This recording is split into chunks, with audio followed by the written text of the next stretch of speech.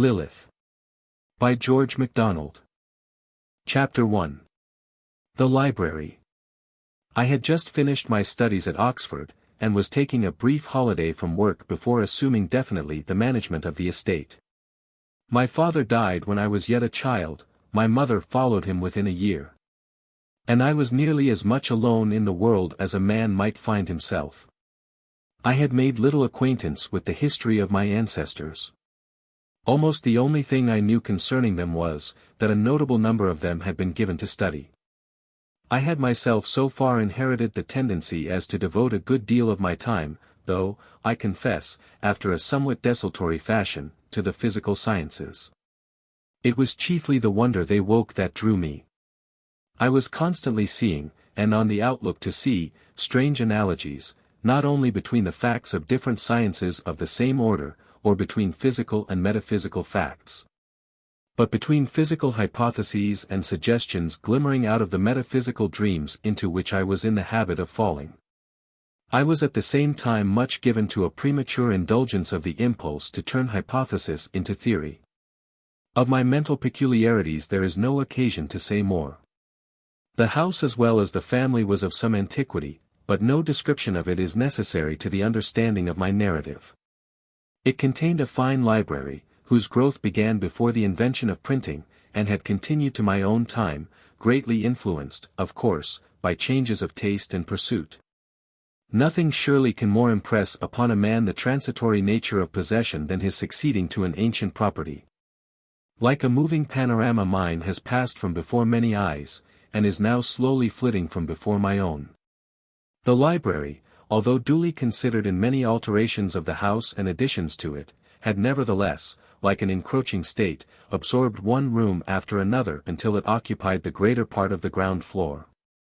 Its chief room was large, and the walls of it were covered with books almost to the ceiling. The rooms into which it overflowed were of various sizes and shapes, and communicated in modes as various, by doors, by open arches, by short passages, by steps up and steps down. In the great room I mainly spent my time, reading books of science, old as well as new, for the history of the human mind in relation to supposed knowledge was what most of all interested me. Ptolemy, Dante, the two Bacons, and Boyle were even more to me than Darwin or Maxwell, as so much nearer the vanished Vane breaking into the dark of ignorance. In the evening of a gloomy day of August I was sitting in my usual place, my back to one of the windows, reading. It had rained the greater part of the morning and afternoon, but just as the sun was setting, the clouds parted in front of him, and he shone into the room. I rose and looked out of the window. In the center of the great lawn the feathering top of the fountain column was filled with his red glory. I turned to resume my seat, when my eye was caught by the same glory on the one picture in the room, a portrait, in a sort of niche or little shrine sunk for it in the expanse of book-filled shelves. I knew it as the likeness of one of my ancestors, but had never even wondered why it hung there alone, and not in the gallery, or one of the great rooms, among the other family portraits. The direct sunlight brought out the painting wonderfully. For the first time I seemed to see it, and for the first time it seemed to respond to my look. With my eyes full of the light reflected from it, something, I cannot tell what, made me turn and cast a glance to the farther end of the room, when I saw, or seemed to see, a tall figure reaching up a hand to a bookshelf. The next instant, my vision apparently rectified by the comparative dusk, I saw no one, and concluded that my optic nerves had been momentarily affected from within.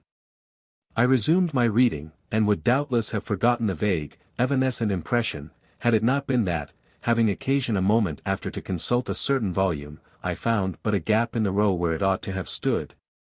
And the same instant remembered that just there I had seen, or fancied I saw, the old man in search of a book. I looked all about the spot but in vain. The next morning, however, there it was, just where I had thought to find it. I knew of no one in the house likely to be interested in such a book.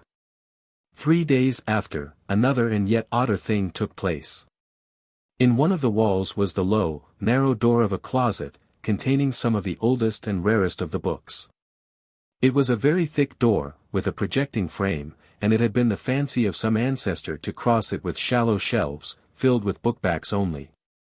The harmless trick may be excused by the fact that the titles on the sham backs were either humorously original, or those of books lost beyond hope of recovery. I had a great liking for the masked door.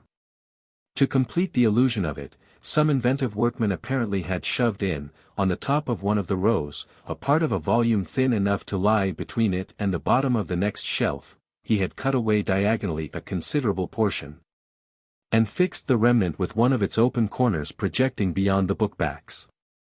The binding of the mutilated volume was limp vellum, and one could open the corner far enough to see that it was manuscript upon parchment. Happening, as I sat reading, to raise my eyes from the page, my glance fell upon this door, and at once I saw that the book described, if book it may be called, was gone. Angrier than any worth I knew in it justified, I rang the bell, and the butler appeared. When I asked him if he knew what had befallen it, he turned pale, and assured me he did not. I could less easily doubt his word than my own eyes, for he had been all his life in the family, and a more faithful servant never lived. He left on me the impression, nevertheless, that he could have said something more. In the afternoon I was again reading in the library, and coming to a point which demanded reflection, I lowered the book and let my eyes go wandering. The same moment I saw the back of a slender old man, in a long, dark coat, shiny as from much wear, in the act of disappearing through the masked door into the closet beyond. I darted across the room, found the door shut, pulled it open, looked into the closet, which had no other issue, and, seeing nobody, concluded, not without uneasiness, that I had had a recurrence of my former illusion, and sat down again to my reading. Naturally, however, I could not help feeling a little nervous, and presently glancing up to assure myself that I was indeed alone, started again to my feet and ran to the masked door, for there was the mutilated volume in its place. I laid hold of it and pulled. It was firmly fixed as usual. I was now utterly bewildered. I rang the bell, the butler came, I told him all I had seen, and he told me all he knew. He had hoped, he said, that the old gentleman was going to be forgotten. It was well no one but myself had seen him. He had heard a good deal about him when first he served in the house, but by degrees he had ceased to be mentioned, and he had been very careful not to allude to him. The place was haunted by an old gentleman, was it? I said. He answered that at one time everybody believed it, but the fact that I had never heard of it seemed to imply that the thing had come to an end and was forgotten. I questioned him as to what he had seen of the old gentleman. He had never seen him, he said, although he had been in the house from the day my father was 8 years old. My grandfather would never hear a word on the matter, declaring that whoever alluded to it should be dismissed without a moment's warning. It was nothing but a pretext of the maids, he said, for running into the arms of the men. But old Sir Ralph believed in nothing he could not see or lay hold of. Not one of the maids ever said she had seen the apparition, but a footman had left the place because of it. An ancient woman in the village had told him a legend concerning a Mr. Raven, long-time librarian to that Sir Upward whose portrait hangs there among the books.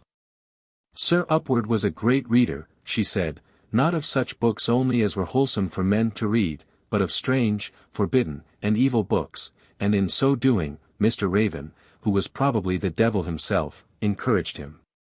Suddenly they both disappeared, and Sir Upward was never after seen or heard of, but Mr. Raven continued to show himself at uncertain intervals in the library. There were some who believed he was not dead. But both he and the old woman held it easier to believe that a dead man might revisit the world he had left, than that one who went on living for hundreds of years should be a man at all. He had never heard that Mr. Raven meddled with anything in the house, but he might perhaps consider himself privileged in regard to the books. How the old woman had learned so much about him he could not tell. But the description she gave of him corresponded exactly with the figure I had just seen. I hope it was but a friendly call on the part of the old gentleman, he concluded, with a troubled smile. I told him I had no objection to any number of visits from Mr. Raven, but it would be well he should keep to his resolution of saying nothing about him to the servants. Then I asked him if he had ever seen the mutilated volume out of its place. He answered that he never had, and had always thought it a fixture. With that he went to it, and gave it a pull. It seemed immovable. How do you find this book? Any thoughts about the book or the author? Any suggestion for improvement? Please take a moment to share your thoughts in a comment. If you like it, share it with your friends who might enjoy it as well. Subscribe to keep in touch. Visit completeaudiobooks.com for more quality content. Chapter 2. The Mirror. Nothing more happened for some days.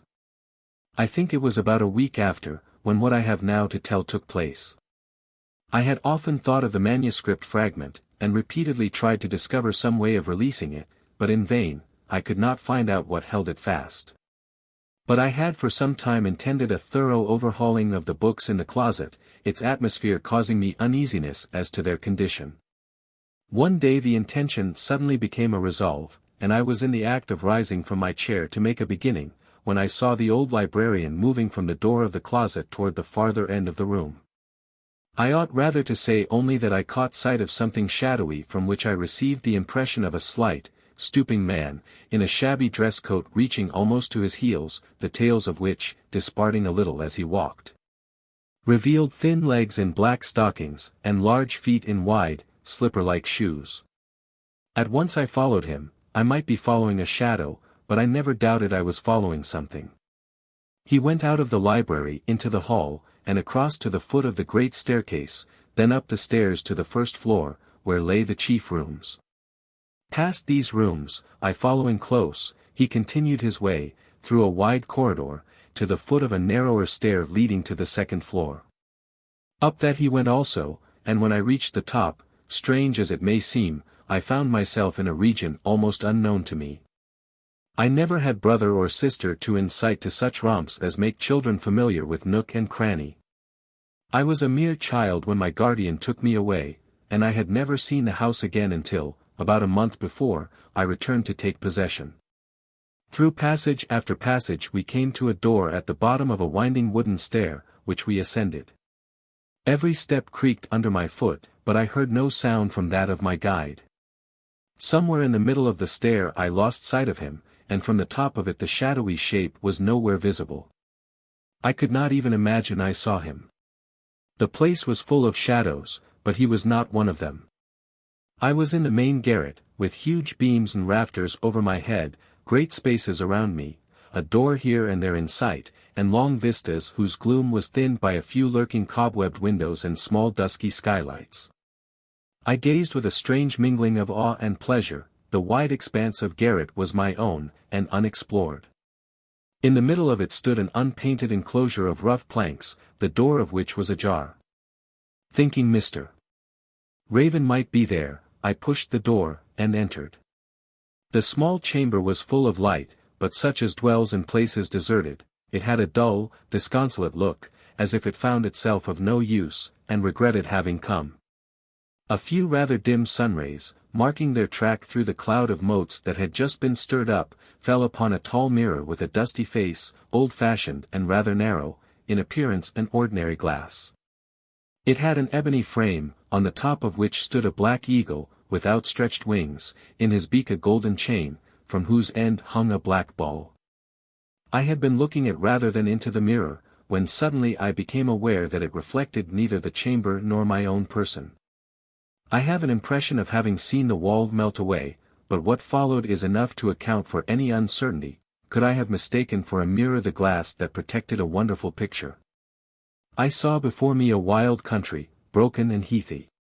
Desolate hills of no great height, but somehow of strange appearance, occupied the middle distance. Along the horizon stretched the tops of a far-off mountain range. Nearest me lay a tract of moorland, flat and melancholy. Being short-sighted, I stepped closer to examine the texture of a stone in the immediate foreground, and in the act espied, hopping toward me with solemnity, a large and ancient raven, whose purply black was here and there softened with grey. He seemed looking for worms as he came. Nowise astonished at the appearance of a live creature in a picture, I took another step forward to see him better, stumbled over something, doubtless the frame of the mirror, and stood nose to beak with the bird. I was in the open air. On a houseless heath. Chapter 3. The Raven. I turned and looked behind me. All was vague and uncertain, as when one cannot distinguish between fog and field, between cloud and mountainside. One fact only was plain, that I saw nothing I knew.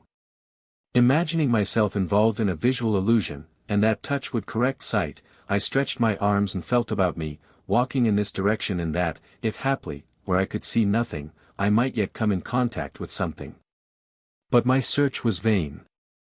Instinctively then, as to the only living thing near me, I turned to the raven, which stood a little way off, regarding me with an expression at once respectful and quizzical. Then the absurdity of seeking counsel from such a one struck me, and I turned again, overwhelmed with bewilderment, not unmingled with fear. Had I wandered into a region where both the material and psychical relations of our world had ceased to hold? Might a man at any moment step beyond the realm of order, and become the sport of the lawless? Yet I saw the raven, felt the ground under my feet, and heard a sound as of wind in the lowly plants around me. How did I get here? I said, apparently aloud, for the question was immediately answered. You came through the door, replied an odd, rather harsh voice. I looked behind, then all about me, but saw no human shape. The terror that madness might be at hand laid hold upon me. Must I henceforth place no confidence either in my senses or my consciousness? The same instant I knew it was the raven that had spoken, for he stood looking up at me with an air of waiting. The sun was not shining, yet the bird seemed to cast a shadow, and the shadow seemed part of himself. I beg my reader to aid me in the endeavor to make myself intelligible, if here understanding be indeed possible between us. I was in a world, or call it a state of things, an economy of conditions, an idea of existence, so little correspondent with the ways and modes of this world, which we are apt to think the only world, that the best choice I can make of word or phrase is but an adumbration of what I would convey. I begin indeed to fear that I have undertaken an impossibility, undertaken to tell what I cannot tell because no speech at my command will fit the forms in my mind. Already I have set down statements I would gladly change did I know how to substitute a truer utterance. But as often as I try to fit the reality with nearer words, I find myself in danger of losing the things themselves, and feel like one in process of awaking from a dream, with the thing that seemed familiar gradually yet swiftly changing through a succession of forms until its very nature is no longer recognizable. I bethought me that a bird capable of addressing a man must have the right of a man to a civil answer, perhaps, as a bird, even a greater claim. A tendency to croak caused a certain roughness in his speech, but his voice was not disagreeable, and what he said, although conveying little enlightenment, did not sound rude. I did not come through any door, I rejoined. I saw you come through it, saw you with my own ancient eyes, asserted the raven, positively but not disrespectfully.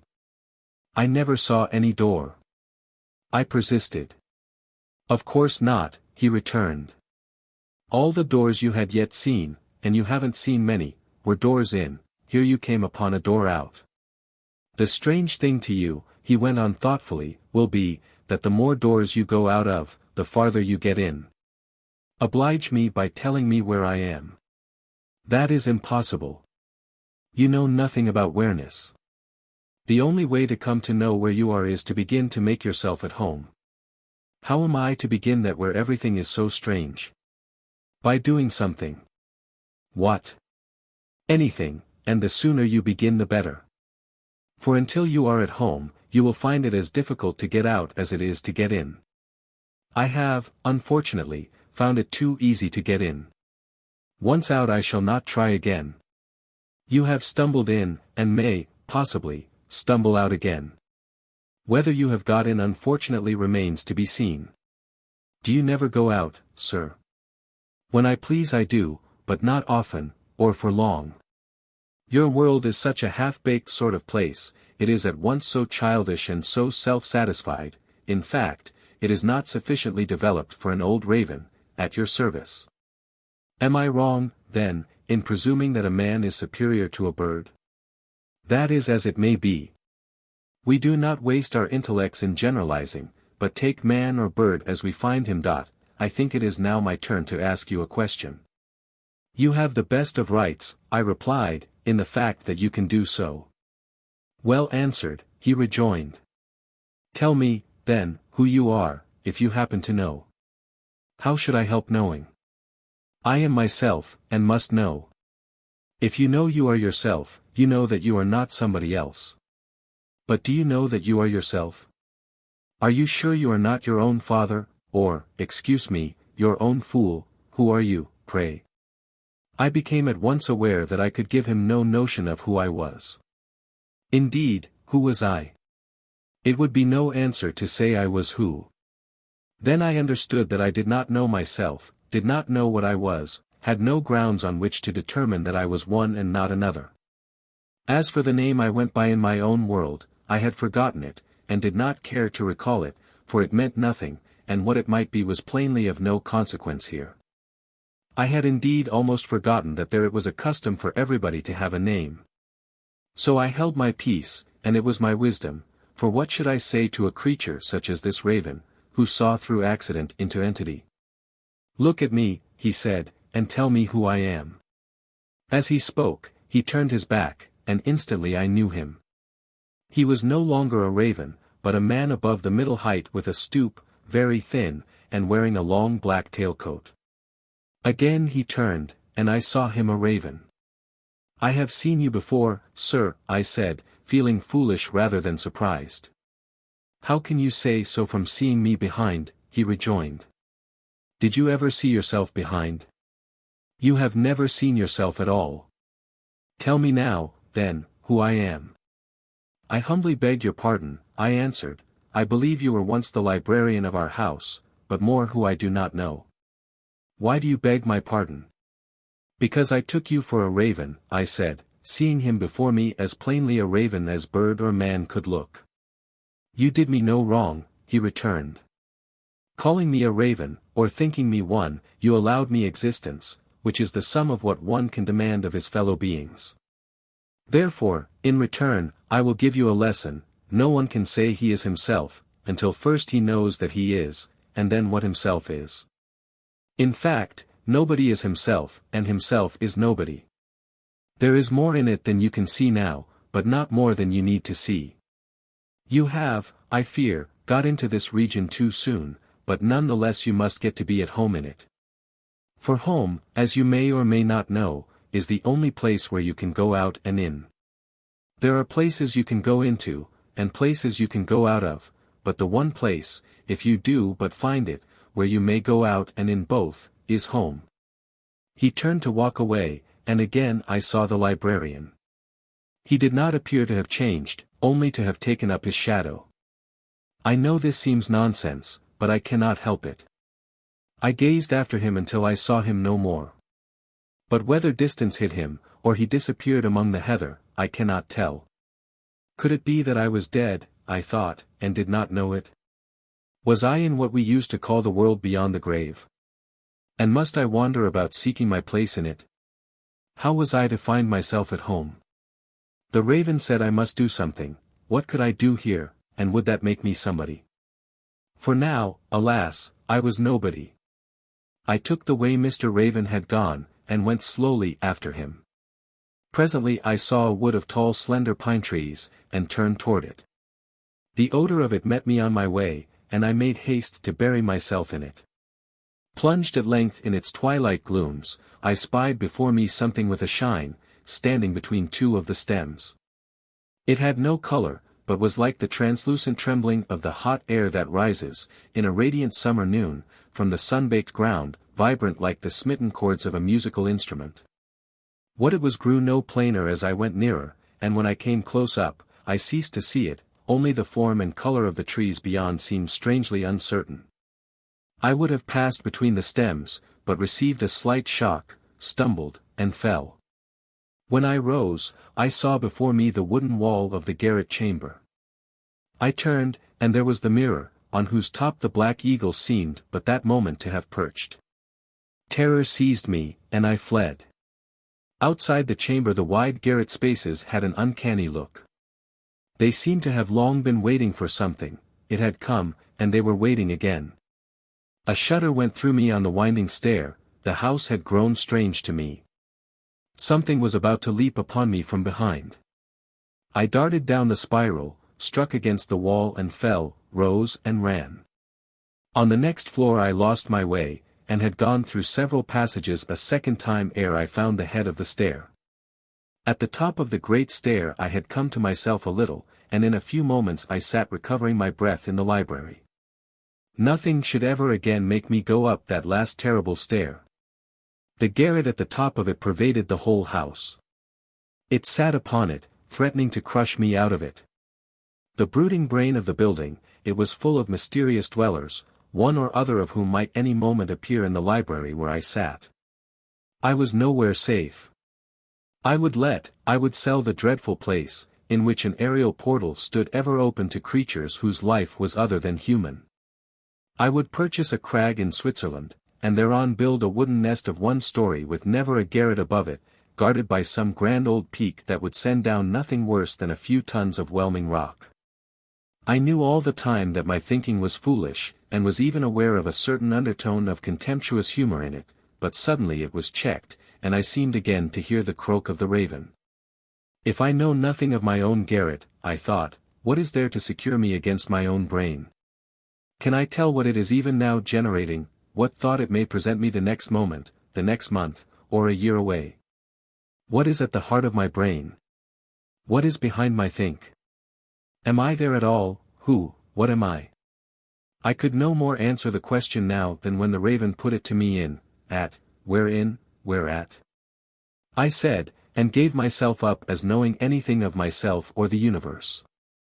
I started to my feet, hurried across the room to the masked door, where the mutilated volume, sticking out from the flat of soulless, bodiless, non-existent books, appeared to beckon me, went down on my knees. And opened it as far as its position would permit, but could see nothing. I got up again, lighted a taper, and peeping as into a pair of reluctant jaws, perceived that the manuscript was verse. Further I could not carry discovery. Beginnings of lines were visible on the left-hand page, and ends of lines on the other. But I could not, of course, get at the beginning and end of a single line, and was unable, in what I could read, to make any guess at the sense. The mere words, however, woke in me feelings which to describe was, from their strangeness, impossible. Some dreams, some poems, some musical phrases, some pictures, wake feelings such as one never had before, new in color and form, spiritual sensations, as it were, hitherto unproved. Here, some of the phrases, some of the senseless half-lines. Some even of the individual words affected me in similar fashion, as with the aroma of an idea, rousing in me a great longing to know what the poem or poems might, even yet in their mutilation, hold or suggest. I copied out a few of the larger shreds attainable, and tried hard to complete some of the lines, but without the least success.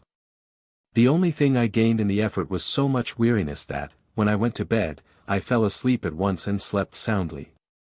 In the morning all that horror of the empty garret spaces had left me. Chapter 4. Somewhere or Nowhere. The sun was very bright, but I doubted if the day would long be fine, and looked into the milky sapphire I wore, to see whether the star in it was clear. It was even less defined than I had expected. I rose from the breakfast table, and went to the window to glance at the stone again. There had been heavy rain in the night, and on the lawn was a thrush breaking his way into the shell of a snail. As I was turning my ring about to catch the response of the star to the sun, I spied a keen black eye gazing at me out of the milky misty blue. The sight startled me so that I dropped the ring, and when I picked it up the eye was gone from it. The same moment the sun was obscured, a dark vapor covered him, and in a minute or two the whole sky was clouded. The air had grown sultry, and a gust of wind came suddenly. A moment more and there was a flash of lightning, with a single sharp thunderclap. Then the rain fell in torrents. I had opened the window, and stood there looking out at the precipitous rain, when I descried a raven walking toward me over the grass, with solemn gait, and utter disregard of the falling deluge. Suspecting who he was, I congratulated myself that I was safe on the ground floor. At the same time I had a conviction that, if I were not careful, something would happen. He came nearer and nearer, made a profound bow, and with a sudden winged leap stood on the windowsill. Then he stepped over the ledge, jumped down into the room, and walked to the door. I thought he was on his way to the library, and followed him, determined, if he went up the stair, not to take one step after him. He turned, however, neither toward the library nor the stair, but to a little door that gave upon a grass patch in a nook between two portions of the rambling old house. I made haste to open it for him.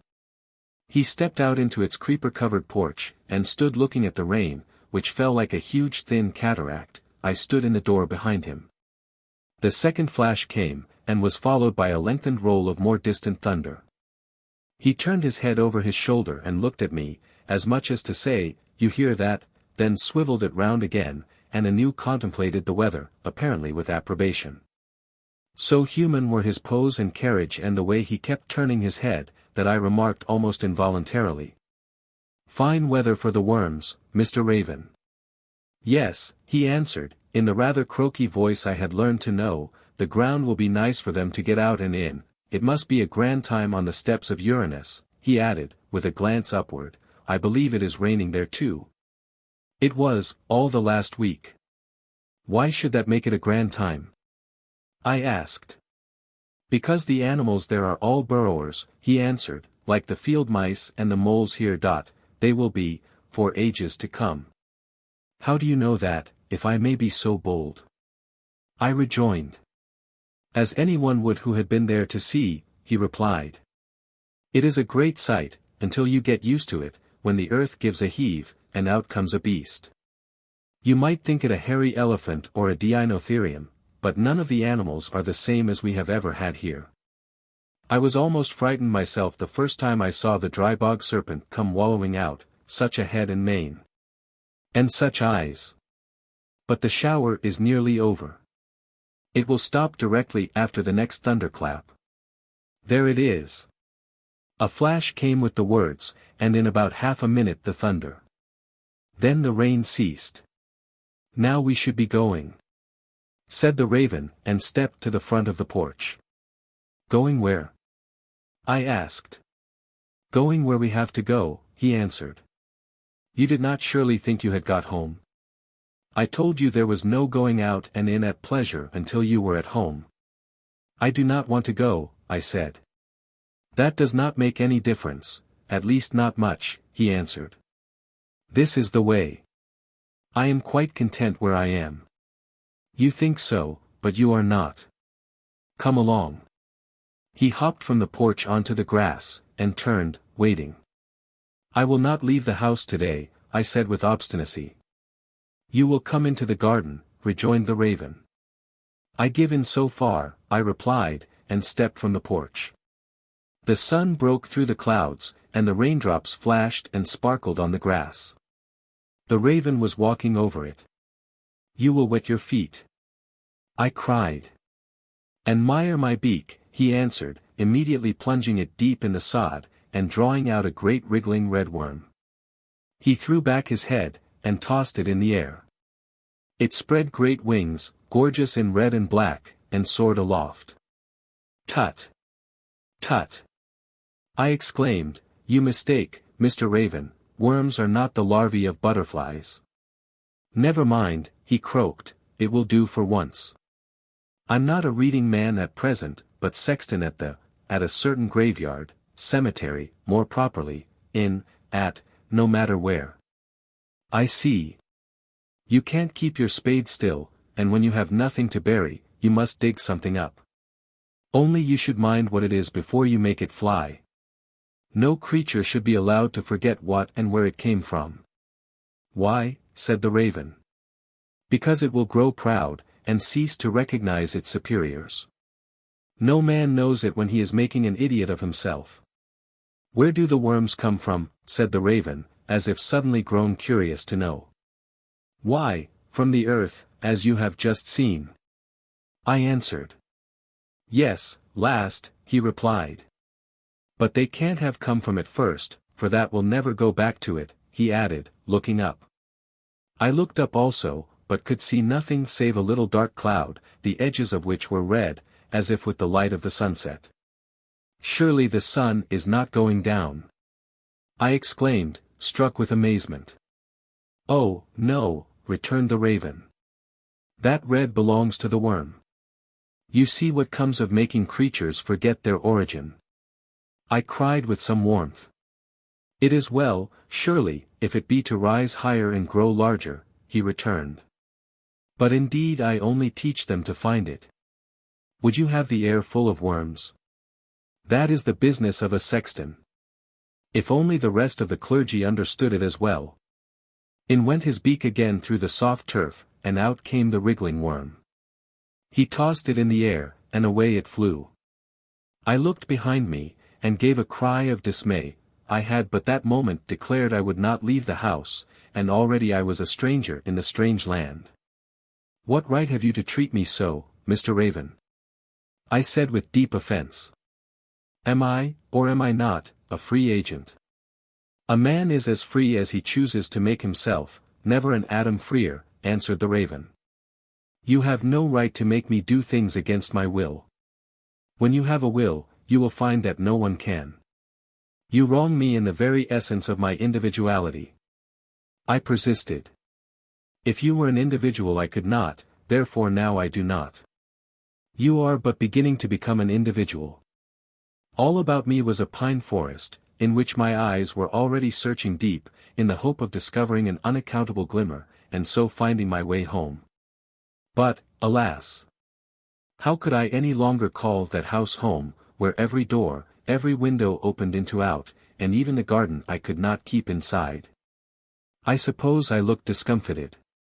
Perhaps it may comfort you, said the raven, to be told that you have not yet left your house, neither has your house left you. At the same time it cannot contain you, or you inhabit it. I do not understand you, I replied. Where am I? In the region of the 7 dimensions, he answered, with a curious noise in his throat, and a flutter of his tail. You had better follow me carefully now for a moment, lest you should hurt someone. There is nobody to hurt but yourself, Mr. Raven. I confess I should rather like to hurt you. That you see nobody is where the danger lies.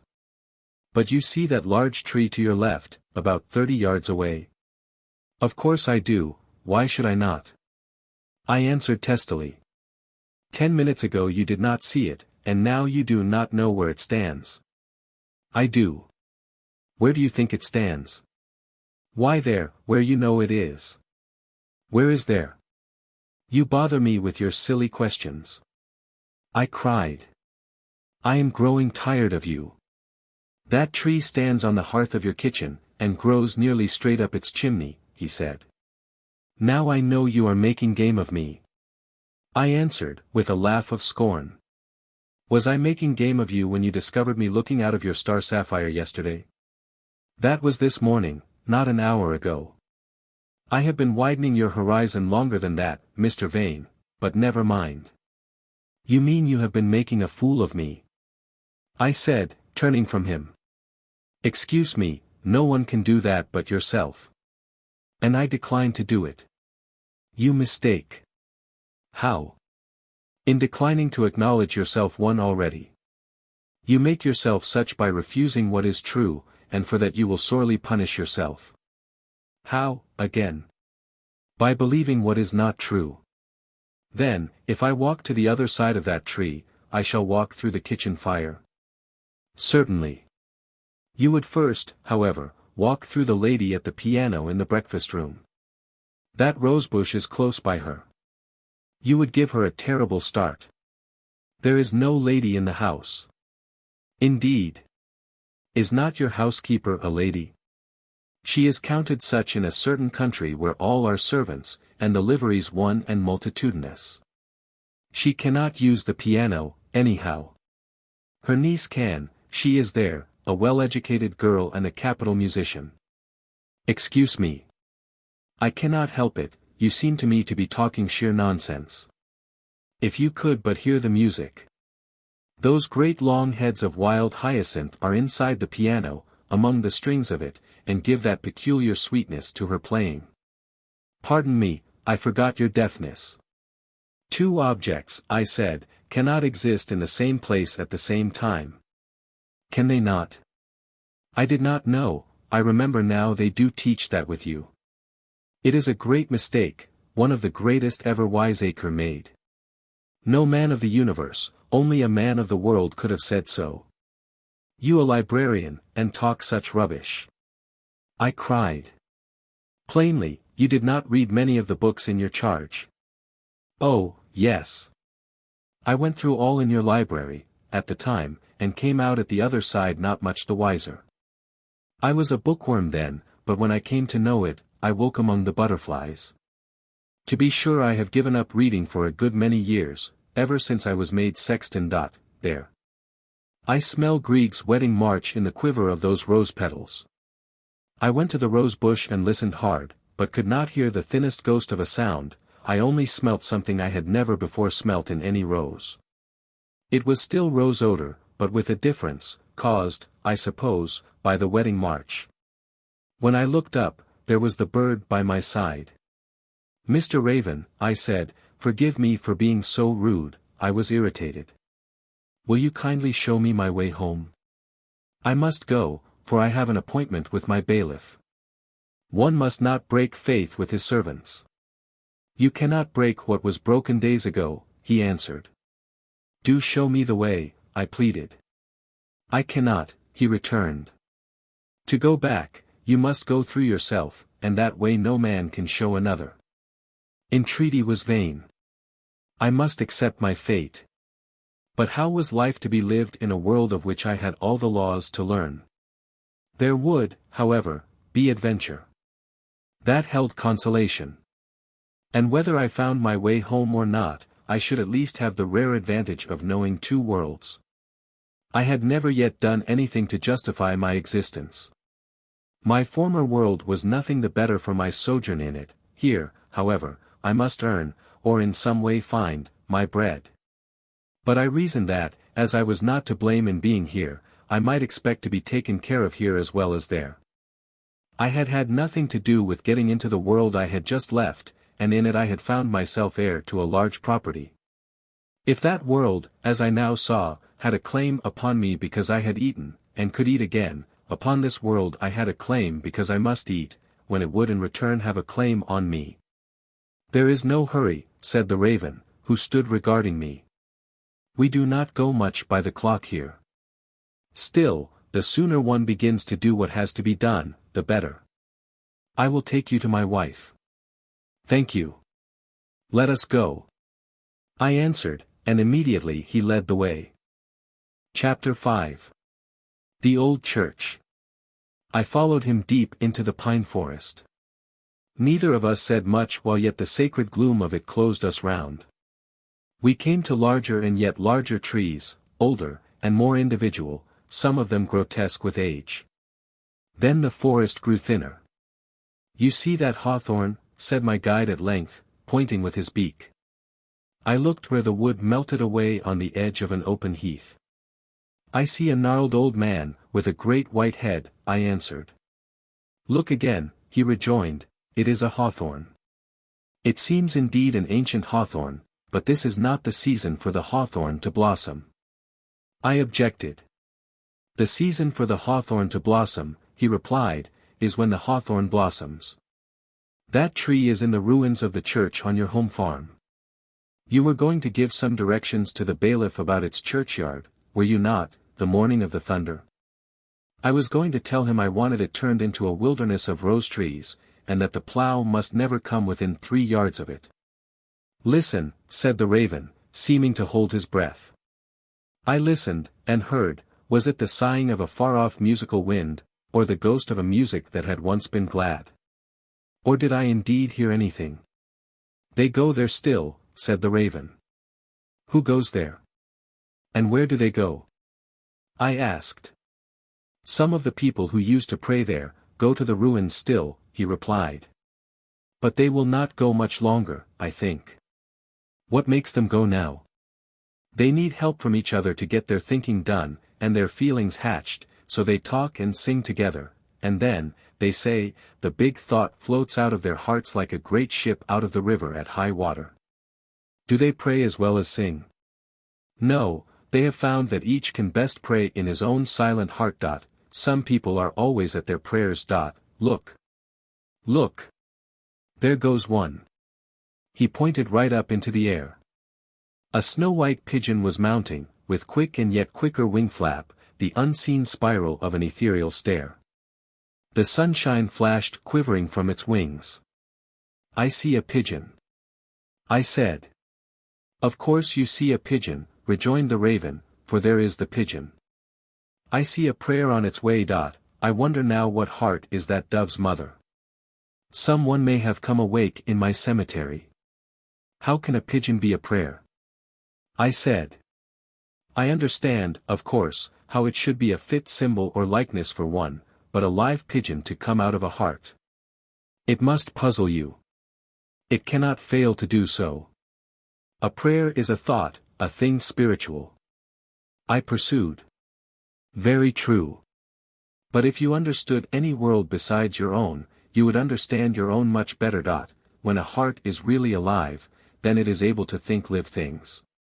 There is one heart all whose thoughts are strong, happy creatures, and whose very dreams are lives. When some pray, they lift heavy thoughts from the ground, only to drop them on it again. Others send up their prayers in living shapes, this or that, the nearest likeness to each. All live things were thoughts to begin with, and are fit therefore to be used by those that think. When one says to the great thinker, here is one of thy thoughts, I am thinking it now, that is a prayer, a word to the big heart from one of its own little hearts. Look, there is another. This time the raven pointed his beak downward, to something at the foot of a block of granite. I looked, and saw a little flower. I had never seen one like it before, and cannot utter the feeling it woke in me by its gracious, trusting form, its color, and its odor as of a new world that was yet the old. I can only say that it suggested an anemone, was of a pale rose hue, and had a golden heart. That is a prayer flower, said the raven. I never saw such a flower before. I rejoined. There is no other such. Not one prayer flower is ever quite like another, he returned. How do you know it a prayer flower? I asked. By the expression of it, he answered. More than that I cannot tell you. If you know it, you know it, if you do not, you do not. Could you not teach me to know a prayer flower when I see it? I said. I could not. But if I could, what better would you be? You would not know it of yourself and itself.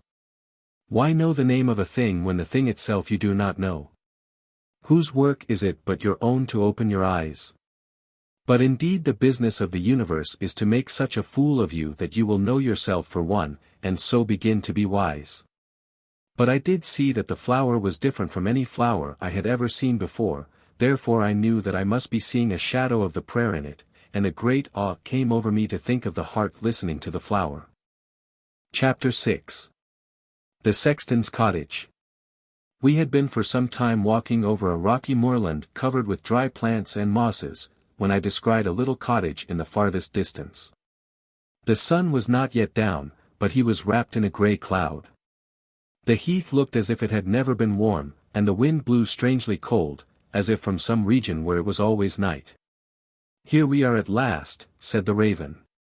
What a long way it is. In half the time I could have gone to paradise and seen my cousin, him, you remember, who never came back to Noah. Dear! Dear! It is almost winter. Winter! I cried, it seems but half a day since we left home. That is because we have traveled so fast, answered the raven. In your world you cannot pull up the plumb line you call gravitation, and let the world spin round under your feet. But here is my wife's house. She is very good to let me live with her, and call it the Sexton's Cottage. But where is your churchyard, your cemetery, where you make your graves, I mean, said I, seeing nothing but the flat heath. The raven stretched his neck, held out his beak horizontally, turned it slowly round to all the points of the compass, and said nothing. I followed the beak with my eyes, and lo, without church or graves, all was a churchyard. Wherever the dreary wind swept, there was the raven's cemetery. He was sexton of all he surveyed. Lord of all that was laid aside. I stood in the burial ground of the universe. Its compass the unenclosed heath, its wall the grey horizon, low and starless. I had left spring and summer, autumn and sunshine behind me, and come to the winter that waited for me. I had set out in the prime of my youth, and here I was already. But I mistook. The day might well be long in that region, for it contained the seasons. Winter slept there, the night through, in his winding sheet of ice, with childlike smile, spring came awake in the dawn. At noon, summer blazed abroad in her gorgeous beauty, with the slow-changing afternoon, old autumn crept in, and died at the first breath of the vaporous, ghosty night. As we drew near the cottage, the clouded sun was rushing down the steepest slope of the west, and he sank while we were yet a few yards from the door. The same instant I was assailed by a cold that seemed almost a material presence, and I struggled across the threshold as if from the clutches of an icy death. A wind swelled up on the moor, and rushed at the door as with difficulty I closed it behind me. Then all was still, and I looked about me. A candle burned on a deal table in the middle of the room, and the first thing I saw was the lid of a coffin, as I thought, set up against the wall, but it opened, for it was a door, and a woman entered. She was all in white as new-fallen snow, and her face was as white as her dress, but not like snow, for at once it suggested warmth. I thought her features were perfect, but her eyes made me forget them. The life of her face and her whole person was gathered and concentrated in her eyes, where it became light. It might have been coming death that made her face luminous, but the eyes had life in them for a nation, large and dark with a darkness ever deepening as I gazed. A whole night heaven lay condensed in each pupil. All the stars were in its blackness, and flashed, while round it for a horizon lay coiled an iris of the eternal twilight. What any eye is, God only knows, her eyes must have been coming direct out of his own. The still face might be a primeval perfection, the live eyes were a continuous creation. "Here is Mr. Vane, wife," said the raven. "He is welcome," she answered, in a low, rich, gentle voice. Treasures of immortal sound seemed to be buried in it. I gazed, and could not speak. "I knew you would be glad to see him," added the raven. She stood in front of the door by which she had entered, and did not come nearer. "Will he sleep?" she asked. "I fear not," he replied. "He is neither weary nor heavy laden." "Why then have you brought him?" "I have my fears it may prove precipitate." "I do not quite understand you," I said, with an uneasy foreboding as to what she meant, but a vague hope of some escape. "Surely a man must do a day's work first." I gazed into the white face of the woman, and my heart fluttered. She returned my gaze in silence. "Let me first go home," I resumed, "and come again after I have found or made, invented, or at least discovered something." "He has not yet learned that the day begins with sleep," said the woman, turning to her husband. "Tell him he must rest before he can do anything." "Men," he answered, "think so much of having done, that they fall asleep upon it. They cannot empty an egg but they turn into the shell, and lie down." The words drew my eyes from the woman to the raven. I saw no raven, but the librarian, the same slender elderly man, in a rusty black coat, large in the body and long in the tails. I had seen only his back before. Now for the first time I saw his face. It was so thin that it showed the shape of the bones under it, suggesting the skulls his last claimed profession must have made him familiar with. But in truth I had never before seen a face so alive, or a look so keen or so friendly as that in his pale blue eyes, which yet had a haze about them as if they had done much weeping. "You knew I was not a raven," he said with a smile. "I knew you were Mr. Raven," I replied, "but somehow I thought you a bird too." "What made you think me a bird?" "You looked a raven, and I saw you dig worms out of the earth with your beak. And then toss them in the air. And then they grew butterflies, and flew away. Did you ever see a raven do that?" "I told you I was a sexton." "Does a sexton toss worms in the air, and turn them into butterflies?" "Yes." "I never saw one do it." "You saw me do it." But I am still librarian in your house, for I never was dismissed, and never gave up the office. Now I am librarian here as well. But you have just told me you were sexton here. So I am. It is much the same profession. Except you are a true sexton, books are but dead bodies to you, and a library nothing but a catacomb. You bewilder me. That's all right. A few moments he stood silent. The woman, moveless as a statue, stood silent also by the coffin door. Upon occasion, said the sexton at length, it is more convenient to put one's bird self in front.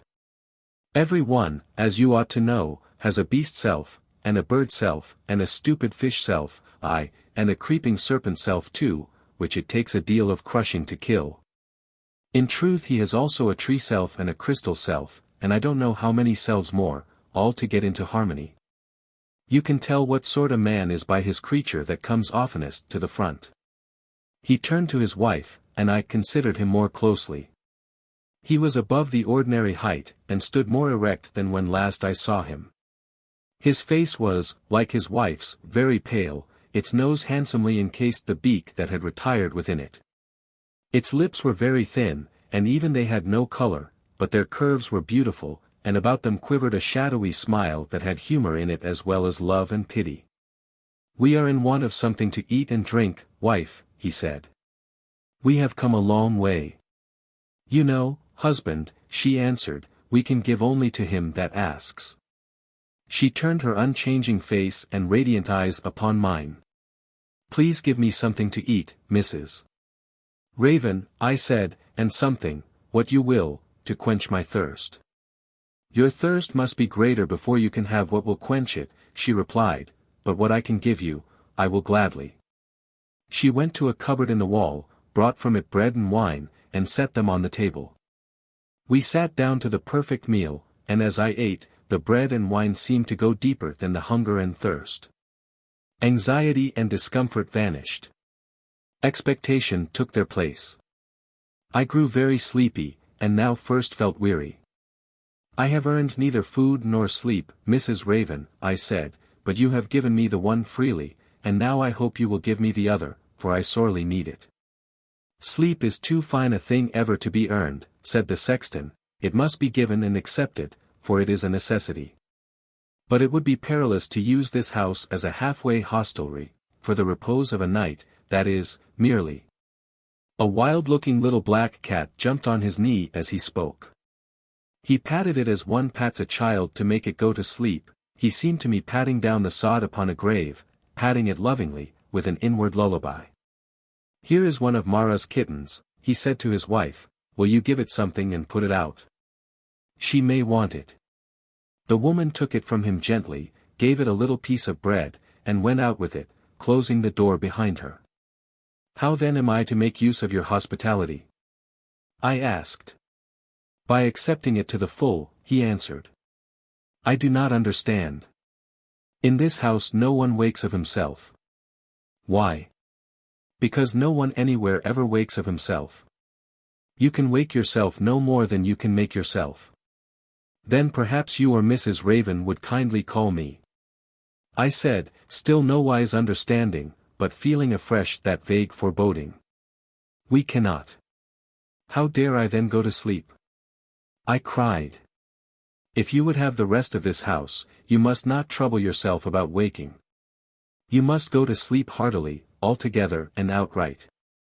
My soul sank within me. The sexton sat looking me in the face. His eyes seemed to say, will you not trust me? I returned his gaze, and answered. I will. Then come, he said, I will show you your couch. As we rose, the woman came in. She took up the candle, turned to the inner door, and led the way. I went close behind her, and the sexton followed. Chapter 7. The Cemetery. The air as of an icehouse met me crossing the threshold. The door fell to behind us. The sexton said something to his wife that made her turn toward us. What a change had passed upon her. It was as if the splendor of her eyes had grown too much for them to hold, and, sinking into her countenance, made it flash with a loveliness like that of Beatrice in the white rose of the redeemed. Life itself, life eternal, immortal, streamed from it, an unbroken lightning. Even her hands shone with a white radiance, every pearl shell helmet gleaming like a moonstone. Her beauty was overpowering. I was glad when she turned it from me.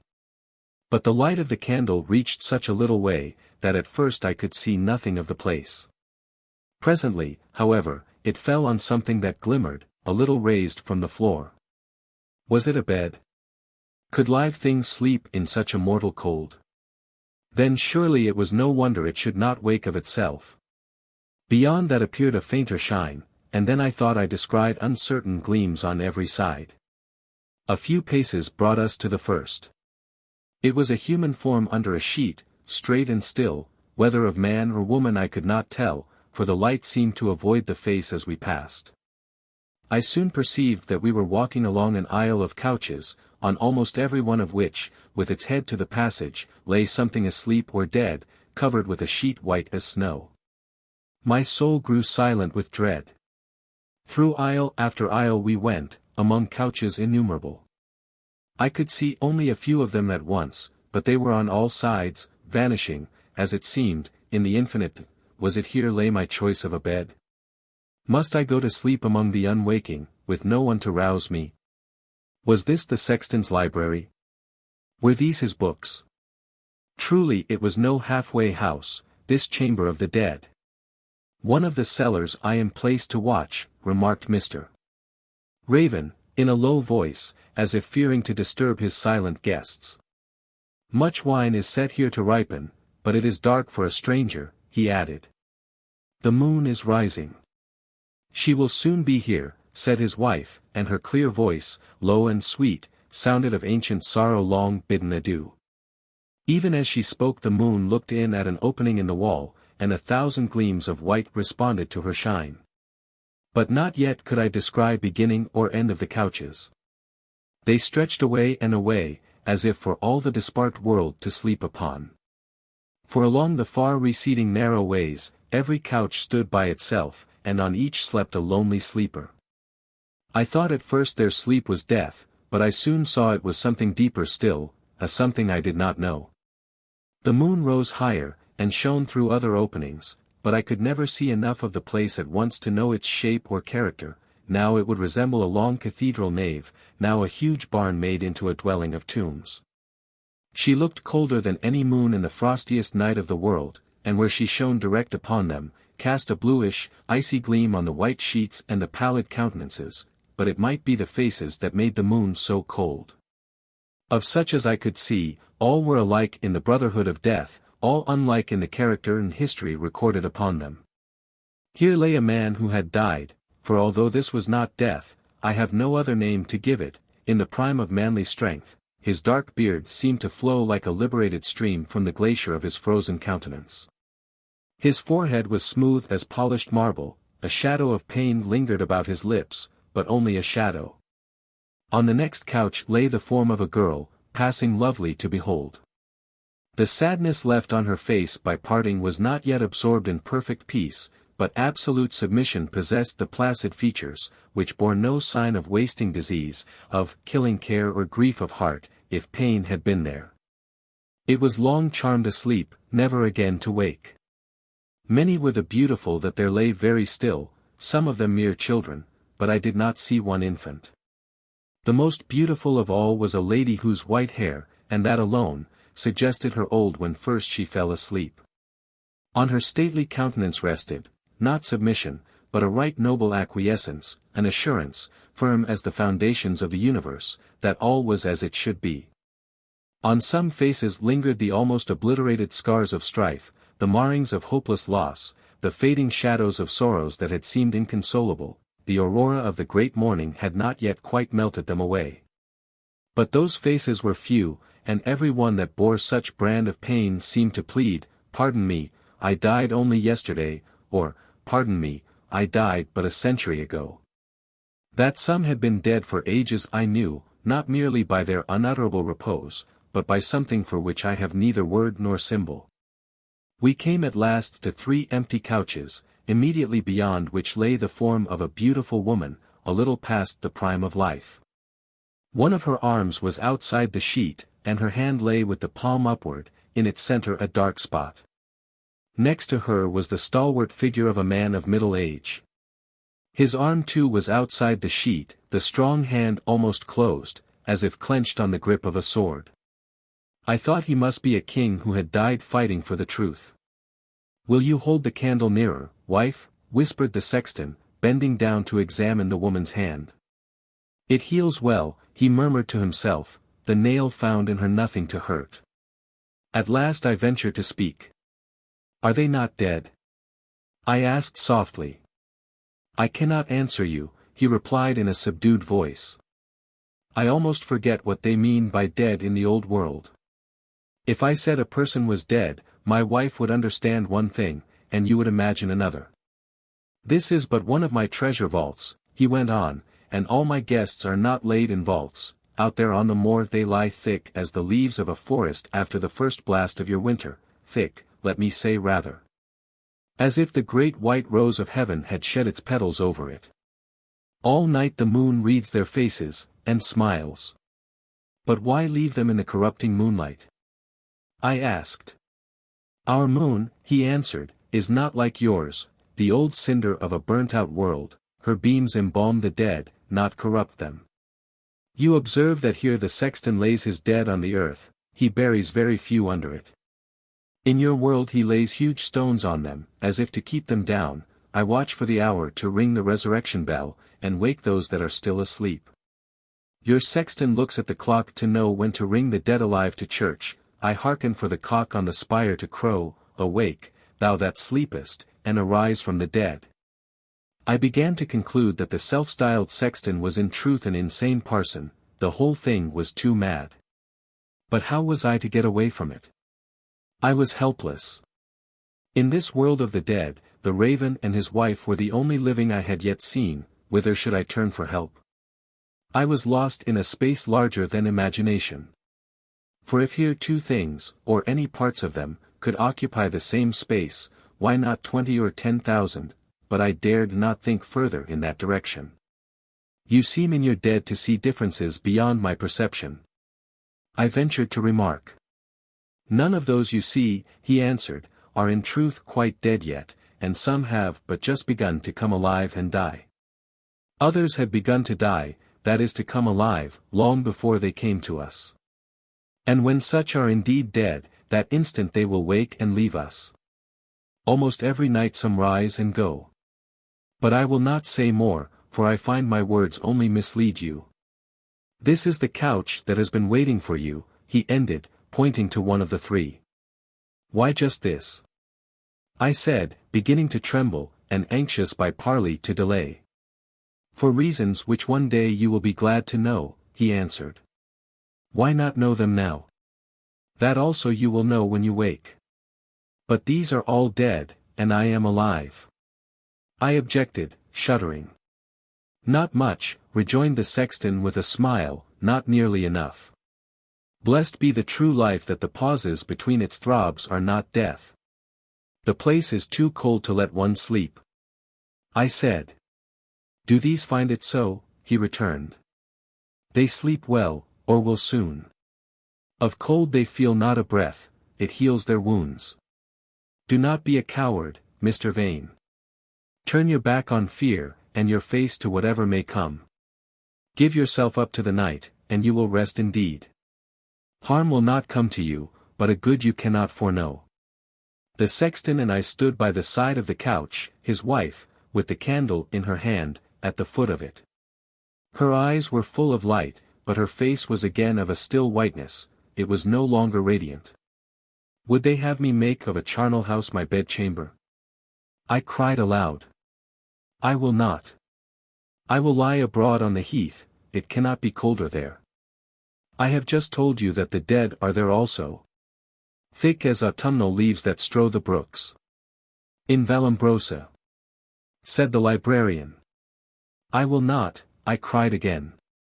And in the compassing dark, the 2 gleamed out like spectres that waited on the dead, neither answered me, each stood still and sad, and looked at the other. Be of good comfort. We watched the flock of the great shepherd, said the sexton to his wife. Then he turned to me.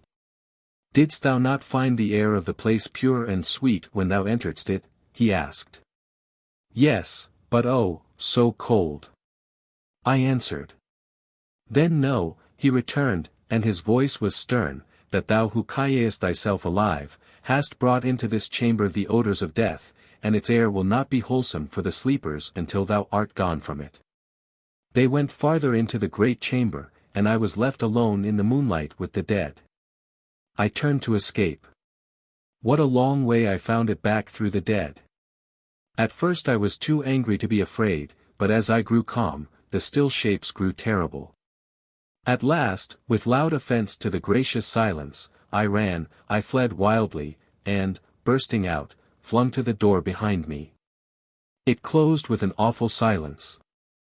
I stood in pitch darkness. Feeling about me, I found a door, opened it, and was aware of the dim light of a lamp. I stood in my library, with the handle of the masked door in my hand. Had I come to myself out of a vision? Or lost myself by going back to one? Which was the real, what I now saw, or what I had just ceased to see? Could both be real, interpenetrating yet unmingling? I threw myself on a couch, and fell asleep. In the library was one small window to the east, through which, at this time of the year, the first rays of the sun shone upon a mirror whence they were reflected on the masked door. When I woke, there they shone, and thither they drew my eyes. With the feeling that behind it must lie the boundless chamber I had left by that door, I sprang to my feet and opened it. The light, like an eager hound, shot before me into the closet, and pounced upon the gilded edges of a large book. What idiot, I cried, has put that book in the shelf the wrong way? But the gilded edges, reflecting the light a second time, flung it on a nest of drawers in a dark corner, and I saw that one of them was half open. More meddling! I cried, and went to close the drawer. It contained old papers, and seemed more than full, for it would not close. Taking the topmost one out, I perceived that it was in my father's writing and of some length. The words on which first my eyes fell, at once made me eager to learn what it contained. I carried it to the library, sat down in one of the western windows, and read what follows.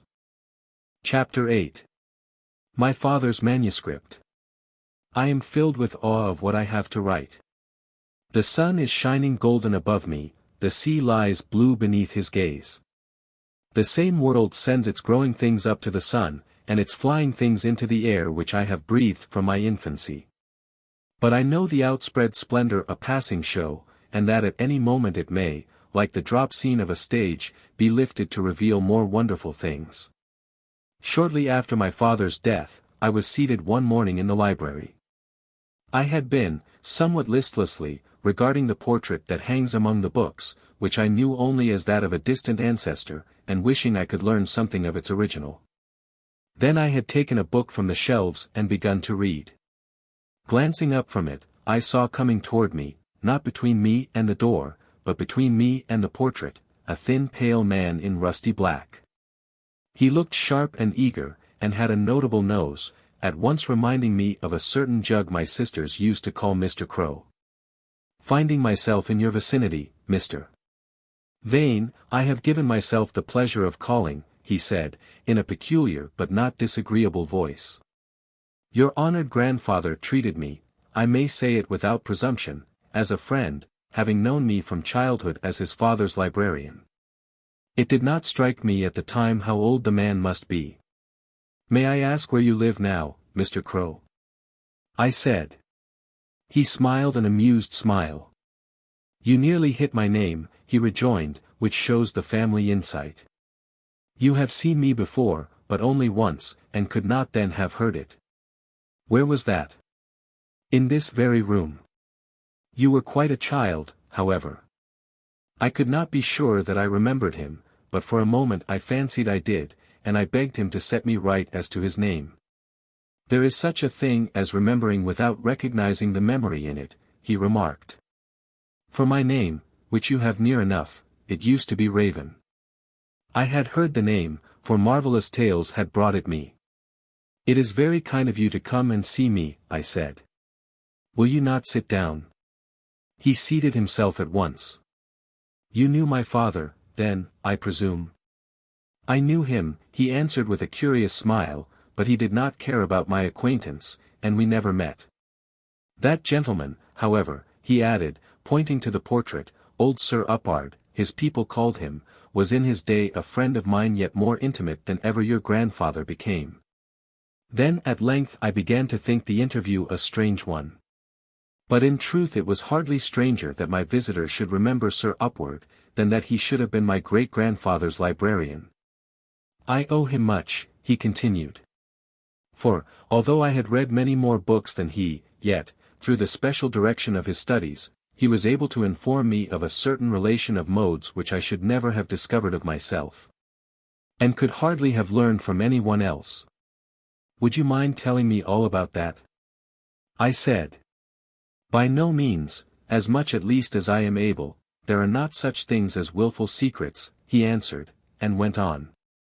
"That closet held his library, 100 manuscripts or so, for printing was not then invented. One morning I sat there, working at a catalogue of them, when he looked in at the door, and said, 'Come.' I laid down my pen and followed him, across the great hall, down a steep rough descent, and along an underground passage to a tower he had lately built, consisting of a stair and a room at the top of it. The door of this room had a tremendous lock, which he undid with the smallest key I ever saw. I had scarcely crossed the threshold after him, when, to my eyes, he began to dwindle, and grew less and less. All at once my vision seemed to come right, and I saw that he was moving swiftly away from me. In a minute more he was the merest speck in the distance, with the tops of blue mountains beyond him, clear against a sky of paler blue. I recognized the country, for I had gone there and come again many a time, although I had never known this way to it. Many years after, when the tower had long disappeared, I taught one of his descendants what Sir Uppard had taught me. And now and then to this day I use your house when I want to go the nearest way home. I must indeed, without your leave, for which I ask your pardon, have by this time well established a right of way through it, not from front to back, but from bottom to top. You would have me then understand, Mr. Raven, I said, that you go through my house into another world, heedless of disparting space. That I go through it is an incontrovertible acknowledgment of space, returned the old librarian. Please do not quibble, Mr. Raven, I rejoined. Please to take my question as you know I mean it. There is in your house a door, one step through which carries me into a world very much another than this. A better? Not throughout. But so much another that most of its physical, and many of its mental laws are different from those of this world. As for moral laws, they must everywhere be fundamentally the same. You try my power of belief. I said. You take me for a madman, probably. You do not look like one. A liar then? You give me no ground to think you such. Only you do not believe me. I will go out of that door with you if you like, I believe in you enough to risk the attempt. The blunder all my children make, he murmured. The only door out is the door in. I began to think he must be crazy. He sat silent for a moment, his head resting on his hand, his elbow on the table, and his eyes on the books before him. A book, he said louder, is a door in, and therefore a door out. I see old Sir Uppard, he went on, closing his eyes, and my heart swells with love to him. What world is he in? The world of your heart. I replied, that is, the idea of him is there. There is one world then at least on which your hall door does not open. I grant you so much, but the things in that world are not things to have and to hold. Think a little farther, he rejoined, did anything ever become yours, except by getting into that world? The thought is beyond you, however, at present. I tell you there are more worlds, and more doors to them, than you will think of in many years. He rose, left the library, crossed the hall, and went straight up to the garret, familiar evidently with every turn. I followed, studying his back. His hair hung down long and dark, straight and glossy. His coat was wide and reached to his heels. His shoes seemed too large for him. In the garret a light came through at the edges of the great roofing slabs, and showed us parts where was no flooring, and we must step from joist to joist. In the middle of one of these spaces rose a partition, with a door. Through it I followed Mr. Raven into a small, obscure chamber, whose top contracted as it rose, and went slanting through the roof. "That is the door I spoke of," he said, pointing to an oblong mirror that stood on the floor and leaned against the wall. I went in front of it, and saw our figures dimly reflected in its dusty face. There was something about it that made me uneasy. It looked old-fashioned and neglected, but, notwithstanding its ordinary seeming, the eagle, perched with outstretched wings on the top, appeared threatful. "As a mirror," said the librarian, "it has grown dingy with age. But that is no matter, its clearness depends on the light." "Light?" I rejoined, "there is no light here." He did not answer me, but began to pull at a little chain on the opposite wall. I heard a creaking. The top of the chamber was turning slowly round. He ceased pulling, looked at his watch, and began to pull again. "We arrive almost to the moment," he said, "it is on the very stroke of noon." The top went creaking and revolving for a minute or so. Then he pulled two other chains, now this, now that, and returned to the first. A moment more and the chamber grew much clearer. A patch of sunlight had fallen upon a mirror on the wall opposite that against which the other leaned, and on the dust I saw the path of the reflected rays to the mirror on the ground. But from the latter none were returned, they seemed to go clean through. There was nowhere in the chamber a second patch of light. "Where are the sunrays gone?" I cried. "That I cannot tell," returned Mr. Raven. "Back, perhaps, to where they came from first. They now belong, I fancy, to a sense not yet developed in us." He then talked of the relations of mind to matter, and of senses to qualities, in a way I could only a little understand, whence he went on to yet stranger things which I could not at all comprehend. He spoke much about dimensions, telling me that there were many more than 3, some of them concerned with powers which were indeed in us, but of which as yet we knew absolutely nothing. His words, however, I confess, took little more hold of me than the light did of the mirror, for I thought he hardly knew what he was saying. Suddenly I was aware that our forms had gone from the mirror, which seemed full of a white mist. As I gazed I saw, growing gradually visible beyond the mist, the tops of a range of mountains, which became clearer and clearer. Soon the mist vanished entirely, uncovering the face of a wide heath, on which, at some distance, was the figure of a man moving swiftly away. I turned to address my companion. He was no longer by my side. I looked again at the form in the mirror, and recognized the wide coat flying, the black hair lifting in a wind that did not touch me. I rushed in terror from the place. Chapter 9. I repent. I laid the manuscript down, consoled to find that my father had had a peep into that mysterious world, and that he knew Mr. Raven. Then I remembered that I had never heard the cause or any circumstance of my father's death, and began to believe that he must at last have followed Mr. Raven, and not come back, whereupon I speedily grew ashamed of my flight. What wondrous facts might I not by this time have gathered concerning life and death, and wide regions beyond ordinary perception. Assuredly the Ravens were good people, and a night in their house would nowise have hurt me. They were doubtless strange, but it was faculty in which the one was peculiar, and beauty in which the other was marvelous. And I had not believed in them. Had treated them as unworthy of my confidence, as harboring a design against me. The more I thought of my behavior to them, the more disgusted I became with myself. Why should I have feared such dead?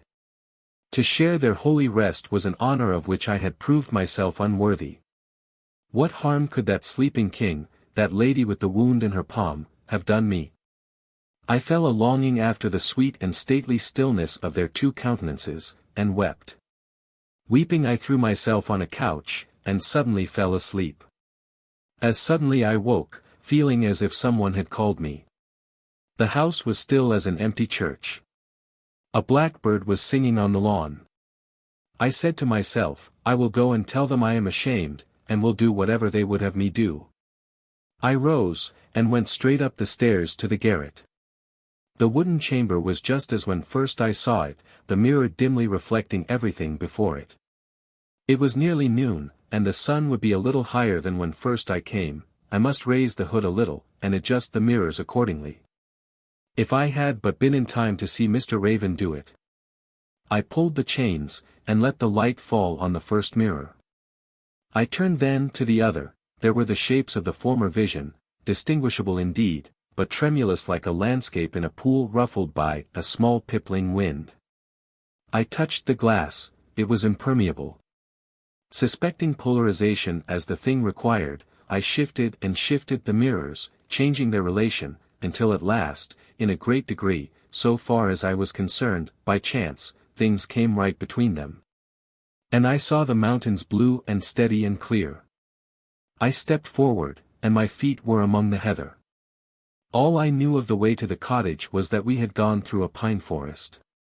I passed through many thickets and several small fir woods, continually fancying afresh that I recognized something of the country. But I had come upon no forest, and now the sun was near the horizon, and the air had begun to grow chill with the coming winter, when, to my delight, I saw a little black object coming toward me. It was indeed the raven. I hastened to meet him. I beg your pardon, sir, for my rudeness last night, I said. Will you take me with you now? I heartily confess I do not deserve it. Ah, he returned, and looked up. Then, after a brief pause, my wife does not expect you tonight, he said. She regrets that we at all encouraged your staying last week. Take me to her that I may tell her how sorry I am, I begged humbly. It is of no use, he answered. Your night was not come then, or you would not have left us. It is not come now, and I cannot show you the way. The dead were rejoicing under their daisies, they all lie among the roots of the flowers of heaven, at the thought of your delight when the winter should be past, and the morning with its birds come, ere you left them, they shivered in their beds. When the spring of the universe arrives, but that cannot be for ages yet. How many, I do not know, and do not care to know. Tell me one thing, I beg of you, Mr. Raven, is my father with you? Have you seen him since he left the world? Yes. He is with us, fast asleep. That was he you saw with his arm on the coverlet, his hand half closed. Why did you not tell me? That I should have been so near him, and not know. And turn your back on him, corrected the raven. I would have lain down at once had I known. I doubt it. Had you been ready to lie down, you would have known him, old Sir Uppard, he went on, and your twice great-grandfather, both are up and away long ago. Your great-grandfather has been with us for many a year, I think he will soon begin to stir. You saw him last night, though of course you did not know him. Why of course? Because he is so much nearer waking than you. No one who will not sleep can ever wake. I do not at all understand you. You turned away, and would not understand. I held my peace. But if I did not say something, he would go. And my grandfather, is he also with you? I asked. No. He is still in the evil wood, fighting the dead. Where is the evil wood, that I may find him? You will not find him, but you will hardly miss the wood. It is the place where those who will not sleep, wake up at night, to kill their dead and bury them. I cannot understand you. Naturally not. Neither do I understand you, I can read neither your heart nor your face. When my wife and I do not understand our children, it is because there is not enough of them to be understood. God alone can understand foolishness. Then, I said, feeling naked and very worthless, will you be so good as show me the nearest way home? There are more ways than one, I know, for I have gone by 2 already. There are indeed many ways. Tell me, please, how to recognize the nearest. I cannot, answered the raven, you and I use the same words with different meanings. We are often unable to tell people what they need to know, because they want to know something else, and would therefore only misunderstand what we said. Home is ever so far away in the palm of your hand, and how to get there it is of no use to tell you. But you will get there, you must get there, you have to get there. Everybody who is not at home, has to go home. You thought you were at home where I found you. If that had been your home, you could not have left it. Nobody can leave home. And nobody ever was or ever will be at home without having gone there. Enigma treading on enigma. I exclaimed. I did not come here to be asked riddles. No, but you came, and found the riddles waiting for you. Indeed you are yourself the only riddle. What you call riddles are truths, and seem riddles because you are not true. Worse and worse. I cried. And you must answer the riddles, he continued. They will go on asking themselves until you understand yourself. The universe is a riddle trying to get out, and you are holding your door hard against it.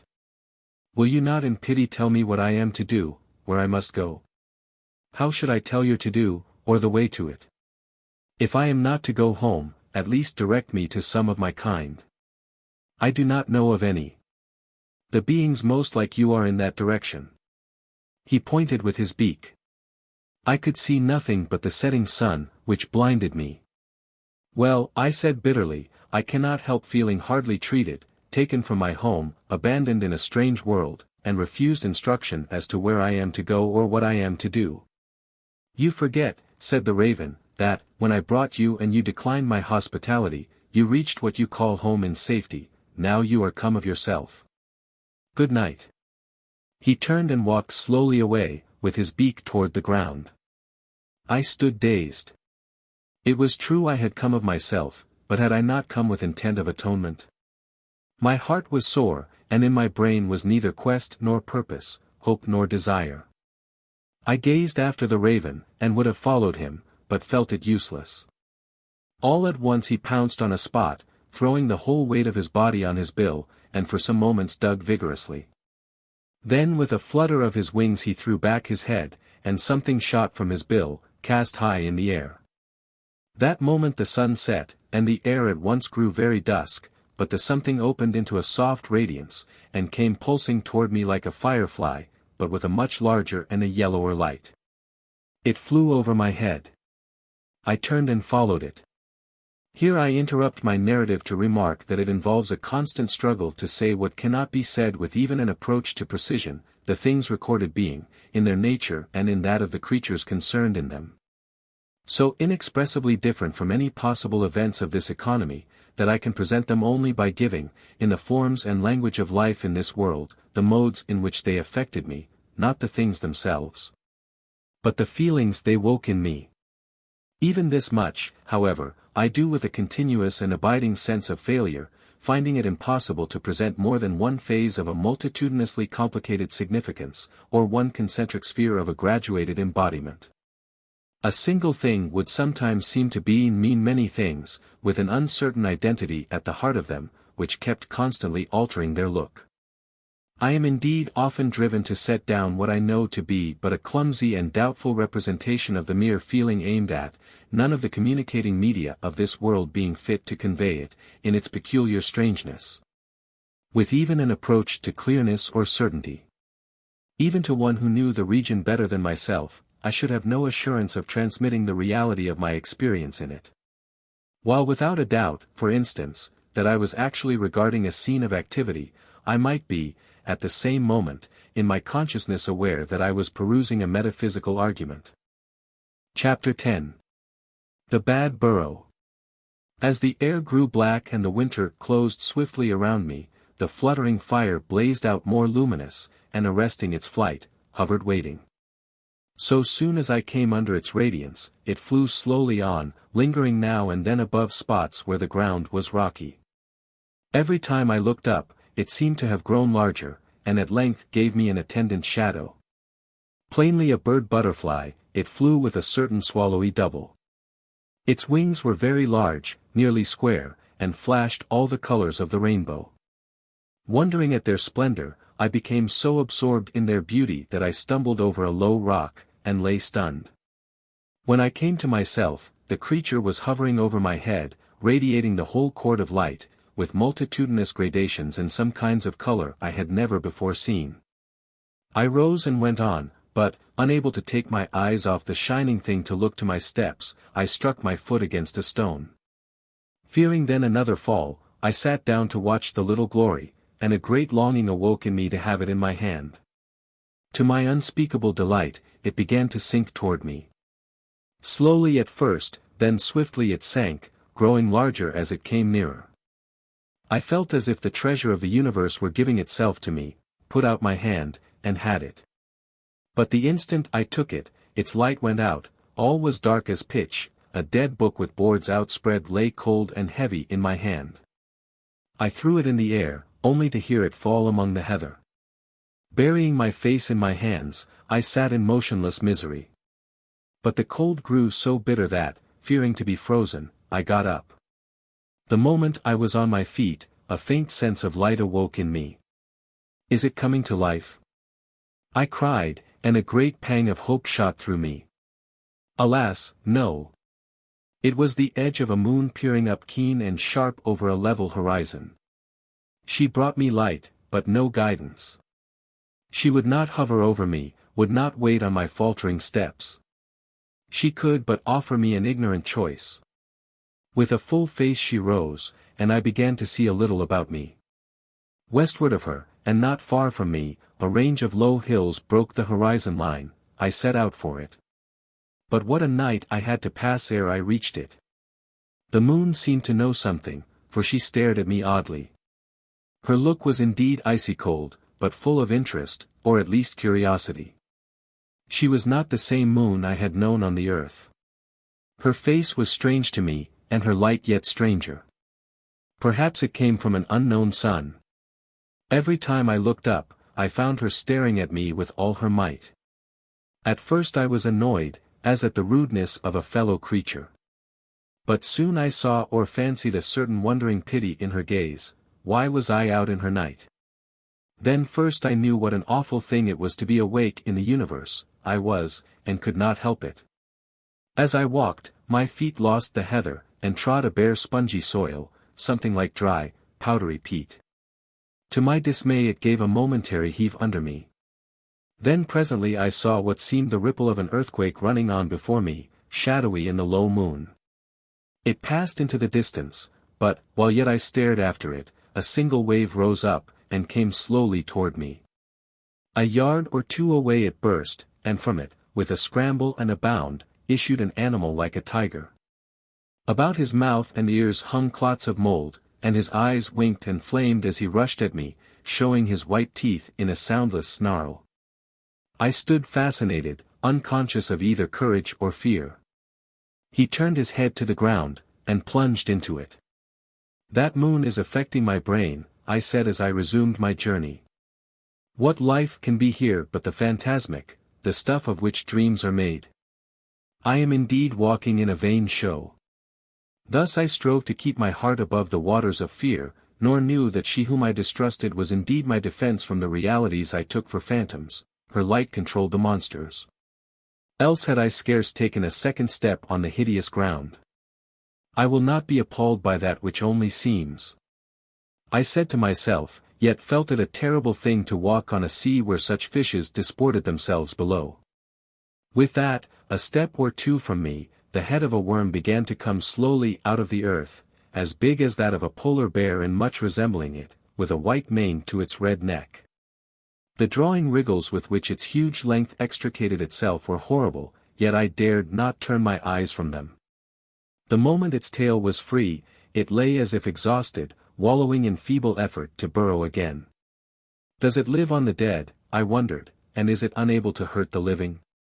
If they scent their prey and come out, why do they leave me unharmed? I know now it was that the moon paralyzed them. All the night through as I walked, hideous creatures, no two alike, threatened me. In some of them, beauty of color enhanced loathliness of shape. One large serpent was covered from head to distant tail with feathers of glorious hues. I became at length so accustomed to their hurtless menaces that I fell to beguiling the way with the invention of monstrosities, never suspecting that I owed each moment of life to the staring moon. Though hers was no primal radiance, it so hampered the evil things, that I walked in safety. For light is yet light, if but the last of a countless series of reflections. How swiftly would not my feet have carried me over the restless soil, had I known that, if still within their range when her lamp ceased to shine on the cursed spot, I should that moment be at the mercy of such as had no mercy.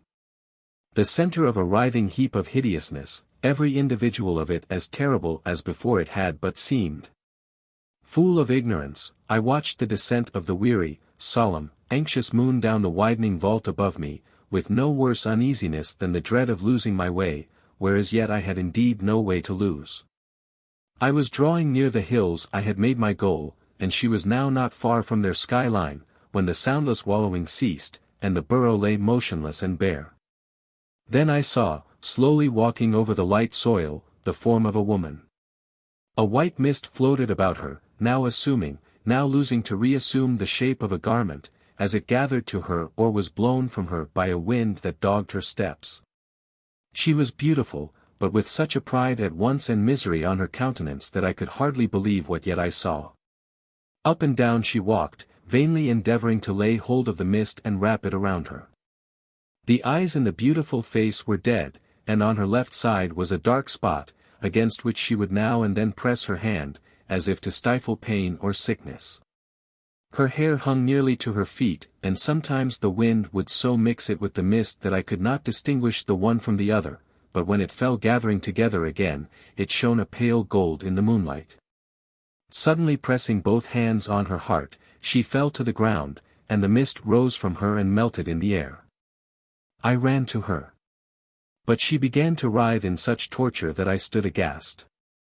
A moment more and her legs, hurrying from her body, sped away serpents. From her shoulders fled her arms as in terror, serpents also. Then something flew up from her like a bat, and when I looked again, she was gone. The ground rose like the sea in a storm, terror laid hold upon me, I turned to the hills and ran. I was already on the slope of their base, when the moon sank behind one of their summits, leaving me in its shadow. Behind me rose a waste and sickening cry, as of frustrate desire, the only sound I had heard since the fall of the dead butterfly. It made my heart shake like a flag in the wind. I turned, saw many dark objects bounding after me, and made for the crest of a ridge on which the moon still shone. She seemed to linger there that I might see to defend myself. Soon I came in sight of her, and climbed the faster. Crossing the shadow of a rock, I heard the creatures panting at my heels. But just as the foremost threw himself upon me with a snarl of greedy hate, we rushed into the moon together. She flashed out an angry light, and he fell from me a bodiless blotch. Strength came to me, and I turned on the rest. But one by one as they darted into the light, they dropped with a howl. And I saw or fancied a strange smile on the round face above me. I climbed to the top of the ridge, far away shone the moon, sinking to a low horizon. The air was pure and strong. I descended a little way, found it warmer, and sat down to wait the dawn. The moon went below, and the world again was dark. Chapter 11. The Evil Wood. I fell fast asleep, and when I woke the sun was rising. I went to the top again, and looked back. The hollow I had crossed in the moonlight lay without sign of life. Could it be that the calm expanse before me swarmed with creatures of devouring greed? I turned and looked over the land through which my way must lie. It seemed a wide desert, with a patch of a different color in the distance that might be a forest. Sign of presence, human or animal, was none, smoke or dust or shadow of cultivation. Not a cloud floated in the clear heaven. No thinnest haze curtained any segment of its circling rim. I descended, and set out for the imaginable forest. Something alive might be there, on this side of it could not well be anything. When I reached the plain, I found it, as far as my sight could go, of rock, here flat and channeled, there humped and pinnacled, evidently the wide bed of a vanished river, scored by innumerable water runs, without a trace of moisture in them. Some of the channels bore a dry moss, and some of the rocks a few lichens almost as hard as themselves. The air, once filled with pleasant noise of waters, was silent as death. It took me the whole day to reach the patch, which I found indeed a forest, but not a rudiment of brook or runnel had I crossed. Yet through the glowing noon I seemed haunted by an aural mirage, hearing so plainly the voice of many waters that I could hardly believe the opposing testimony of my eyes. The sun was approaching the horizon when I left the river bed, and entered the forest. Sunk below the treetops, and sending his rays between their pillar-like boles, he revealed a world of blessed shadows waiting to receive me. I had expected a pine wood, but here were trees of many sorts, some with strong resemblances to trees I knew, others with marvelous differences from any I had ever seen. I threw myself beneath the boughs of what seemed a eucalyptus in blossom. Its flowers had a hard calyx much resembling a skull, the top of which rose like a lid to let the froth-like bloom brain overfoam its cup. From beneath the shadow of its falchion leaves my eyes went wandering into deep after deep of the forest. Soon, however, its doors and windows began to close, shutting up aisle and corridor and roomier glade. The night was about me, and instant and sharp the cold. Again what a night I found it! How shall I make my reader share with me its wild ghostiness? The tree under which I lay rose high before it branched, but the boughs of it bent so low that they seemed ready to shut me in as I leaned against the smooth stem, and let my eyes wander through the brief twilight of the vanishing forest. Presently, to my listless roving gaze, the varied outlines of the clumpy foliage began to assume or imitate, say rather suggest other shapes than their own. A light wind began to blow. It set the boughs of a neighbor tree rocking, and all their branches aswing, every twig and every leaf blending its individual motion with the sway of its branch and the rock of its bough. Among its leafy shapes was a pack of wolves that struggled to break from a wizard's leash. Greyhounds would not have strained so savagely. I watched them with an interest that grew as the wind gathered force, and their motions life. Another mass of foliage, larger and more compact, presented my fancy with a group of horses' heads and forequarters projecting caparison from their stalls. Their necks kept moving up and down, with an impatience that augmented as the growing wind broke their vertical rhythm with a wilder swaying from side to side. What heads they were! How gaunt, how strange! Several of them bare skulls, one with the skin tight on its bones. One had lost the under jaw and hung low, looking unutterably weary, but now and then hove high as if to ease the bit. Above them, at the end of a branch, floated erect the form of a woman, waving her arms in imperious gesture. The definiteness of these and other leaf masses first surprised and then discomposed me. What if they should overpower my brain with seeming reality? But the twilight became darkness, the wind ceased, every shape was shut up in the night. I fell asleep. It was still dark when I began to be aware of a far-off, confused, rushing noise, mingled with faint cries. It grew and grew until a tumult as of gathering multitudes filled the wood. On all sides at once the sounds drew nearer. The spot where I lay seemed the center of a commotion that extended throughout the forest. I scarce moved hand or foot lest I should betray my presence to hostile things. The moon at length approached the forest, and came slowly into it. With her first gleam the noises increased to a deafening uproar, and I began to see dim shapes about me. As she ascended and grew brighter, the noises became yet louder, and the shapes clearer. A furious battle was raging around me. Wild cries and roars of rage, shock of onset, struggle prolonged, all mingled with words articulate, surged in my ears. Curses and credos, snarls and sneers, laughter and mockery, sacred names and howls of hate, came huddling in chaotic interpenetration. Skeletons and phantoms fought in maddest confusion. Swords swept through the phantoms, they only shivered. Maces crashed on the skeletons, shattering them hideously. Not one fell or ceased to fight, so long as a single joint held two bones together. Bones of men and horses lay scattered and heaped. Grinding and crunching them underfoot fought the skeletons. Everywhere charged the bone-gaunt white steeds, everywhere on foot or on wind-blown misty battle horses, raged and ravened and raved the indestructible specters. Weapons and hoofs clashed and crushed, while skeleton jaws and phantom throats swelled the deafening tumult with the war cry of every opinion, bad or good, that had bred strife, injustice, cruelty in any world. The holiest words went with the most hating blow. Lie-distorted truths flew hurtling in the wind of javelins and bones. Every moment someone would turn against his comrades, and fight more wildly than before, the truth. The truth. Still his cry. One I noted who wheeled ever in a circle, and smote on all sides. Wearied out, a pair would sit for a minute side by side, then rise and renew the fierce combat. None stooped to comfort the fallen, or stepped wide to spare him. The moon shone till the sun rose, and all the night long I had glimpses of a woman moving at her will above the strife-tormented multitude, now on this front now on that, one outstretched arm urging the fight, the other pressed against her side. "Ye are men, slay one another," she shouted. I saw her dead eyes and her dark spot, and recalled what I had seen the night before. Such was the battle of the dead, which I saw and heard as I lay under the tree.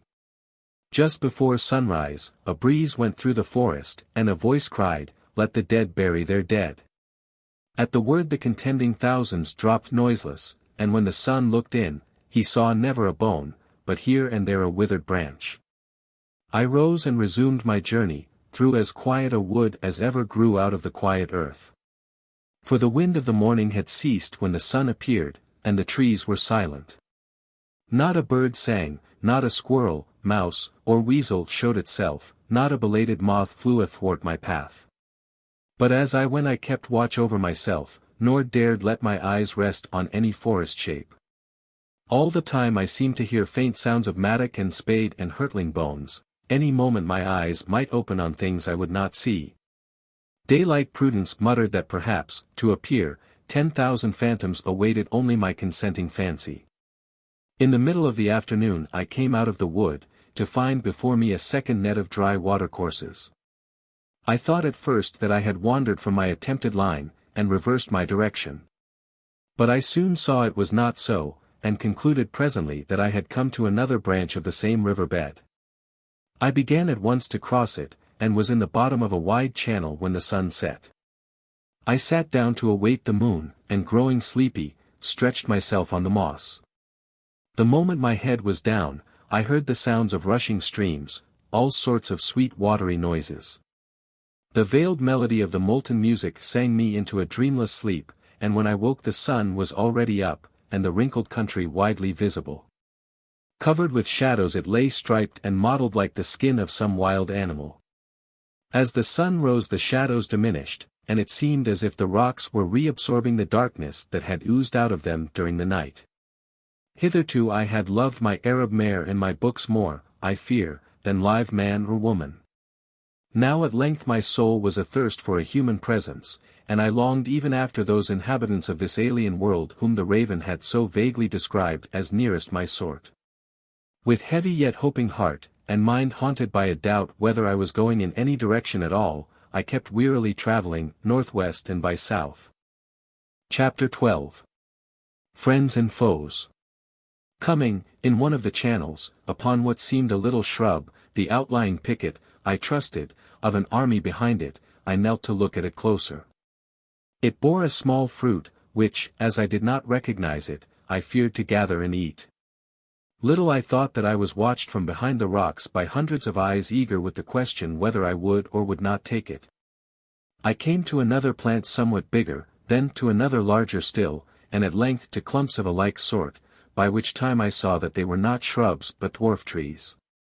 Before I reached the bank of this second branch of the river bed, I found the channels so full of them that it was with difficulty I crossed such as I could not jump. In one I heard a great rush, as of a multitude of birds from an ivied wall, but saw nothing. I came next to some large fruit-bearing trees, but what they bore looked coarse. They stood on the edge of a hollow, which evidently had once been the basin of a lake. From the left a forest seemed to flow into and fill it, but while the trees above were of many sorts, those in the hollow were almost entirely fruit-bearing. I went a few yards down the slope of grass mingled with moss, and stretched myself upon it weary. A little farther down stood a tiny tree full of rosiest apples no bigger than small cherries, its top close to my hand. I pulled and ate one of them. Finding it delicious, I was in the act of taking another, when a sudden shouting of children, mingled with laughter clear and sweet as the music of a brook, startled me with delight. "He likes our apples. He likes our apples. He's a good giant. He's a good giant," cried many little voices. "He's a giant," objected one. "He is rather big," assented another, "but littleness isn't everything. It won't keep you from growing big and stupid except you take care." I rose on my elbow and stared. Above and about and below me stood a multitude of children, apparently of all ages, some just able to run alone, and some about 12 or 13. 3 or 4 seemed older. They stood in a small knot, a little apart, and were less excited than the rest.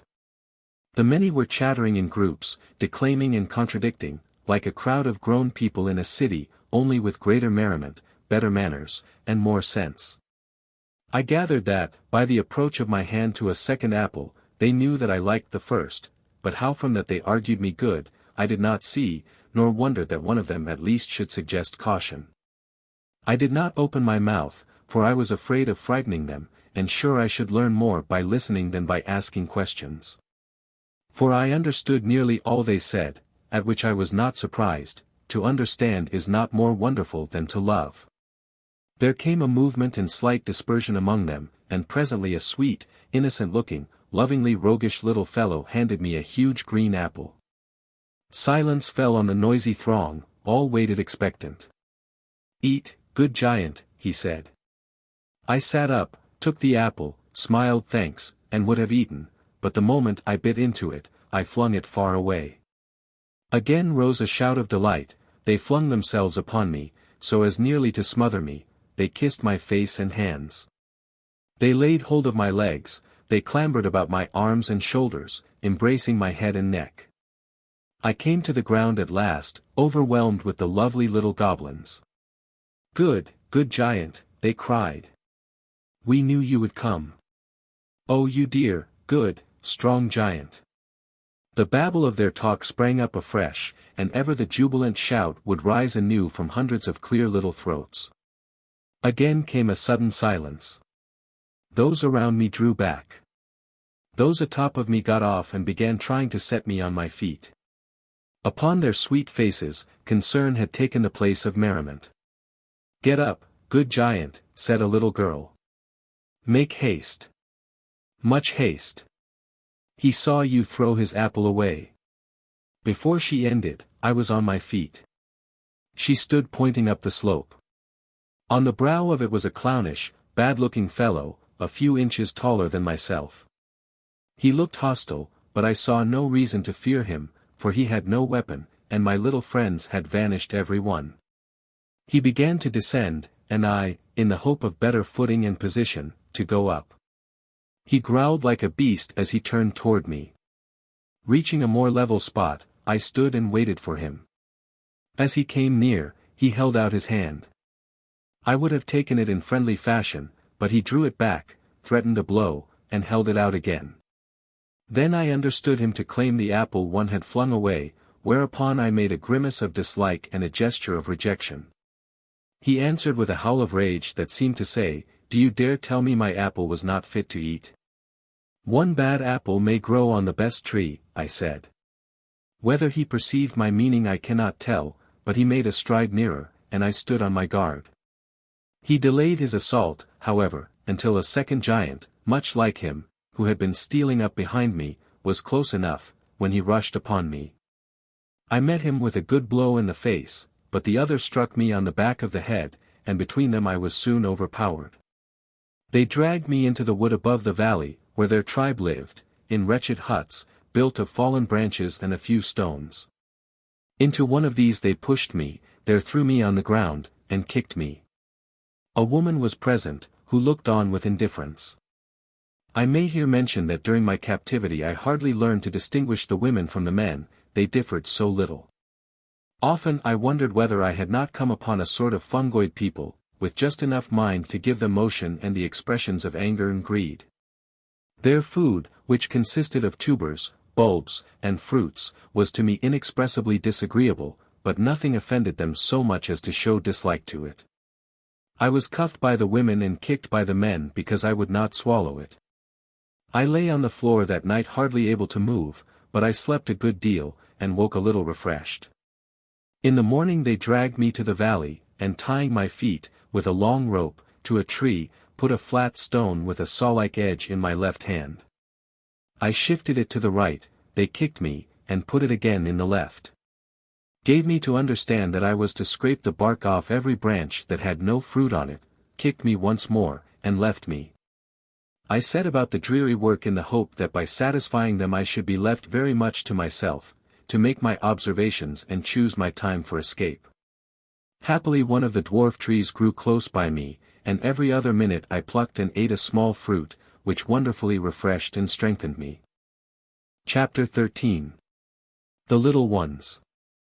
I had been at work but a few moments, when I heard small voices near me, and presently the little ones, as I soon found they called themselves, came creeping out from among the tiny trees that like brushwood filled the spaces between the big ones.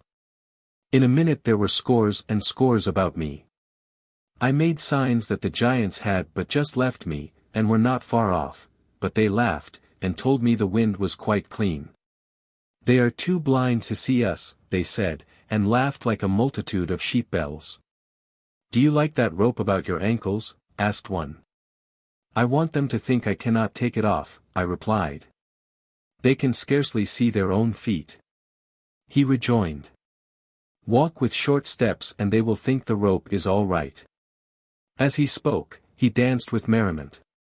One of the bigger girls got down on her knees to untie the clumsy knot. I smiled, thinking those pretty fingers could do nothing with it, but in a moment it was loose. They then made me sit down, and fed me with delicious little fruits. After which the smaller of them began to play with me in the wildest fashion, so that it was impossible for me to resume my work. When the first grew tired, others took their places, and this went on until the sun was setting, and heavy steps were heard approaching. The little people started from me, and I made haste to put the rope round my ankles. We must have a care, said the girl who had freed me, a crush of one of their horrid stumpy feet might kill a very little one. Can they not perceive you at all then? They might see something move. And if the children were in a heap on the top of you, as they were a moment ago, it would be terrible, for they hate every live thing but themselves. Not that they are much alive either. She whistled like a bird. The next instant not one of them was to be seen or heard, and the girl herself had disappeared. It was my master, as doubtless he counted himself, come to take me home. He freed my ankles, and dragged me to the door of his hut. There he threw me on the ground, again tied my feet, gave me a kick, and left me. Now I might at once have made my escape, but at length I had friends, and could not think of leaving them. They were so charming, so full of winsome ways, that I must see more of them. I must know them better. Tomorrow, I said to myself with delight, I shall see them again. But from the moment there was silence in the huts until I fell asleep, I heard them whispering all about me, and knew that I was lovingly watched by a multitude. After that, I think they hardly ever left me quite alone. I did not come to know the giants at all, and I believe there was scarcely anything in them to know. They never became in the least friendly, but they were much too stupid to invent cruelties. Often I avoided a bad kick by catching the foot and giving its owner a fall, upon which he never, on that occasion, renewed his attempt. But the little people were constantly doing and saying things that pleased, often things that surprised me. Every day I grew more loath to leave them. While I was at work, they would keep coming and going, amusing and delighting me, and taking all the misery, and much of the weariness out of my monotonous toil. Very soon I loved them more than I can tell. They did not know much, but they were very wise, and seemed capable of learning anything. I had no bed save the bare ground, but almost as often as I woke, it was in a nest of children, one or other of them in my arms, though which I seldom could tell until the light came, for they ordered the succession among themselves. When one crept into my bosom, unconsciously I clasped him there, and the rest lay close around me, the smaller nearer. It is hardly necessary to say that I did not suffer much from the nightly cold. The first thing they did in the morning, and the last before sunset, was to bring the good giant plenty to eat. One morning I was surprised on waking to find myself alone. As I came to my senses, however, I heard subdued sounds of approach, and presently the girl already mentioned, the tallest and gravest of the community, and regarded by all as their mother, appeared from the wood. Followed by the multitude in jubilation manifest, but silent lest they should rouse the sleeping giant at whose door I lay. She carried a boy baby in her arms, hitherto a girl baby, apparently about a year old, had been the youngest. 3 of the bigger girls were her nurses, but they shared their treasure with all the rest. Among the little ones, dolls were unknown. The bigger had the smaller, and the smaller the still less, to tend and play with. Lona came to me and laid the infant in my arms. The baby opened his eyes and looked at me, closed them again, and fell asleep. "He loves you already," said the girl. "Where did you find him?" I asked. "In the wood, of course," she answered, her eyes beaming with delight, "where we always find them. Isn't he a beauty? We've been out all night looking for him. Sometimes it is not easy to find." "How do you know when there is one to find?" I asked. "I cannot tell," she replied. "Every one makes haste to tell the other, but we never find out who told first. Sometimes I think one must have said it asleep, and another heard it half awake. When there is a baby in the wood, no one can stop to ask questions, and when we have found it, then it is too late." "Do more boy or girl babies come to the wood?" "They don't come to the wood, we go to the wood and find them." "Are there more boys or girls of you now?" I had found that to ask precisely the same question twice, made them knit their brows. "I do not know," she answered. "You can count them, surely." "We never do that. We shouldn't like to be counted." "Why?" "It wouldn't be smooth. We would rather not know." "Where do the babies come from first?" "From the wood, always. There is no other place they can come from." She knew where they came from last, and thought nothing else was to be known about their advent. "How often do you find one? Such a happy thing takes all the glad we've got, and we forget the last time. You too are glad to have him, are you not, good giant?" "Yes, indeed, I am," I answered. "But how do you feed him?"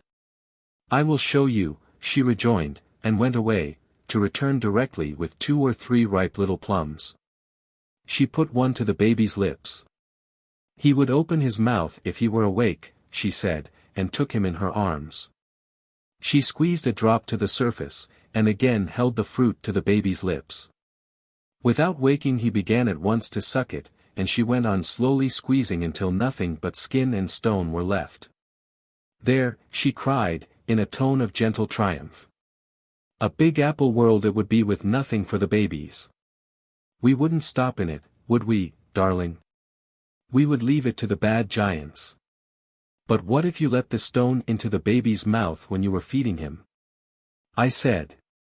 "No mother would do that," she replied. "I shouldn't be fit to have a baby." I thought what a lovely woman she would grow. But what became of them when they grew up? Where did they go? That brought me again to the question, where did they come from first? "Will you tell me where you lived before?" I said. "Here," she replied. "Have you never lived anywhere else?" I ventured. "Never. We all came from the wood. Some think we dropped out of the trees. How is it there are so many of you quite little? I don't understand. Some are less and some are bigger. I am very big. Baby will grow bigger, won't he?" "Of course he will." "And will you grow bigger?" "I don't think so. I hope not. I am the biggest. It frightens me sometimes." "Why should it frighten you?" She gave me no answer. "How old are you?" I resumed. "I do not know what you mean. We are all just that." "How big will the baby grow?" "I cannot tell. Some," she added, with a trouble in her voice, "begin to grow after we think they have stopped it, that is a frightful thing. We don't talk about it. What makes it frightful? She was silent for a moment, then answered. We fear they may be beginning to grow giants. Why should you fear that? Because it is so terrible. I don't want to talk about it. She pressed the baby to her bosom with such an anxious look that I dared not further question her. Before long I began to perceive in 2 or 3 of the smaller children some traces of greed and selfishness, and noted that the bigger girls cast on these a not infrequent glance of anxiety. None of them put a hand to my work, they would do nothing for the giants. But they never relaxed their loving ministrations to me. They would sing to me, one after another, for hours.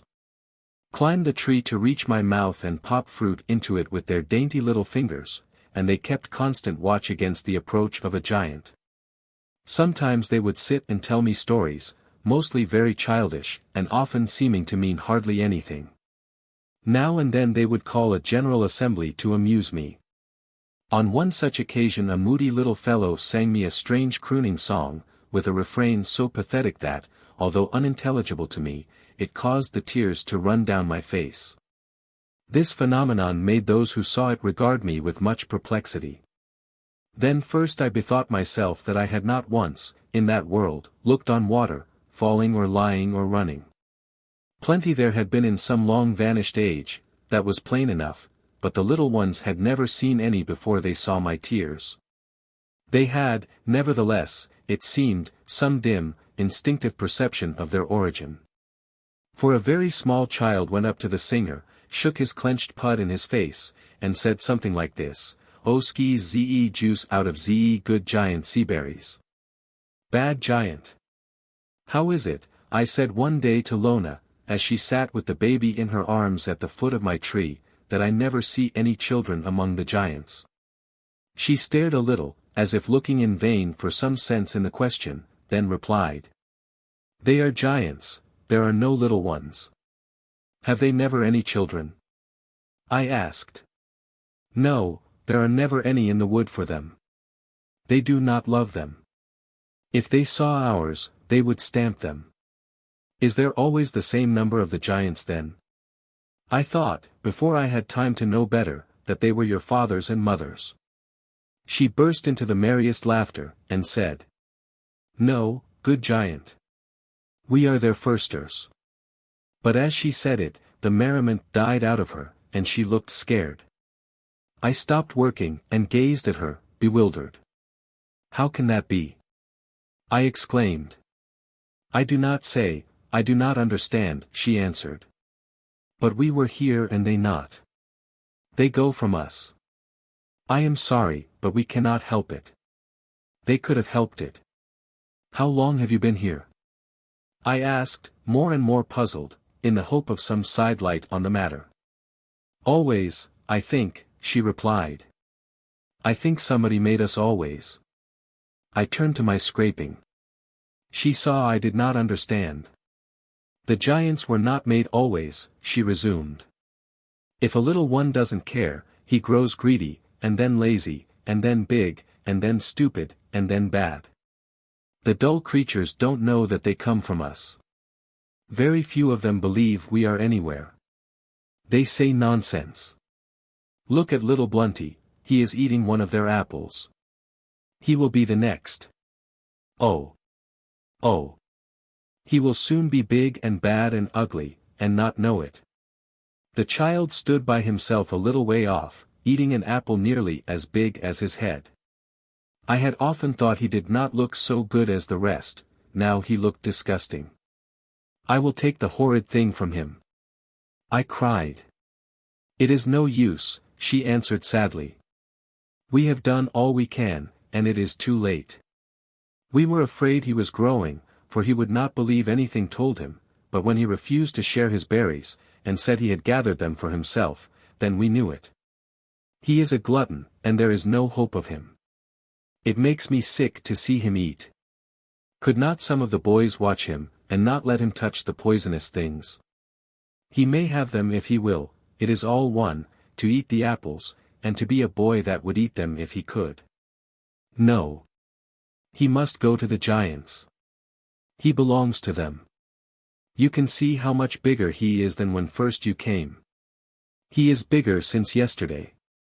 He is as like that hideous green lump in his hand as boy could look. It suits what he is making himself. His head and it might change places. Perhaps they do. Does he want to be a giant? He hates the giants, but he is making himself one all the same. He likes their apples. Oh baby, baby, he was just such a darling as you when we found him. He will be very miserable when he finds himself a giant. Oh, no, he will like it well enough. That is the worst of it. Will he hate the little ones? He will be like the rest. He will not remember us, most likely will not believe there are little ones. He will not care, he will eat his apples. Do tell me how it will come about. I understand your world so little.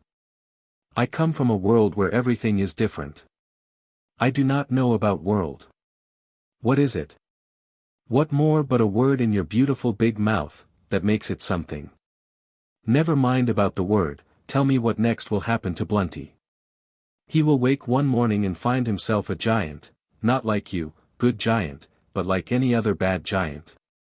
You will hardly know him, but I will tell you which. He will think he has been a giant always, and will not know you, or any of us. The giants have lost themselves, Peony says, and that is why they never smile. I wonder whether they are not glad because they are bad, or bad because they are not glad. But they can't be glad when they have no babies. I wonder what bad means, good giant. I wish I knew no more about it than you. I returned. But I try to be good, and mean to keep on trying. So do I, and that is how I know you are good. A long pause followed. Then you do not know where the babies come from into the wood? I said, making one attempt more. There is nothing to know there, she answered. They are in the wood, they grow there. Then how is it you never find one before it is quite grown? I asked. She knitted her brows and was silent a moment. They're not there till they're finished, she said. It is a pity the little sillies can't speak till they've forgotten everything they had to tell. I remarked. Little Tolma, the last before this baby, looked as if she had something to tell, when I found her under a beech tree, sucking her thumb, but she hadn't. She only looked up at me, oh, so sweetly. She will never go bad and grow big. When they begin to grow big they care for nothing but bigness, and when they cannot grow any bigger, they try to grow fatter. The bad giants are very proud of being fat. So they are in my world, I said. Only they do not say fat there, they say rich. In one of their houses, continued Lona, sits the biggest and fattest of them, so proud that nobody can see him. And the giants go to his house at certain times, and call out to him, and tell him how fat he is, and beg him to make them strong to eat more and grow fat like him. The rumor at length reached my ears that Blunty had vanished.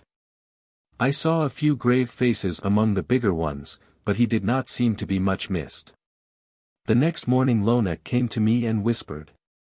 Look! Look there, by that quince tree, that is the giant that was Blunty, would you have known him? Never, I answered. But now you tell me, I could fancy it might be Blunty staring through a fog. He does look stupid. He is forever eating those apples now, she said. That is what comes of little ones that won't be little. They call it growing up in my world. I said to myself.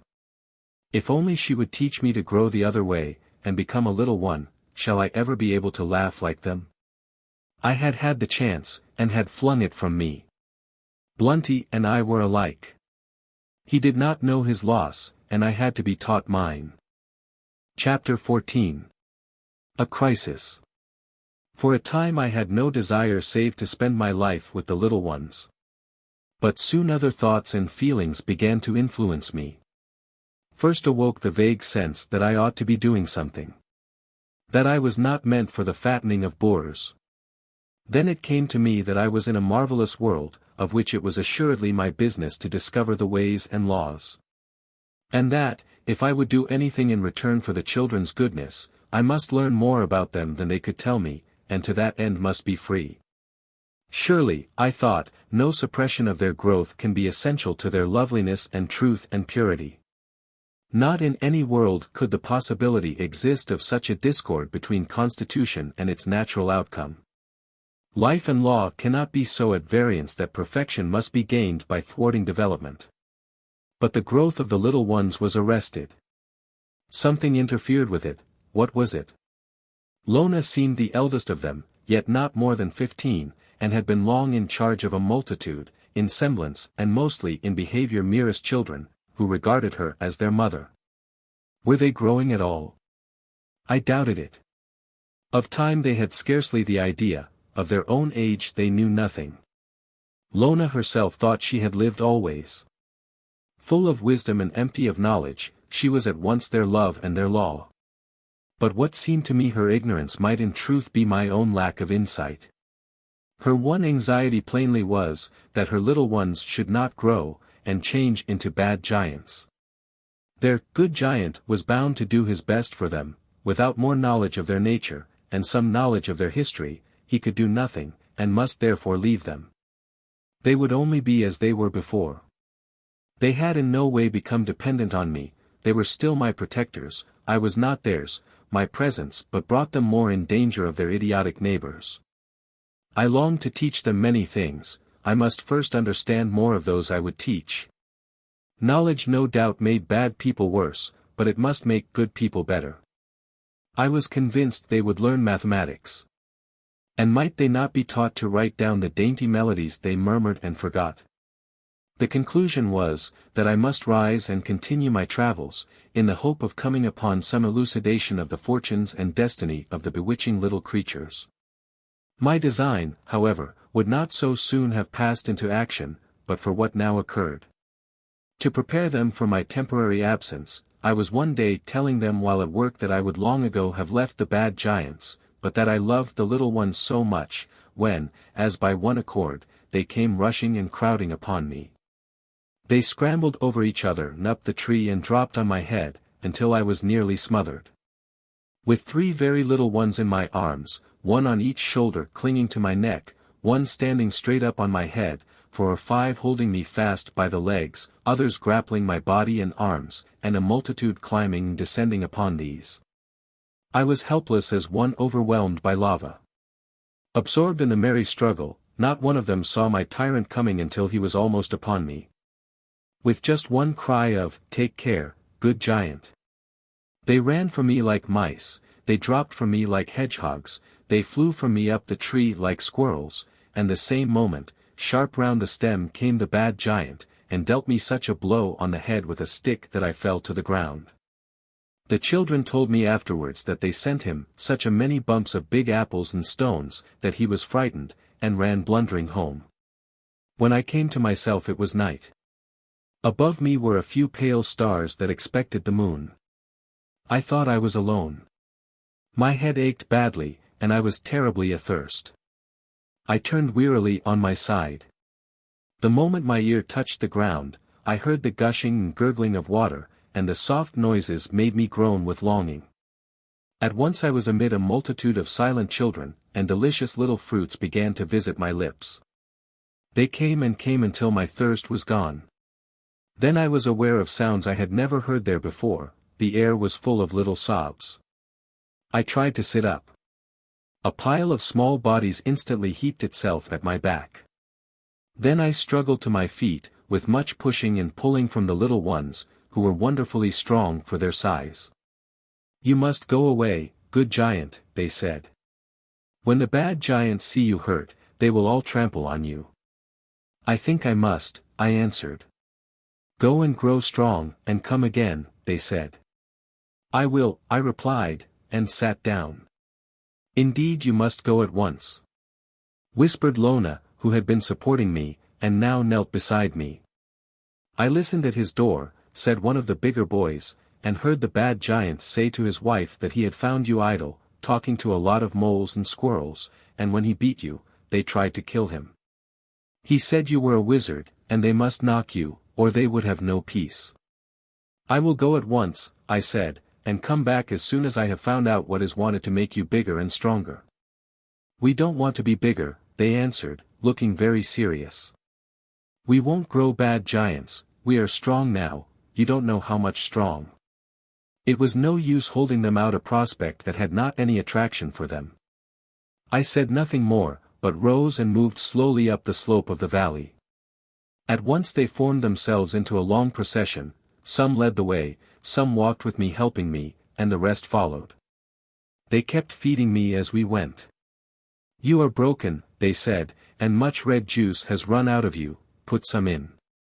When we reached the edge of the valley, there was the moon just lifting her forehead over the rim of the horizon.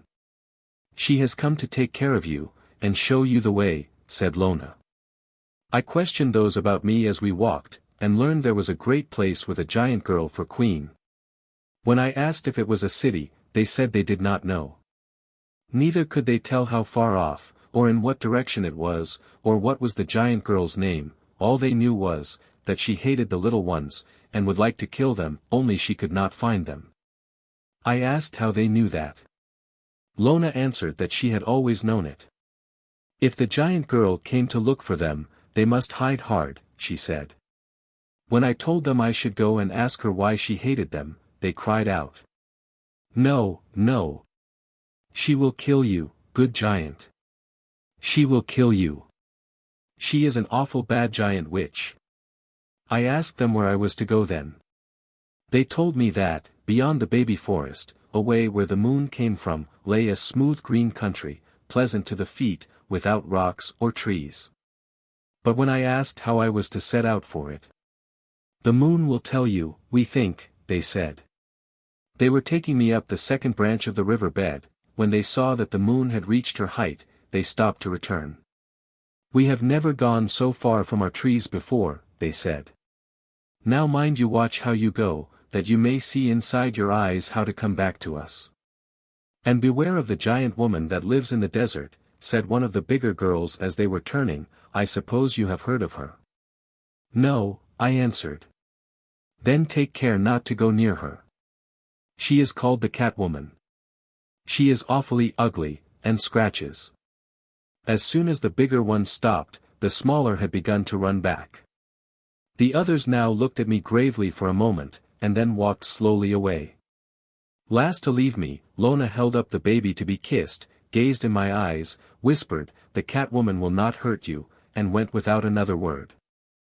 I stood a while, gazing after them through the moonlight, then turned and, with a heavy heart, began my solitary journey. Soon the laughter of the little ones overtook me, like sheep bells innumerable, rippling the air, and echoing in the rocks about me. I turned again, and again gazed after them. They went gambolling along, with never a care in their sweet souls. But Lona walked apart with her baby. Pondering as I went, I recalled many traits of my little friends. Once when I suggested that they should leave the country of the bad giants, and go with me to find another, they answered, "But that would be to not ourselves." So strong in them was the love of place that their country seemed essential to their very being.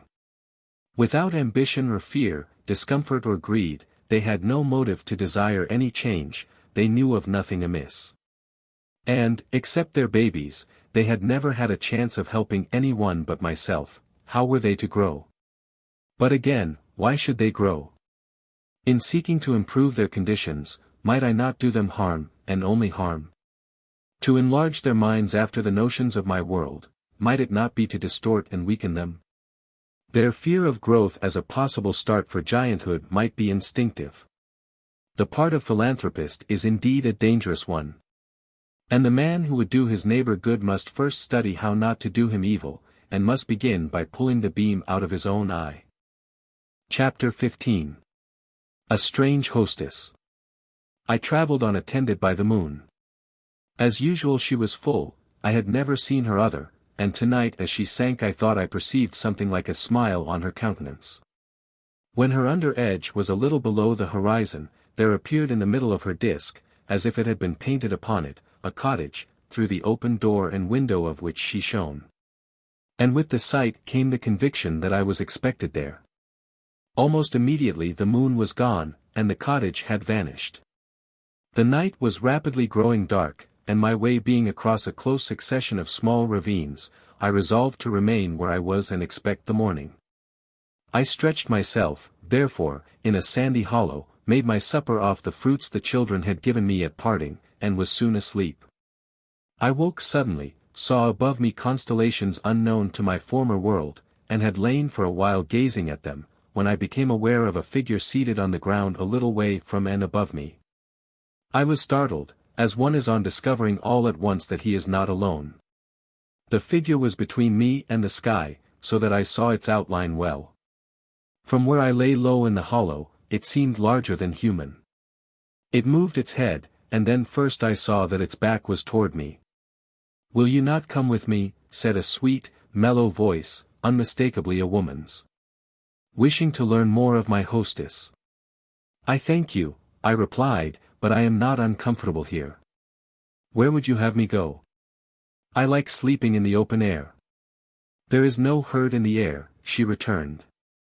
"But the creatures that roam the night in these parts are not such as a man would willingly have about him while he sleeps." "I have not been disturbed," I said.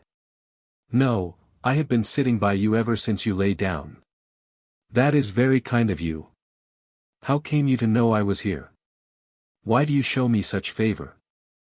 "I saw you," she answered, still with her back to me, "in the light of the moon, just as she went down. I see badly in the day, but at night perfectly. The shadow of my house would have hidden you, but both its doors were open. I was out on the waste, and saw you go into this hollow. You were asleep, however, before I could reach you, and I was not willing to disturb you. People are frightened if I come on them suddenly. They call me the Cat Woman. It is not my name." I remembered what the children had told me, that she was very ugly, and scratched. But her voice was gentle, and its tone a little apologetic. She could not be a bad giantess. "You shall not hear it from me," I answered. "Please tell me what I may call you." "When you know me, call me by the name that seems to you to fit me," she replied, "that will tell me what sort you are. People do not often give me the right one. It is well when they do. I suppose, madam, you live in the cottage I saw in the heart of the moon?" "I do. I live there alone, except when I have visitors. It is a poor place, but I do what I can for my guests, and sometimes their sleep is sweet to them." Her voice entered into me, and made me feel strangely still. "I will go with you, madam," I said, rising. She rose at once, and without a glance behind her led the way.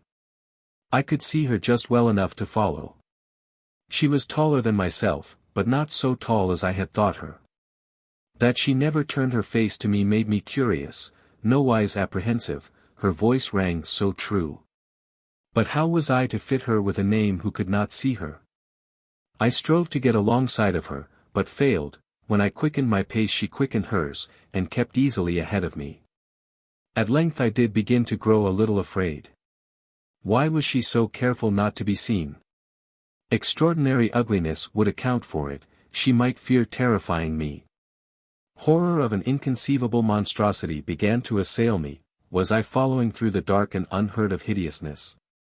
Almost I repented of having accepted her hospitality. Neither spoke, and the silence grew unbearable. I must break it. "I want to find my way," I said, "to a place I have heard of, but whose name I have not yet learned. Perhaps you can tell it me." "Describe it, then, and I will direct you. The stupid bags know nothing, and the careless little lovers forget almost everything. Where do those live? You are just come from them. I never heard those names before. You would not hear them. Neither people knows its own name. Strange. Perhaps so. But hardly anyone anywhere knows his own name. It would make many a fine gentleman stare to hear himself addressed by what is really his name." I held my peace, beginning to wonder what my name might be. "What now do you fancy yours?" she went on, as if aware of my thought. "But, pardon me, it is a matter of no consequence." I had actually opened my mouth to answer her, when I discovered that my name was gone from me. I could not even recall the first letter of it. This was the second time I had been asked my name and could not tell it. "Never mind," she said, "it is not wanted. Your real name, indeed, is written on your forehead, but at present it whirls about so irregularly that nobody can read it. I will do my part to steady it. Soon it will go slower, and, I hope, settle at last." This startled me, and I was silent. We had left the channels and walked a long time, but no sign of the cottage yet appeared. "The little ones told me," I said at length, "of a smooth green country, pleasant to the feet." "Yes," she returned. "They told me too of a girl giantess that was queen somewhere. Is that her country?" "There is a city in that grassy land," she replied, "where a woman is princess. The city is called Bulika. But certainly the princess is not a girl. She is older than this world, and came to it from yours, with a terrible history, which is not over yet. She is an evil person, and prevails much with the prince of the power of the air. The people of Bulika were formerly simple folk, tilling the ground and pasturing sheep. She came among them, and they received her hospitably. She taught them to dig for diamonds and opals and sell them to strangers, and made them give up tillage and pasturage and build a city. One day they found a huge snake and killed it, which so enraged her that she declared herself their princess, and became terrible to them. The name of the country at that time was the Land of Waters. For the dry channels, of which you have crossed so many, were then overflowing with live torrents, and the valley, where now the bags and the lovers have their fruit trees, was a lake that received a great part of them. But the wicked princess gathered up in her lap what she could of the water over the whole country, closed it in an egg, and carried it away. Her lap, however, would not hold more than half of it.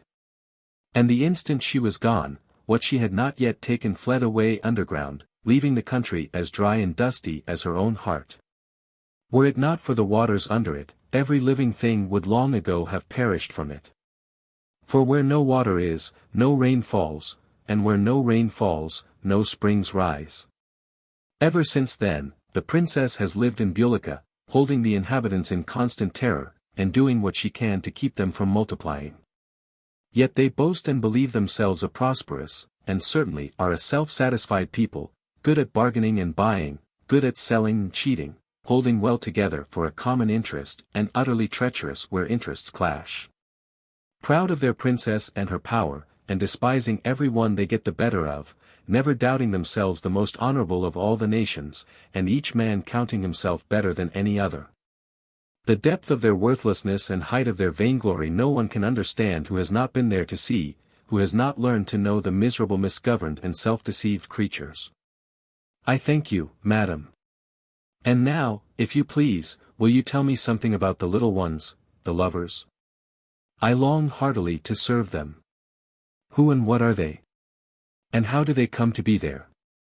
Those children are the greatest wonder I have found in this world of wonders. In Bulika you may, perhaps, get some light on those matters. There is an ancient poem in the library of the palace, I am told, which of course no one there can read, but in which it is plainly written that after the lovers have gone through great troubles and learned their own name, they will fill the land, and make the giants their slaves. By that time they will have grown a little, will they not? I said. Yes, they will have grown, yet I think too they will not have grown.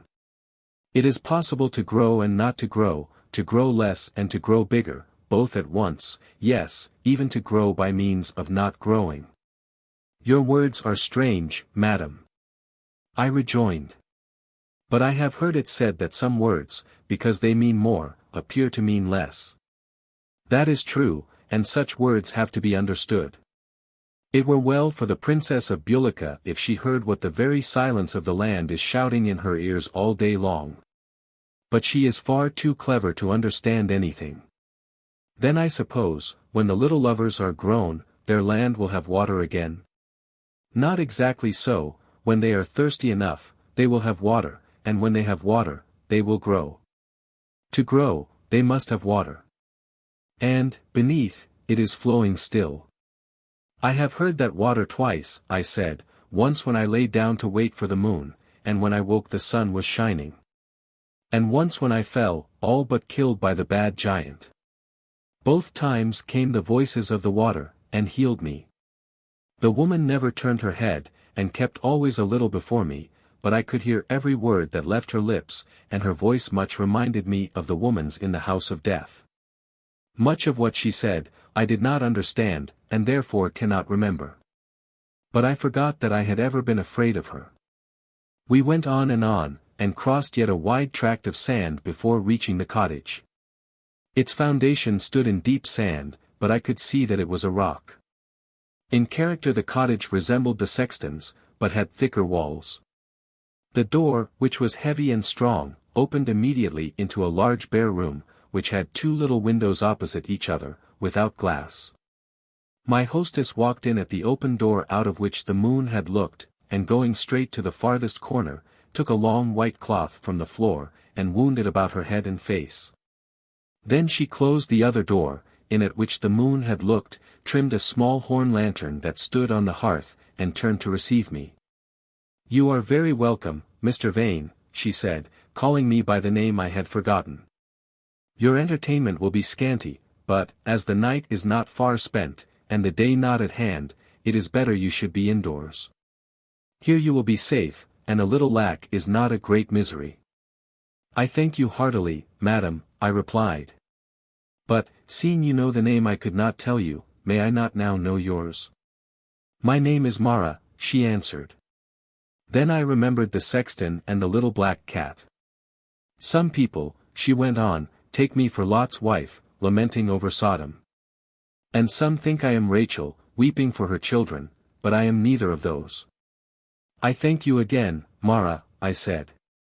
"May I lie here on your floor till the morning?" "At the top of that stair," she answered, "you will find a bed, on which some have slept better than they expected, and some have waked all the night and slept all the next day. It is not a very soft one, but it is better than the sand, and there are no hyenas sniffing about it."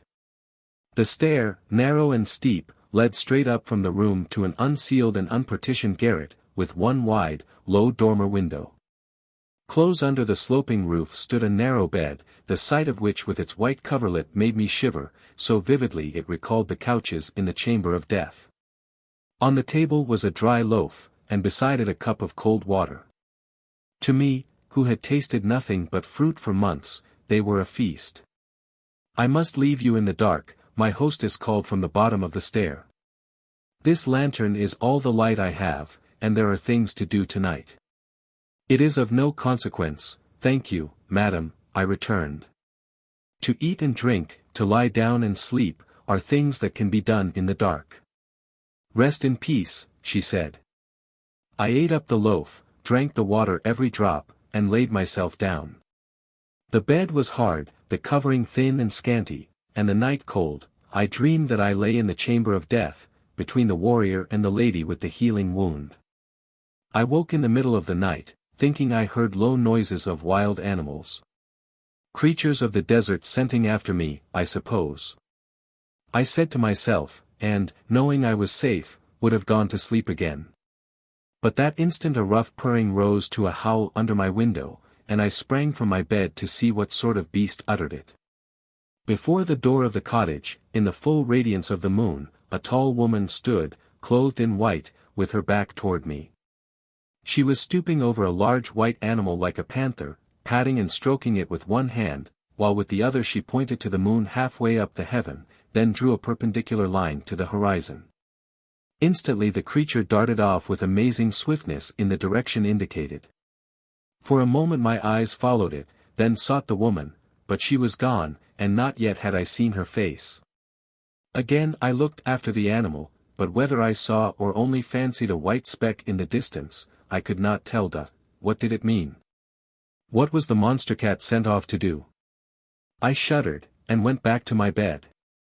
Then I remembered that, when I lay down in the sandy hollow outside, the moon was setting, yet here she was, a few hours after, shining in all her glory. Everything is uncertain here, I said to myself, even the motions of the heavenly bodies. I learned afterward that there were several moons in the service of this world, but the laws that ruled their times in different orbits I failed to discover. Again I fell asleep, and slept undisturbed. When I went down in the morning, I found bread and water waiting me, the loaf so large that I ate only half of it. My hostess sat muffled beside me while I broke my fast, and except to greet me when I entered, never opened her mouth until I asked her to instruct me how to arrive at Bulika. She then told me to go up the bank of the river bed until it disappeared. Then verge to the right until I came to a forest, in which I might spend a night, but which I must leave with my face to the rising moon. Keeping in the same direction, she said, until I reached a running stream, I must cross that at right angles, and go straight on until I saw the city on the horizon. I thanked her, and ventured the remark that, looking out of the window in the night, I was astonished to see her messenger understand her so well, and go so straight and so fast in the direction she had indicated. If I had but that animal of yours to guide me, I went on, hoping to learn something of its mission, but she interrupted me, saying, it was to Bulika she went, the shortest way. How wonderfully intelligent she looked. Astarte knows her work well enough to be sent to do it, she answered. Have you many messengers like her? As many as I require. Are they hard to teach? They need no teaching. They are all of a certain breed, but not one of the breed is like another. Their origin is so natural it would seem to you incredible. May I not know it? A new one came to me last night, from your head while you slept. I laughed. All in this world seem to love mystery. I said to myself. Some chance word of mine suggested an idea, and in this form she embodies the small fact. Then the creature is mine. I cried. Not at all, she answered. That only can be ours in whose existence our will is a factor. Ha! A metaphysician too. I remarked inside, and was silent. May I take what is left of the loaf? I asked presently. You will want no more today, she replied. Tomorrow I may. I rejoined. She rose and went to the door, saying as she went. It has nothing to do with tomorrow, but you may take it if you will. She opened the door, and stood holding it. I rose, taking up the bread, but lingered, much desiring to see her face. Must I go, then? I asked. No one sleeps in my house 2 nights together, she answered. I thank you, then, for your hospitality, and bid you farewell. I said, and turned to go. The time will come when you must house with me many days and many nights, she murmured sadly through her muffling. Willingly, I replied. Nay, not willingly, she answered. I said to myself that she was right, I would not willingly be her guest a second time. But immediately my heart rebuked me, and I had scarce crossed the threshold when I turned again. She stood in the middle of the room. Her white garments lay like foamy waves at her feet, and among them the swathings of her face, it was lovely as a night of stars. Her great grey eyes looked up to heaven, tears were flowing down her pale cheeks. She reminded me not a little of the sexton's wife, although the one looked as if she had not wept for thousands of years, and the other as if she wept constantly behind the wrappings of her beautiful head. Yet something in the very eyes that wept seemed to say, weeping may endure for a night, but joy cometh in the morning. I had bowed my head for a moment, about to kneel and beg her forgiveness, when, looking up in the act, I found myself outside a doorless house. I went round and round it, but could find no entrance. I had stopped under one of the windows, on the point of calling aloud my repentant confession, when a sudden wailing, howling scream invaded my ears, and my heart stood still. Something sprang from the window above my head, and lighted beyond me. I turned, and saw a large grey cat, its hair on end, shooting toward the riverbed. I fell with my face in the sand, and seemed to hear within the house the gentle sobbing of one who suffered but did not repent. Chapter 16. A Gruesome Dance. I rose to resume my journey, and walked many a desert mile. How I longed for a mountain, or even a tall rock, from whose summit I might see across the dismal plain or the dried-up channels to some bordering hope. Yet what could such foresight have availed me? That which is within a man, not that which lies beyond his vision, is the main factor in what is about to befall him, the operation upon him is the event. Foreseeing is not understanding, else surely the prophecy latent in man would come oftener to the surface. The sun was halfway to the horizon when I saw before me a rugged rocky ascent. But ere I reached it my desire to climb was over, and I longed to lie down. By that time the sun was almost set, and the air had begun to grow dark. At my feet lay a carpet of softest, greenest moss, couch for a king. I threw myself upon it, and weariness at once began to ebb, for, the moment my head was down, the third time I heard below me many waters playing broken airs and ethereal harmonies with the stones of their buried channels. Loveliest chaos of music stuff the harpsichord kept sending up to my ears. What might not a handle have done with that ever-recurring gurgle and bell-like drip, to the mingling and mutually destructive melodies their common refrain? As I lay listening, my eyes went wandering up and down the rocky slope abrupt above me, reading on its face the record that down there, ages ago, rushed a cataract, filling the channels that had led me to its foot. My heart swelled at the thought of the splendid tumult, where the waves danced reveling in helpless fall, to mass their music in one organ roar below. But soon the hidden brooks lulled me to sleep, and their lullabies mingled with my dreams. I woke before the sun, and eagerly climbed to see what lay beyond. Alas, nothing but a desert of finest sand. Not a trace was left of the river that had plunged adown the rocks. The powdery drift had filled its course to the level of the dreary expanse.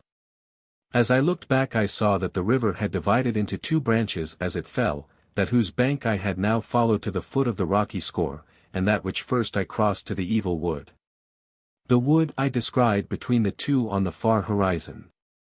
Before me and to the left, the desert stretched beyond my vision, but far to the right I could see a lift in the skyline, giving hope of the forest to which my hostess had directed me. I sat down, and sought in my pocket the half-loaf I had brought with me, then first to understand what my hostess had meant concerning it. Verily the bread was not for the morrow, it had shrunk and hardened to a stone. I threw it away, and set out again.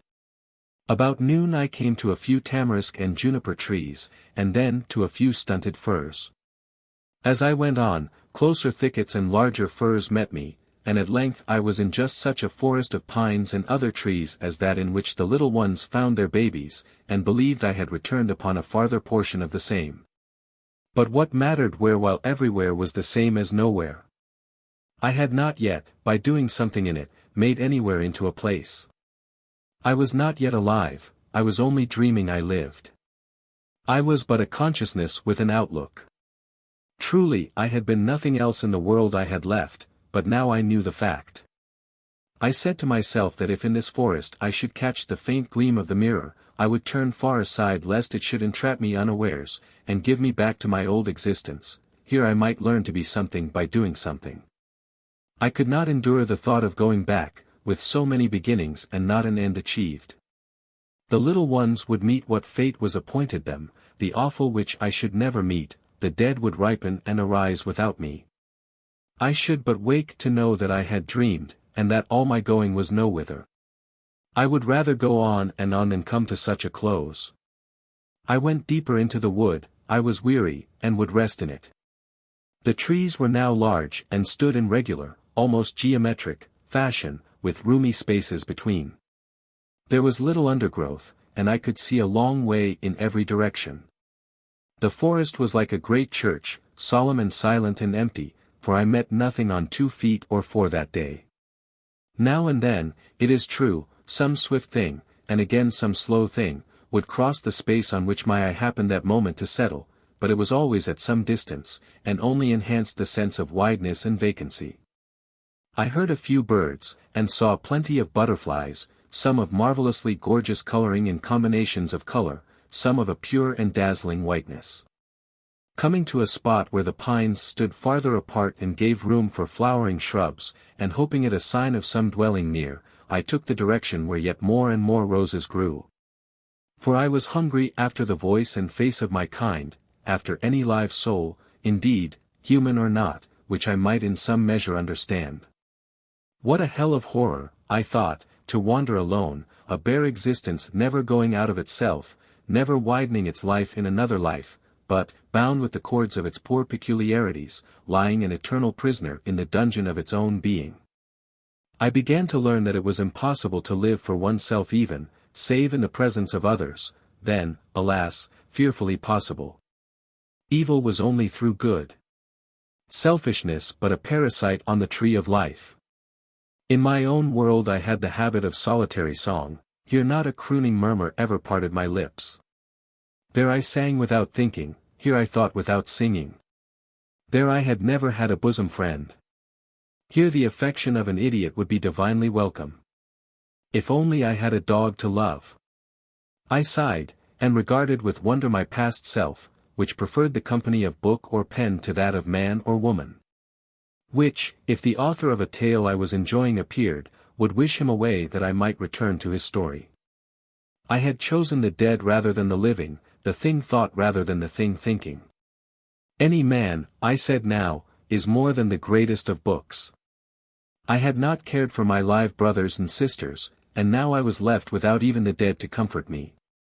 The wood thinned yet more, and the pines grew yet larger, sending up huge stems, like columns eager to support the heavens.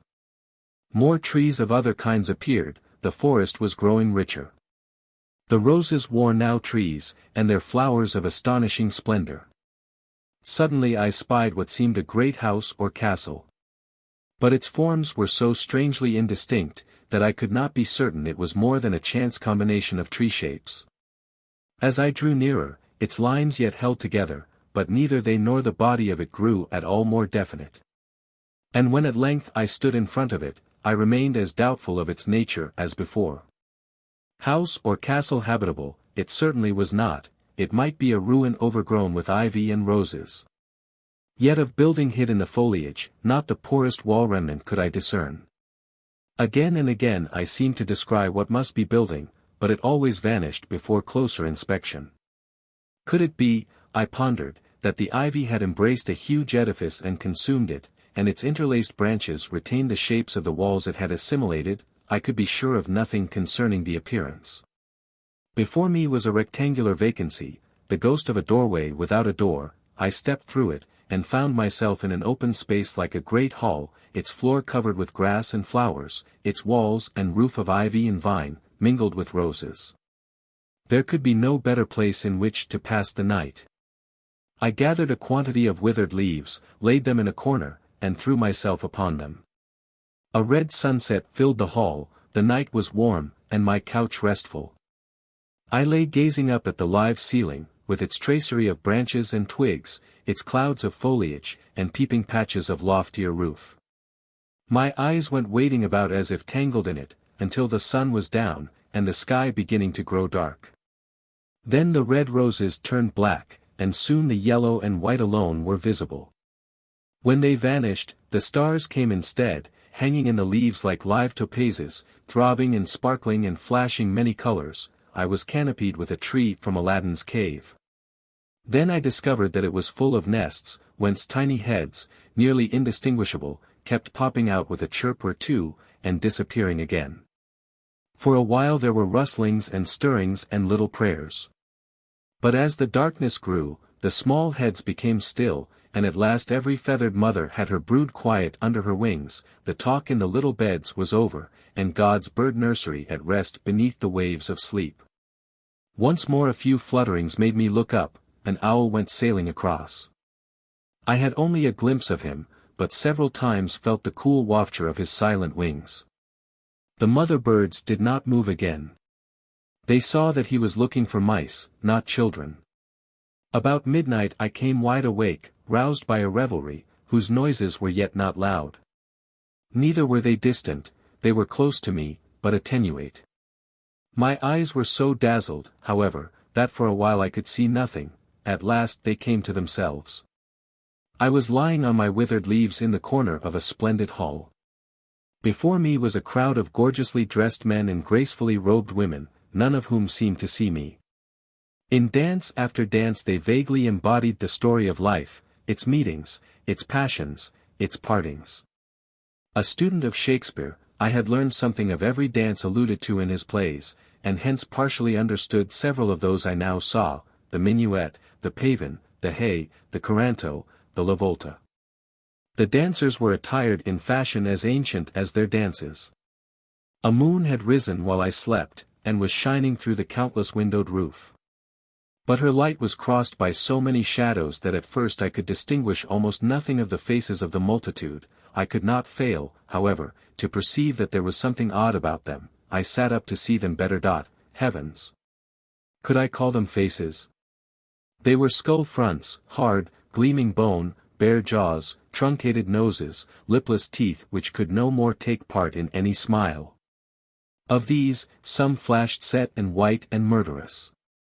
Others were clouded with decay, broken and gapped, colored of the earth in which they seemed so long to have lain.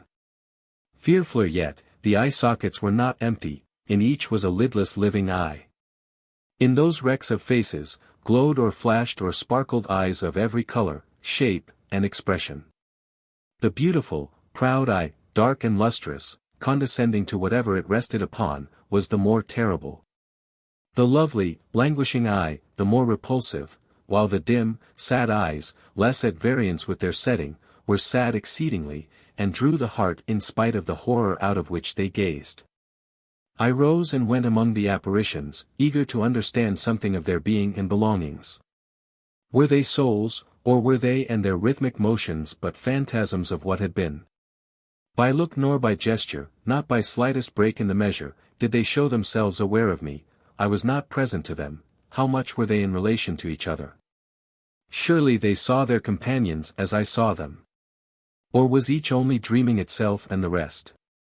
Did they know each how they appeared to the others, a death with living eyes? Had they used their faces, not for communication, not to utter thought and feeling, not to share existence with their neighbors, but to appear what they wished to appear, and conceal what they were? And, having made their faces masks, were they therefore deprived of those masks, and condemned to go without faces until they repented? How long must they flaunt their facelessness in faceless eyes? I wondered. How long will the frightful punition endure? Have they at length begun to love and be wise? Have they yet yielded to the shame that has found them? I heard not a word, saw not a movement of one naked mouth. Were they because of lying bereft of speech? With their eyes they spoke as if longing to be understood. Was it truth or was it falsehood that spoke in their eyes? They seemed to know one another. Did they see one skull beautiful, and another plain? Difference must be there, and they had had long study of skulls. My body was to theirs no obstacle. Was I a body, and were they but forms? Or was I but a form, and were they bodies?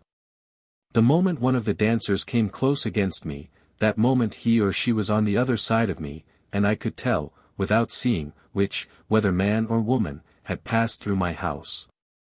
On many of the skulls the hair held its place, and however dressed, or in itself however beautiful, to my eyes looked frightful on the bones of the forehead and temples. In such case, the outer ear often remained also, and at its tip, the jewel of the ear as Sidney calls it, would hang, glimmering, gleaming, or sparkling, pearl or opal or diamond, under the night of brown or of raven locks. The sunrise of golden ripples, or the moonshine of pale, interclouded, fluffy cirri, liken us all on the ivory-white or damp yellow naked bone. I looked down and saw the daintily domed instep. I looked up and saw the plump shoulders basing the spring of the round full neck, which withered at half-height to the fluted shaft of a gibbous cranium. The music became wilder, the dance faster and faster. Eyes flared and flashed, jewels twinkled and glittered, casting color and fire on the pallid grins that glowed through the hall, weaving a ghastly rhythmic woof in intricate maze of multitudinous motion, when sudden came a pause. And every eye turned to the same spot. In the doorway stood a woman, perfect in form, in holding, and in hue, regarding the company as from the pedestal of a goddess, while the dancers stood like one forbid. Frozen to a new death by the vision of a life that killed. Dead things, I live, said her scornful glance. Then, at once, like leaves in which an instant wind awakes, they turned each to another, and broke afresh into melodious consorted motion, a new expression in their eyes, late solitary, now filled with the interchange of a common triumph. Thou also, they seem to say, wilt soon become weak as we. Thou wilt soon become like unto us. I turned mine again to the woman, and saw upon her side a small dark shadow. She had seen the change in the dead stare, she looked down. She understood the talking eyes, she pressed both her lovely hands on the shadow, gave a smothered cry, and fled. The birds moved rustling in their nests, and a flash of joy lit up the eyes of the dancers, when suddenly a warm wind, growing in strength as it swept through the place, blew out every light. But the low moon yet glimmered on the horizon with sick-essay to shine, and a turbid radiance yet gleamed from so many eyes, that I saw well enough what followed. As if each shape had been but a snow image, it began to fall to pieces, ruining in the warm wind. In papery flakes the flesh peeled from its bones, dropping like soiled snow from under its garments. These fell fluttering in rags and strips, and the whole white skeleton, emerging from garment and flesh together, stood bare and lank amid the decay that littered the floor. A faint rattling shiver went through the naked company. Pair after pair the lamping eyes went out, and the darkness grew round me with the loneliness. For a moment the leaves were still swept fluttering all one way, then the wind ceased, and the owl floated silent through the silent night. Not for a moment had I been afraid. It is true that whoever would cross the threshold of any world, must leave fear behind him, but, for myself, I could claim no part in its absence. No conscious courage was operant in me, simply, I was not afraid. I neither knew why I was not afraid, nor wherefore I might have been afraid. I feared not even fear, which of all dangers is the most dangerous. I went out into the wood, at once to resume my journey. Another moon was rising, and I turned my face toward it. Chapter 17. A Grotesque Tragedy. I had not gone 10 paces when I caught sight of a strange-looking object, and went nearer to know what it might be. I found it a mouldering carriage of ancient form, ruinous but still upright on its heavy wheels. On each side of the pole, still in its place, lay the skeleton of a horse. From their 2 grim white heads ascended the shriveled reins to the hand of the skeleton coachman seated on his tattered hammercloth. Both doors had fallen away. Within sat 2 skeletons, each leaning back in its corner. Even as I looked, they started awake, and with a cracking rattle of bones, each leaped from the door next it. One fell and lay, the other stood a moment, its structure shaking perilously. Then with difficulty, for its joints were stiff, crept, holding by the back of the carriage, to the opposite side, the thin leg bones seeming hardly strong enough to carry its weight, where, kneeling by the other, it sought to raise it. Almost falling itself again in the endeavor. The prostrate one rose at length, as by a sudden effort, to the sitting posture. For a few moments it turned its yellowish skull to this side and that, then, heedless of its neighbor, got upon its feet by grasping the spokes of the hind wheel. Half erected thus, it stood with its back to the other, both hands holding one of its knee joints. With little less difficulty and not a few contortions, the kneeling one rose next, and addressed its companion. "Have you hurt yourself, my lord?" it said, in a voice that sounded far off, and ill-articulated as if blown aside by some spectral wind. "Yes, I have," answered the other, in like but rougher tone. "You would do nothing to help me, and this cursed knee is out." "I did my best, my lord." "No doubt, my lady, for it was bad. I thought I should never find my feet again, but, bless my soul, madam. Are you out in your bones?" She cast a look at herself. "I have nothing else to be out in," she returned. "And you at least cannot complain. But what on earth does it mean? Am I dreaming?" "You may be dreaming, madam, I cannot tell, but this knee of mine forbids me the grateful illusion. Ha! I too, I perceive, have nothing to walk in but bones. Not so unbecoming to a man, however. I trust to goodness they are not my bones. Every one aches worse than another, and this loose knee worst of all. The bed must have been damp, and I too drunk to know it. Probably, my lord of cocaine. What? What, you make me think I too am dreaming, aches and all. How do you know the title my roistering bullies give me? I don't remember you, anyhow, you have no right to take liberties. My name is, I am Lord, tut, tut. What do you call me when I mean when you are sober? I cannot, at the moment, why, what is my name, I must have been very drunk when I went to bed. I often am. You come so seldom to mine, that I do not know, my lord. But I may take your word for that. I hope so. If for nothing else. Hoity-toity. I never told you a lie in my life. You never told me anything but lies. Upon my honor, why, I never saw the woman before. You knew me well enough to lie to, my lord. I do seem to begin to dream I have met you before, but, upon my oath, there is nothing to know you by. Out of your clothes, who is to tell who you may not be? One thing I may swear, that I never saw you so much undressed before, by heaven, I have no recollection of you. I am glad to hear it, my recollections of you are the less distasteful. Good morning, my lord. She turned away, hobbled, clacking, a few paces, and stood again. You are just as heartless as any other woman, madam. Where in this hell of a place shall I find my valet? What was the cursed name I used to call the fool? He turned his bare noddle this way and that on its creaking pivot, still holding his knee with both hands. I will be your valet for once, my lord, said the lady, turning once more to him. What can I do for you? It is not easy to tell. Tie my leg on, of course, you fool. Can't you see it is all but off? Hego, my dancing days. She looked about with her eyeless sockets and found a piece of fibrous grass, with which she proceeded to bind together the adjoining parts that had formed the knee. When she had done, he gave one or two carefully tentative stamps. You used to stamp rather differently, my lord, she said, as she rose from her knees. Eh? What, now I look at you again, it seems to me I used to hate you, eh? Naturally, my lord. You hated a good many people. Your wife, of course, among the rest. Ah, I begin, but, I must have been a long time somewhere, I really forget, there. Your damned, miserable bit of grass is breaking, we used to get on pretty well together, eh? Not that I remember, my lord. The only happy moments I had in your company were scattered over the first week of our marriage. Was that the way of it? Ha! Ha, well, it's over now, thank goodness. I wish I could believe it. Why were we sitting there in that carriage together? It wakes apprehension. I think we were divorced, my lady. Hardly enough, we are still together.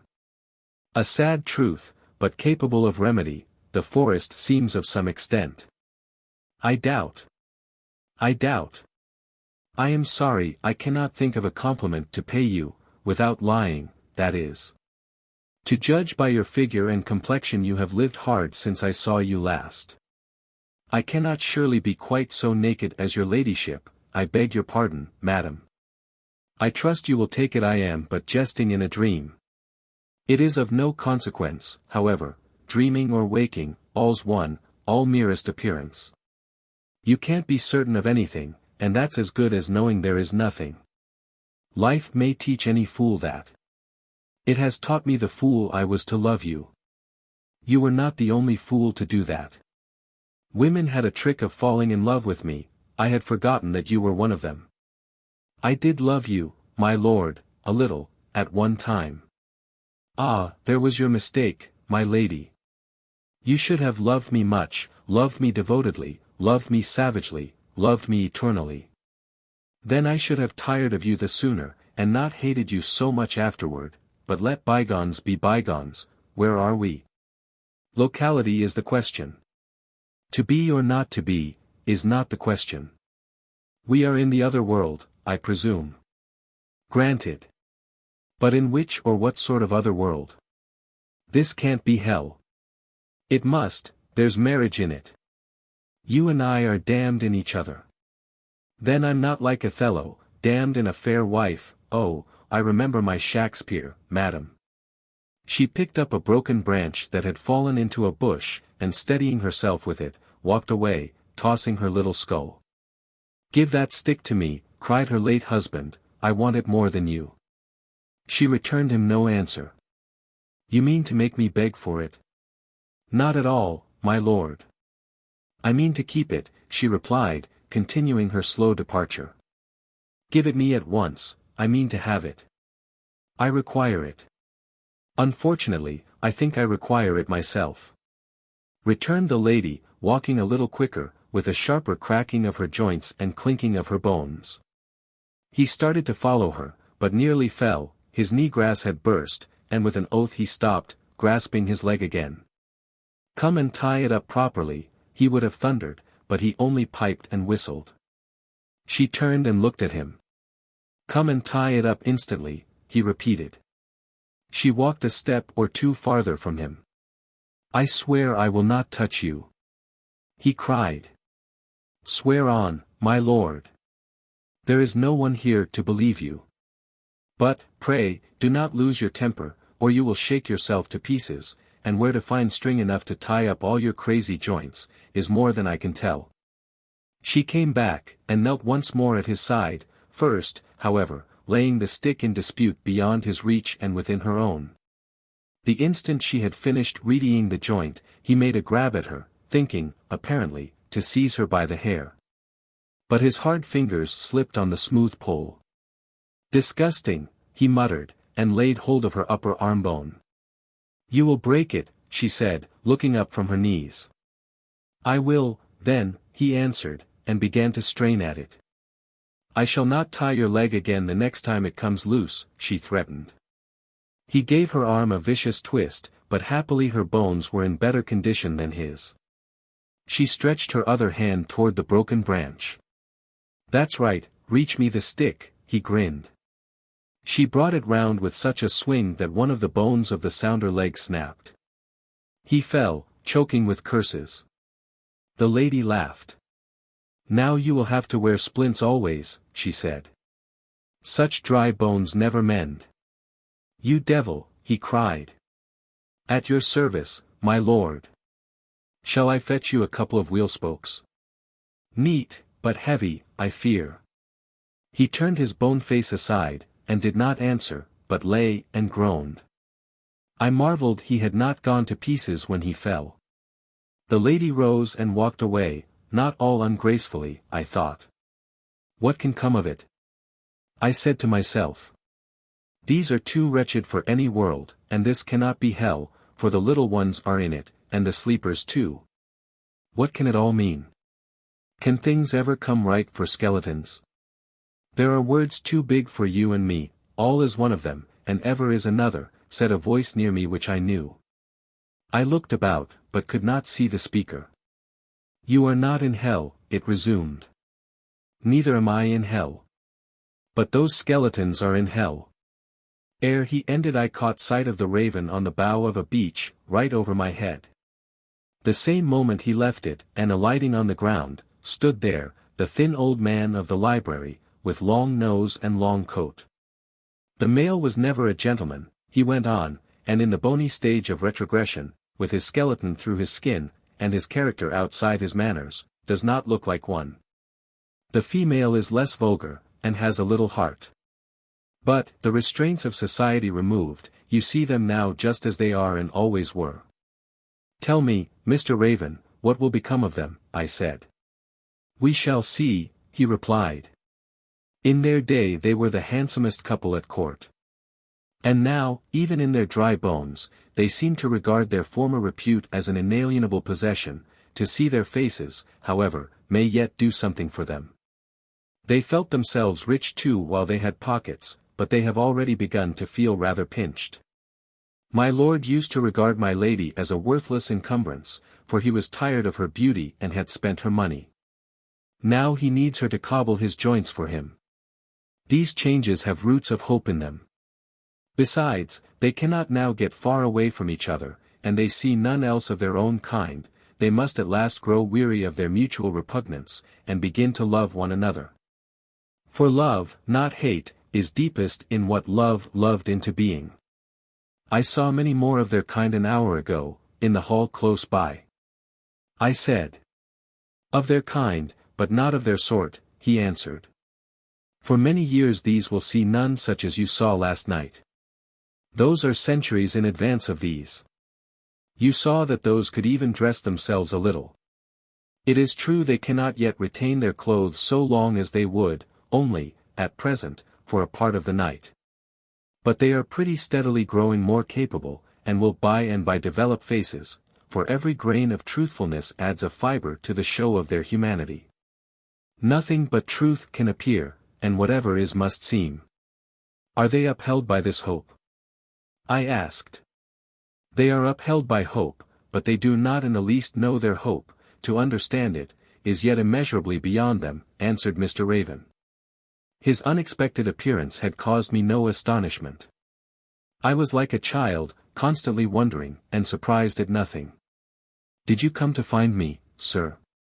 I asked. Not at all, he replied. I have no anxiety about you. Such as you always come back to us. Tell me, please, who am I such as? I said.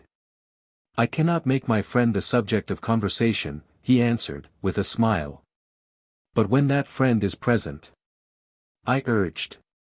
I decline the more strongly, he rejoined. But when that friend asks you. I persisted. Then most positively I refuse, he returned. Why? Because he and I would be talking of two persons as if they were one and the same. Your consciousness of yourself and my knowledge of you are far apart. The lapels of his coat flew out, and the lappets lifted, and I thought the metamorphosis of Homo to Corvus was about to take place before my eyes.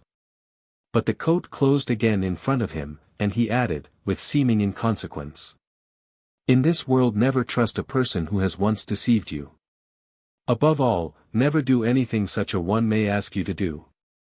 I will try to remember, I answered. But I may forget. Then some evil that is good for you will follow. And if I remember? Some evil that is not good for you, will not follow. The old man seemed to sink to the ground, and immediately I saw the raven several yards from me, flying low and fast. Chapter 18. Dead or alive? I went walking on, still facing the moon, who, not yet high, was staring straight into the forest. I did not know what ailed her, but she was dark and dented, like a battered disk of old copper, and looked dispirited and weary. Not a cloud was nigh to keep her company, and the stars were too bright for her. Is this going to last forever? She seemed to say. She was going one way and I was going the other, yet through the wood we went a long way together. We did not commune much, for my eyes were on the ground, but her disconsolate look was fixed on me, I felt without seeing it. A long time we were together, I and the moon, walking side by side, she the dull shine, and I the live shadow. Something on the ground, under a spreading tree, caught my eye with its whiteness, and I turned toward it. Vague as it was in the shadow of the foliage, it suggested, as I drew nearer, a human body. Another skeleton. I said to myself, kneeling and laying my hand upon it. A body it was, however, and no skeleton, though as nearly one as body could well be. It lay on its side, and was very cold, not cold like a stone, but cold like that which was once alive, and is alive no more. The closer I looked at it, the oftener I touched it, the less it seemed possible it should be other than dead. For one bewildered moment, I fancied it one of the wild dancers, a ghostly Cinderella, perhaps, that had lost her way home, and perished in the strange night of an out-of-door world. It was quite naked, and so worn that, even in the shadow, I could, peering close, have counted without touching them, every rib in its side. All its bones, indeed, were as visible as if tight covered with only a thin elastic leather. Its beautiful yet terrible teeth, unseemly disclosed by the retracted lips, gleamed ghastly through the dark. Its hair was longer than itself, thick and very fine to the touch, and black as night. It was the body of a tall, probably graceful woman. How had she come there? Not of herself, and already in such wasted condition, surely. Her strength must have failed her, she had fallen, and lain there until she died of hunger. But how, even so, could she be thus emaciated? And how came she to be naked? Where were the savages to strip and leave her? Or what wild beasts would have taken her garments? That her body should have been left was not wonderful. I rose to my feet, stood, and considered. I must not, could not let her lie exposed and forsaken. Natural reverence forbade it. Even the garment of a woman claims respect, her body it were impossible to leave uncovered. Irreverent eyes might look on it. Brutal claws might toss it about. Years would pass ere the friendly rains washed it into the soil, but the ground was hard, almost solid with interlacing roots, and I had but my bare hands. At first it seemed plain that she had not long been dead, there was not a sign of decay about her. But then what had the slow wasting of life left of her to decay? Could she be still alive? Might she not? What if she were? Things went very strangely in this strange world. Even then there would be little chance of bringing her back, but I must know she was dead before I buried her. As I left the forest hall, I had spied in the doorway a bunch of ripe grapes, and brought it with me, eating as I came. A few were yet left on the stalk, and their juice might possibly revive her. Anyhow it was all I had with which to attempt her rescue. The mouth was happily a little open. But the head was in such an awkward position that, to move the body, I passed my arm under the shoulder on which it lay. When I found the pine needles beneath it warm, she could not have been any time dead, and might still be alive. Though I could discern no motion of the heart, or any indication that she breathed. One of her hands was clenched hard, apparently enclosing something small. I squeezed a grape into her mouth, but no swallowing followed.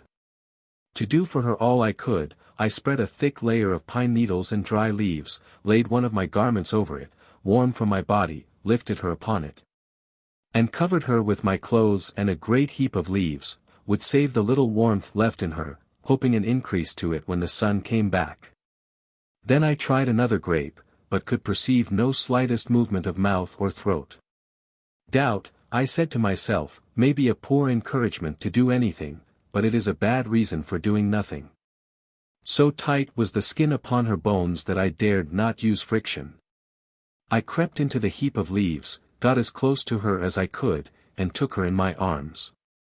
I had not much heat left in me, but what I had I would share with her. Thus I spent what remained of the night, sleepless, and longing for the sun. Her cold seemed to radiate into me, but no heat to pass from me to her. Had I fled from the beautiful sleepers, I thought, each on her dim, straight, silver couch, to lie alone with such a bedfellow. I had refused a lovely privilege, I was given over to an awful duty. Beneath the sad, slow-setting moon, I lay with the dead, and watched for the dawn. The darkness had given way, and the eastern horizon was growing dimly clearer, when I caught sight of a motion rather than of anything that moved, not far from me, and close to the ground. It was the low undulating of a large snake, which passed me in an unswerving line. Presently appeared, making as it seemed for the same point, what I took for a roebuck doe and her calf. Again a while, and two creatures like bear cubs came, with 3 or 4 smaller ones behind them. The light was now growing so rapidly that when, a few minutes after, a troop of horses went trotting past, I could see that, although the largest of them were no bigger than the smallest Shetland pony, they must yet be full-grown. So perfect were they in form, and so much had they all the ways and action of great horses. They were of many breeds. Some seemed models of cart horses, others of chargers, hunters, racers. Dwarf cattle and small elephants followed. Why are the children not here? I said to myself.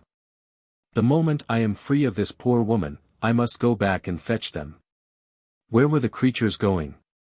What drew them? Was this an exodus, or a morning habit? I must wait for the sun. Till he came I must not leave the woman. I laid my hand on the body, and could not help thinking it felt a trifle warmer. It might have gained a little of the heat I had lost. It could hardly have generated any. What reason for hope there was had not grown less. The forehead of the day began to glow, and soon the sun came peering up, as if to see for the first time what all this stir of a new world was about. At sight of his great innocent splendor, I rose full of life, strong against death. Removing the handkerchief I had put to protect the mouth and eyes from the pine needles, I looked anxiously to see whether I had found a priceless jewel, or but its empty case. The body lay motionless as when I found it. Then first, in the morning light, I saw how drawn and hollow was the face, how sharp were the bones under the skin, how every tooth shaped itself through the lips. The human garment was indeed worn to its threads, but the bird of heaven might yet be nestling within, might yet awake to motion and song. But the sun was shining on her face. I rearranged the handkerchief, laid a few leaves lightly over it, and set out to follow the creatures. Their main track was well beaten, and must have long been used, likewise many of the tracks that, joining it from both sides, merged in, and broadened it. The trees retreated as I went, and the grass grew thicker. Presently the forest was gone, and a wide expanse of loveliest green stretched away to the horizon. Through it, along the edge of the forest, flowed a small river, and to this the track led. At sight of the water a new though undefined hope sprang up in me. The stream looked everywhere deep, and was full to the brim, but nowhere more than a few yards wide. A bluish mist rose from it, vanishing as it rose. On the opposite side, in the plentiful grass, many small animals were feeding. Apparently they slept in the forest, and in the morning sought the plain, swimming the river to reach it. I knelt and would have drunk, but the water was hot, and had a strange metallic taste. I leapt to my feet. Here was the warmth I sought, the first necessity of life. I sped back to my helpless charge. Without well considering my solitude, no one will understand what seemed to lie for me in the redemption of this woman from death. Prove what she may, I thought with myself, I shall at least be lonely no more. I had found myself such poor company that now first I seemed to know what hope was. This blessed water would expel the cold death, and drown my desolation. I bore her to the stream. Tall as she was, I found her marvelously light, her bones were so delicate, and so little covered them. I grew yet more hopeful when I found her so far from stiff that I could carry her on one arm, like a sleeping child, leaning against my shoulder. I went softly, dreading even the wind of my motion, and glad there was no other. The water was too hot to lay her at once in it, the shock might scare from her the yet fluttering life. I laid her on the bank, and dipping one of my garments, began to bathe the pitiful form. So wasted was it that, save from the plentifulness and blackness of the hair, it was impossible even to conjecture whether she was young or old. Her eyelids were just not shut, which made her look dead the more. There was a crack in the clouds of her night, at which no sun shone through.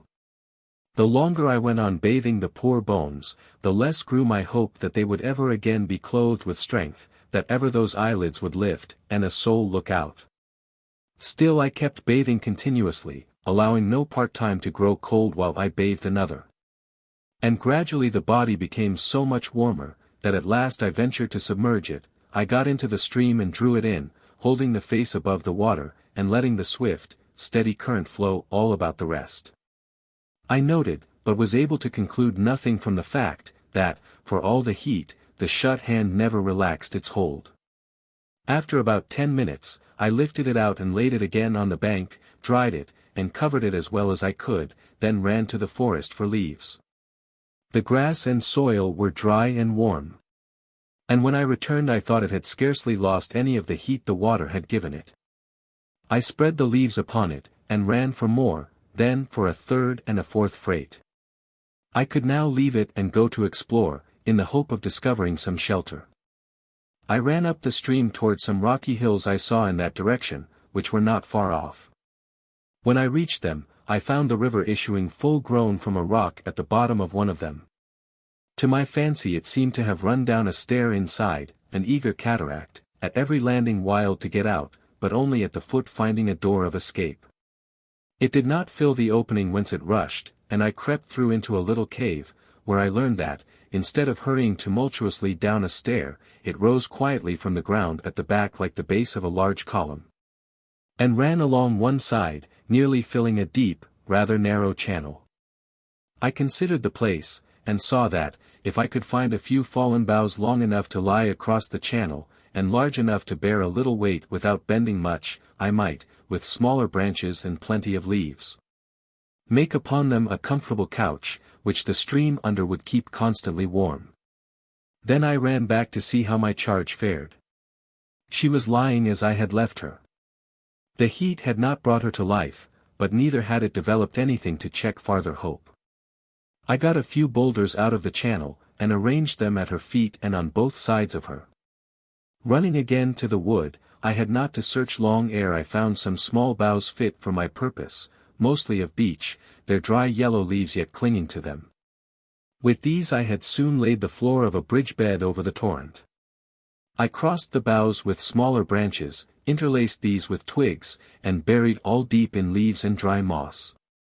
When thus at length, after not a few journeys to the forest, I had completed a warm, dry, soft couch, I took the body once more, and set out with it for the cave. It was so light that now and then as I went I almost feared lest, when I laid it down, should find it a skeleton after all. And when at last I did lay it gently on the pathless bridge, it was a greater relief to part with that fancy than with the weight. Once more I covered the body with a thick layer of leaves, and trying again to feed her with a grape, found to my joy that I could open the mouth a little farther. The grape, indeed, lay in it unheeded, but I hoped some of the juice might find its way down. After an hour or two on the couch, she was no longer cold. The warmth of the brook had interpenetrated her frame, truly it was but a frame, and she was warm to the touch. Not, probably, with the warmth of life, but with a warmth which rendered it more possible, if she were alive, that she might live. I had read of one in a trance lying motionless for weeks. In that cave, day after day, night after night, 7 long days and nights, I sat or lay, now waking now sleeping, but always watching. Every morning I went out and bathed in the hot stream, and every morning felt thereupon as if I had eaten and drunk, which experience gave me courage to lay her in it also every day. Once as I did so, a shadow of discoloration on her left side gave me a terrible shock, but the next morning it had vanished, and I continued the treatment, every morning, after her bath, putting a fresh grape in her mouth. I too ate of the grapes and other berries I found in the forest, but I believe that, with my daily bath in that river, I could have done very well without eating at all.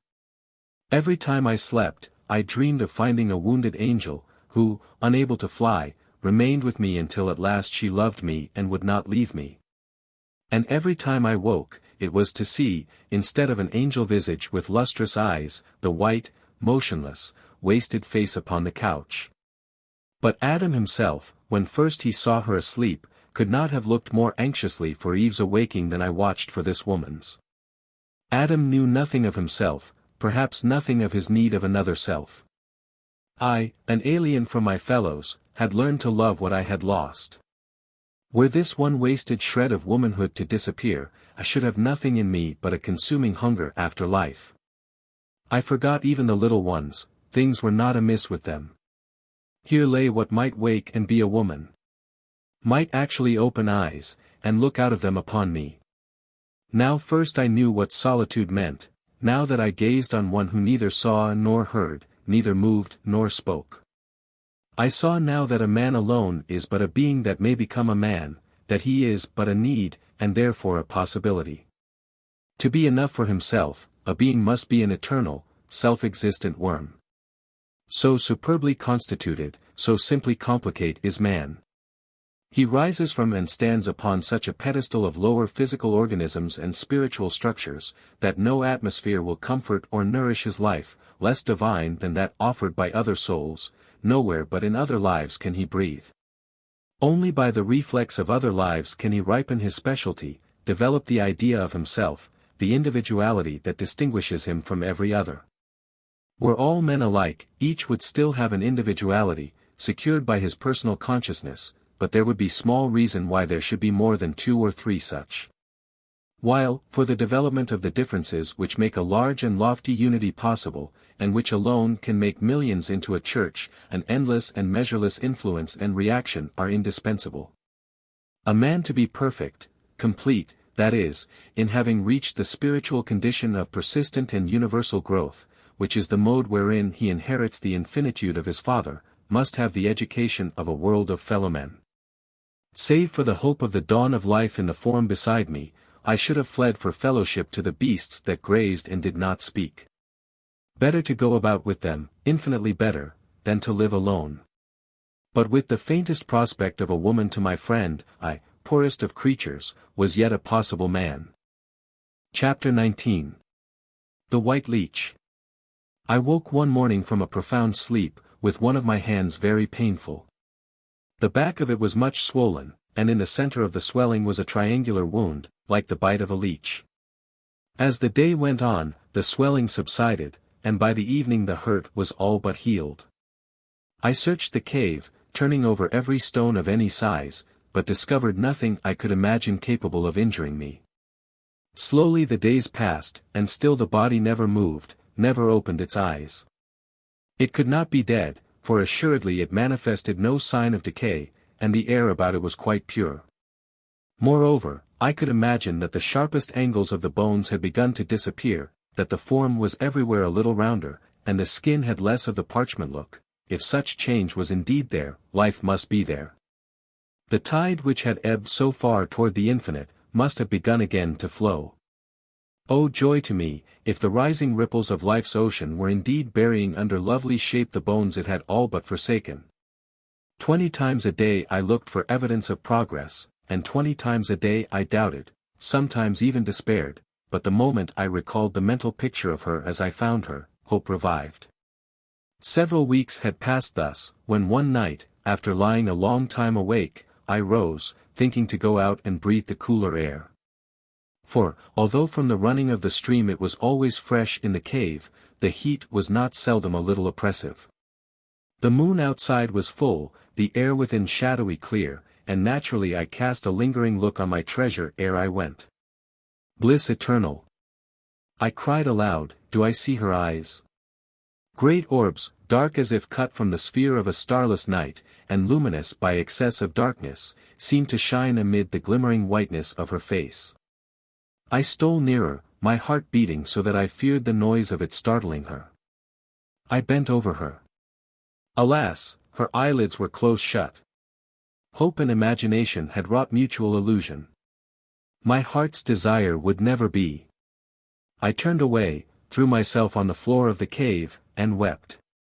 Then I bethought me that her eyes had been a little open, and that now the awful chink out of which nothingness had peered, was gone. It might be that she had opened them for a moment, and was again asleep. It might be she was awake and holding them close. In either case, life, less or more, must have shut them. I was comforted, and fell fast asleep. That night I was again bitten, and awoke with a burning thirst. In the morning I searched yet more thoroughly, but again in vain. The wound was of the same character, and, as before, was nearly well by the evening. I concluded that some large creature of the leech kind came occasionally from the hot stream. But, if blood be its object, I said to myself, so long as I am there, I need hardly fear for my treasure.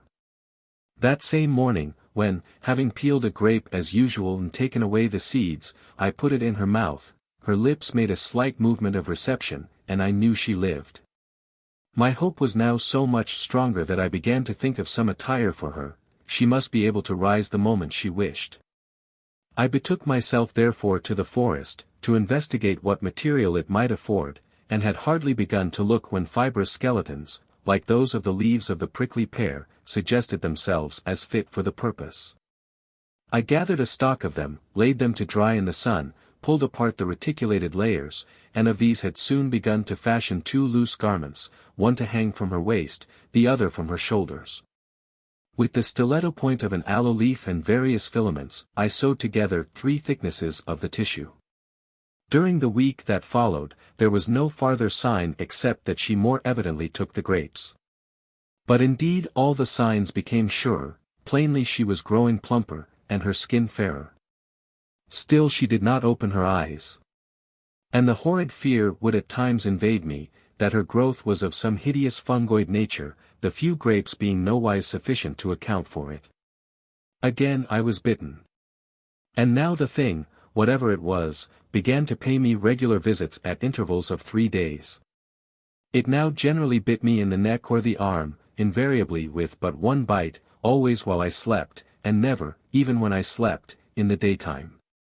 Hour after hour would I lie awake on the watch, but never heard it coming, or saw sign of its approach. Neither, I believe, did I ever feel it bite me. At length I became so hopeless of catching it, that I no longer troubled myself either to look for it by day, or lie in wait for it at night.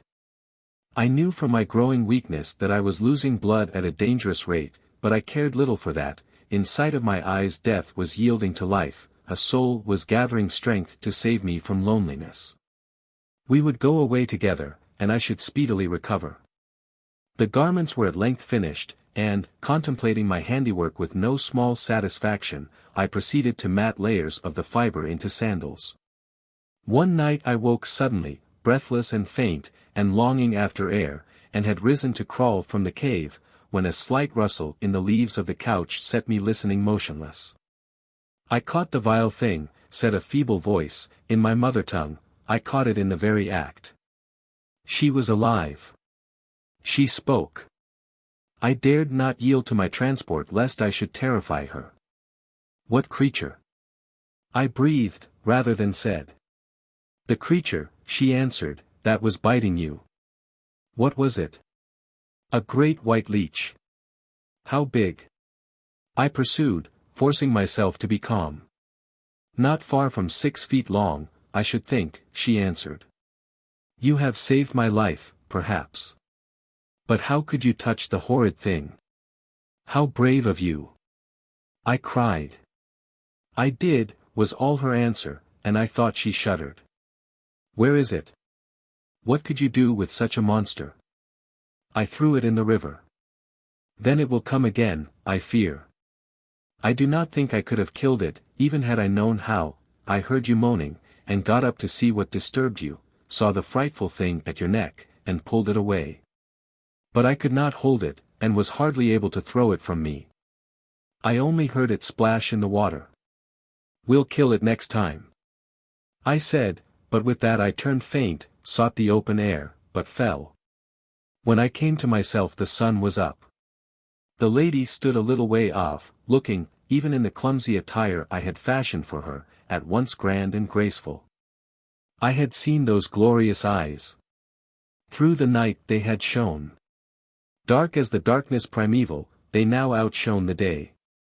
She stood erect as a column, regarding me. Her pale cheek indicated no emotion, only question.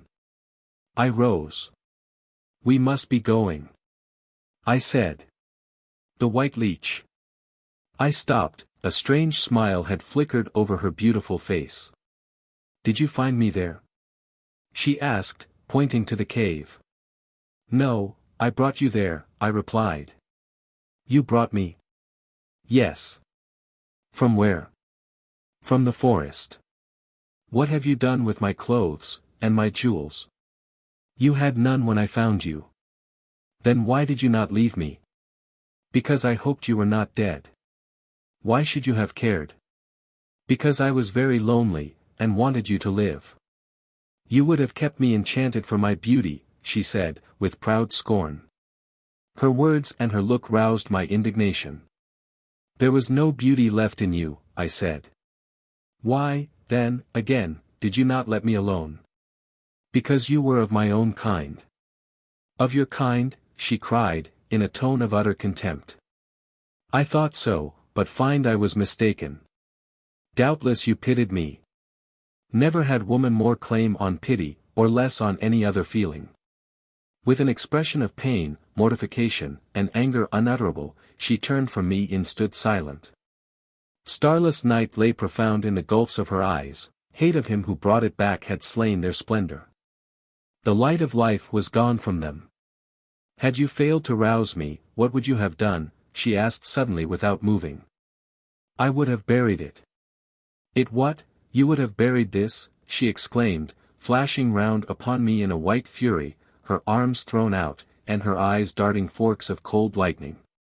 Nay, that I saw not. That, weary weeks of watching and tending have brought back to you, I answered, for with such a woman I must be plain. Had I seen the smallest sign of decay, I would at once have buried you. Dog of a fool! She cried, I was but in a trance, Samuel. What a fate, go and fetch the she-savage from whom you borrowed this hideous disguise. I made it for you. It is hideous, but I did my best. She drew herself up to her tall height.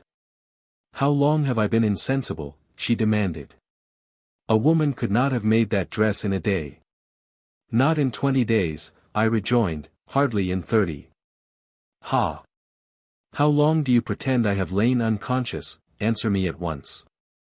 I cannot tell how long you had lain when I found you, but there was nothing left of you save skin and bone, that is more than 3 months ago. Your hair was beautiful, nothing else. I have done for it what I could.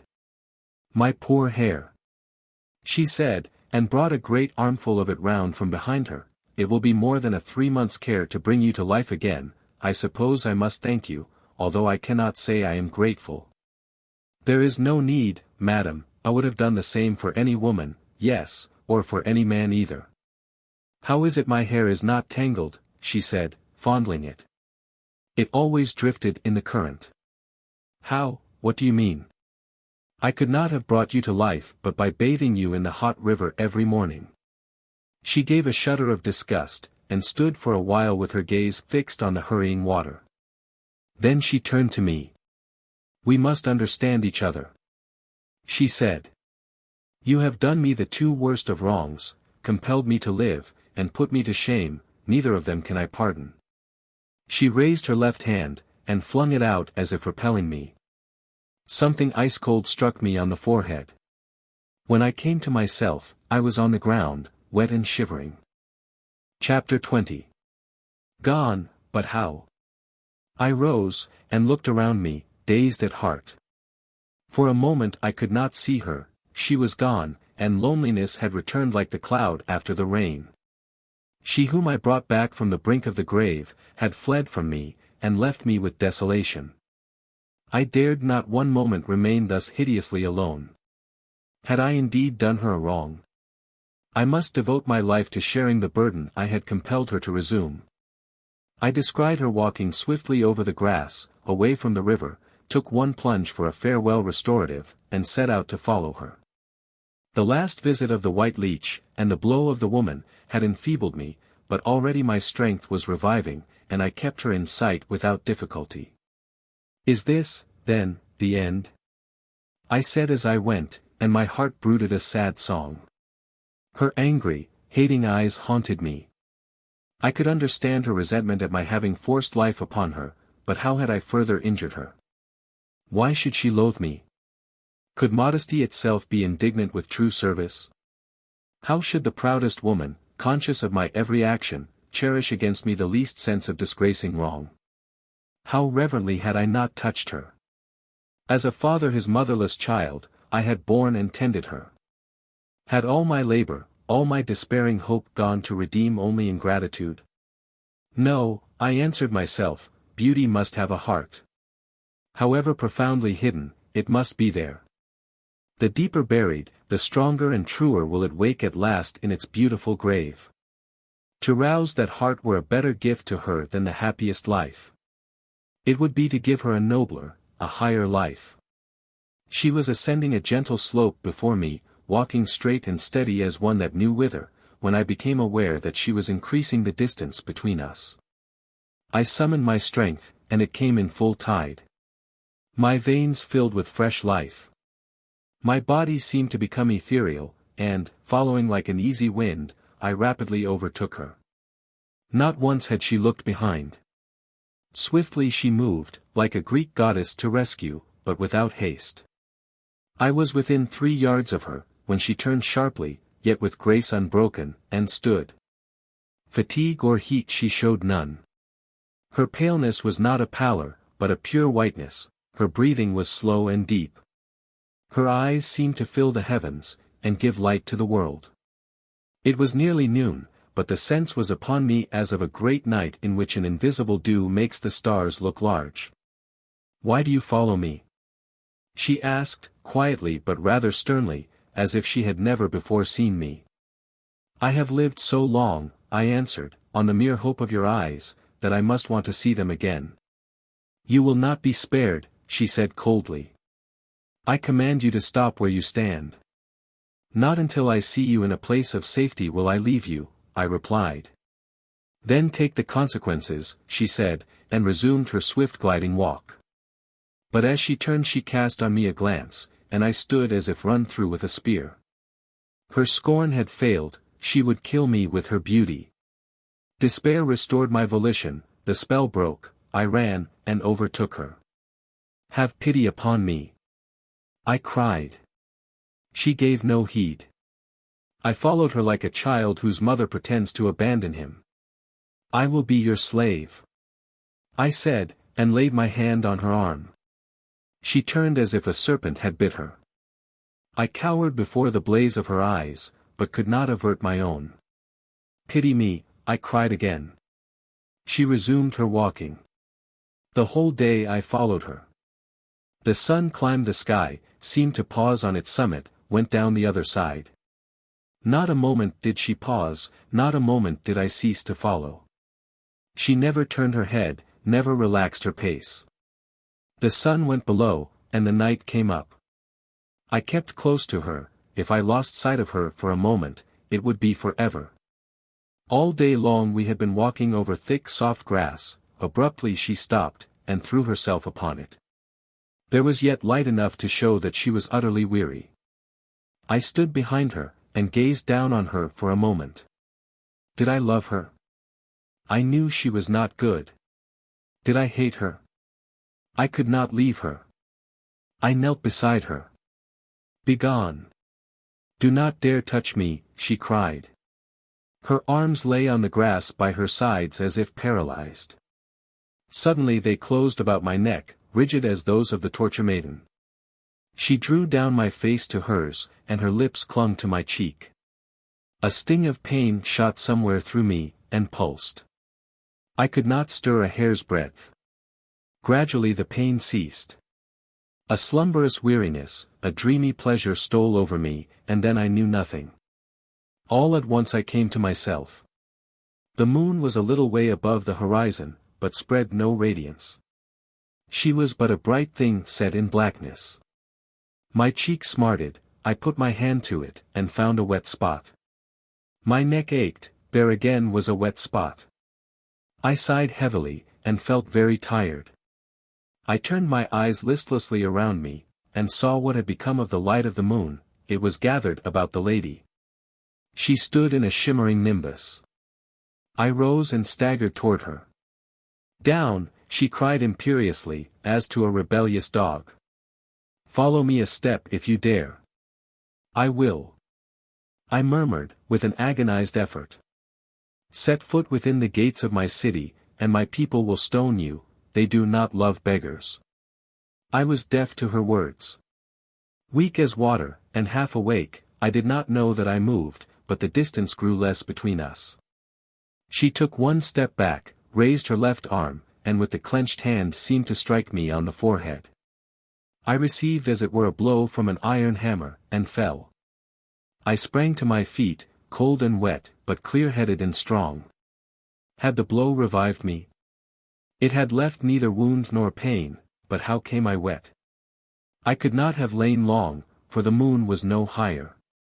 The lady stood some yards away, her back toward me. She was doing something, I could not distinguish what. Then by her sudden gleam I knew she had thrown off her garments, and stood white in the dazed moon. One moment she stood, and fell forward. A streak of white shot away in a swift-drawn line.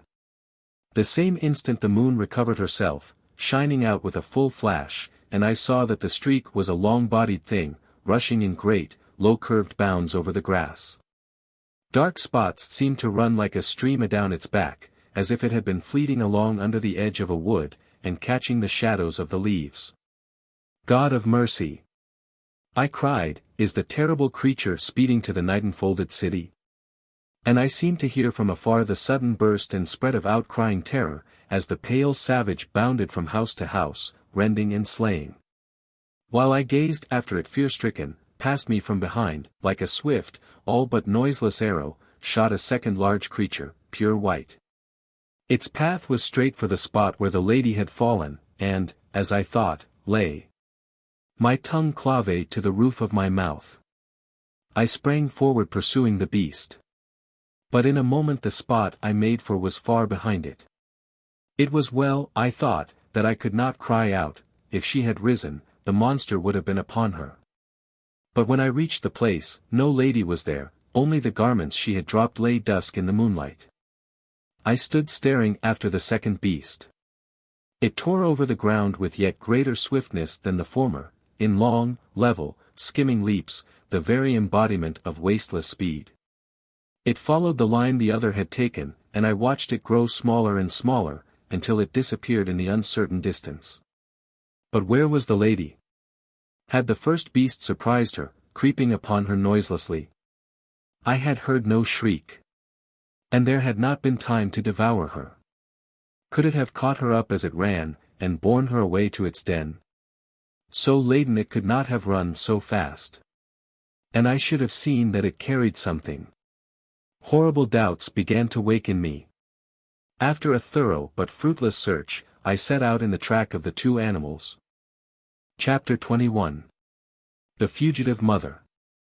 As I hastened along, a cloud came over the moon, and from the grey dark suddenly emerged a white figure, clasping a child to her bosom, and stooping as she ran.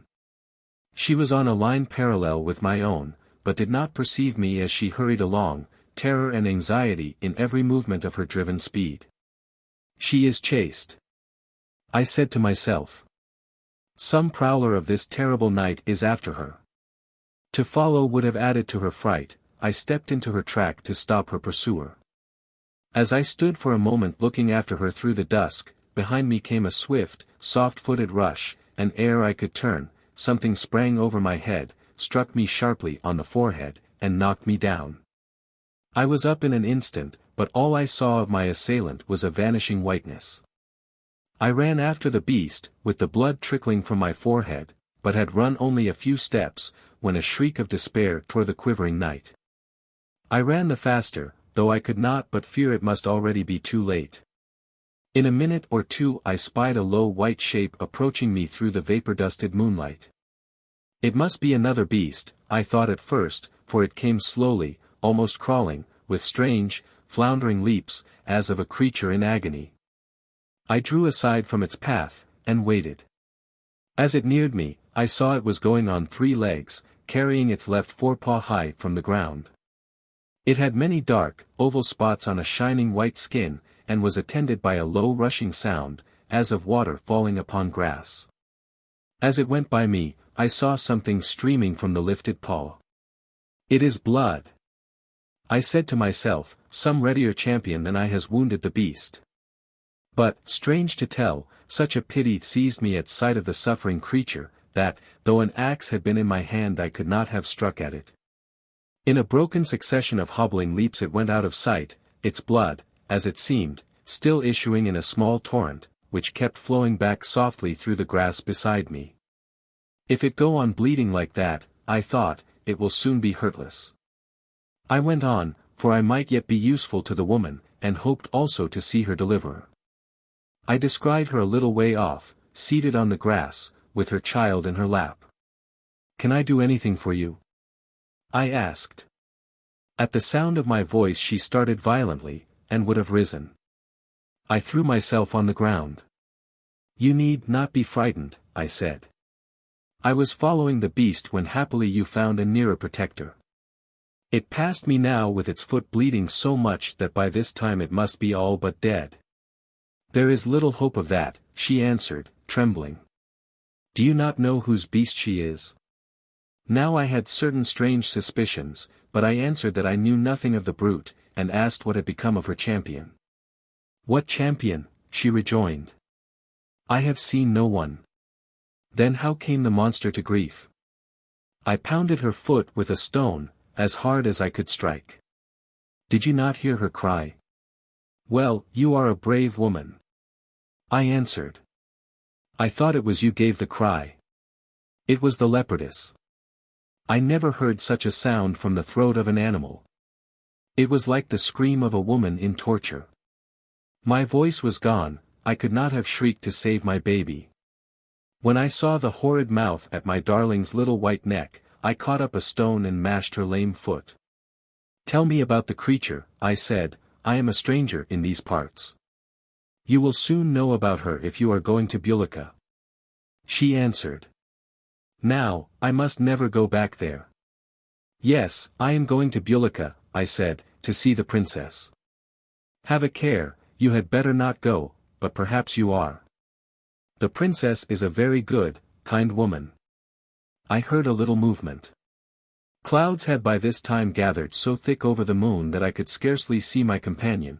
I feared she was rising to run from me. You are in no danger of any sort from me, I said. What oath would you like me to take? I know by your speech that you are not of the people of Bulika, she replied. I will trust you, I am not of them either, else I should not be able. They never trust any one, if only I could see you. But I like your voice. There, my darling is asleep. The foul beast has not hurt her. Yes, it was my baby she was after, she went on, caressing the child. And then she would have torn her mother to pieces for carrying her off. Some say the princess has 2 white leopardesses, she continued, I know only one, with spots. Everybody knows her. If the princess hear of a baby, she sends her immediately to suck its blood, and then it either dies or grows up an idiot. I would have gone away with my baby, but the princess was from home, and I thought I might wait until I was a little stronger. But she must have taken the beast with her, and been on her way home when I left, and come across my track. I heard the sniff-snuff of the leopardess behind me, and ran, oh, how I ran, but my darling will not die. There is no mark on her. Where are you taking her? Where no one ever tells. Why is the princess so cruel? There is an old prophecy that a child will be the death of her. That is why she will listen to no offer of marriage, they say. But what will become of her country if she kill all the babies? She does not care about her country. She sends witches around to teach the women spells that keep babies away, and give them horrible things to eat. Some say she is in league with the shadows to put an end to the race. At night we hear the questing beast, and lie awake and shiver. She can tell at once the house where a baby is coming, and lies down at the door, watching to get in. There are words that have power to shoo her away, only they do not always work, but here I sit talking, and the beast may by this time have got home, and her mistress be sending the other after us. As thus she ended, she rose in haste. I do not think she will ever get home. Let me carry the baby for you, I said, as I rose also. She returned me no answer, and when I would have taken it, only clasped it the closer. I cannot think, I said, walking by her side, how the brute could be bleeding so much. Take my advice, and don't go near the palace, she answered. There are sounds in it at night as if the dead were trying to shriek, but could not open their mouths. She bade me an abrupt farewell. Plainly she did not want more of my company, so I stood still, and heard her footsteps die away on the grass. Chapter 22. Bulika. I had lost all notion of my position, and was walking about in pure, helpless impatience, when suddenly I found myself in the path of the leopardess, wading in the blood from her paw. It ran against my ankles with the force of a small brook, and I got out of it the more quickly because of an unshaped suspicion in my mind as to whose blood it might be. But I kept close to the sound of it, walking up the side of the stream, for it would guide me in the direction of Bulika. I soon began to reflect, however, that no leopardess, no elephant, no hugest animal that in our world preceded man, could keep such a torrent flowing, except every artery in its body were open. And its huge system went on filling its vessels from fields and lakes and forests as fast as they emptied themselves. It could not be blood. I dipped a finger in it, and at once satisfied myself that it was not. In truth, however it might have come there, it was a softly murmuring rivulet of water that ran, without channel, over the grass.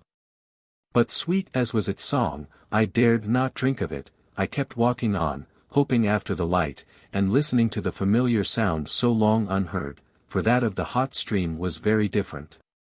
The mere wetting of my feet in it, however, had so refreshed me, that I went on without fatigue till the darkness began to grow thinner, and I knew the sun was drawing nigh. A few minutes more, and I could discern, against the pale aurora, the wall towers of a city, seemingly old as time itself. Then I looked down to get a sight of the brook. It was gone.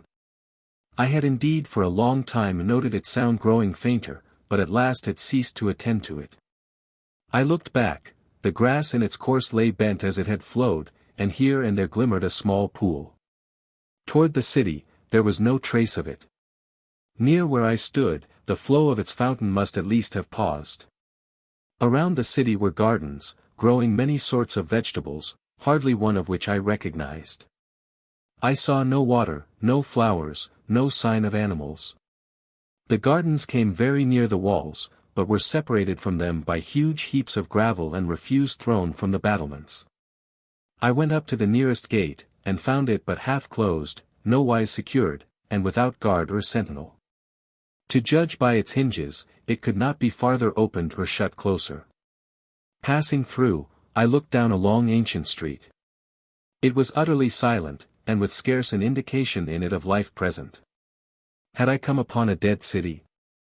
I turned and went out again, toiled a long way over the dust heaps, and crossed several roads, each leading up to a gate. I would not re-enter until some of the inhabitants should be stirring. What was I there for? What did I expect or hope to find? What did I mean to do? I must see, if but once more, the woman I had brought to life. I did not desire her society, she had waked in me frightful suspicions. And friendship, not to say love, was wildly impossible between us. But her presence had had a strange influence upon me, and in her presence I must resist, and at the same time analyze that influence. The seemingly inscrutable in her I would fain penetrate. To understand something of her mode of being would be to look into marvels such as imagination could never have suggested. In this I was too daring. A man must not, for knowledge of his own will encounter temptation. On the other hand, I had reinstated an evil force about to perish, and was, to the extent of my opposing faculty, accountable for what mischief might ensue. I had learned that she was the enemy of children, the little ones might be in her danger. It was in the hope of finding out something of their history that I had left them. On that I had received a little light. I must have more, I must learn how to protect them. Hearing at length a little stir in the place, I walked through the next gate, and thence along a narrow street of tall houses to a little square, where I sat down on the base of a pillar with a hideous bat-like creature atop. Ere long, several of the inhabitants came sauntering past. I spoke to one, he gave me a rude stare and ruder word, and went on. I got up and went through one narrow street after another, gradually filling with idlers, and was not surprised to see no children.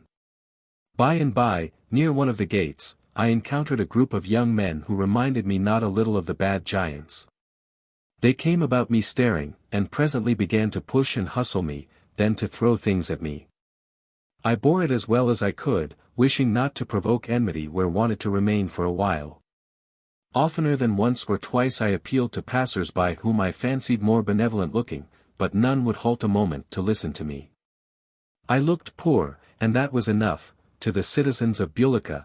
As to house dogs, poverty was an offense. Deformity and sickness were taxed, and no legislation of their princess was more heartily approved of than what tended to make poverty subserve wealth. I took to my heels at last, and no one followed me beyond the gate.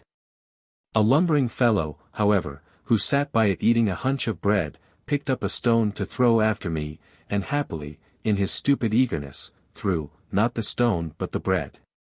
I took it, and he did not dare follow to reclaim it. Beyond the walls they were cowards every one.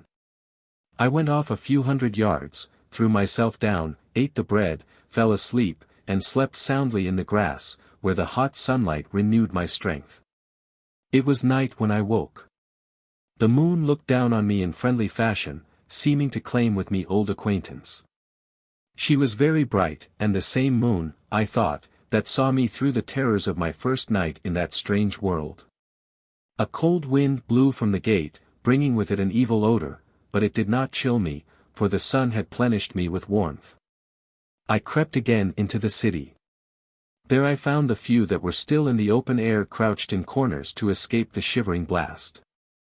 I was walking slowly through the long narrow street, when, just before me, a huge white thing bounded across it, with a single flash in the moonlight, and disappeared. I turned down the next opening, eager to get sight of it again. It was a narrow lane, almost too narrow to pass through, but it led me into a wider street. The moment I entered the latter, I saw on the opposite side, in the shadow, the creature I had followed, itself following like a dog what I took for a man. Over his shoulder, every other moment, he glanced at the animal behind him, but neither spoke to it, nor attempted to drive it away. At a place where he had to cross a patch of moonlight, I saw that he cast no shadow, and was himself but a flat superficial shadow, of 2 dimensions. He was, nevertheless, an opaque shadow, for he not merely darkened any object on the other side of him, but rendered it, in fact, invisible. In the shadow he was blacker than the shadow. In the moonlight he looked like one who had drawn his shadow up about him, for not a suspicion of it moved beside or under him. While the gleaming animal, which followed so close at his heels as to seem the white shadow of his blackness, and which I now saw to be a leopardess, drew her own gliding shadow black over the ground by her side. When they passed together from the shadow into the moonlight, the shadow deepened in blackness, the animal flashed into radiance. I was at the moment walking abreast of them on the opposite side, my bare feet sounding on the flat stones. The leopardess never turned head or twitched ear. The shadow seemed once to look at me, for I lost his profile, and saw for a second only a sharp upright line. That instant the wind found me and blew through me, I shuddered from head to foot, and my heart went from wall to wall of my bosom, like a pebble in a child's rattle. Chapter 23. A Woman of Bulika. I turned aside into an alley, and sought shelter in a small archway. In the mouth of it I stopped, and looked out at the moonlight which filled the alley. The same instant a woman came gliding in after me, turned, trembling, and looked out also. A few seconds passed, then a huge leopard, its white skin dappled with many blots, darted across the archway. The woman pressed close to me, and my heart filled with pity. I put my arm round her. "If the brute come here, I will lay hold of it," I said, "and you must run." "Thank you," she murmured. "Have you ever seen it before?" I asked. "Several times," she answered, still trembling. "She is a pet of the princess's." "You are a stranger, or you would know her." "I am a stranger," I answered. "But is she, then, allowed to run loose?" "She is kept in a cage, her mouth muzzled, and her feet in gloves of crocodile leather. Chained she is too, but she gets out often, and sucks the blood of any child she can lay hold of. Happily there are not many mothers in Bulika."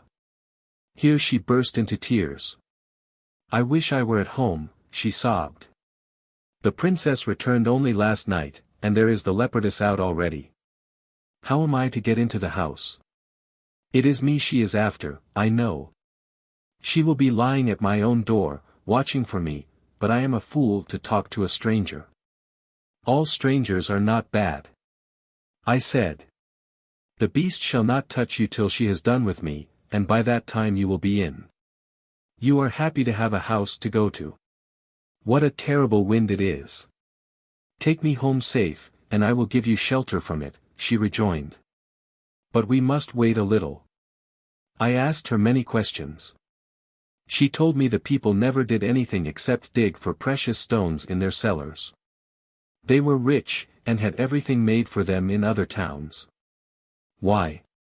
I asked. "Because it is a disgrace to work," she answered. "Everybody in Bulika knows that." I asked how they were rich if none of them earned money. She replied that their ancestors had saved for them, and they never spent. When they wanted money they sold a few of their gems. But there must be some poor. I said. I suppose there must be, but we never think of such people. When one goes poor, we forget him. That is how we keep rich. We mean to be rich always. But when you have dug up all your precious stones and sold them, you will have to spend your money, and one day you will have none left. We have so many, and there are so many still in the ground, that day will never come, she replied. Suppose a strange people were to fall upon you, and take everything you have. No strange people will dare, they are all horribly afraid of our princess. She it is who keeps us safe and free and rich. Every now and then as she spoke, she would stop and look behind her. I asked why her people had such a hatred of strangers. She answered that the presence of a stranger defiled the city. How is that? I said. Because we are more ancient and noble than any other nation. Therefore, she added, we always turn strangers out before night. How, then, can you take me into your house? I asked. I will make an exception of you, she replied. Is there no place in the city for the taking in of strangers?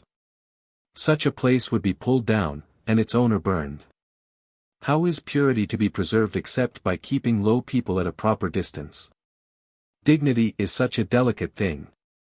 She told me that their princess had reigned for thousands of years, that she had power over the air and the water as well as the earth, and, she believed, over the fire too, that she could do what she pleased, and was answerable to nobody. When at length she was willing to risk the attempt, we took our way through lanes and narrow passages, and reached her door without having met a single live creature.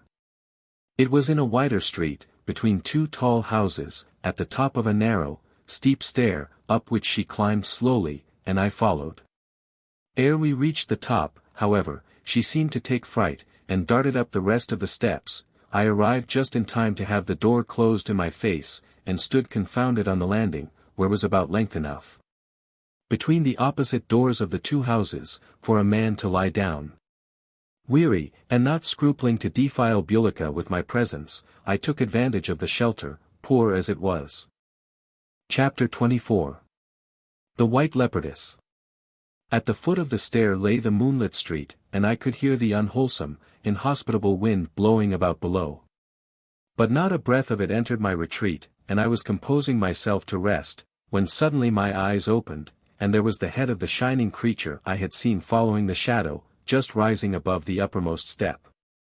The moment she caught sight of my eyes, she stopped and began to retire, tail foremost. I sprang up, whereupon, having no room to turn, she threw herself backward, head over tail, scrambled to her feet, and in a moment was down the stair and gone. I followed her to the bottom, and looked all up and down the street. Not seeing her, I went back to my hard couch. There were, then, two evil creatures prowling about the city, one with, and one without spots. I was not inclined to risk much for man or woman in Bulika, but the life of a child might well be worth such a poor one as mine, and I resolved to keep watch at that door the rest of the night. Presently I heard the latch move, slow, slow. I looked up, and seeing the door half open, rose and slid softly in. Behind it stood, not the woman I had befriended, but the muffled woman of the desert. Without a word she led me a few steps to an empty stone-paved chamber, and pointed to a rug on the floor. I wrapped myself in it, and once more lay down. She shut the door of the room, and I heard the outer door open and close again. There was no light save what came from the moonlit air. As I lay sleepless, I began to hear a stifled moaning. It went on for a good while, and then came the cry of a child, followed by a terrible shriek. I sprang up and darted into the passage. From another door in it came the White Leopardess with a newborn baby in her mouth, carrying it like a cub of her own. I threw myself upon her, and compelled her to drop the infant, which fell on the stone slabs with a piteous wail. At the cry appeared the muffled woman. She stepped over us, the beast and myself, where we lay struggling in the narrow passage, took up the child, and carried it away. Returning, she lifted me off the animal, opened the door, and pushed me gently out. At my heels followed the leopardess. She too has failed me, thought I, given me up to the beast to be settled with at her leisure. But we shall have a tussle for it. I ran down the stair, fearing she would spring on my back, but she followed me quietly. At the foot I turned to lay hold of her, but she sprang over my head, and when again I turned to face her, she was crouching at my feet.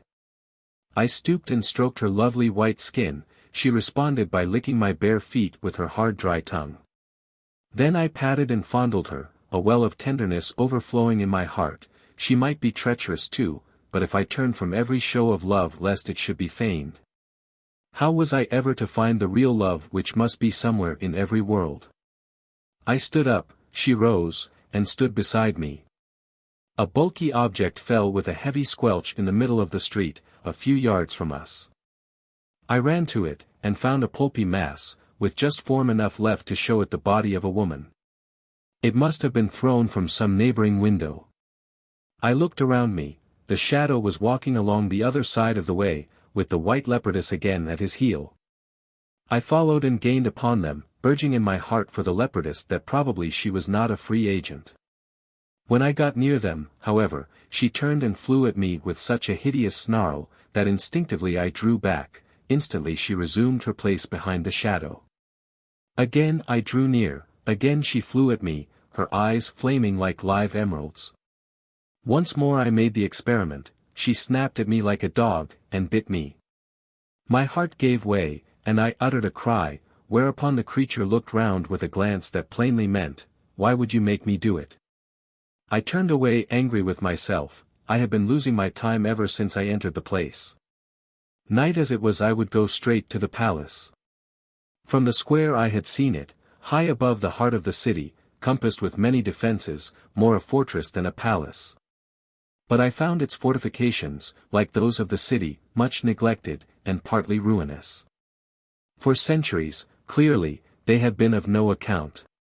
It had great and strong gates, with something like a drawbridge to them over a rocky chasm, but they stood open, and it was hard to believe that water had ever occupied the hollow before them. All was so still that sleep seemed to interpenetrate the structure, causing the very moonlight to look discordantly awake. I must either enter like a thief, or break a silence that rendered frightful the mere thought of a sound. Like an outcast dog I was walking about the walls. When I came to a little recess with a stone bench, I took refuge in it from the wind, lay down, and in spite of the cold fell fast asleep. I was wakened by something leaping upon me, and licking my face with the rough tongue of a feline animal. It is the white leopardess, I thought. She has come to suck my blood, and why should she not have it? It would cost me more to defend than to yield it. So I lay still, expecting a shoot of pain. But the pang did not arrive. A pleasant warmth instead began to diffuse itself through me. Stretched at my back, she lay as close to me as she could lie, the heat of her body slowly penetrating mine, and her breath, which had nothing of the wild beast in it, swathing my head and face in a genial atmosphere. A full conviction that her intention toward me was good, gained possession of me. I turned like a sleepy boy, threw my arm over her, and sank into profound unconsciousness. When I began to come to myself, I fancied I lay warm and soft in my own bed. Is it possible I am at home? I thought. The well-known scents of the garden seemed to come crowding in. I rubbed my eyes, and looked out. I lay on a bare stone, in the heart of a hateful city. I sprang from the bench. Had I indeed had a leopardess for my bedfellow, or had I but dreamed it? She had but just left me, for the warmth of her body was with me yet. I left the recess with a new hope, as strong as it was shapeless. One thing only was clear to me: I must find the princess. Surely I had some power with her, if not over her. Had I not saved her life, and had she not prolonged it at the expense of my vitality? The reflection gave me courage to encounter her, be she what she might. Chapter 25. The Princess.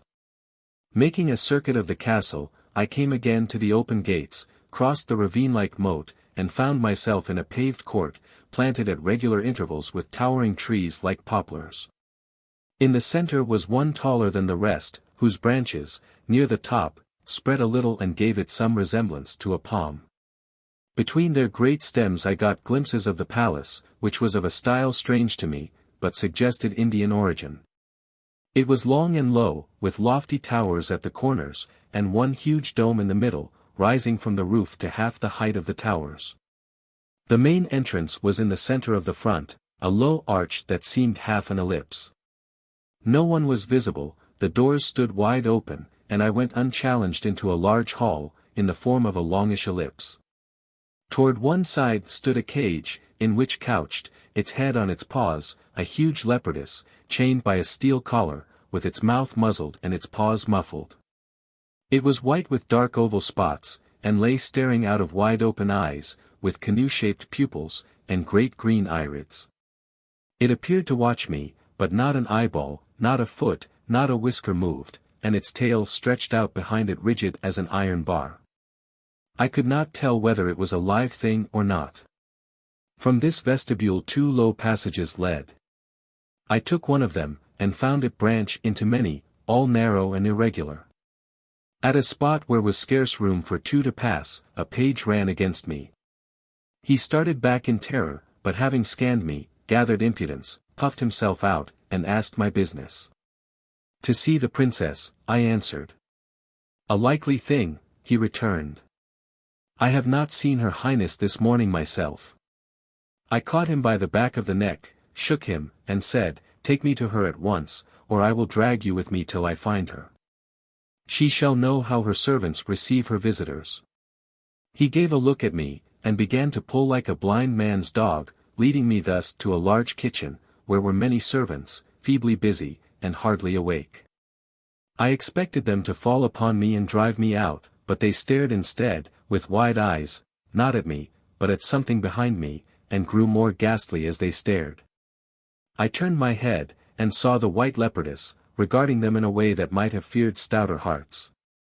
Presently, however, one of them, seeing, I suppose, that attack was not imminent, began to recover himself. I turned to him, and let the boy go. Take me to the princess, I said. She has not yet left her room, your lordship, he replied. Let her know that I am here, waiting audience of her. Will your lordship please to give me your name? Tell her that one who knows the white leech desires to see her. She will kill me if I take such a message, I must not. I dare not. You refuse? He cast a glance at my attendant, and went.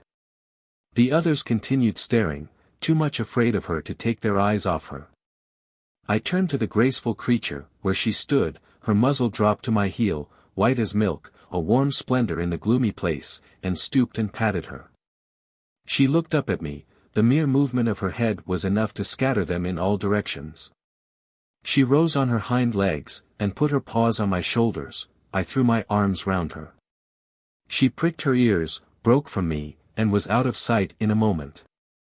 The man I had sent to the princess entered. Please to come this way, my lord, he said. My heart gave a throb, as if bracing itself to the encounter. I followed him through many passages, and was at last shown into a room so large and so dark that its walls were invisible. A single spot on the floor reflected a little light, but around that spot all was black. I looked up, and saw at a great height an oval aperture in the roof, on the periphery of which appeared the joints between blocks of black marble. The light on the floor showed close-fitting slabs of the same material. I found afterward that the elliptical wall as well was of black marble, absorbing the little light that reached it. The roof was the long half of an ellipsoid, and the opening in it was over one of the foci of the ellipse of the floor.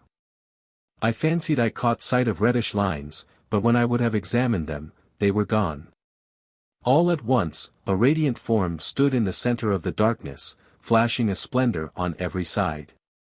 Over a robe of soft white, her hair streamed in a cataract, black as the marble on which it fell. Her eyes were a luminous blackness, her arms and feet like warm ivory.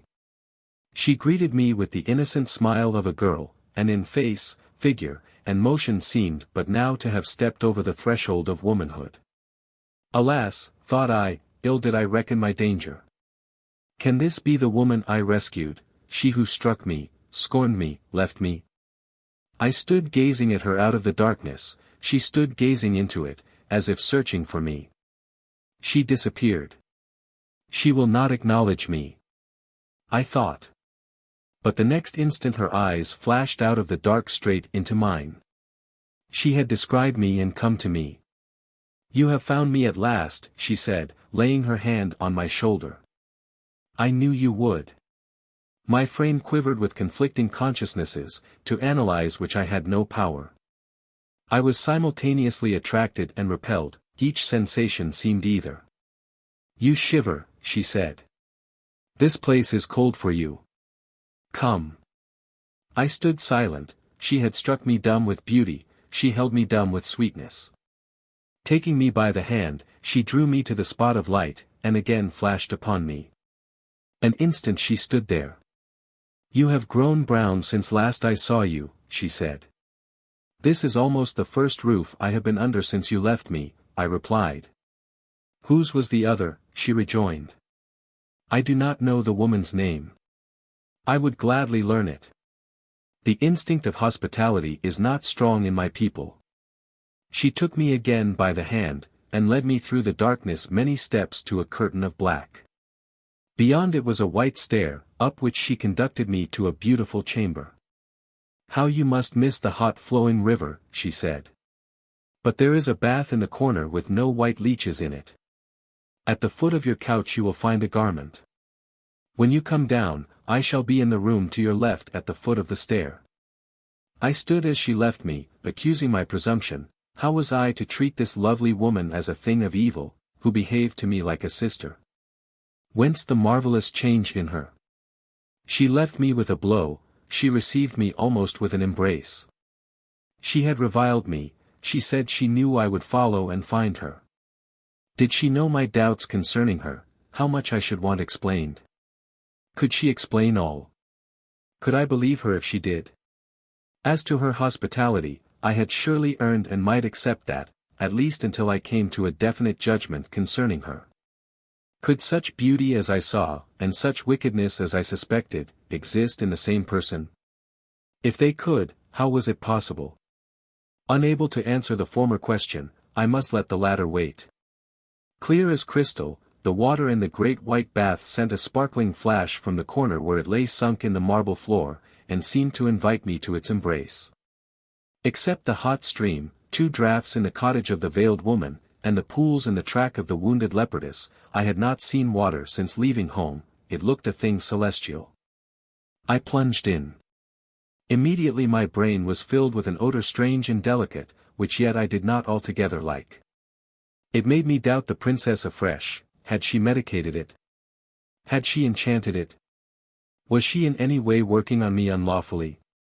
And how was there water in the palace, and not a drop in the city? I remembered the crushed paw of the leopardess, and sprang from the bath. What had I been bathing in? Again I saw the fleeing mother, again I heard the howl, again I saw the limping beast. But what matter whence it flowed? Was not the water sweet? Was it not very water the pitcher plant secreted from its heart, and stored for the weary traveler? Water came from heaven, what mattered the well where it gathered, or the spring whence it burst? But I did not re-enter the bath. I put on the robe of white wool, embroidered on the neck and hem, that lay ready for me, and went down the stair to the room whither my hostess had directed me. It was round, all of alabaster, and without a single window. The light came through everywhere, a soft, pearly shimmer rather than shine. Vague shadowy forms went flitting about over the walls and low dome, like loose rain clouds over a grey-blue sky.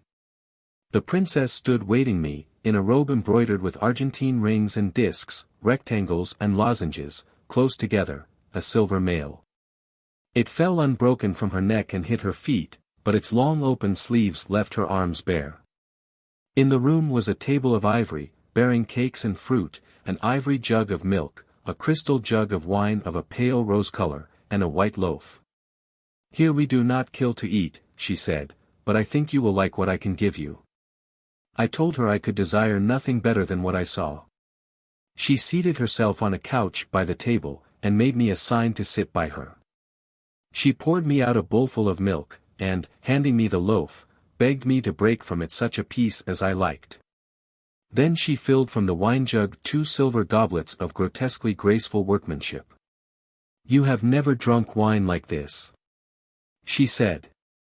I drank, and wondered. Every flower of Hybla and Hymettus must have sent its ghost to swell the soul of that wine. "And now that you will be able to listen," she went on, "I must do what I can to make myself intelligible to you. Our natures, however, are so different, that this may not be easy. Men and women live but to die, we, that is such as I, we are but a few, live to live on. Old age is to you a horror. To me it is a dear desire. The older we grow, the nearer we are to our perfection. Your perfection is a poor thing, comes soon, and lasts but a little while, ours is a ceaseless ripening. I am not yet ripe, and have lived thousands of your years, how many, I never cared to note. The everlasting will not be measured. Many lovers have sought me, I have loved none of them, they sought but to enslave me. They sought me but as the men of my city seek gems of price. When you found me, I found a man. I put you to the test, you stood it, your love was genuine, it was, however, far from ideal, far from such love as I would have.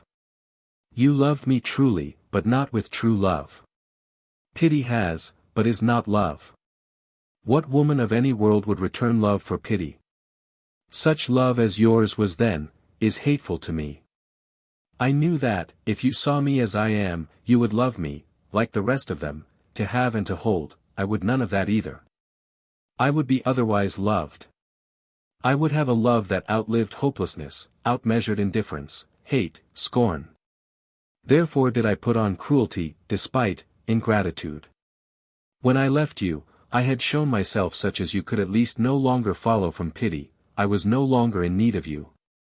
But you must satisfy my desire or set me free, prove yourself priceless or worthless. To satisfy the hunger of my love, you must follow me, looking for nothing, not gratitude, not even pity in return. Follow and find me, and be content with merest presence, with scantest forbearance. I, not you, have failed, I yield the contest. She looked at me tenderly, and hid her face in her hands. But I had caught a flash and a sparkle behind the tenderness, and did not believe her. She laid herself out to secure and enslave me, she only fascinated me. Beautiful princess, I said, let me understand how you came to be found in such evil plight. There are things I cannot explain, she replied, until you have become capable of understanding them, which can only be when love is grown perfect.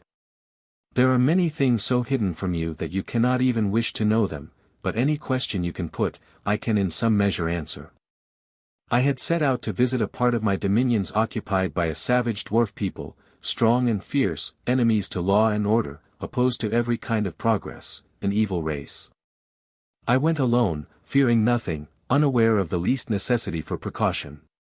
I did not know that upon the hot stream beside which you found me, a certain woman, by no means so powerful as myself, not being immortal, had cast what you call a spell, which is merely the setting in motion of a force as natural as any other, but operating primarily in a region beyond the ken of the mortal who makes use of the force. I set out on my journey, reached the stream, bounded across it. A shadow of embarrassment darkened her cheek, I understood it, but showed no sign. Checked for the merest moment, she went on. You know what a step it is in parts. But in the very act, an indescribable cold invaded me. I recognized at once the nature of the assault, and knew it could affect me but temporarily. By sheer force of will I dragged myself to the wood, nor knew anything more until I saw you asleep, and the horrible worm at your neck. I crept out, dragged the monster from you, and laid my lips to the wound. You began to wake. I buried myself among the leaves. She rose, her eyes flashing as never human eyes flashed, and threw her arms high over her head. What you have made me is yours, she cried. I will repay you as never yet did woman. My power, my beauty, my love are your own, take them. She dropped kneeling beside me, laid her arms across my knees, and looked up in my face. Then first I noted on her left hand a large clumsy glove. In my mind's eye I saw hair and claws under it, but I knew it was a hand shut hard, perhaps badly bruised. I glanced at the other, it was lovely as hand could be, and I felt that, if I did less than loathe her, I should love her. Not to dally with usurping emotions, I turned my eyes aside. She started to her feet. I sat motionless, looking down. To me she may be true, said my vanity. For a moment I was tempted to love a lie. An odor, rather than the gentlest of airy pulses, was fanning me. I glanced up.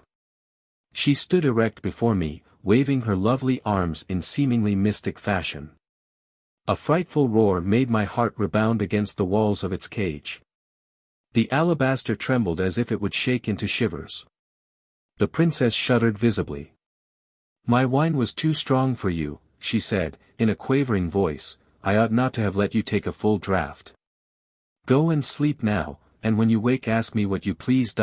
I will go with you, come. As she preceded me up the stair. I do not wonder that roar startled you, she said. It startled me, I confess, for a moment I feared she had escaped. But that is impossible.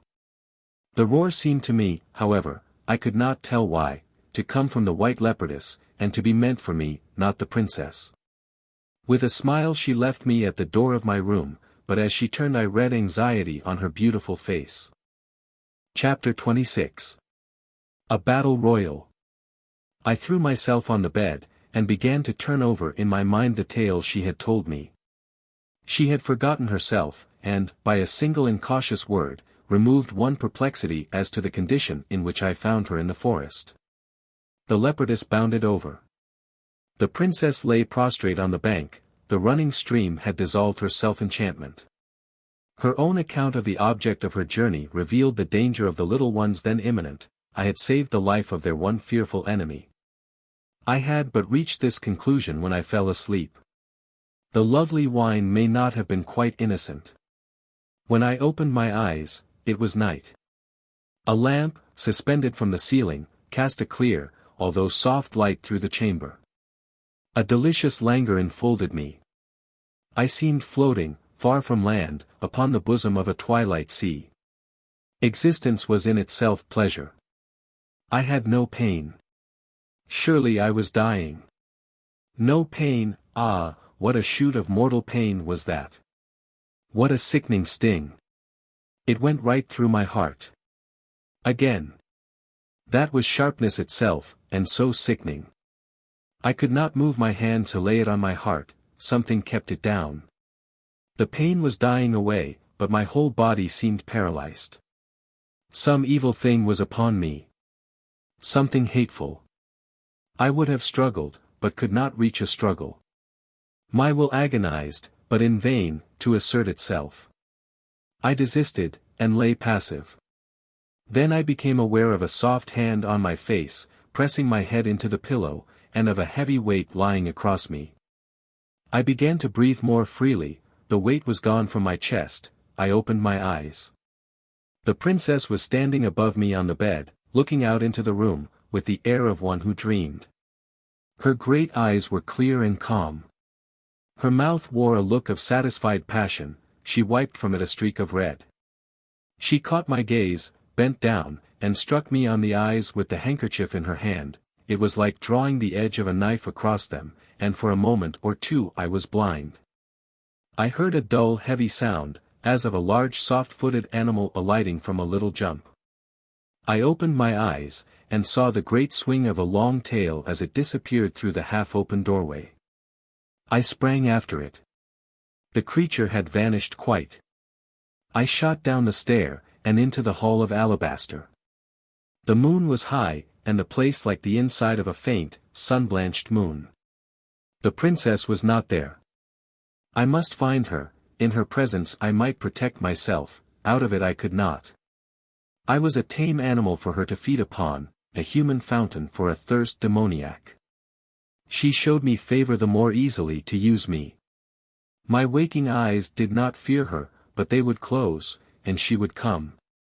Not seeing her, I felt her everywhere, for she might be anywhere, might even now be waiting me in some secret cavern of sleep. Only with my eyes upon her could I feel safe from her. Outside the alabaster hall it was pitch dark, and I had to grope my way along with hands and feet. At last I felt a curtain, put it aside, and entered the black hall. There I found a great silent assembly. How it was visible I neither saw nor could imagine, for the walls, the floor, the roof, were shrouded in what seemed an infinite blackness, blacker than the blackest of moonless, starless nights. Yet my eyes could separate, although vaguely, not a few of the individuals in the mass interpenetrated and divided, as well as surrounded, by the darkness. It seemed as if my eyes would never come quite to themselves. I pressed their balls and looked again, but what I saw would not grow distinct. Blackness mingled with form, silence and undefined motion possessed the wide space. All was a dim, confused dance, filled with recurrent glimpses of shapes not unknown to me. Now appeared a woman, with glorious eyes looking out of a skull, now an armed figure on a skeleton horse. Now one now another of the hideous burrowing phantasms. I could trace no order and little relation in the mingling and crossing currents and eddies. If I seemed to catch the shape and rhythm of a dance, it was but to see it break, and confusion prevail. With the shifting colors of the seemingly more solid shapes, mingled a multitude of shadows, independent apparently of originals, each moving after its own free shadow will. I looked everywhere for the princess, but throughout the wildly changing kaleidoscopic scene, could not see her nor discover indication of her presence. Where was she? What might she not be doing? No one took the least notice of me as I wandered hither and thither seeking her. At length losing hope, I turned away to look elsewhere. Finding the wall, and keeping to it with my hand, for even then I could not see it, I came, groping along, to a curtained opening into the vestibule. Dimly moonlighted, the cage of the leopardess was the arena of what seemed a desperate although silent struggle. Two vastly differing forms, human and bestial, with entangled confusion of mingling bodies and limbs, writhed and wrestled in closest embrace. It had lasted but an instant when I saw the leopardess out of the cage, walking quietly to the open door. As I hastened after her I threw a glance behind me. There was the leopardess in the cage, couching motionless as when I saw her first. The moon, halfway up the sky, was shining round and clear. The bodiless shadow I had seen the night before, was walking through the trees toward the gate, and after him went the leopardess, swinging her tail. I followed, a little way off, as silently as they, and neither of them once looked round. Through the open gate we went down to the city, lying quiet as the moonshine upon it. The face of the moon was very still, and its stillness looked like that of expectation. The shadow took his way straight to the stair at the top of which I had lain the night before. Without a pause he went up, and the leopardess followed. I quickened my pace, but, a moment after, heard a cry of horror. Then came the fall of something soft and heavy between me and the stair, and at my feet lay a body, frightfully blackened and crushed, but still recognizable as that of the woman who had led me home and shut me out. As I stood petrified, the spotted leopardess came bounding down the stair with a baby in her mouth. I darted to seize her ere she could turn at the foot. But that instant, from behind me, the white leopardess, like a great bar of glowing silver, shot through the moonlight and had her by the neck. She dropped the child, I caught it up, and stood to watch the battle between them. What a sight it was, now the one, now the other uppermost, both too intent for any noise beyond a low growl, a whimpered cry, or a snarl of hate, followed by a quicker scrambling of claws, as each, worrying and pushing and dragging, struggled for foothold on the pavement. The spotted leopardess was larger than the white, and I was anxious for my friend, but I soon saw that, though neither stronger nor more active, the white leopardess had the greater endurance. Not once did she lose her hold on the neck of the other. From the spotted throat at length issued a howl of agony, changing, by swift crowded gradations, into the long-drawn crescendo of a woman's uttermost wail. The white one relaxed her jaws, the spotted one drew herself away, and rose on her hind legs. Erect in the moonlight stood the princess, a confused rush of shadows careering over her whiteness, the spots of the leopard crowding, hurrying, fleeing to the refuge of her eyes, where merging they vanished. The last few, outsped and belated, mingled with the cloud of her streamy hair, leaving her radiant as the moon when a legion of little vapors has flown, wind-hunted, off her silvery disk, save that, adown the white column of her throat. A thread of blood still trickled from every wound of her adversary's terrible teeth. She turned away, took a few steps with the gait of a Hecate, fell, covered afresh with her spots, and fled at a long, stretching gallop. The white leopardess turned also, sprang upon me, pulled my arms asunder, caught the baby as it fell, and flew with it along the street toward the gate. Chapter 27. The Silent Fountain. I turned and followed the spotted leopardess, catching but one glimpse of her as she tore up the brow of the hill to the gate of the palace. When I reached the entrance hall, the princess was just throwing the robe around her which she had left on the floor. The blood had ceased to flow from her wounds, and had dried in the wind of her flight. When she saw me, a flash of anger crossed her face, and she turned her head aside. Then, with an attempted smile, she looked at me, and said, "I have met with a small accident. Happening to hear that the cat woman was again in the city, I went down to send her away. But she had one of her horrid creatures with her, it sprang upon me, and had its claws in my neck before I could strike it." She gave a shiver, and I could not help pitying her, although I knew she lied, for her wounds were real, and her face reminded me of how she looked in the cave. My heart began to reproach me that I had let her fight unaided, and I suppose I looked the compassion I felt. "Child of folly," she said, with another attempted smile, not crying, "surely, wait for me here. I am going into the black hall for a moment. I want you to get me something for my scratches." But I followed her close. Out of my sight I feared her. The instant the princess entered, I heard a buzzing sound as of many low voices, and, one portion after another, the assembly began to be shiftingly illuminated, as by a ray that went traveling from spot to spot. Group after group would shine out for a space, then sink back into the general vagueness, while another part of the vast company would grow momently bright. Some of the actions going on when thus illuminated, were not unknown to me. I had been in them, or had looked on them, and so had the princess, present with every one of them. I now saw her. The skull-headed dancers footed the grass in the forest hall, there was the princess looking in at the door. The fight went on in the evil wood, there was the princess urging it. Yet I was close behind her all the time, she standing motionless, her head sunk on her bosom. The confused murmur continued, the confused commotion of colors and shapes. And still the ray went shifting and showing. It settled at last on the hollow in the heath, and there was the princess, walking up and down, and trying in vain to wrap the vapor around her. Then first I was startled at what I saw. The old librarian walked up to her, and stood for a moment regarding her. She fell, her limbs forsook her and fled, her body vanished. A wild shriek rang through the echoing place, and with the fall of her eidolon, the princess herself, till then standing like a statue in front of me, fell heavily, and lay still. I turned at once and went out, not again would I seek to restore her. As I stood trembling beside the cage, I knew that in the black ellipsoid I had been in the brain of the princess. I saw the tail of the leopardess quiver once. While still endeavoring to compose myself, I heard the voice of the princess beside me. "Come now," she said, "I will show you what I want you to do for me." She led the way into the court. I followed in dazed compliance. The moon was near the zenith, and her present silver seemed brighter than the gold of the absent sun. She brought me through the trees to the tallest of them, the one in the center.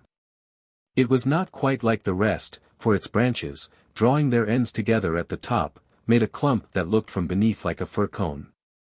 The princess stood close under it, gazing up, and said, as if talking to herself, "On the summit of that tree grows a tiny blossom which would at once heal my scratches.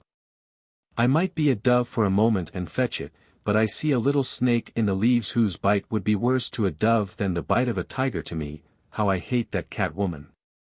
She turned to me quickly, saying with one of her sweetest smiles, "Can you climb?"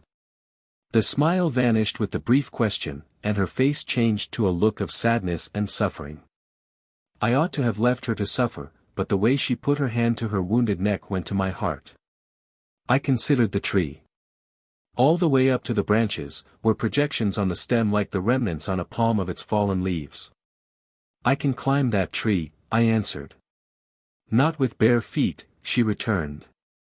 In my haste to follow the leopardess disappearing, I had left my sandals in my room. It is no matter, I said, I have long gone barefoot. Again I looked at the tree, and my eyes went wandering up the stem until my sight lost itself in the branches. The moon shone like silvery foam here and there on the rugged bole, and a little rush of wind went through the top with a murmurous sound as of water falling softly into water. I approached the tree to begin my ascent of it. The princess stopped me.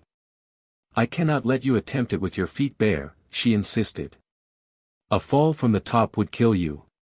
So would a bite from the snake.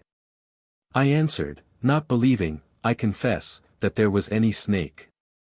It would not hurt you, she replied. Wait a moment. She tore from her garment the two wide borders that met in front, and kneeling on one knee, made me put first my left foot, then my right on the other, and bound them about with the thick embroidered strips. You have left the ends hanging, princess. I said. I have nothing to cut them off with, but they are not long enough to get entangled, she replied. I turned to the tree, and began to climb. Now in Bulika the cold after sundown was not so great as in certain other parts of the country, especially about the Sexton's cottage. Yet when I had climbed a little way, I began to feel very cold, grew still colder as I ascended, and became coldest of all when I got among the branches. Then I shivered, and seemed to have lost my hands and feet. There was hardly any wind, and the branches did not sway in the least, yet, as I approached the summit, I became aware of a peculiar unsteadiness. Every branch on which I placed foot or laid hold, seemed on the point of giving way. When my head rose above the branches near the top, and in the open moonlight I began to look about for the blossom, that instant I found myself drenched from head to foot.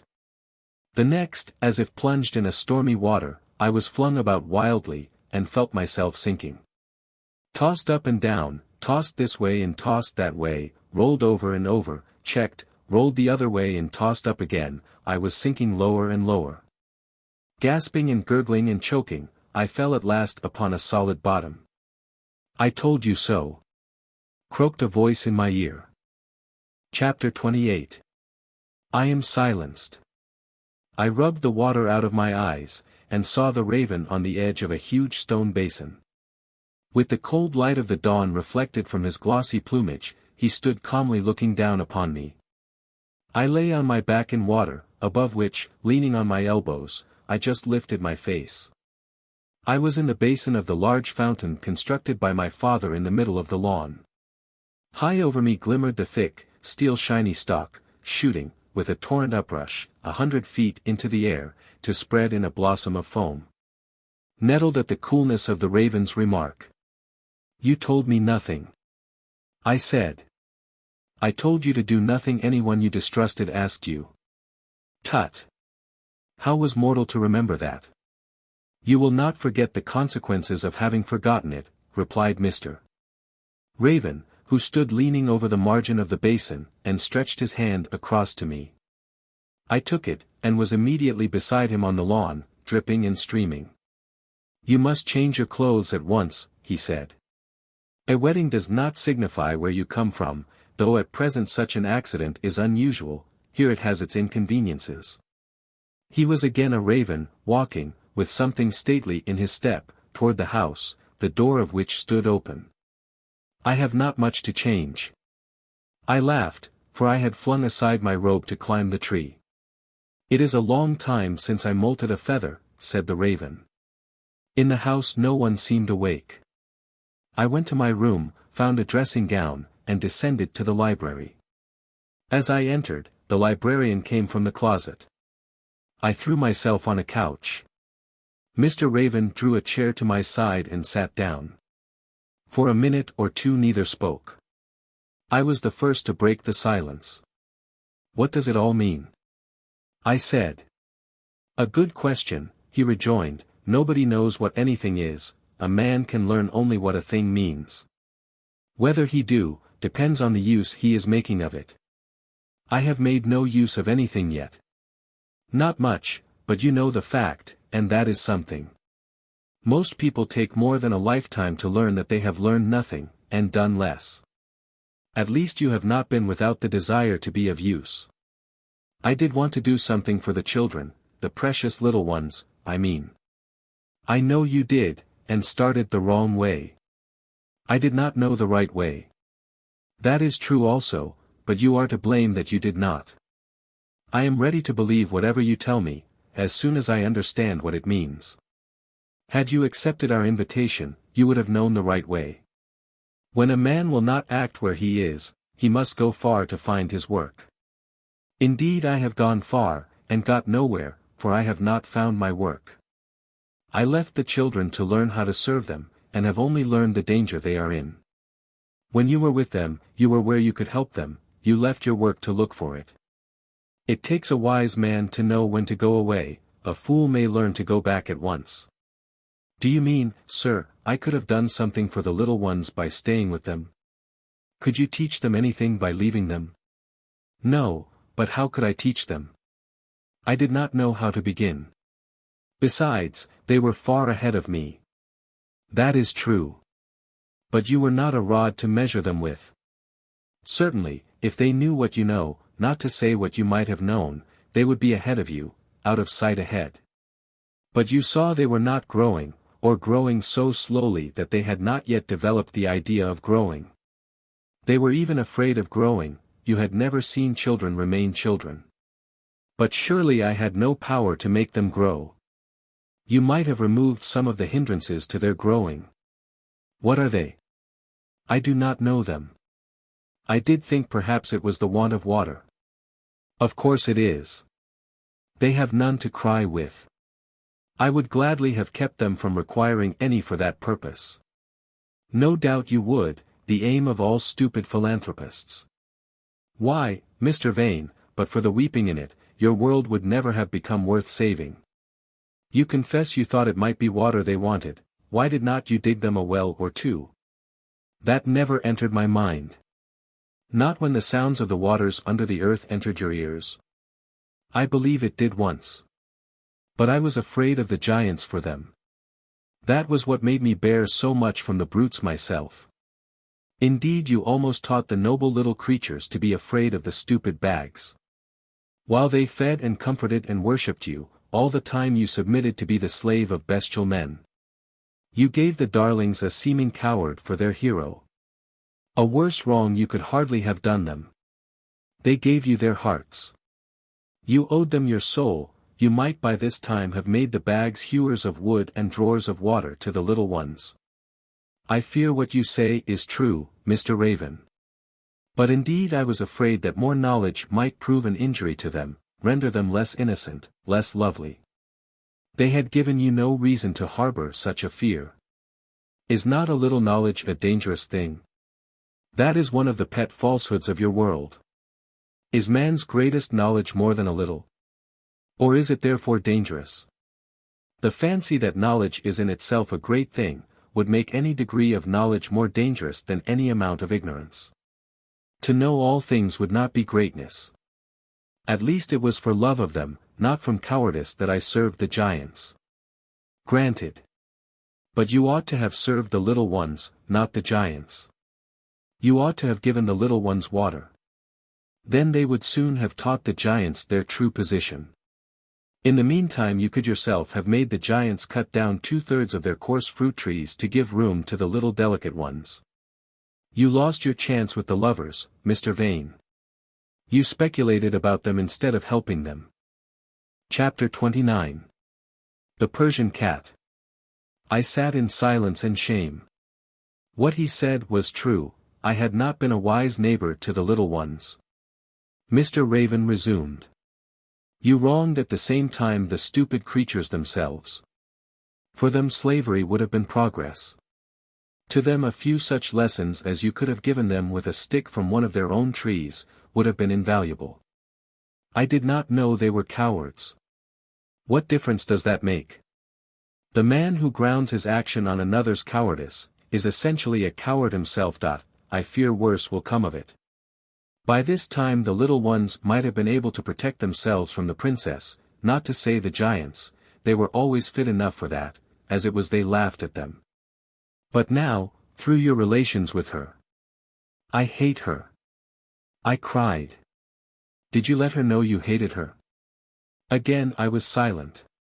Not even to her have you been faithful, but hush. We were followed from the fountain, I fear. No living creature did I see. Except a disreputable-looking cat that bolted into the shrubbery. It was a magnificent Persian, so wet and draggled, though, as to look what she was, worse than disreputable. What do you mean, Mr. Raven? I cried, a fresh horror taking me by the throat. There was a beautiful blue Persian about the house, but she fled at the very sound of water. Could she have been after the goldfish? We shall see, returned the librarian. I know a little about cats of several sorts, and there is that in the room which will unmask this one, or I am mistaken in her. He rose, went to the door of the closet, brought from it the mutilated volume, and sat down again beside me. I stared at the book in his hand. It was a whole book, entire and sound. Where was the other half of it? I gasped. Sticking through into my library, he answered. I held my peace. A single question more would have been a plunge into a bottomless sea, and there might be no time. Listen, he said, I am going to read a stanza or two. There is one present who, I imagine, will hardly enjoy the reading. He opened the vellum cover, and turned a leaf or two. The parchment was discolored with age, and one leaf showed a dark stain over 2/3 of it. He slowly turned this also, and seemed looking for a certain passage in what appeared a continuous poem. Somewhere about the middle of the book he began to read. But what follows represents, not what he read, only the impression it made upon me. The poem seemed in a language I had never before heard, which yet I understood perfectly, although I could not write the words, or give their meaning save in poor approximation. These fragments, then, are the shapes which those he read have finally taken in passing again through my brain. But if I found a man that could believe in what he saw not, felt not, and yet knew, from him I should take substance and receive. Firmness and form relate to touch and view. Then should I clothe me in the likeness true of that idea where his soul did cleave. He turned a leaf and read again. In me was every woman. I had power over the soul of every living man, such as no woman ever had in dower. Could what no woman ever could, or can. All women, I, the woman, still outran. Outsoared, outsank, outreigned, in hall or bower. For I, though me he neither saw nor heard, nor with his hand could touch finger of mine. Although not once my breath had ever stirred a hair of him, could trammel brain and spine with rooted bonds which death could not untwine, or life, though hope were evermore deferred. Again he paused, again turned a leaf, and again began. For by his side I lay, a bodiless thing. I breathed not, saw not, felt not, only thought. And made him love me, with a hungering. After he knew not what, if it was aught, or but a nameless something that was wrought by him out of himself. For I did sing a song that had no sound into his soul. I lay a heartless thing against his heart, giving him nothing where he gave his whole being to clothe me human, every part, that I at last into his sense might dart. Thus first into his living mind I stole. Ah, who was ever conquering love but I? Who else did ever throne in heart of man? To visible being, with a gladsome cry, waking, life's tremor through me throbbing ran. A strange, repulsive feline wail arose somewhere in the room. I started up on my elbow and stared about me, but could see nothing. Mr. Raven turned several leaves, and went on. Sudden I woke, nor knew the ghastly fear that held me, not like serpent coiled about, but like a vapor moist, corrupt, and drear, filling heart, soul, and breast and brain throughout.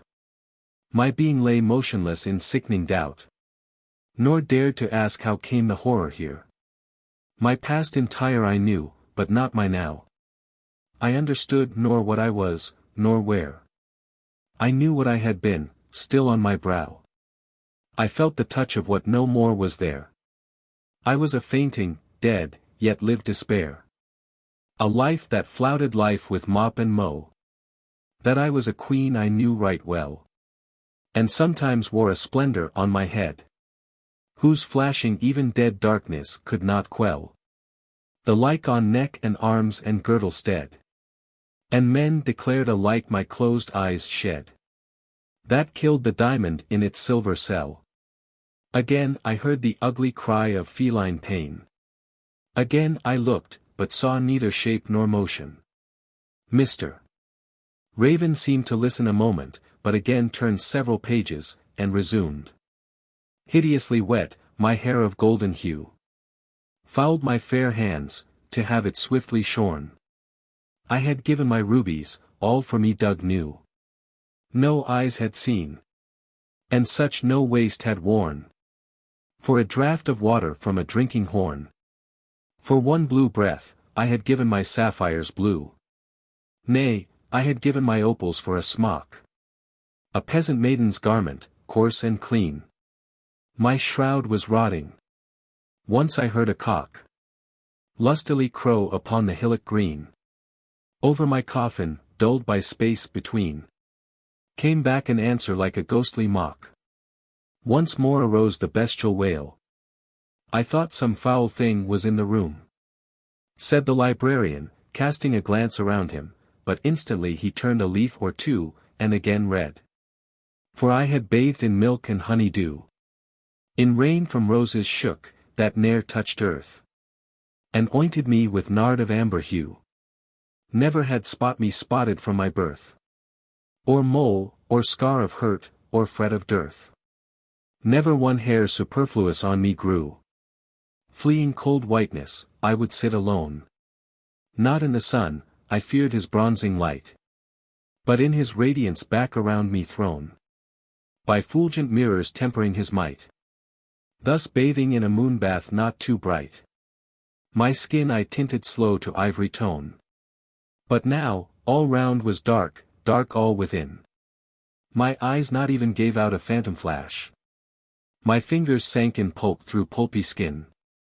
My body lay death-weltered in a mash of slimy horrors.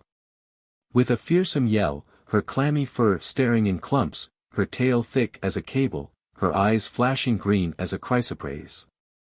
Her distended claws entangling themselves so that she floundered across the carpet, a huge white cat rushed from somewhere, and made for the chimney. Quick as thought the librarian threw the manuscript between her and the hearth. She crouched instantly, her eyes fixed on the book. But his voice went on as if still he read, and his eyes seemed also fixed on the book. Ah, the two worlds! So strangely are they one, and yet so measurelessly wide apart.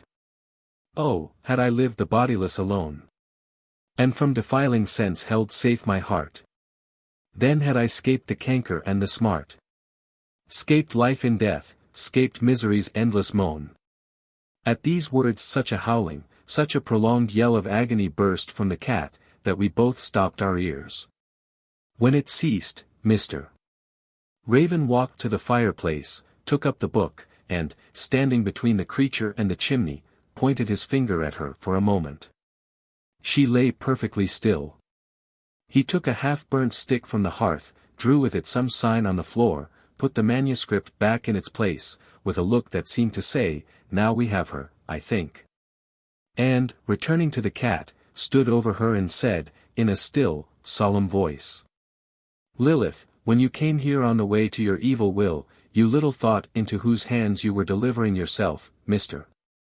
Vane, when God created me, not out of nothing, as say the unwise, but out of his own endless glory, he brought me in angelic splendor to be my wife, there she lies. For her first thought was power.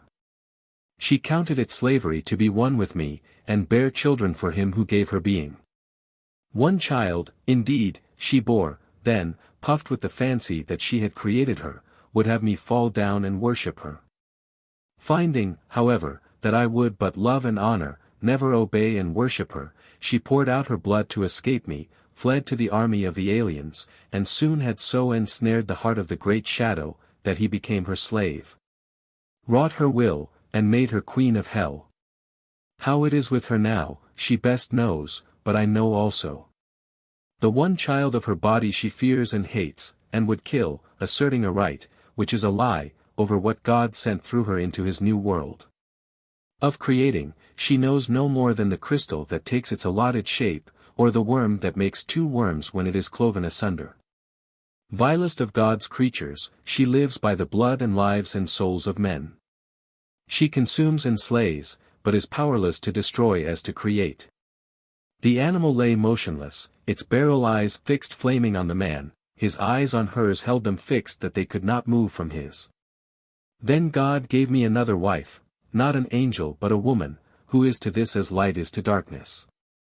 The cat gave a horrible screech, and began to grow bigger. She went on growing and growing. At last the spotted leopardess uttered a roar that made the house tremble. I sprang to my feet. I do not think Mr. Raven started even with his eyelids. It is but her jealousy that speaks, he said, jealousy self-kindled, foiled and fruitless. For here I am, her master now whom she would not have for her husband. While my beautiful Eve yet lives, hoping immortally. Her hated daughter lives also, but beyond her evil ken, one day to be what she counts her destruction, for even Lilith shall be saved by her childbearing. Meanwhile she exults that my human wife plunged herself and me in despair, and has borne me a countless race of miserables. But my Eve repented, and is now beautiful as never was woman or angel, while her groaning, traveling world is the nursery of our Father's children.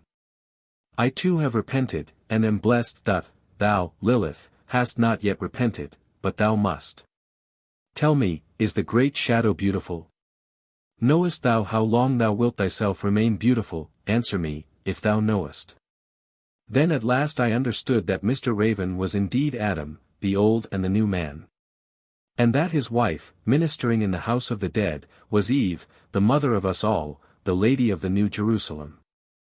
The leopardess reared, the flickering and fleeing of her spots began, the princess at length stood radiant in her perfect shape. I am beautiful, and immortal, she said, and she looked the goddess she would be. As a bush that burns, and is consumed, answered he who had been her husband. What is that under thy right hand? For her arm lay across her bosom, and her hand was pressed to her side. A swift pang contorted her beautiful face, and passed. It is but a leopard spot that lingers. It will quickly follow those I have dismissed, she answered. Thou art beautiful because God created thee, but thou art the slave of sin, take thy hand from thy side. Her hand sank away, and as it dropped she looked him in the eyes with a quailing fierceness that had in it no surrender. He gazed a moment at the spot. It is not on the leopard, it is in the woman, he said. Nor will it leave thee until it hath eaten to thy heart, and thy beauty hath flowed from thee through the open wound. She gave a glance downward, and shivered. Lilith, said Adam, and his tone had changed to a tender beseeching, hear me, and repent, and he who made thee will cleanse thee. Her hand returned quivering to her side. Her face grew dark. She gave the cry of one from whom hope is vanishing. The cry passed into a howl. She lay writhing on the floor, a leopardess covered with spots. The evil thou meditatest, Adam resumed, thou shalt never compass, Lilith, for good and not evil is the universe. The battle between them may last for countless ages, but it must end. How will it fare with thee when time hath vanished in the dawn of the eternal morn? Repent, I beseech thee, repent, and be again an angel of God. She rose, she stood upright, a woman once more, and said, I will not repent. I will drink the blood of thy child. My eyes were fastened on the princess, but when Adam spoke, I turned to him. He stood towering above her. The form of his visage was altered, and his voice was terrible. "Down," he cried, "or by the power given me I will melt thy very bones." She flung herself on the floor, dwindled and was again a grey cat. Adam caught her up by the skin of her neck, bore her to the closet, and threw her in. He described a strange figure on the threshold, and closing the door, locked it. Then he returned to my side, the old librarian, looking sad and worn, and furtively wiping tears from his eyes.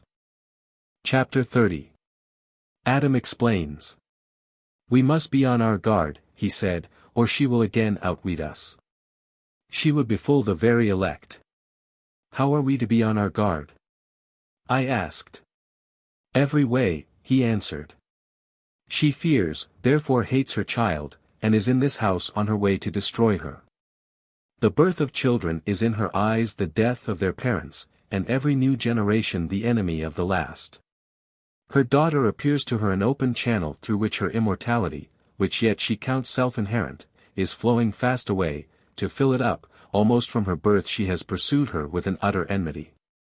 But the result of her machinations hitherto is, that in the region she claims as her own, has appeared a colony of children, to which that daughter is heart and head and sheltering wings. My Eve longed after the child, and would have been to her as a mother to her firstborn, but we were then unfit to train her. She was carried into the wilderness, and for ages we knew nothing of her fate. But she was divinely fostered, and had young angels for her playmates, nor did she ever know care until she found a baby in the wood, and the mother heart in her awoke. One by one she has found many children since, and that heart is not yet full. Her family is her absorbing charge, and never children were better mothered. Her authority over them is without appeal, but it is unknown to herself, and never comes to the surface except in watchfulness and service. She has forgotten the time when she lived without them, and thinks she came herself from the wood, the first of the family. You have saved the life of her and their enemy, therefore your life belongs to her and them.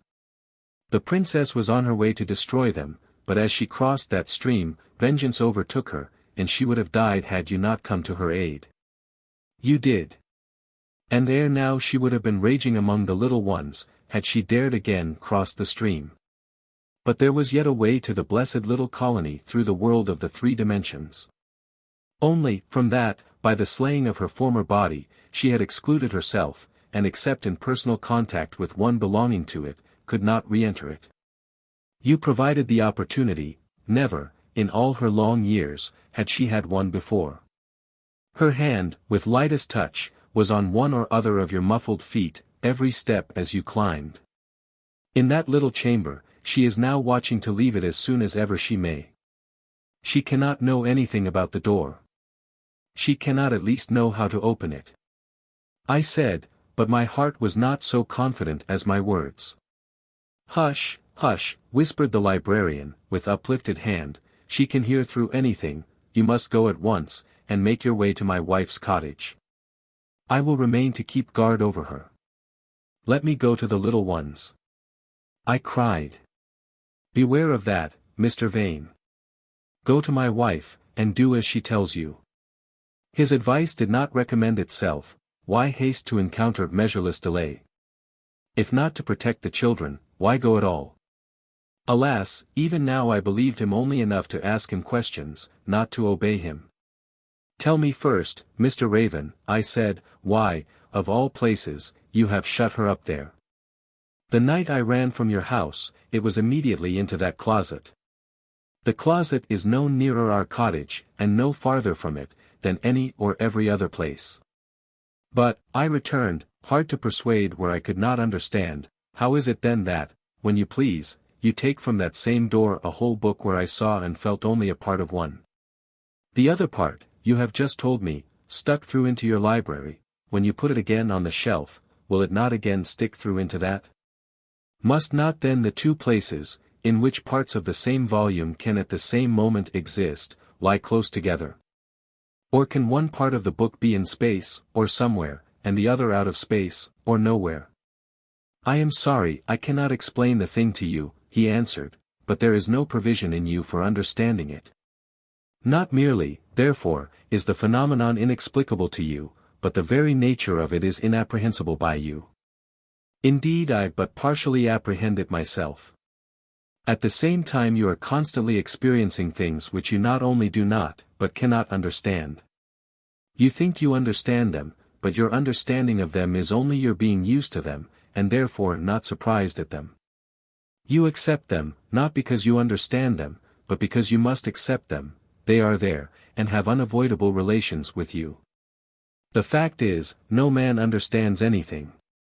When he knows he does not understand, that is his first tottering step, not toward understanding, but toward the capability of one day understanding. To such things as these you are not used, therefore you do not fancy you understand them.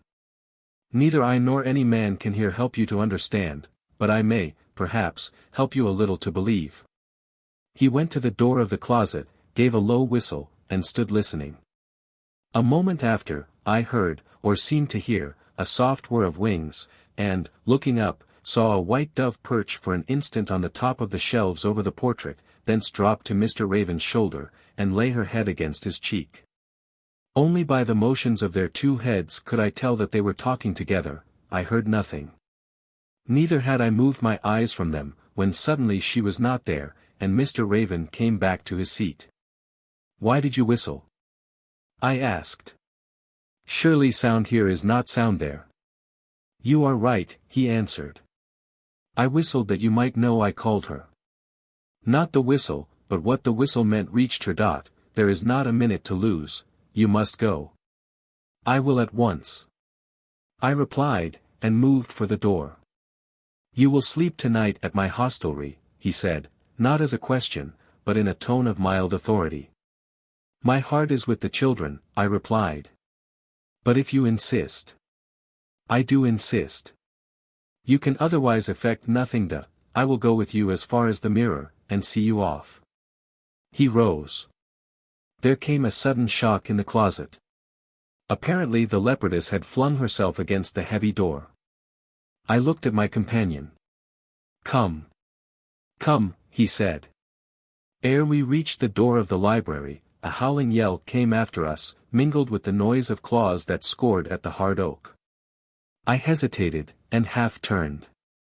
To think of her lying there alone, I murmured, with that terrible wound. "Nothing will ever close that wound," he answered, with a sigh. "It must eat into her heart. Annihilation itself is no death to evil. Only good where evil was, is evil dead. An evil thing must live with its evil until it chooses to be good. That alone is the slaying of evil." I held my peace until a sound I did not understand overtook us. "If she should break loose!" I cried. "Make haste," he rejoined. "I shall hurry down the moment you are gone, and I have disarranged the mirrors." We ran, and reached the wooden chamber breathless. Mr. Raven seized the chains and adjusted the hood. Then he set the mirrors in their proper relation, and came beside me in front of the standing one. Already I saw the mountain range emerging from the mist. Between us, wedging us asunder, darted, with the yell of a demon, the huge bulk of the spotted leopardess. She leaped through the mirror as through an open window, and settled at once into a low, even, swift gallop. I cast a look of dismay at my companion, and sprang through to follow her. He came after me leisurely. "You need not run," he called, "you cannot overtake her. This is our way." As he spoke he turned in the opposite direction. "She has more magic at her fingertips than I care to know," he added quietly. "We must do what we can," I said, and ran on, but sickening as I saw her dwindle in the distance, stopped, and went back to him. "Doubtless we must," he answered. "But my wife has warned Mara, and she will do her part. You must sleep first, you have given me your word." "Nor do I mean to break it." "But surely sleep is not the first thing." Surely, action takes precedence of repose. A man can do nothing he is not fit to do. See. Did I not tell you Mara would do her part?" I looked whither he pointed, and saw a white spot moving at an acute angle with the line taken by the leopardess. "There she is," he cried. "The spotted leopardess is strong, but the white is stronger. I have seen them fight, the combat did not appear decisive as to that. How should such eyes tell which have never slept? The princess did not confess herself beaten, that she never does, but she fled. When she confesses her last hope gone, that it is indeed hard to kick against the goad, then will her day begin to dawn. Come, come. He who cannot act must make haste to sleep." Chapter 31. The Sexton's Old Horse. I stood and watched the last gleam of the white leopardess melt away, then turned to follow my guide, but reluctantly. What had I to do with sleep? Surely reason was the same in every world, and what reason could there be in going to sleep with the dead, when the hour was calling the live man? Besides, no one would wake me, and how could I be certain of waking early, of waking at all? The sleepers in that house let morning glide into noon, and noon into night, nor ever stirred. I murmured, but followed, for I knew not what else to do. The librarian walked on in silence, and I walked silent as he. Time and space glided past us. The sun set, it began to grow dark, and I felt in the air the spreading cold of the chamber of death. My heart sank lower and lower. I began to lose sight of the lean, long-coated figure, and at length could no more hear his swishing stride through the heather. But then I heard instead the slow flapping wings of the raven. And, at intervals, now a firefly, now a gleaming butterfly rose into the rayless air. By and by the moon appeared, slow crossing the far horizon. "You are tired, are you not, Mr. Vane?" said the raven, alighting on a stone. "You must make acquaintance with the horse that will carry you in the morning."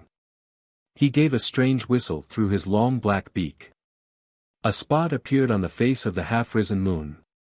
To my ears came presently the drumming of swift, soft galloping hoofs, and in a minute or two, out of the very disk of the moon, low thundered the terrible horse.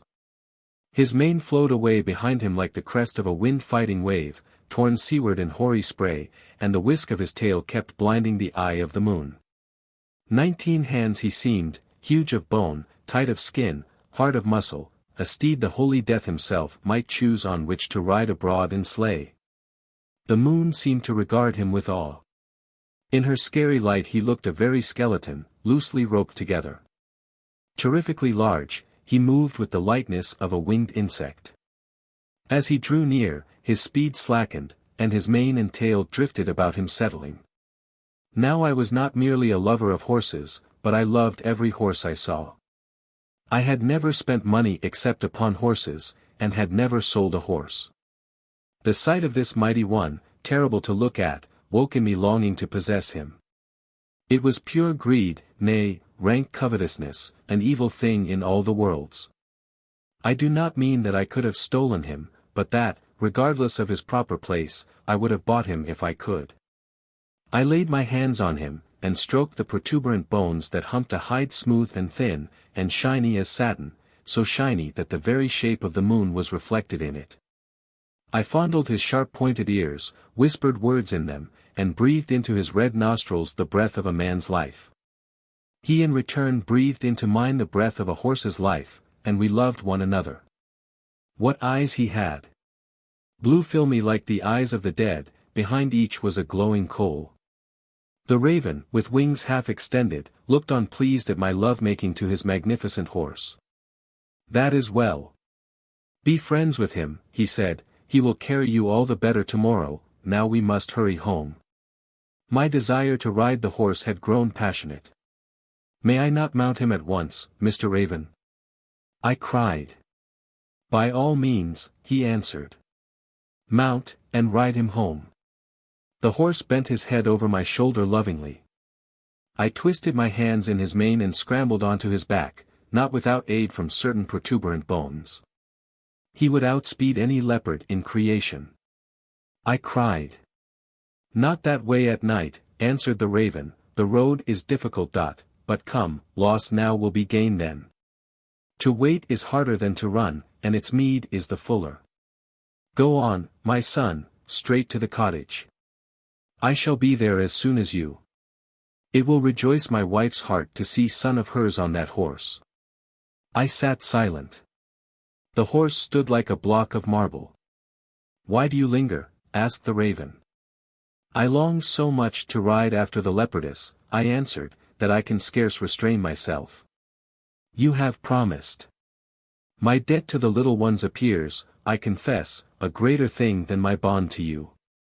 Yield to the temptation and you will bring mischief upon them, and on yourself also. What matters it for me? I love them, and love works no evil. I will go. But the truth was, I forgot the children, infatuate with the horse. Eyes flashed through the darkness, and I knew that Adam stood in his own shape beside me. I knew also by his voice that he repressed an indignation almost too strong for him. Mr. Vane, he said, do you not know why you have not yet done anything worth doing? Because I have been a fool, I answered.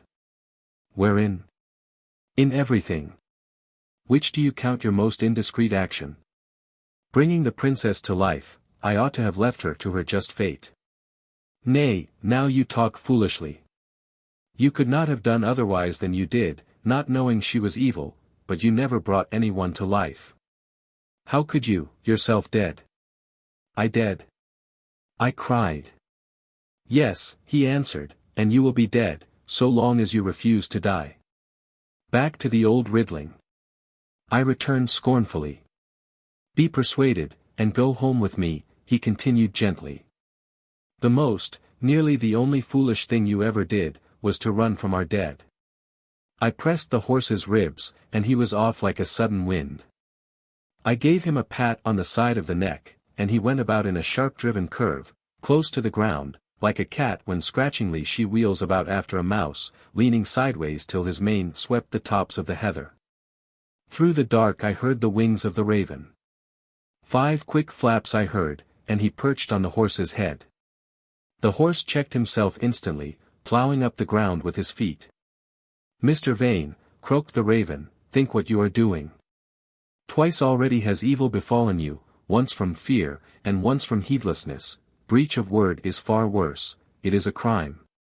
The little ones are in frightful peril, and I brought it upon them. I cried. But indeed I will not break my word to you. I will return, and spend in your house what nights, what days, what years you please. I tell you once more you will do them other than good if you go tonight, he insisted. But a false sense of power, a sense which had no root and was merely vibrated into me from the strength of the horse, had, alas, rendered me too stupid to listen to anything he said. Would you take from me my last chance of reparation? I cried. This time there shall be no shirking. It is my duty, and I will go, if I perish for it. Go, then, foolish boy, he returned, with anger in his croak. Take the horse, and ride to failure. May it be to humility. He spread his wings and flew. Again I pressed the lean ribs under me. After the spotted leopardess. I whispered in his ear. He turned his head this way and that, snuffing the air, then started, and went a few paces in a slow, undecided walk. Suddenly he quickened his walk. Broke into a trot, began to gallop, and in a few moments his speed was tremendous. He seemed to see in the dark, never stumbled, not once faltered, not once hesitated. I sat as on the ridge of a wave. I felt under me the play of each individual muscle, his joints were so elastic, and his every movement glided so into the next, that not once did he jar me. His growing swiftness bore him along until he flew rather than ran. The wind met and passed us like a tornado. Across the evil hollow we sped like a bolt from an arblast. No monster lifted its neck, all knew the hoofs that thundered over their heads. We rushed up the hills, we shot down their farther slopes. From the rocky chasms of the river bed he did not swerve, he held on over them his fierce, terrible gallop. The moon, halfway up the heaven, gazed with a solemn trouble in her pale countenance. Rejoicing in the power of my steed and in the pride of my life, I sat like a king in road. We were near the middle of the many channels, my horse every other moment clearing one, sometimes two in his stride, and now and then gathering himself for a great bounding leap, when the moon reached the keystone of her arch. Then came a wonder and a terror. She began to descend rolling like the knave of fortune's wheel bowled by the gods, and went faster and faster. Like our own moon, this one had a human face, and now the broad forehead, now the chin was uppermost as she rolled. I gazed aghast. Across the ravines came the howling of wolves. An ugly fear began to invade the hollow places of my heart. My confidence was on the wane. The horse maintained his headlong swiftness, with ears pricked forward, and thirsty nostrils exulting in the wind his career created. But there was the moon jolting like an old chariot wheel down the hill of heaven, with awful boding. She rolled at last over the horizon edge and disappeared, carrying all her light with her. The mighty steed was in the act of clearing a wide shallow channel when we were caught in the net of the darkness.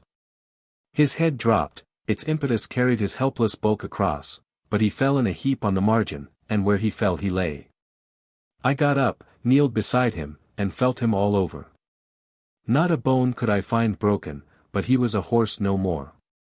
I sat down on the body, and buried my face in my hands. Chapter 32. The Lovers and the Bags. Bitterly cold grew the night. The body froze under me. The cry of the wolves came nearer. I heard their feet soft padding on the rocky ground, their quick panting filled the air.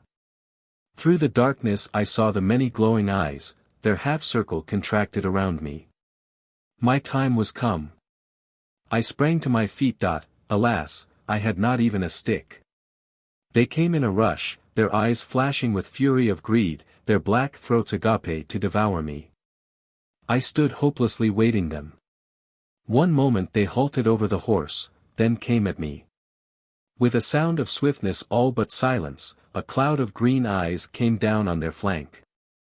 The heads that bore them flew at the wolves with a cry feebler yet fiercer than their howling snarl, and by the cry I knew them. They were cats, led by a huge grey one.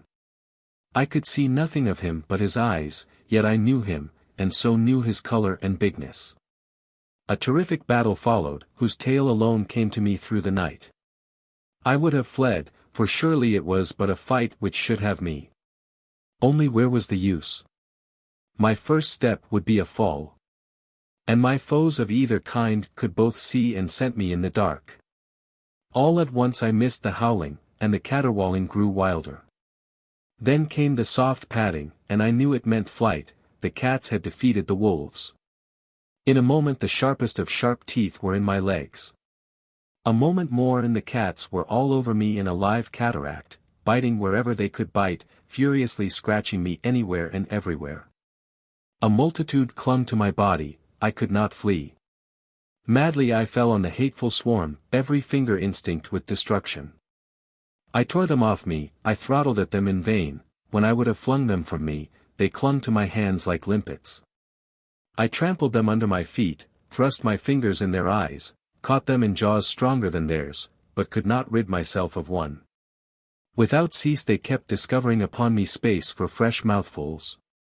They hauled at my skin with the widespread, horribly curved pincers of clutching claws, they hissed and spat in my face, but never touched it until, in my despair, I threw myself on the ground, when they forsook my body, and darted at my face.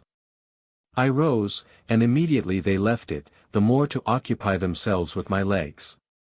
In an agony I broke from them and ran, careless whither, cleaving the solid dark.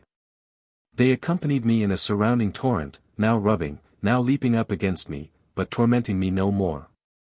When I fell, which was often, they gave me time to rise. When from fear of falling I slackened my pace, they flew afresh at my legs. All that miserable night they kept me running, but they drove me by a comparatively smooth path, for I tumbled into no gully, and passing the evil wood without seeing it, left it behind in the dark. When at length the morning appeared, I was beyond the channels, and on the verge of the orchard valley. In my joy I would have made friends with my persecutors, but not a cat was to be seen. I threw myself on the moss, and fell fast asleep. I was waked by a kick, to find myself bound hand and foot, once more the thrall of the giants. What fitter? I said to myself, to whom else should I belong, and I laughed in the triumph of self-disgust. A second kick stopped my false merriment. And thus recurrently assisted by my captors, I succeeded at length in rising to my feet. 6 of them were about me. They undid the rope that tied my legs together, attached a rope to each of them, and dragged me away. I walked as well as I could, but, as they frequently pulled both ropes at once, I fell repeatedly, whereupon they always kicked me up again. Straight to my old labor they took me, tied my leg ropes to a tree, undid my arms, and put the hateful flint in my left hand. Then they lay down and pelted me with fallen fruit and stones, but seldom hit me. If I could have freed my legs, and got hold of a stick I spied a couple of yards from me, I would have fallen upon all 6 of them. But the little ones will come at night, I said to myself, and was comforted. All day I worked hard. When the darkness came, they tied my hands, and left me fast to the tree. I slept a good deal, but woke often, and every time from a dream of lying in the heart of a heap of children. With the morning my enemies reappeared, bringing their kicks and their bestial company. It was about noon, and I was nearly failing from fatigue and hunger, when I heard a sudden commotion in the brushwood, followed by a burst of the bell-like laughter so dear to my heart. I gave a loud cry of delight and welcome. Immediately rose a trumpeting as of baby elephants, a neighing as of foals, and a bellowing as of calves, and through the bushes came a crowd of little ones, on diminutive horses, on small elephants, on little bears. But the noises came from the riders, not the animals. Mingled with the mounted ones walked the bigger of the boys and girls, among the latter a woman with a baby crowing in her arms. The giants sprang to their lumbering feet, but were instantly saluted with a storm of sharp stones, the horses charged their legs, the bears rose and hugged them at the waist. The elephants threw their trunks round their necks, pulled them down, and gave them such a trampling as they had sometimes given, but never received before. In a moment my ropes were undone, and I was in the arms, seemingly innumerable, of the little ones. For some time I saw no more of the giants. They made me sit down, and my Lona came, and without a word began to feed me with the loveliest red and yellow fruits. I sat and ate, the whole colony mounting guard until I had done. Then they brought up 2 of the largest of their elephants, and having placed them side by side, hooked their trunks and tied their tails together. The docile creatures could have untied their tails with a single shake, and unhooked their trunks by forgetting them.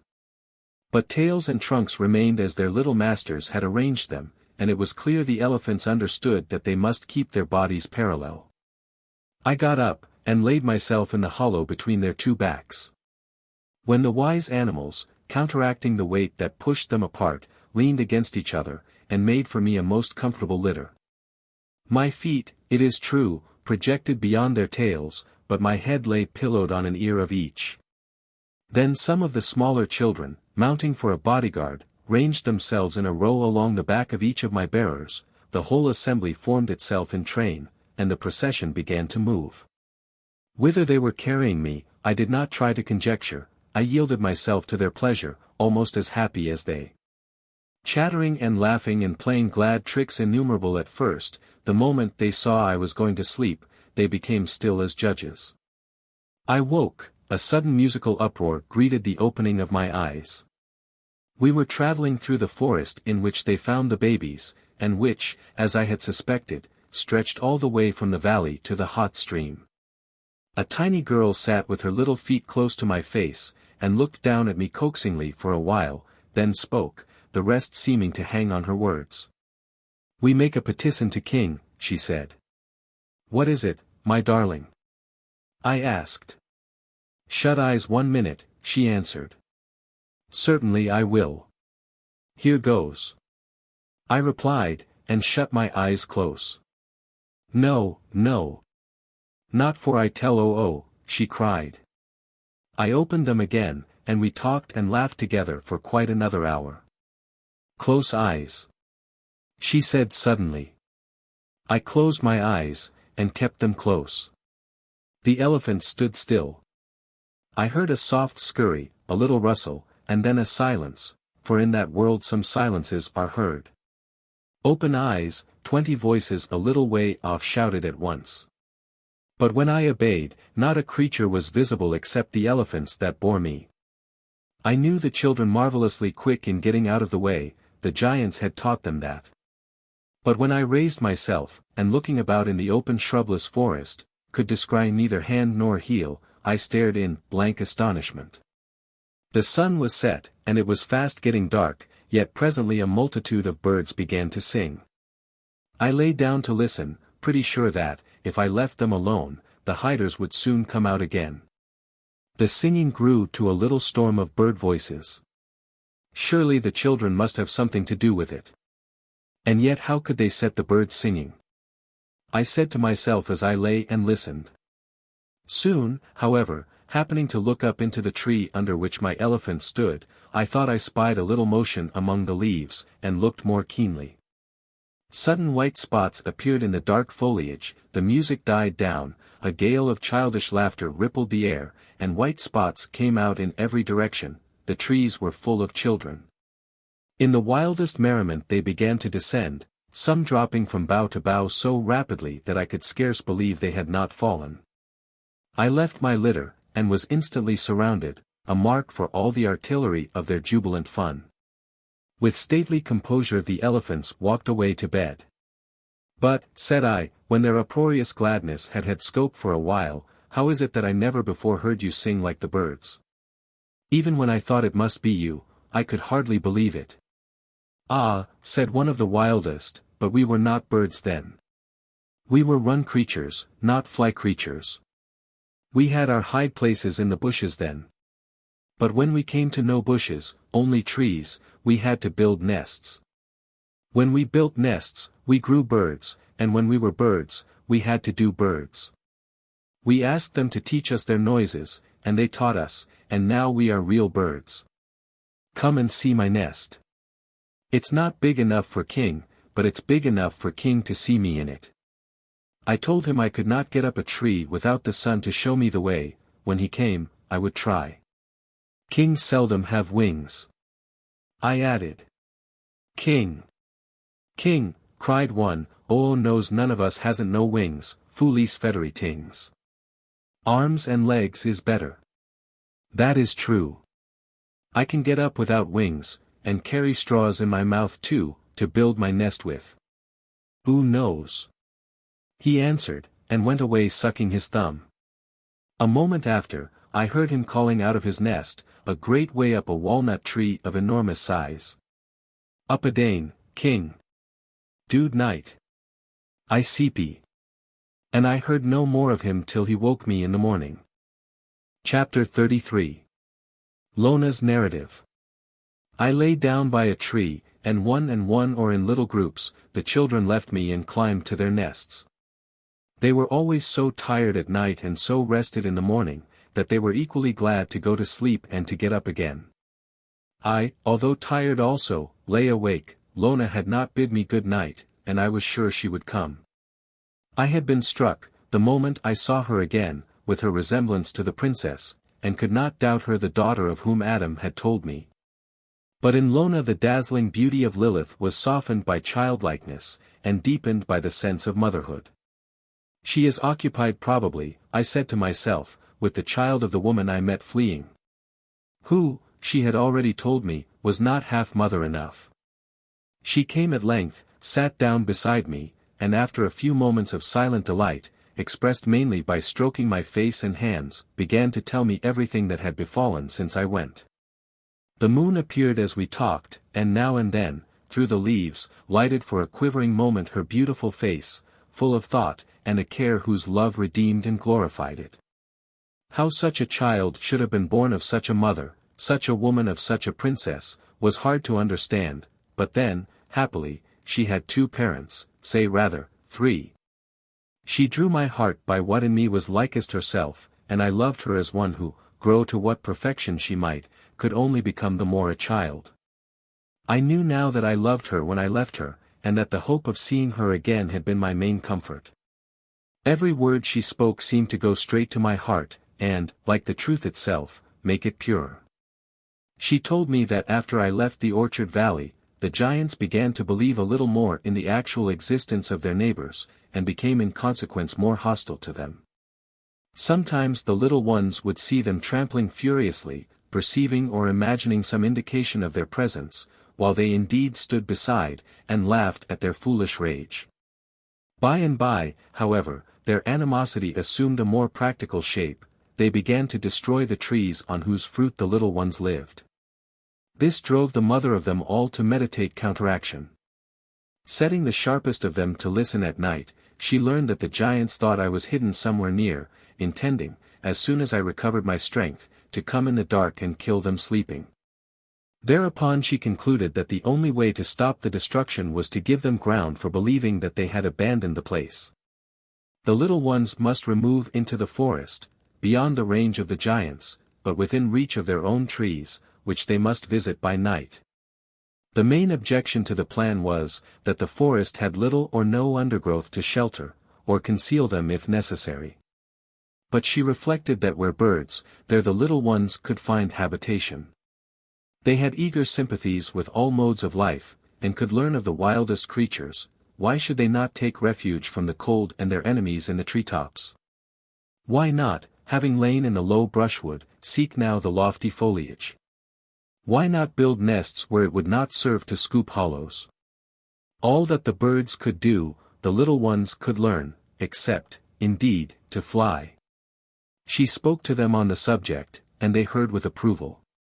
They could already climb the trees, and they had often watched the birds building their nests. The trees of the forest, although large, did not look bad. They went up much nearer the sky than those of the giants, and spread out their arms. Some even stretched them down, as if inviting them to come and live with them. Perhaps, in the top of the tallest, they might find that bird that laid the baby eggs, and sat upon them till they were ripe, then tumbled them down to let the little ones out. Yes. They would build sleep houses in the trees, where no giant would see them, for never by any chance did one throw back his dull head to look up. Then the bad giants would be sure they had left the country, and the little ones would gather their own apples and pears and figs and mesples and peaches when they were asleep. Thus reasoned the lovers, and eagerly adopted Lona's suggestion, with the result that they were soon as much at home in the treetops as the birds themselves. And that the giants came ere long to the conclusion that they had frightened them out of the country, whereupon they forgot their trees, and again almost ceased to believe in the existence of their small neighbors. Lona asked me whether I had not observed that many of the children were grown. I answered I had not, but could readily believe it. She assured me it was so, but said the certain evidence that their minds too had grown since their migration upward, had gone far in mitigation of the alarm the discovery had occasioned her. In the last of the short twilight, and later when the moon was shining, they went down to the valley, and gathered fruit enough to serve them the next day, for the giants never went out in the twilight, that to them was darkness. And they hated the moon. Had they been able, they would have extinguished her. But soon the little ones found that fruit gathered in the night was not altogether good the next day. So the question arose whether it would not be better, instead of pretending to have left the country, to make the bad giants themselves leave it. They had already, she said, in exploring the forest, made acquaintance with the animals in it, and with most of them personally. Knowing therefore how strong as well as wise and docile some of them were, and how swift as well as manageable many others, they now set themselves to secure their aid against the giants, and with loving, playful approaches, had soon made more than friends of most of them, from the first addressing horse or elephant as brother or sister elephant, brother or sister horse, until before long they had an individual name for each. It was some little time longer before they said brother or sister bear, but that came next, and the other day she had heard one little fellow cry, "Ah, sister serpent," to a snake that bit him as he played with it too roughly. Most of them would have nothing to do with a caterpillar, except watch it through its changes. But when at length it came from its retirement with wings, all would immediately address it as sister butterfly, congratulating it on its metamorphosis, for which they used a word that meant something like repentance, and evidently regarding it as something sacred. One moonlit evening, as they were going to gather their fruit, they came upon a woman seated on the ground with a baby in her lap, the woman I had met on my way to Bulika. They took her for a giantess that had stolen one of their babies, for they regarded all babies as their property. Filled with anger they fell upon her multitudinously, beating her after a childish, yet sufficiently bewildering fashion. She would have fled, but a boy threw himself down and held her by the feet. Recovering her wits, she recognized in her assailants the children whose hospitality she sought, and at once yielded the baby. Lona appeared, and carried it away in her bosom. But while the woman noted that in striking her they were careful not to hurt the child, the little ones noted that, as she surrendered her, she hugged and kissed her just as they wanted to do. And came to the conclusion that she must be a giantess of the same kind as the good giant. The moment Lona had the baby, therefore, they brought the mother fruit, and began to show her every sort of childish attention. Now the woman had been in perplexity whither to betake herself, not daring to go back to the city, because the princess was certain to find out who had lamed her leopardess, delighted with the friendliness of the little people. She resolved to remain with them for the present. She would have no trouble with her infant, and might find some way of returning to her husband, who was rich in money and gems, and very seldom unkind to her. Here I must supplement, partly from conjecture, what Lona told me about the woman. With the rest of the inhabitants of Bulika, she was aware of the tradition that the princess lived in terror of the birth of an infant destined to her destruction. They were all unacquainted, however, with the frightful means by which she preserved her youth and beauty.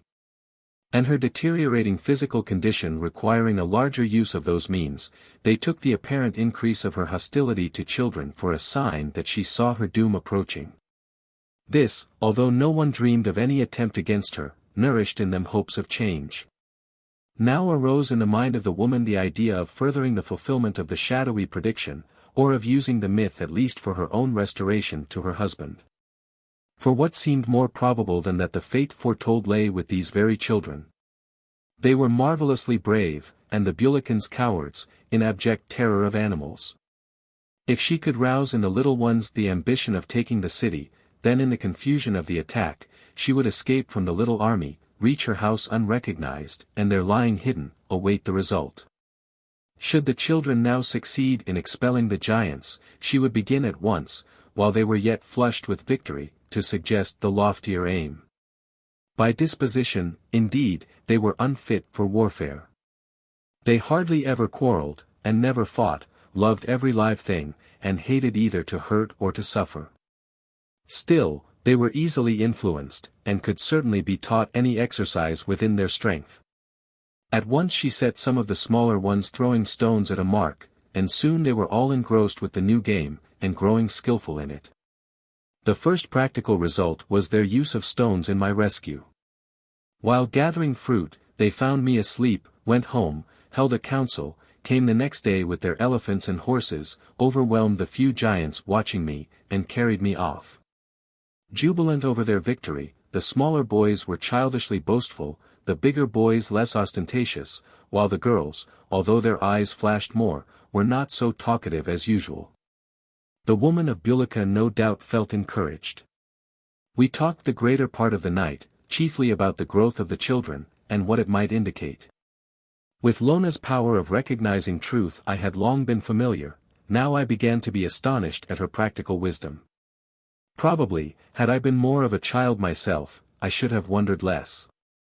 It was yet far from morning when I became aware of a slight fluttering and scrambling. I rose on my elbow, and looking about me, saw many little ones descend from their nests. They disappeared, and in a few moments all was again still. "What are they doing?" I asked. "They think," answered Lona, "that, stupid as they are, the giants will search the wood, and they are gone to gather stones with which to receive them. Stones are not plentiful in the forest, and they have to scatter far to find enow. They will carry them to their nests, and from the trees attack the giants as they come within reach. Knowing their habits, they do not expect them before the morning. If they do come, it will be the opening of a war of expulsion, one or the other people must go. The result, however, is hardly doubtful. We do not mean to kill them, indeed, their skulls are so thick that I do not think we could. Not that killing would do them much harm, they are so little alive. If one were killed, his giantess would not remember him beyond 3 days. Do the children then throw so well that the thing might happen? I asked. Wait till you see them. She answered, with a touch of pride. But I have not yet told you, she went on, of a strange thing that happened the night before last. We had come home from gathering our fruit, and were asleep in our nests, when we were roused by the horrid noises of beasts fighting. The moon was bright, and in a moment our trees glittered with staring little eyes, watching 2 huge leopardesses, one perfectly white, the other covered with black spots, which worried and tore each other with I do not know how many teeth and claws. To judge by her back, the spotted creature must have been climbing a tree when the other sprang upon her. When first I saw them, they were just under my own tree, rolling over and over each other. I got down on the lowest branch, and saw them perfectly. The children enjoyed the spectacle, siding some with this one, some with that, for we had never seen such beasts before, and thought they were only at play. But by degrees their roaring and growling almost ceased, and I saw that they were in deadly earnest, and heartily wished neither might be left able to climb a tree. But when the children saw the blood pouring from their flanks and throats, what do you think they did? They scurried down to comfort them, and gathering in a great crowd about the terrible creatures, began to pat and stroke them. Then I got down as well, for they were much too absorbed to heed my calling to them, but before I could reach them, the white one stopped fighting, and sprang among them with such a hideous yell that they flew up into the trees like birds. Before I got back into mine, the wicked beasts were at it again tooth and claw. Then Whitey had the best of it, Spotty ran away as fast as she could run, and Whitey came and lay down at the foot of my tree. But in a minute or two she was up again, and walking about as if she thought Spotty might be lurking somewhere. I waked often, and every time I looked out, I saw her. In the morning she went away. I know both the beasts, I said. Spotty is a bad beast. She hates the children, and would kill every one of them. But Whitey loves them. She ran at them only to frighten them away, lest Spotty should get hold of any of them. No one needs be afraid of Whitey. By this time the little ones were coming back, and with much noise, for they had no care to keep quiet now that they were at open war with the giants, and laden with good stones. They mounted to their nests again, though with difficulty because of their burdens, and in a minute were fast asleep. Lona retired to her tree. I lay where I was, and slept the better that I thought most likely the white leopardess was still somewhere in the wood. I woke soon after the sun, and lay pondering. 2 hours passed, and then in truth the giants began to appear, in straggling companies of 3 and 4, until I counted over 100 of them. The children were still asleep, and to call them would draw the attention of the giants. I would keep quiet so long as they did not discover me.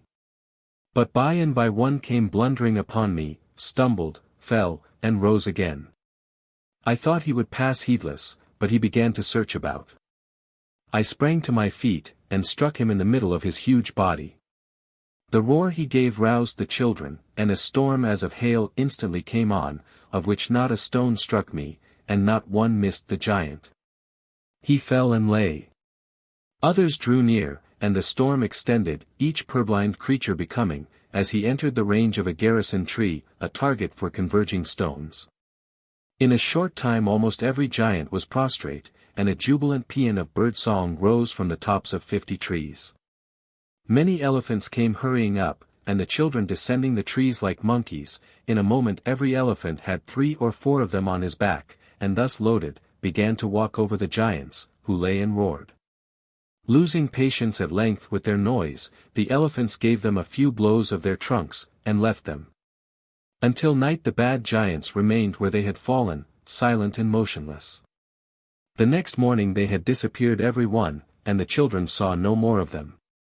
They removed to the other end of the orchard valley, and never after ventured into the forest. Chapter 34. Preparation. Victory thus gained, the woman of Bulika began to speak about the city, and talked much of its defenseless condition, of the wickedness of its princess, of the cowardice of its inhabitants. In a few days the children chattered of nothing but Bulika, although indeed they had not the least notion of what a city was. Then first I became aware of the design of the woman, although not yet of its motive. The idea of taking possession of the place recommended itself greatly to Lona, and to me also. The children were now so rapidly developing faculty, that I could see no serious obstacle to the success of the enterprise. For the terrible Lilith, woman or leopardess, I knew her one vulnerable point, her doom through her daughter, and the influence the ancient prophecy had upon the citizens. Surely whatever in the enterprise could be called risk, was worth taking. Successful, and who could doubt their success, must not the little ones, from a crowd of children, speedily become a youthful people, whose government and influence would be all for righteousness? Ruling the wicked with a rod of iron, would they not be the redemption of the nation? At the same time, I have to confess that I was not without views of personal advantage, not without ambition in the undertaking. It was just, it seemed to me, that Lona should take her seat on the throne that had been her mother's, and natural that she should make of me her consort and minister. For me, I would spend my life in her service. And between us, what might we not do, with such a core to it as the little ones, for the development of a noble state? I confess also to an altogether foolish dream of opening a commerce in gems between the two worlds, happily impossible, for it could have done nothing but harm to both. Calling to mind the appeal of Adam, I suggested to Lona that to find them water might perhaps expedite the growth of the little ones. She judged it prudent, however, to leave that alone for the present, as we did not know what its first consequences might be, while, in the course of time, it would almost certainly subject them to a new necessity. They are what they are without it, she said. When we have the city, we will search for water. We began, therefore, and pushed forward our preparations, constantly reviewing the merry troops and companies. Lona gave her attention chiefly to the commissariat, while I drilled the little soldiers, exercised them in stone throwing, taught them the use of some other weapons, and did all I could to make warriors of them. The main difficulty was to get them to rally to their flag the instant the call was sounded. Most of them were armed with slings, some of the bigger boys with bows and arrows. The bigger girls carried aloe spikes, strong as steel and sharp as needles, fitted to longish shafts, rather formidable weapons. Their sole duty was the charge of such as were too small to fight. Lona had herself grown a good deal, but did not seem aware of it. She had always been, as she still was, the tallest. Her hair was much longer, and she was become almost a woman, but not one beauty of childhood had she outgrown. When first we met after our long separation, she laid down her infant, put her arms round my neck, and clung to me silent, her face glowing with gladness. The child whimpered, she sprang to him, and had him in her bosom instantly. To see her with any thoughtless, obstinate, or irritable little one, was to think of a tender grandmother. I seemed to have known her for ages, for always, from before time began. I hardly remembered my mother, but in my mind's eye she now looked like Lona, and if I imagined sister or child, invariably she had the face of Lona. My every imagination flew to her. She was my heart's wife. She hardly ever sought me, but was almost always within sound of my voice. What I did or thought, I referred constantly to her, and rejoiced to believe that, while doing her work in absolute independence, she was most at home by my side. Never for me did she neglect the smallest child, and my love only quickened my sense of duty. To love her and to do my duty, seemed, not indeed one, but inseparable. She might suggest something I should do, she might ask me what she ought to do. But she never seemed to suppose that I, any more than she, would like to do, or could care about anything except what must be done.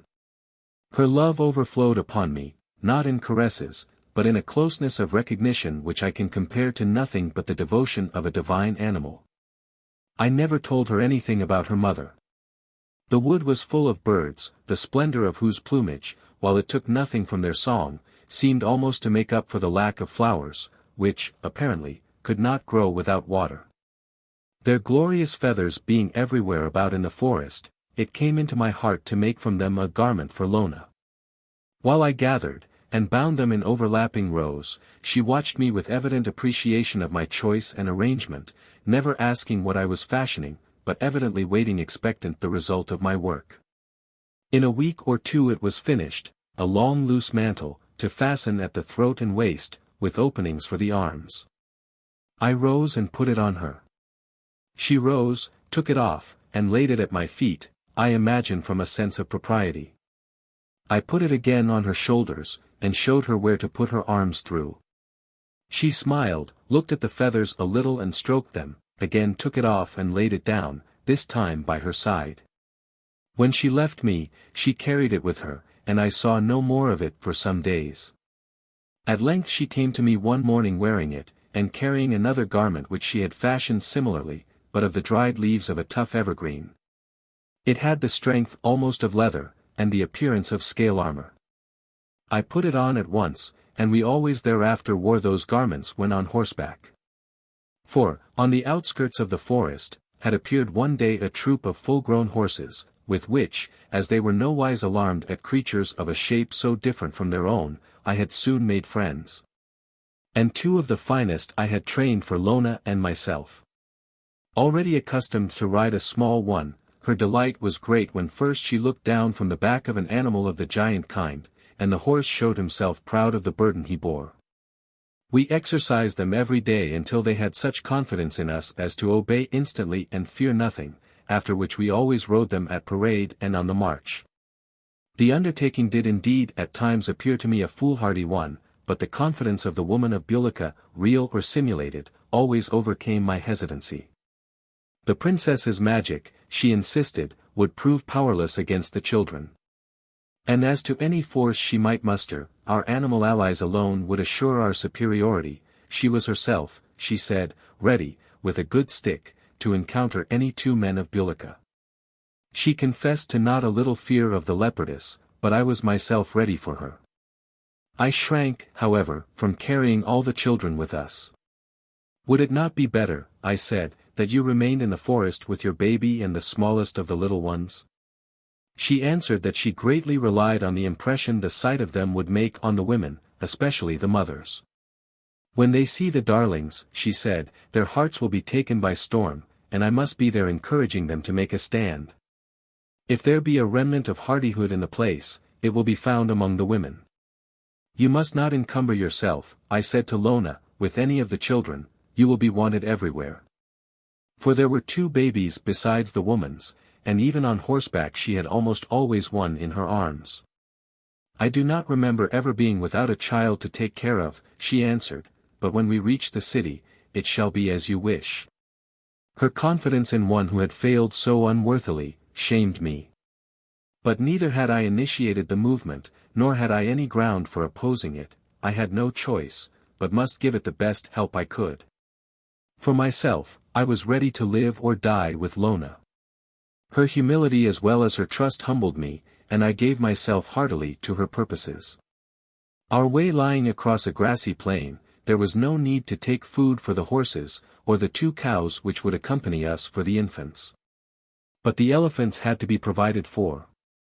True, the grass was as good for them as for those other animals, but it was short, and with their one-fingered long noses, they could not pick enough for a single meal. We had, therefore, set the whole colony to gather grass and make hay, of which the elephants themselves could carry a quantity sufficient to last them several days, with the supplement of what we would gather fresh every time we halted. For the bears we stored nuts, and for ourselves dried plenty of fruits. We had caught and tamed several more of the big horses, and now having loaded them and the elephants with these provisions, we were prepared to set out. Then Lona and I held a general review, and I made them a little speech. I began by telling them that I had learned a good deal about them, and knew now where they came from. We did not come from anywhere, they cried, interrupting me. We are here. I told them that every one of them had a mother of his own, like the mother of the last baby, that I believed they had all been brought from Bulika when they were so small that they could not now remember it. That the wicked princess there was so afraid of babies, and so determined to destroy them, that their mothers had to carry them away and leave them where she could not find them. And that now we were going to Bulika, to find their mothers, and deliver them from the bad giantess. But I must tell you, I continued, that there is danger before us, for, as you know, we may have to fight hard to take the city. We can fight. We are ready, cried the boys. Yes, you can, I returned, and I know you will. Mothers are worth fighting for. Only mind, you must all keep together. Yes, yes, we'll take care of each other, they answered. Nobody shall touch one of us but his own mother.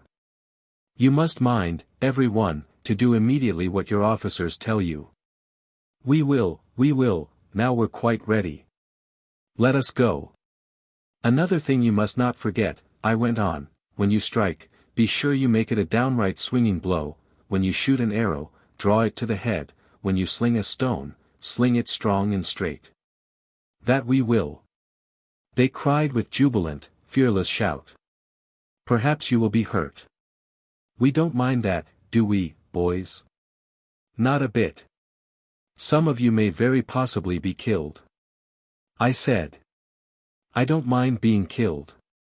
Cried one of the finest of the smaller boys. He rode a beautiful little bull, which galloped and jumped like a horse. I don't either. I don't either, came from all sides. Then Lona, queen and mother and sister of them all, spoke from her big horse by my side. I would give my life, she said, to have my mother. She might kill me if she liked. I should just kiss her and die. Come along, boys, cried a girl. We're going to our mothers. A pang went through my heart. But I could not draw back, it would be moral ruin to the little ones. Chapter 35. The Little Ones in Bulika. It was early in the morning when we set out, making, between the blue sky and the green grass, a gallant show on the wide plain. We would travel all the morning, and rest the afternoon. Then go on at night, rest the next day, and start again in the short twilight. The latter part of our journey we would endeavor so to divide as to arrive at the city with the first of the morning, and be already inside the gates when discovered. It seemed as if all the inhabitants of the forest would migrate with us. A multitude of birds flew in front, imagining themselves, no doubt, the leading division. Great companies of butterflies and other insects played about our heads. And a crowd of four-footed creatures followed us. These last, when night came, left us almost all, but the birds and the butterflies, the wasps and the dragonflies, went with us to the very gates of the city. We halted and slept soundly through the afternoon. It was our first real march, but none were tired. In the night we went faster, because it was cold. Many fell asleep on the backs of their beasts, and woke in the morning quite fresh. None tumbled off. Some rode shaggy, shambling bears, which yet made speed enough, going as fast as the elephants. Others were mounted on different kinds of deer, and would have been racing all the way had I not prevented it. Those atop of the hay on the elephants, unable to see the animals below them, would keep talking to them as long as they were awake. Once, when we had halted to feed, I heard a little fellow, as he drew out the hay to give him, commune thus with his darling beast. Nosy dear, I am digging you out of the mountain, and shall soon get down to you, be patient, I'm a-coming. Very soon now you'll send up your nose to look for me, and then we'll kiss like good elephants, we will. The same night there burst out such a tumult of elephant trumpeting, horse neighing, and child imitation, ringing far over the silent levels, that, uncertain how near the city might not be, I quickly stilled the uproar lest it should give warning of our approach. Suddenly, one morning, the sun and the city rose, as it seemed, together.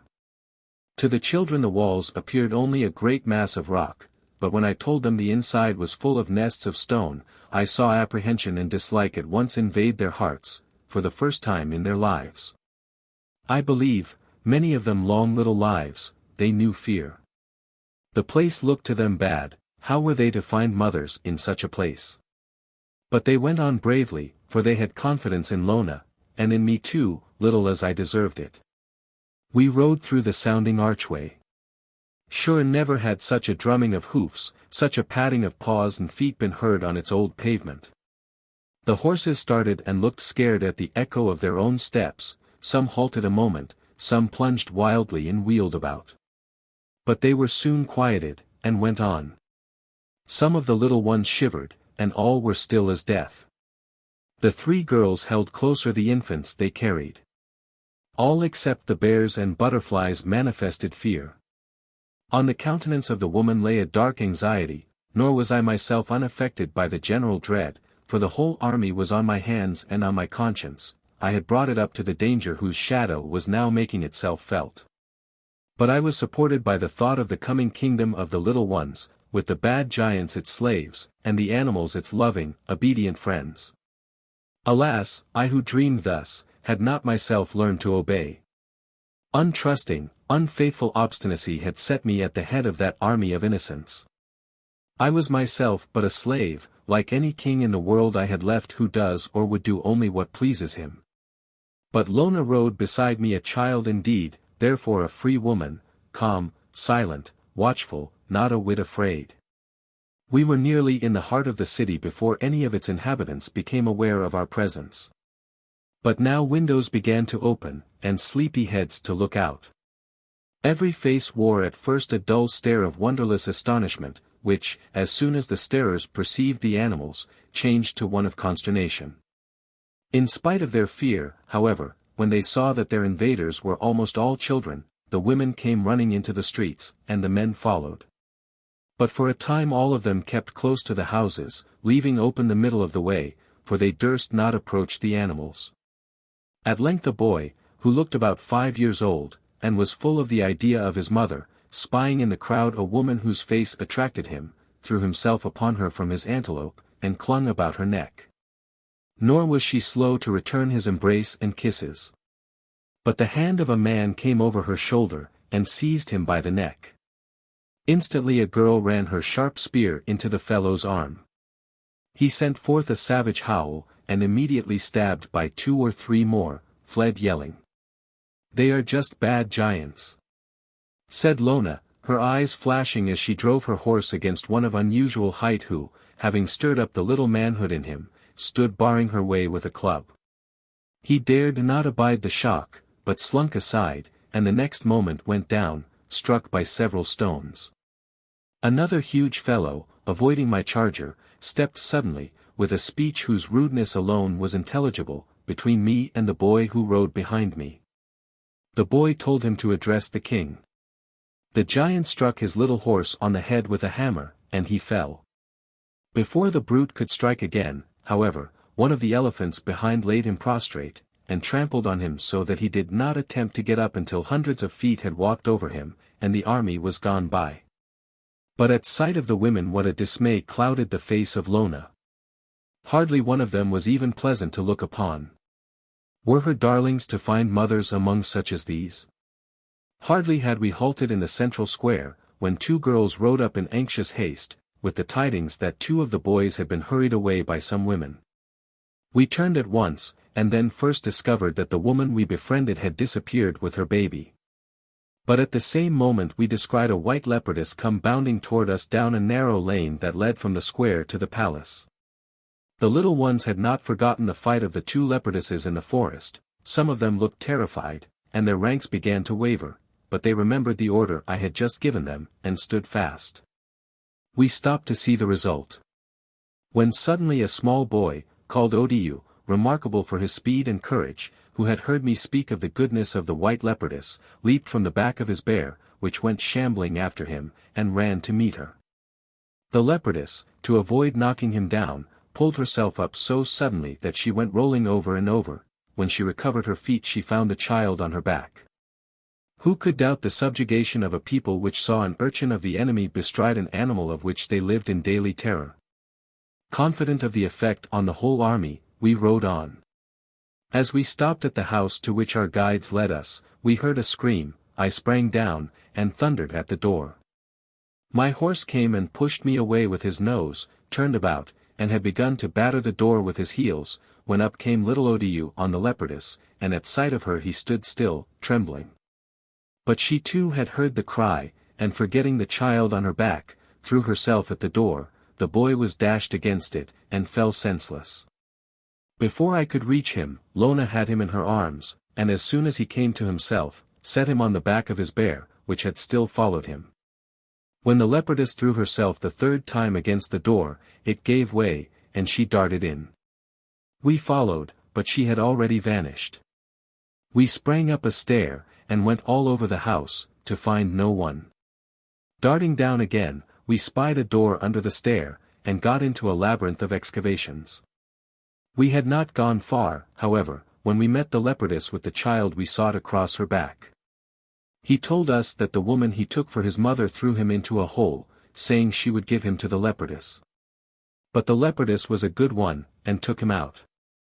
Following in search of the other boy, we got into the next house more easily, but to find, alas, that we were too late. One of the savages had just killed the little captive. It consoled Lona, however, to learn which he was, for she had been expecting him to grow a bad giant, from which worst of fate's death had saved him. The leopardess sprang upon his murderer, took him by the throat, dragged him into the street, and followed Lona with him, like a cat with a great rat in her jaws. "Let us leave the horrible place," said Lona, "there are no mothers here. This people is not worth delivering." The leopardess dropped her burden, and charged into the crowd, this way and that, wherever it was thickest. The slaves cried out and ran, tumbling over each other in heaps. When we got back to the army, we found it as we had left it, standing in order and ready. But I was far from easy. The princess gave no sign, and what she might be plotting we did not know. Watch and ward must be kept the night through. The little ones were such hardy creatures that they could repose anywhere. We told them to lie down with their animals where they were, and sleep till they were called. In one moment they were down, and in another lapped in the music of their sleep, a sound as of water over grass, or a soft wind among leaves. Their animals slept more lightly, ever on the edge of waking. The bigger boys and girls walked softly hither and thither among the dreaming multitude.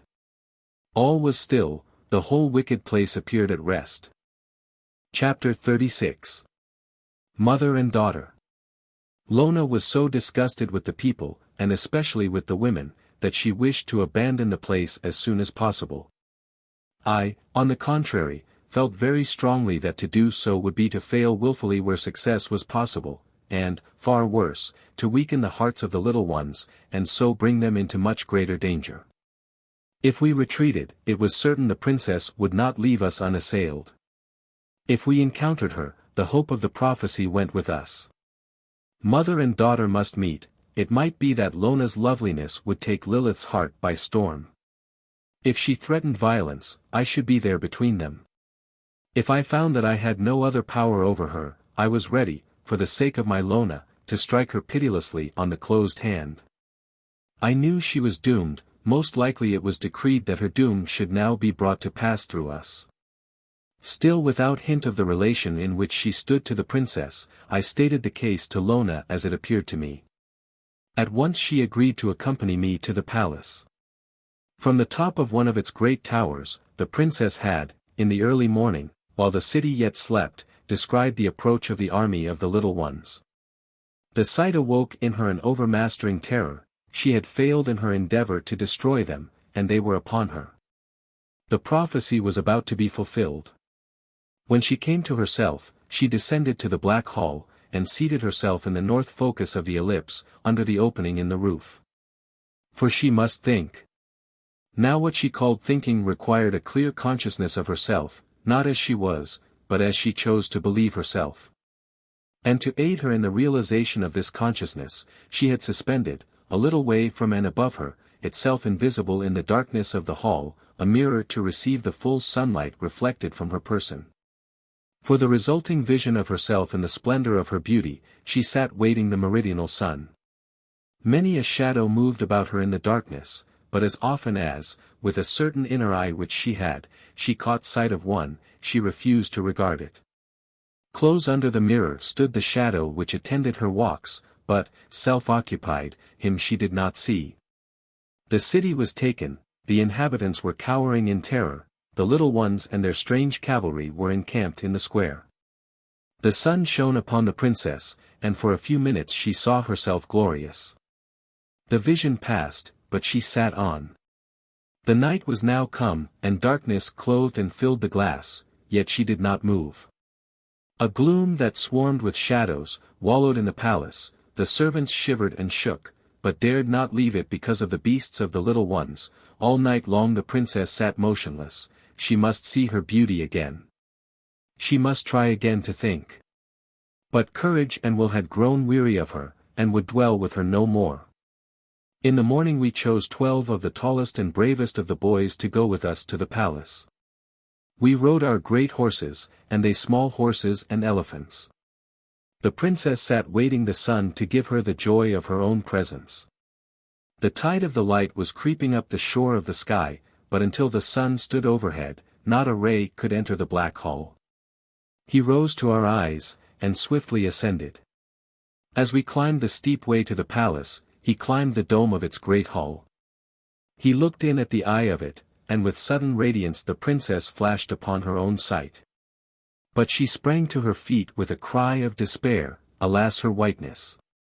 The spot covered half her side, and was black as the marble around her. She clutched her robe, and fell back in her chair. The shadow glided out, and she saw him go. We found the gate open as usual, passed through the paved grove up to the palace door, and entered the vestibule. There in her cage lay the spotted leopardess, apparently asleep or lifeless. The little ones paused a moment to look at her. She leaped up rampant against the cage. The horses reared and plunged, the elephants retreated a step. The next instant she fell supine, writhed in quivering spasms, and lay motionless. We rode into the great hall. The princess yet leaned back in her chair in the shaft of sunlight, when from the stones of the court came to her ears the noise of the horses' hoofs. She started, listened, and shook. Never had such sound been heard in her palace. She pressed her hand to her side, and gasped. The trampling came nearer and nearer, it entered the hall itself, moving figures that were not shadows approached her through the darkness. For us, we saw a splendor, a glorious woman centering the dark. Lona sprang from her horse, and bounded to her. I sprang from mine, and followed Lona. "Mother! Mother!" she cried, and her clear, lovely voice echoed in the dome. The princess shivered, her face grew almost black with hate, her eyebrows met on her forehead. She rose to her feet, and stood. "Mother! Mother!" cried Lona again, as she leaped on the dais, and flung her arms around the princess. An instant more and I should have reached them. In that instant I saw Lona lifted high, and dashed on the marble floor. Oh, the horrible sound of her fall! At my feet she fell, and lay still. The princess sat down with the smile of a demoness. I dropped on my knees beside Lona, raised her from the stones, and pressed her to my bosom. With indignant hate I glanced at the princess. She answered me with her sweetest smile. I would have sprung upon her, taken her by the throat, and strangled her, but love of the child was stronger than hate of the mother, and I clasped closer my precious burden. Her arms hung helpless. Her blood trickled over my hands, and fell on the floor with soft, slow little plashes. The horses scented it, mine first, then the small ones. Mine reared, shivering and wild-eyed, went about, and thundered blindly down the dark hall, with the little horses after him. Lona stood gazing down at his mistress, and trembling all over. The boys flung themselves from their horses' backs, and they, not seeing the black wall before them, dashed themselves, with mine, to pieces against it. The elephants came on to the foot of the dais, and stopped, wildly trumpeting. The little ones sprang upon it, and stood horrified. The princess lay back in her seat, her face that of a corpse, her eyes alone alive, wickedly flaming. She was again withered and wasted to what I found in the wood, and her side was as if a great branding hand had been laid upon it. But Lona saw nothing, and I saw but Lona. "Mother! Mother!" she sighed, and her breathing ceased. I carried her into the court. The sun shone upon a white face, and the pitiful shadow of a ghostly smile. Her head hung back. She was dead as earth. I forgot the little ones, forgot the murdering princess, forgot the body in my arms, and wandered away, looking for my Lona. The doors and windows were crowded with brute faces jeering at me, but not daring to speak, for they saw the white leopardess behind me, hanging her head close at my heel. I spurned her with my foot. She held back a moment, and followed me again. I reached the square, the little army was gone. Its emptiness roused me. Where were the little ones, her little ones? I had lost her children. I stared helpless about me, staggered to the pillar, and sank upon its base.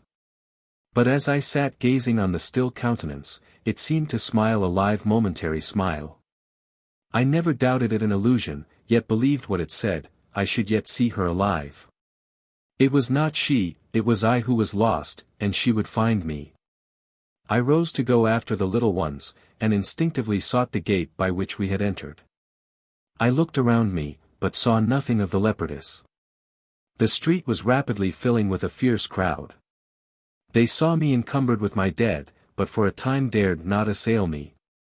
Ere I reached the gate, however, they had gathered courage. The women began to hustle me, I held on heedless. A man pushed against my sacred burden, with a kick I sent him away howling.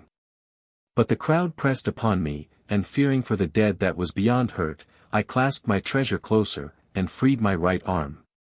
That instant, however, a commotion arose in the street behind me, the crowd broke, and through it came the little ones I had left in the palace.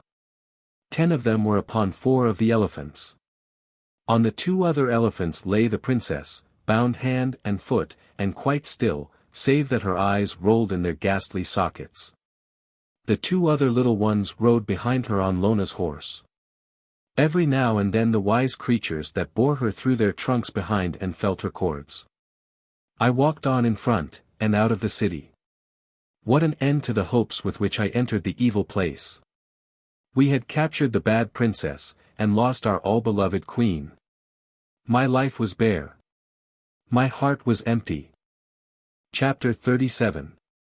The Shadow. A murmur of pleasure from my companions roused me, they had caught sight of their fellows in the distance. The 2 on Lona's horse rode on to join them. They were greeted with a wavering shout, which immediately died away. As we drew near, the sound of their sobs reached us like the breaking of tiny billows. When I came among them, I saw that something dire had befallen them, on their childish faces was the haggard look left by some strange terror. No possible grief could have wrought the change. A few of them came slowly round me, and held out their arms to take my burden. I yielded it. The tender hopelessness of the smile with which they received it, made my heart swell with pity in the midst of its own desolation. In vain were their sobs over their mother queen. In vain they sought to entice from her some recognition of their love, in vain they kissed and fondled her as they bore her away, she would not wake. On each side one carried an arm, gently stroking it. As many as could get near, put their arms under her body, those who could not, crowded around the bearers. On a spot where the grass grew thicker and softer they laid her down, and there all the little ones gathered sobbing. Outside the crowd stood the elephants, and I near them, gazing at my Lona over the many little heads between. Those next me caught sight of the princess, and stared trembling. Odu was the first to speak. I have seen that woman before. He whispered to his next neighbor. It was she who fought the white leopardess, the night they woke us with their yelling. Silly, returned his companion. That was a wild beast, with spots. Look at her eyes, insisted Odu. I know she is a bad giantess, but she is a wild beast all the same. I know she is the spotted one. The other took a step nearer, Odu drew him back with a sharp pull. Don't look at her.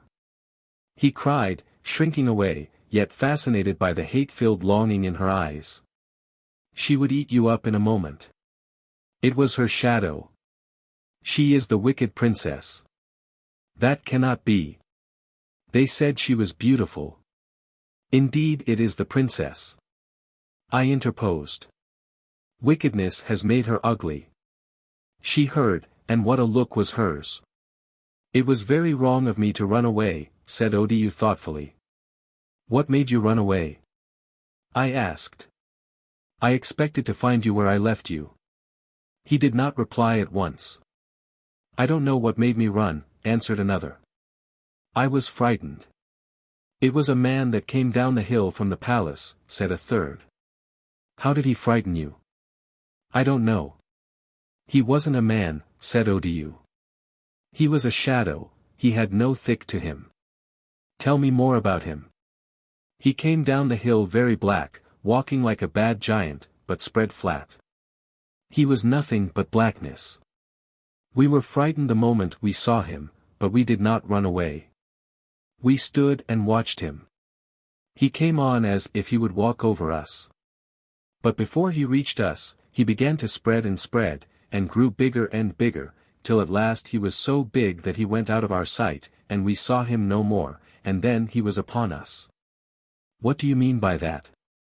He was all black through between us, and we could not see one another, and then he was inside us. How did you know he was inside you? He did me quite different. I felt like bad. I was not Odu any more, not the Odu I knew. I wanted to tear Sozo to pieces, not really, but like. He turned and hugged Sozo. It wasn't me, Sozo, he sobbed. Really, deep down, it was Odu, loving you always. And Odu came up, and knocked Naughty away. I grew sick, and thought I must kill myself to get out of the black. Then came a horrible laugh that had heard my think, and it set the air trembling about me. And then I suppose I ran away, but I did not know I had run away until I found myself running, fast as could, and all the rest running too. I would have stopped, but I never thought of it until I was out of the gate among the grass. Then I knew that I had run away from a shadow that wanted to be me and wasn't, and that I was the Odu that loved Sozo. It was the shadow that got into me, and hated him from inside me, it was not my own self me. And now I know that I ought not to have run away. But indeed I did not quite know what I was doing until it was done. My legs did it, I think, they grew frightened, and forgot me, and ran away. Naughty legs. There. And there. Thus ended Odu, with a kick to each of his naughty legs. What became of the shadow? I asked. I do not know, he answered.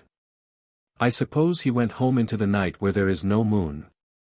I fell a wondering where Lona was gone, and dropping on the grass, took the dead thing in my lap, and whispered in its ear, Where are you, Lona? I love you. But its lips gave no answer.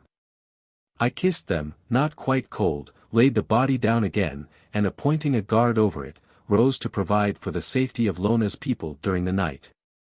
Before the sun went down, I had set a watch over the princess outside the camp, and sentinels round it, intending to walk about it myself all night long. I told the rest of the army to go to sleep. They threw themselves on the grass and were asleep in a moment. When the moon rose I caught a glimpse of something white, it was the leopardess. She swept silently round the sleeping camp, and I saw her pass 3 times between the princess and the little ones. Thereupon I made the watch lie down with the others, and stretched myself beside the body of Lona. Chapter 38. To the House of Bitterness. In the morning we set out, and made for the forest as fast as we could. I rode Lona's horse, and carried her body. I would take it to her father, he would give it a couch in the chamber of his dead. Or, if he would not, seeing she had not come of herself, I would watch it in the desert until it mouldered away. But I believed he would, for surely she had died long ago. Alas, how bitterly must I not humble myself before him. To Adam I must take Lilith also. I had no power to make her repent. I had hardly a right to slay her, much less a right to let her loose in the world. And surely I scarce merited being made for ever her jailer. Again and again, on the way, I offered her food, but she answered only with a look of hungering hate. Her fiery eyes kept rolling to and fro, nor ever closed, I believe, until we reached the other side of the hot stream. After that they never opened until we came to the House of Bitterness. One evening, as we were camping for the night, I saw a little girl go up to her, and ran to prevent mischief. But ere I could reach them, the child had put something to the lips of the princess, and given a scream of pain. "Please, king," she whimpered, "suck finger. Bad giantess, make hole in it." I sucked the tiny finger. "Well now," she cried, and a minute after was holding a second fruit to a mouth greedy of other fare. But this time she snatched her hand quickly away, and the fruit fell to the ground. The child's name was Lova. The next day we crossed the hot stream. Again on their own ground, the little ones were jubilant.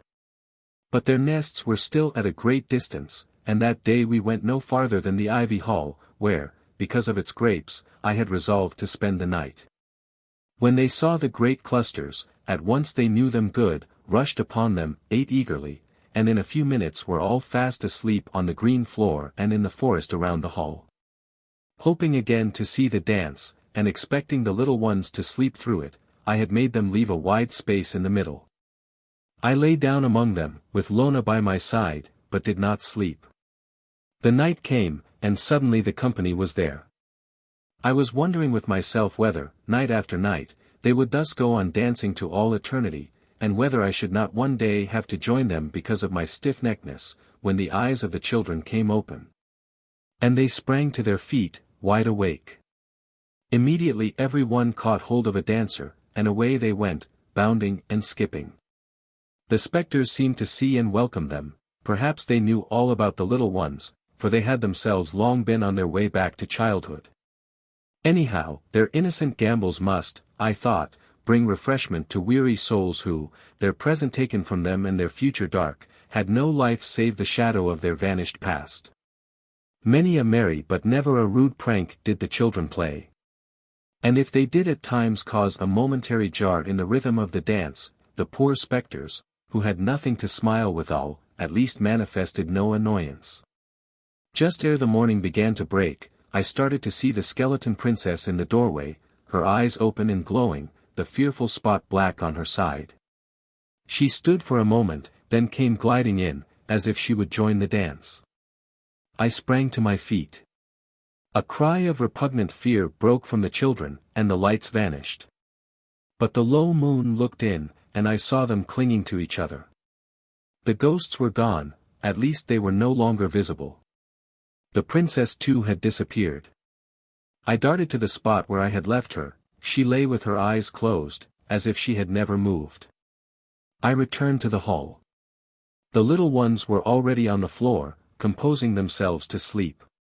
The next morning, as we started, we spied, a little way from us, two skeletons moving about in a thicket. The little ones broke their ranks, and ran to them. I followed. And, although now walking at ease, without splint or ligature, I was able to recognize the pair I had before seen in that neighborhood. The children at once made friends with them, laying hold of their arms, and stroking the bones of their long fingers, and it was plain the poor creatures took their attentions kindly. The two seemed on excellent terms with each other. Their common deprivation had drawn them together. The loss of everything had been the beginning of a new life to them. Perceiving that they had gathered handfuls of herbs, and were looking for more, presumably to rub their bones with, for in what other way could nourishment reach their system so rudimentary? The little ones, having keenly examined those they held, gathered of the same sorts, and filled the hands the skeletons held out to receive them. Then they bid them goodbye, promising to come and see them again, and resumed their journey, saying to each other they had not known there were such nice people living in the same forest. When we came to the nest village, I remained there a night with them, to see them resettled, for Lona still looked like one just dead, and there seemed no need of haste. The princess had eaten nothing, and her eyes remained shut. Fearing she might die ere we reached the end of our journey, I went to her in the night, and laid my bare arm upon her lips. She bit into it so fiercely that I cried out. How I got away from her I do not know, but I came to myself lying beyond her reach. It was then morning, and immediately I set about our departure. Choosing 12 little ones, not of the biggest and strongest, but of the sweetest and merriest. I mounted them on 6 elephants, and took 2 more of the wise clumsies, as the children called them, to bear the princess. I still rode Lona's horse, and carried her body wrapped in her cloak before me.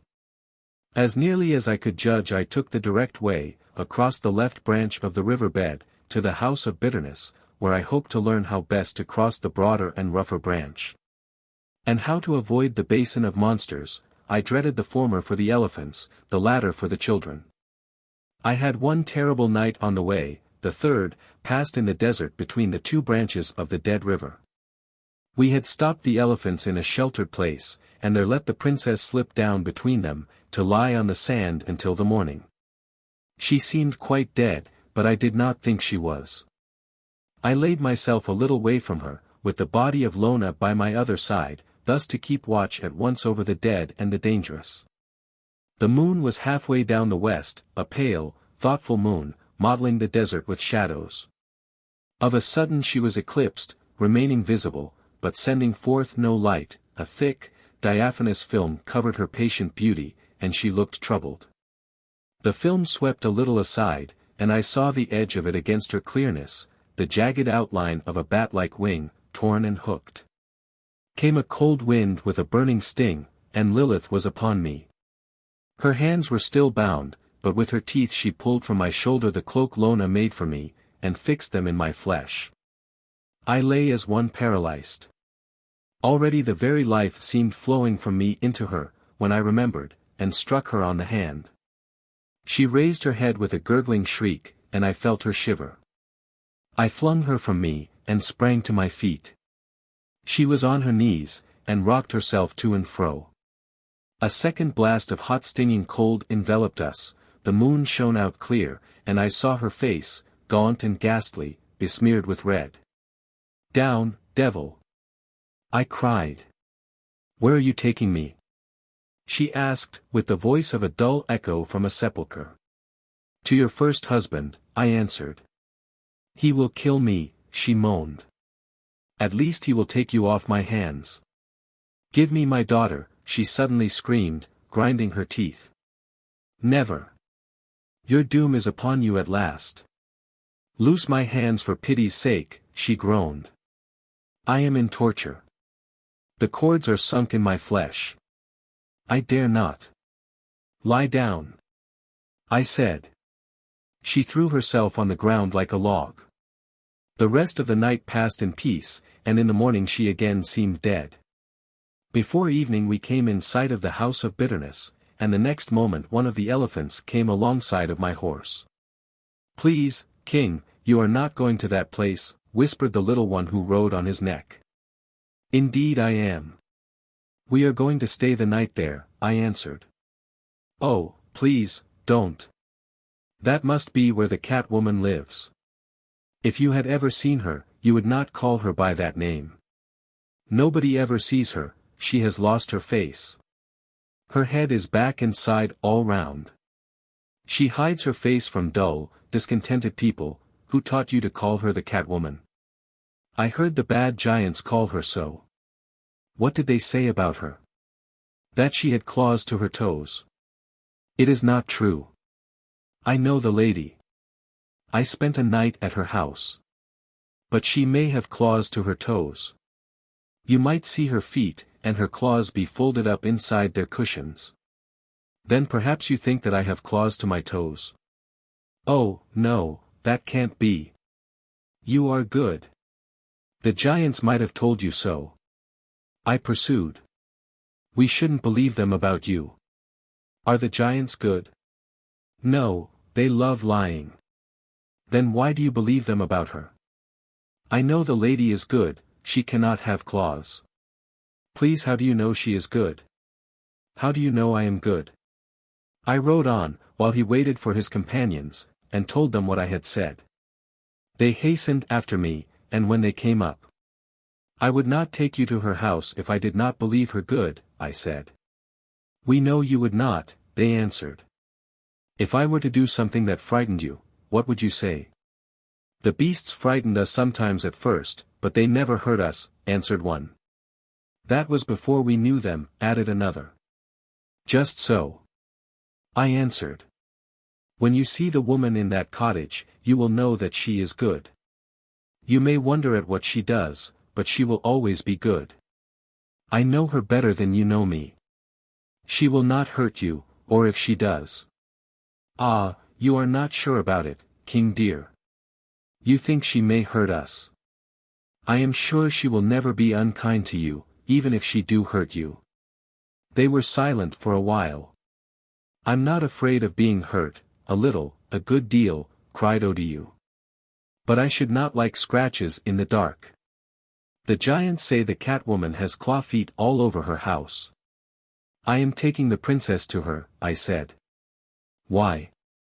Because she is her friend. How can she be good then? Little Tumbledown is a friend of the princess, I answered, so is Lova. I saw them both, more than once, trying to feed her with grapes. Little Tumbledown is good. Lova is very good. That is why they are her friends. Will the Catwoman, I mean the woman that isn't the Catwoman, and has no claws to her toes, give her grapes? She is more likely to give her scratches. Why, you say she is her friend. That is just why. A friend is one who gives us what we need, and the princess is sorely in need of a terrible scratching. They were silent again. If any of you are afraid, I said, you may go home, I shall not prevent you. But I cannot take one with me who believes the giants rather than me, or one who will call a good lady the Catwoman. Please, King, said one, I'm so afraid of being afraid. My boy, I answered, there is no harm in being afraid. The only harm is in doing what fear tells you. Fear is not your master. Laugh in his face and he will run away. There she is, in the door waiting for us, cried one, and put his hands over his eyes. How ugly she is! Cried another, and did the same. You do not see her, I said, her face is covered. She has no face, they answered. She has a very beautiful face. I saw it once. It is indeed as beautiful as Lona's. I added with a sigh. Then what makes her hide it? I think I know, anyhow, she has some good reason for it. I don't like the Catwoman. She is frightful.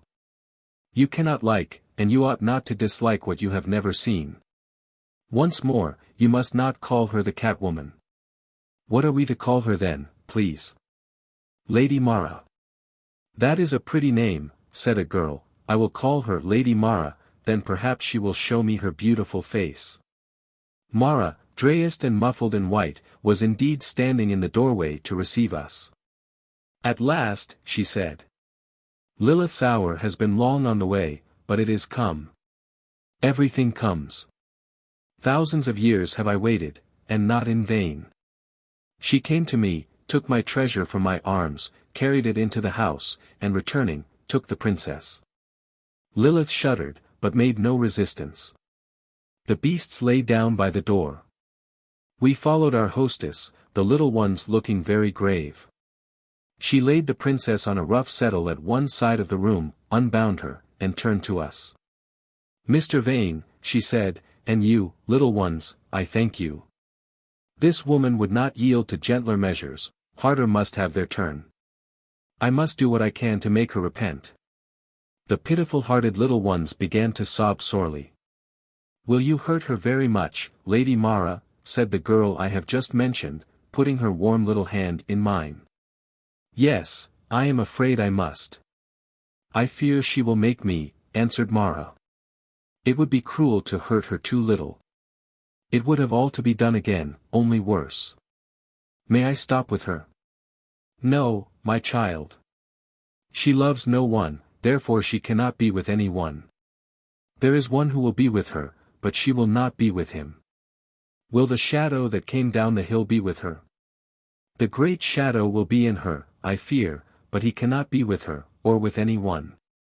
She will know I am beside her, but that will not comfort her. Will you scratch her very deep? Asked Odu, going near, and putting his hand in hers. Please, don't make the red juice come. She caught him up, turned her back to the rest of us, drew the muffling down from her face, and held him at arm's length that he might see her. As if his face had been a mirror, I saw in it what he saw. For one moment he stared, his little mouth open, then a divine wonder arose in his countenance, and swiftly changed to intense delight. For a minute he gazed entranced, then she set him down. Yet a moment he stood looking up at her, lost in contemplation, then ran to us with the face of a prophet that knows a bliss he cannot tell. Mara rearranged her mufflings, and turned to the other children.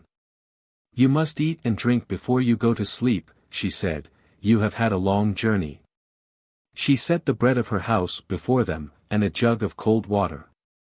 They had never seen bread before, and this was hard and dry, but they ate it without sign of distaste. They had never seen water before, but they drank without demur, one after the other looking up from the draught with a face of glad astonishment. Then she led away the smallest, and the rest went trooping after her. With her own gentle hands, they told me, she put them to bed on the floor of the garret. Chapter 39. That night. Their night was a troubled one, and they brought a strange report of it into the day. Whether the fear of their sleep came out into their waking, or their waking fear sank with them into their dreams, awake or asleep they were never at rest from it. All night something seemed going on in the house, something silent, something terrible, something they were not to know. Never a sound awoke, the darkness was one with the silence, and the silence was the terror. Once, a frightful wind filled the house, and shook its inside, they said, so that it quivered and trembled like a horse shaking himself, but it was a silent wind that made not even a moan in their chamber, and passed away like a soundless sob. They fell asleep. But they woke again with a great start. They thought the house was filling with water such as they had been drinking. It came from below, and swelled up until the garret was full of it to the very roof. But it made no more sound than the wind, and when it sank away, they fell asleep dry and warm. The next time they woke, all the air, they said, inside and out, was full of cats. They swarmed, up and down, along and across, everywhere about the room. They felt their claws trying to get through the nightgowns Lady Mara had put on them, but they could not, and in the morning not one of them had a scratch. Through the dark suddenly, came the only sound they heard the night long, the far-off howl of the huge great-grandmother cat in the desert. She must have been calling her little ones, they thought, for that instant the cat stopped. And all was still. Once more they fell fast asleep, and did not wake till the sun was rising. Such was the account the children gave of their experiences. But I was with the veiled woman and the princess all through the night, something of what took place I saw.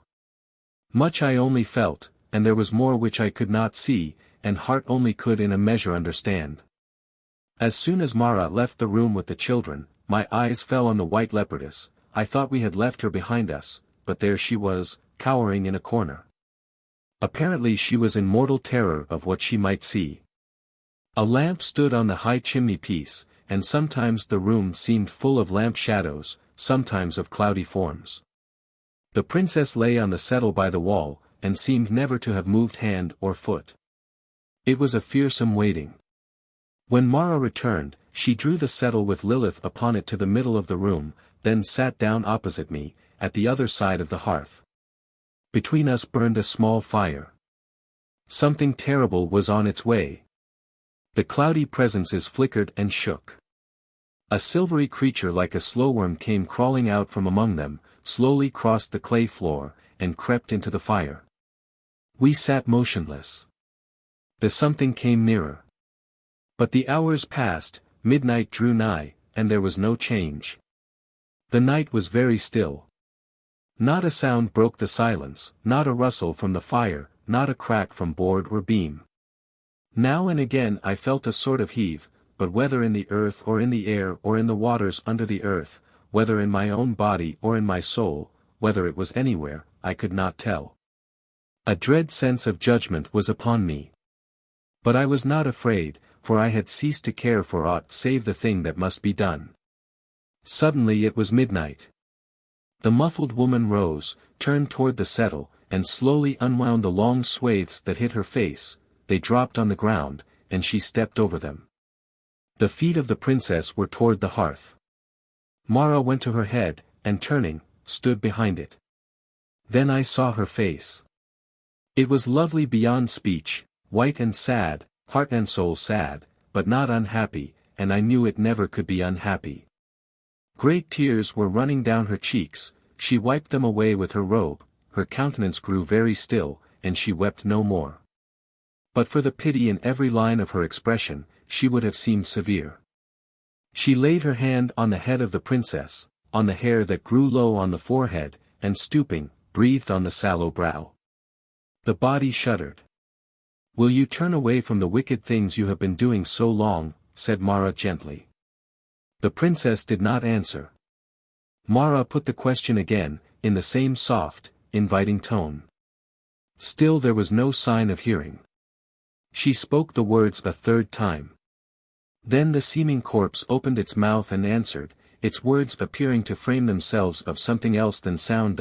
"I cannot shape the thing further, sounds they were not, yet they were words to me. I will not," she said. "I will be myself and not another." "Alas, you are another now, not yourself. Will you not be your real self?" "I will be what I mean myself now." "If you were restored, would you not make what amends you could for the misery you have caused?" "I would do after my nature." "You do not know it, your nature is good, and you do evil." "I will do as myself pleases, as myself desires." "You will do as the shadow, overshadowing yourself inclines you." "I will do what I will to do." "You have killed your daughter, Lilith." "I have killed thousands. She is my own. She was never yours as you are another's." "I am not another's, I am my own, and my daughter is mine."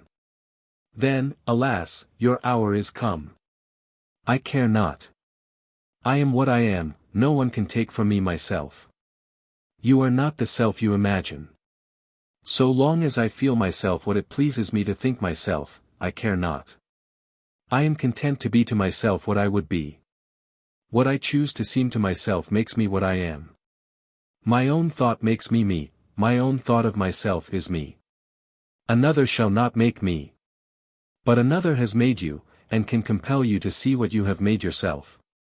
You will not be able much longer to look to yourself anything but what he sees you. You will not much longer have satisfaction in the thought of yourself.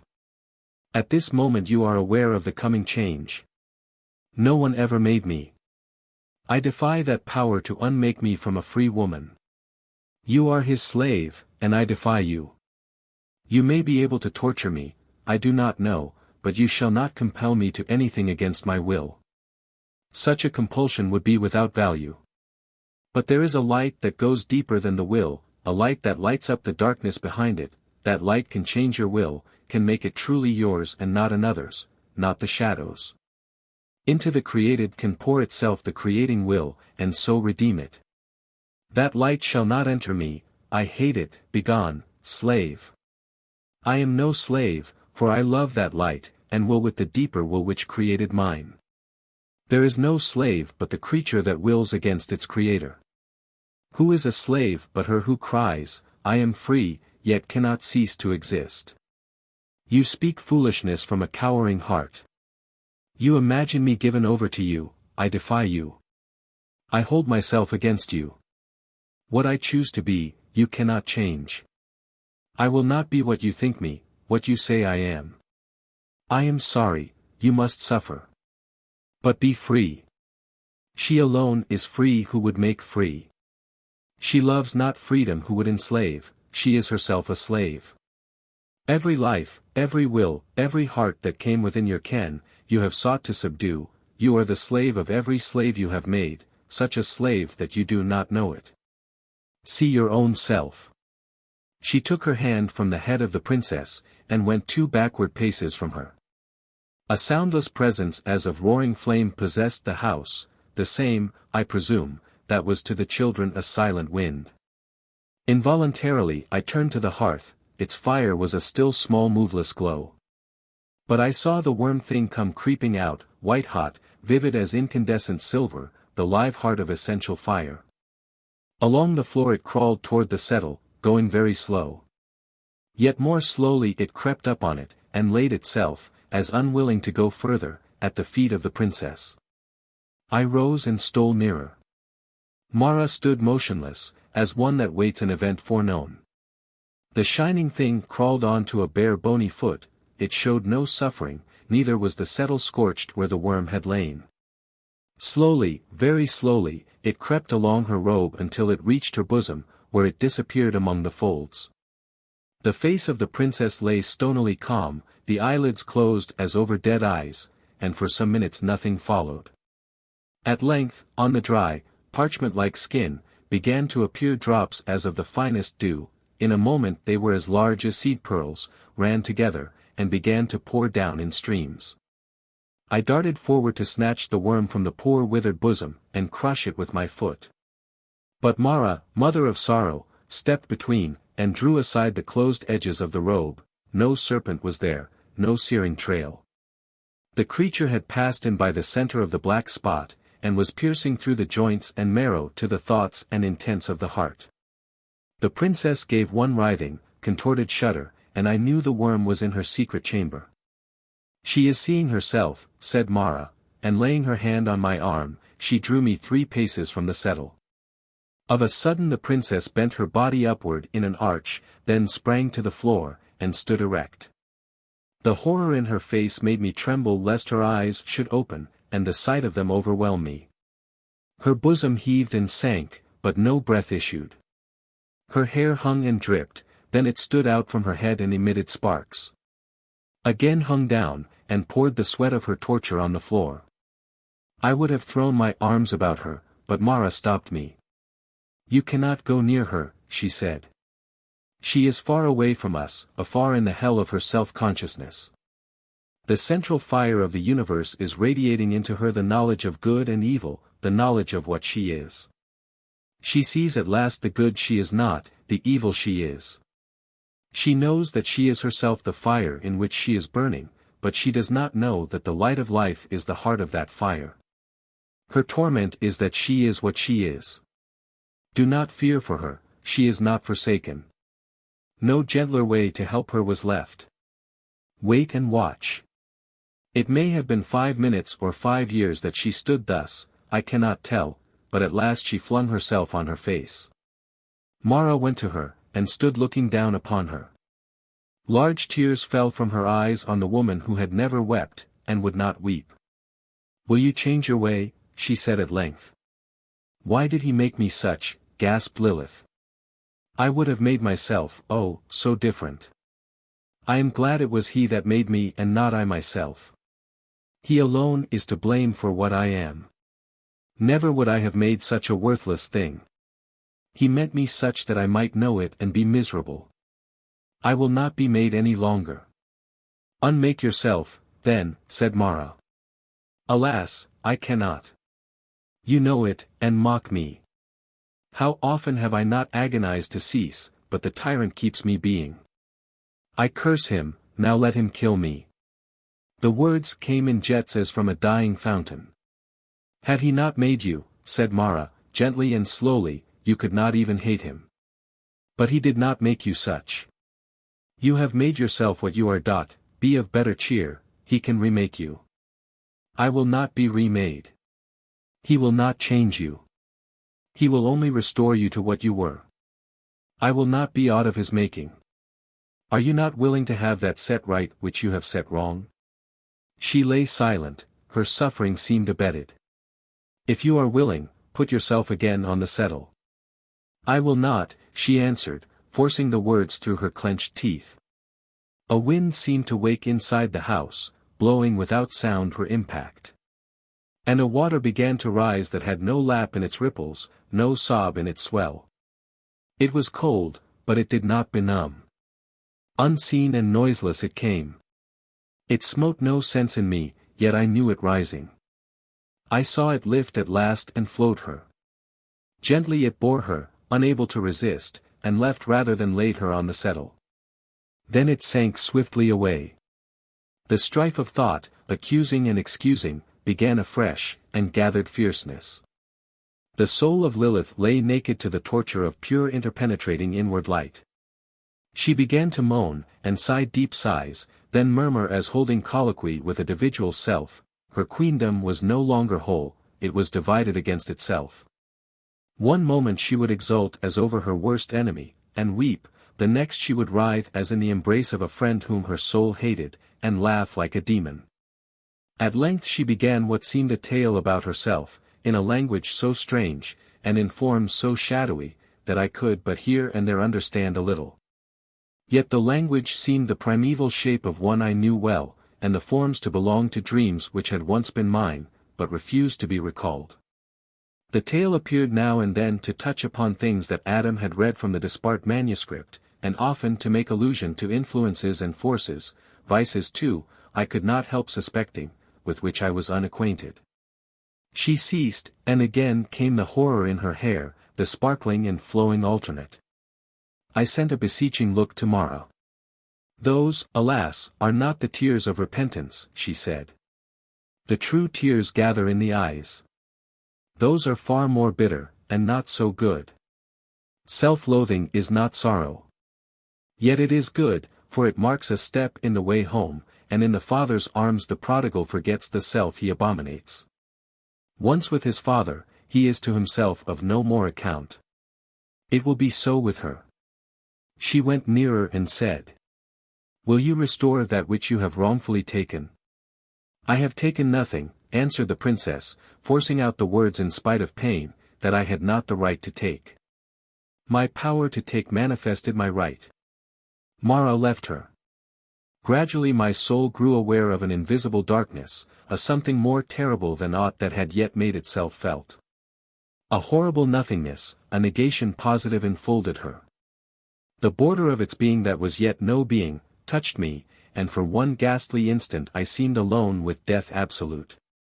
It was not the absence of everything I felt, but the presence of nothing. The princess dashed herself from the settle to the floor with an exceeding great and bitter cry. It was the recoil of being from annihilation. "For pity's sake," she shrieked, "tear my heart out, but let me live." With that there fell upon her, and upon us also who watched with her, the perfect calm as of a summer night. Suffering had all but reached the brim of her life's cup, and a hand had emptied it. She raised her head, half rose, and looked around her. A moment more, and she stood erect, with the air of a conqueror. She had won the battle. Dareful she had met her spiritual foes, they had withdrawn defeated. She raised her withered arm above her head, a paean of unholy triumph in her throat, when suddenly her eyes fixed in a ghastly stare. What was she seeing? I looked, and saw, before her, cast from unseen heavenly mirror, stood the reflection of herself, and beside it a form of splendid beauty. She trembled, and sank again on the floor helpless. She knew the one what God had intended her to be, the other what she had made herself. The rest of the night she lay motionless altogether. With the grey dawn growing in the room, she rose, turned to Mara, and said, in prideful humility, "You have conquered. Let me go into the wilderness and bewail myself." Mara saw that her submission was not feigned, neither was it real. She looked at her a moment, and returned. "Begin, then, and set right in the place of wrong." "I know not how," she replied, with the look of one who foresaw and feared the answer. "Open thy hand, and let that which is in it go." A fierce refusal seemed to struggle for passage, but she kept it prisoned. "I cannot," she said. "I have no longer the power. Open it for me." She held out the offending hand. It was more a paw than a hand. It seemed to me plain that she could not open it. Mara did not even look at it. "You must open it yourself," she said quietly. "I have told you I cannot. You can if you will, not indeed at once, but by persistent effort. What you have done, you do not yet wish undone, do not yet intend to undo." "You think so, I dare say," rejoined the princess with a flash of insolence, "but I know that I cannot open my hand. I know you better than you know yourself, and I know you can. You have often opened it a little way.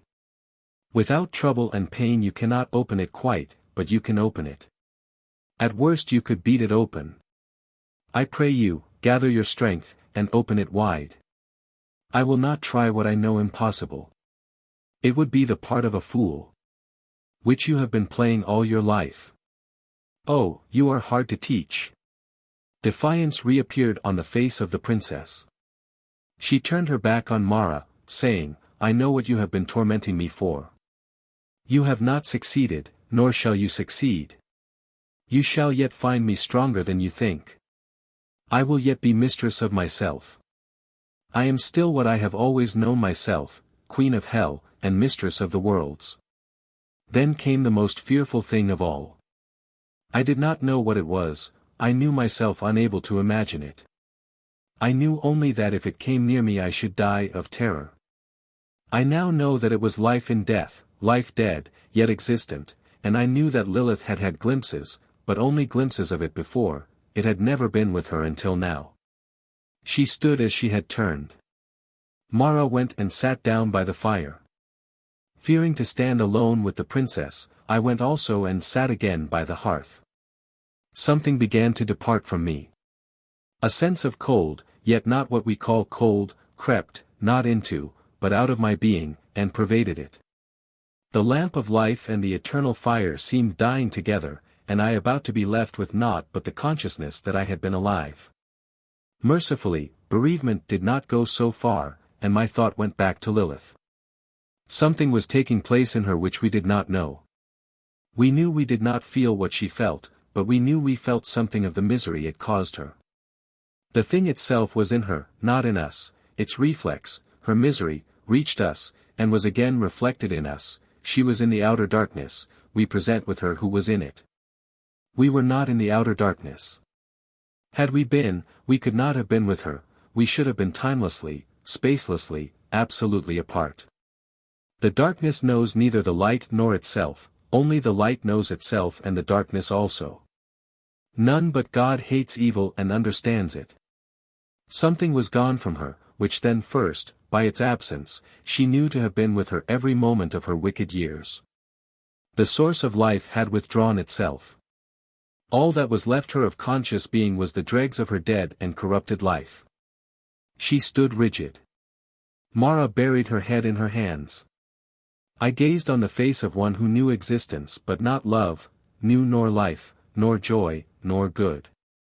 With my eyes I saw the face of a live death. She knew life only to know that it was dead, and that, in her, death lived. It was not merely that life had ceased in her, but that she was consciously a dead thing. She had killed her life, and was dead, and knew it. She must death it for ever and ever. She had tried her hardest to unmake herself, and could not. She was a dead life. She could not cease. She must be. In her face I saw and read beyond its misery, saw in its dismay that the dismay behind it was more than it could manifest. It sent out a livid gloom, the light that was in her was darkness, and after its kind it shone. She was what God could not have created. She had usurped beyond her share in self-creation, and her part had undone his. She saw now what she had made, and behold, it was not good. She was as a conscious corpse, whose coffin would never come to pieces, never set her free. Her bodily eyes stood wide open, as if gazing into the heart of horror essential, her own indestructible evil. Her right hand also was now clenched, upon existent nothing, her inheritance. But with God all things are possible, he can save even the rich. Without change of look, without sign of purpose, Lilith walked toward Mara.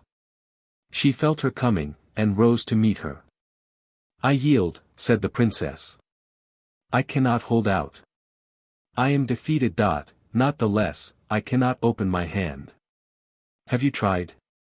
I am trying now with all my might. I will take you to my father. You have wronged him worst of the created, therefore he best of the created can help you. How can he help me? He will forgive you. Ah, if he would but help me to cease. Not even that am I capable of. I have no power over myself.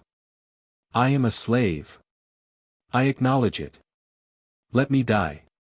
A slave thou art that shall one day be a child, answered Mara. Verily, thou shalt die, but not as thou thinkest. Thou shalt die out of death into life. Now is the life for, that never was against thee. Like her mother, in whom lay the motherhood of all the world, Mara put her arms around Lilith, and kissed her on the forehead. The fiery cold misery went out of her eyes, and their fountains filled. She lifted, and bore her to her own bed in a corner of the room, laid her softly upon it, and closed her eyes with caressing hands. Lilith lay and wept. The Lady of Sorrow went to the door and opened it. Morn, with the spring in her arms, waited outside. Softly they stole in at the open door, with a gentle wind in the skirts of their garments. It flowed and flowed about Lilith, rippling the unknown, upwaking sea of her life eternal. Rippling and to ripple it, until at length she who had been but as a weed cast on the dry sandy shore to wither, should know herself an inlet of the everlasting ocean, henceforth to flow into her for ever, and ebb no more. She answered the morning wind with reviving breath, and began to listen. For in the skirts of the wind had come the rain, the soft rain that heals the moan, the many-wounded grass, soothing it with the sweetness of all music, the hush that lives between music and silence. It bedewed the desert places around the cottage, and the sands of Lilith's heart heard it, and drank it in. When Mara returned to sit by her bed, her tears were flowing softer than the rain, and soon she was fast asleep. Chapter 40. The House of Death. The Mother of Sorrows rose, muffled her face, and went to call the little ones. They slept as if all the night they had not moved, but the moment she spoke they sprang to their feet, fresh as if new made. Merrily down the stair they followed her, and she brought them where the princess lay, her tears yet flowing as she slept. Their glad faces grew grave. They looked from the princess out on the rain, then back at the princess. "The sky is falling," said one. "The white juice is running out of the princess," cried another, with an odd look. "Is it rivers?" asked Odiu, gazing at the little streams that flowed adown her hollow cheeks. "Yes," answered Mara, "the most wonderful of all rivers." "I thought rivers was bigger, and rushed, like a lot of little ones, making loud noises," he returned, looking at me, from whom alone he had heard of rivers. "Look at the rivers of the sky," said Mara. "See how they come down to wake up the waters under the earth. Soon will the rivers be flowing everywhere, merry and loud, like thousands and thousands of happy children. Oh, how glad they will make you, little ones! You have never seen any, and do not know how lovely is the water." "That will be the glad of the ground that the princess is grown good," said Odiu. "See the glad of the sky." "Are the rivers the glad of the princess?" asked Lova. "They are not her juice, for they are not red. They are the juice inside the juice," answered Mara. Odiu put one finger to his eye, looked at it, and shook his head. "Princess will not bite now," said Lova. "No. She will never do that again," replied Mara. "But now we must take her nearer home." "Is that a nest?" asked Sozo. "Yes, a very big nest. But we must take her to another place first." "What is that?" "It is the biggest room in all this world. But I think it is going to be pulled down, it will soon be too full of little nests. Go and get your clumsies. Please, are there any cats in it?" "Not one. The nests are too full of lovely dreams for one cat to get in." "We shall be ready in a minute," said Odiu, and ran out, followed by all except Lova. Lilith was now awake, and listening with a sad smile. "But her rivers are running so fast," said Lova, who stood by her side and seemed unable to take her eyes from her face. "Her robe is all, I don't know what. Clumsies won't like it." "They won't mind it," answered Mara. "Those rivers are so clean that they make the whole world clean." I had fallen asleep by the fire, but for some time had been awake and listening, and now rose. "It is time to mount, Mr. Vane," said our hostess. "Tell me, please," I said, "is there not a way by which to avoid the channels and the den of monsters?" "There is an easy way across the river bed, which I will show you," she answered, "but you must pass once more through the monsters." I fear for the children, I said. Fear will not once come nigh them, she rejoined. We left the cottage. The beasts stood waiting about the door. Odiu was already on the neck of one of the two that were to carry the princess. I mounted Lona's horse, Mara brought her body, and gave it me in my arms. When she came out again with the princess, a cry of delight arose from the children. She was no longer muffled. Gazing at her, and entranced with her loveliness, the boys forgot to receive the princess from her, but the elephants took Lilith tenderly with their trunks, one round her body and one round her knees, and, Mara helping, laid her along between them. Why does the princess want to go? Asked a small boy. She would keep good if she stayed here. She wants to go, and she does not want to go, we are helping her, answered Mara. She will not keep good here. What are you helping her to do? He went on. To go where she will get more help to open her hand, which has been closed for 1,000 years. So long. Then she has learned to do without it, why should she open it now? Because it is shut upon something that is not hers. Please, Lady Mara, may we have some of your very dry bread before we go, said Lova. Mara smiled, and brought them 4 loaves and a great jug of water. We will eat as we go, they said. But they drank the water with delight. I think, remarked one of them, it must be elephant juice. It makes me so strong. We set out, the Lady of Sorrow walking with us, more beautiful than the sun, and the white leopardess following her. I thought she meant but to put us in the path across the channels, but I soon found she was going with us all the way. Then I would have dismounted that she might ride, but she would not let me. I have no burden to carry, she said. The children and I will walk together.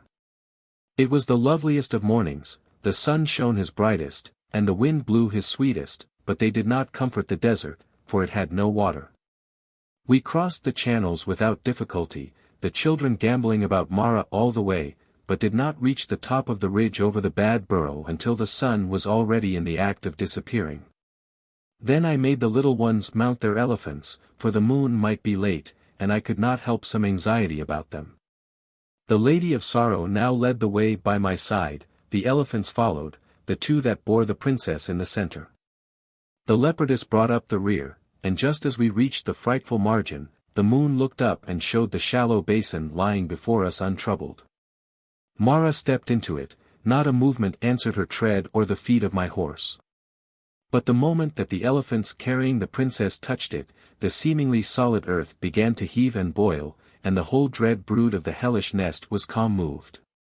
Monsters uprose on all sides, every neck at full length, every beak and claw outstretched, every mouth agape. Long-billed heads, horribly jawed faces, knotty tentacles innumerable, went out after Lilith. She lay in an agony of fear, nor dared stir a finger. Whether the hideous things even saw the children, I doubt, certainly not one of them touched a child, not one loathly member passed the live rampart of her bodyguard, to lay hold of her.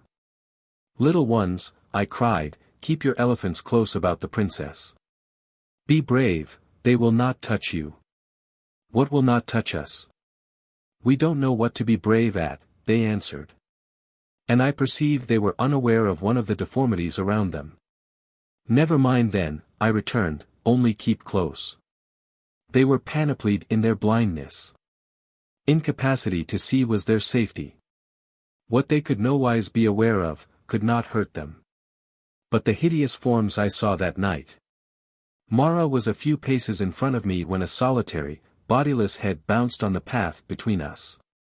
The leopardess came rushing under the elephants from behind, and would have seized it, but, with frightful contortions of visage and a loathsome howl, it gave itself a rapid rotatory twist, sprang from her, and buried itself in the ground.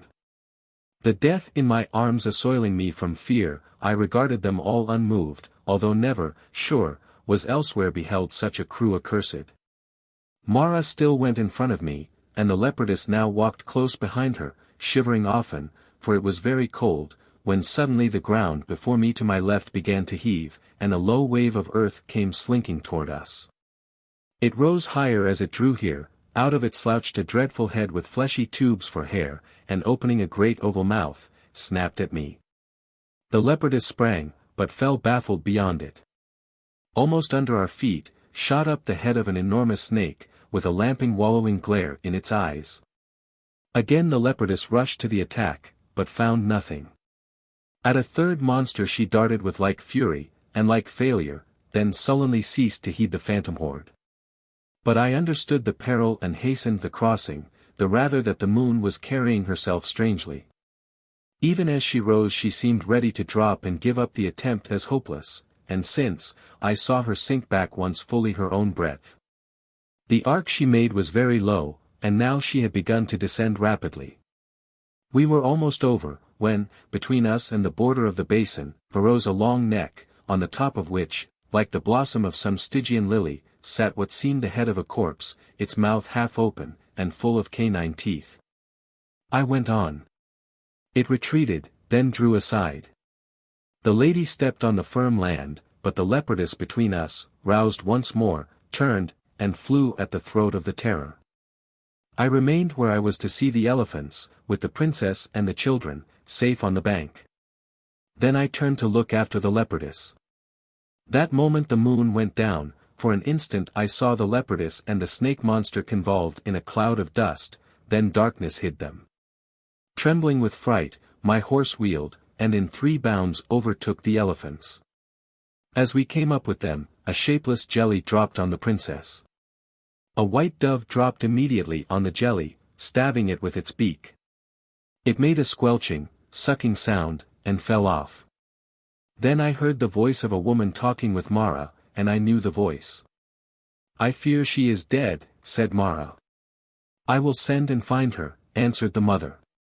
"But why, Mara, shouldst thou at all fear for her or for any one? Death cannot hurt her who dies doing the work given her to do.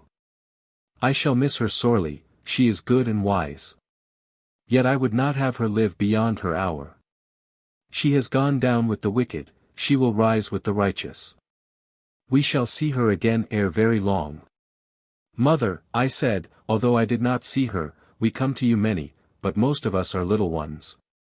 Will you be able to receive us all?" "You are welcome every one," she answered. "Sooner or later all will be little ones, for all must sleep in my house. It is well with those that go to sleep young and willing, my husband is even now preparing her couch for Lilith. She is neither young nor quite willing, but it is well indeed that she is come." I heard no more. Mother and daughter had gone away together through the dark. But we saw a light in the distance, and toward it we went stumbling over the moor. Adam stood in the door, holding the candle to guide us, and talking with his wife, who, behind him, laid bread and wine on the table within. "Happy children," I heard her say, "to have looked already on the face of my daughter. Surely it is the loveliest in the great world." When we reached the door, Adam welcomed us almost merrily. He set the candle on the threshold, and going to the elephants, would have taken the princess to carry her in. But she repulsed him, and pushing her elephants asunder, stood erect between them. They walked from beside her, and left her with him who had been her husband, ashamed indeed of her gaunt uncomeliness, but unsubmissive. He stood with a welcome in his eyes that shone through their severity. "We have long waited for thee, Lilith," he said. She returned him no answer. Eve and her daughter came to the door. "The mortal foe of my children," murmured Eve, standing radiant in her beauty. "Your children are no longer in her danger," said Mara, "she has turned from evil." "Trust her not hastily, Mara," answered her mother, "she has deceived a multitude. But you will open to her the mirror of the law of liberty, mother, that she may go into it, and abide in it. She consents to open her hand and restore, will not the great Father restore her to inheritance with his other children?" "I do not know him," murmured Lilith, in a voice of fear and doubt. "Therefore it is that thou art miserable," said Adam. "I will go back whence I came," she cried, and turned, wringing her hands, to depart. "That is indeed what I would have thee do, where I would have thee go, to him from whom thou camest. In thy agony didst thou not cry out for him? I cried out for death, to escape him and thee. Death is even now on his way to lead thee to him. Thou knowest neither death nor the life that dwells in death. Both befriend thee. I am dead, and would see thee dead, for I live and love thee. Thou art weary and heavy laden, art thou not ashamed? Is not the being thou hast corrupted become to thee at length an evil thing? Wouldst thou yet live on in disgrace eternal? Cease thou canst not, wilt thou not be restored and be? She stood silent with bowed head. Father, said Mara, take her in thine arms, and carry her to her couch. There she will open her hand, and die into life. I will walk, said the princess. Adam turned and led the way. The princess walked feebly after him into the cottage. Then Eve came out to me where I sat with Lona in my bosom. She reached up her arms, took her from me, and carried her in. I dismounted, and the children also. The horse and the elephant stood shivering, Mara patted and stroked them every one. They lay down and fell asleep. She led us into the cottage, and gave the little ones of the bread and wine on the table. Adam and Lilith were standing there together, but silent both. Eve came from the chamber of death, where she had laid Lona down, and offered of the bread and wine to the princess. Thy beauty slays me. It is death I would have, not food, said Lilith, and turned from her. This food will help thee to die, answered Eve. But Lilith would not taste of it. If thou wilt nor eat nor drink, Lilith, said Adam, come and see the place where thou shalt lie in peace. He led the way through the door of death, and she followed submissive. But when her foot crossed the threshold she drew it back, and pressed her hand to her bosom, struck through with the cold immortal. A wild blast fell roaring on the roof, and died away in a moan. She stood ghastly with terror. It is he, said her voiceless lips, I read their motion. Who, princess? I whispered. The great shadow, she murmured. Here he cannot enter, said Adam. Here he can hurt no one. Over him also is power given me. Are the children in the house? Asked Lilith, and at the word the heart of Eve began to love her. He never dared touch a child, she said. Nor have you either ever hurt a child. Your own daughter you have but sent into the loveliest sleep, for she was already a long time dead when you slew her. And now death shall be the atone-maker, you shall sleep together. Wife, said Adam, let us first put the children to bed, that she may see them safe. He came back to fetch them. As soon as he was gone, the princess knelt to Eve, clasped her knees, and said, Beautiful Eve, persuade your husband to kill me, to you he will listen. Indeed I would but cannot open my hand. You cannot die without opening it. To kill you would not serve you, answered Eve. But indeed he cannot. No one can kill you but the shadow, and whom he kills never knows she is dead, but lives to do his will, and thinks she is doing her own. Show me then to my grave. I am so weary I can live no longer. I must go to the shadow, yet I would not. She did not, could not understand. She struggled to rise, but fell at the feet of Eve. The mother lifted, and carried her inward. I followed Adam and Mara and the children into the chamber of death. We passed Eve with Lilith in her arms, and went farther in. You shall not go to the shadow, I heard Eve say, as we passed them. Even now is his head under my heel. The dim light in Adam's hand glimmered on the sleeping faces, and as he went on, the darkness closed over them. The very air seemed dead, was it because none of the sleepers breathed it? Profoundest sleep filled the wide place. It was as if not one had waked since last I was there, for the forms I had then noted lay there still. My father was just as I had left him, save that he seemed yet nearer to a perfect peace. The woman beside him looked younger. The darkness, the cold, the silence, the still air, the faces of the lovely dead, made the hearts of the children beat softly, but their little tongues would talk, with low, hushed voices. What a curious place to sleep in! Said one, I would rather be in my nest. It is so cold, said another. Yes, it is cold, answered our host, but you will not be cold in your sleep. Where are our nests? Asked more than one, looking round and seeing no couch unoccupied. Find places, and sleep where you choose, replied Adam.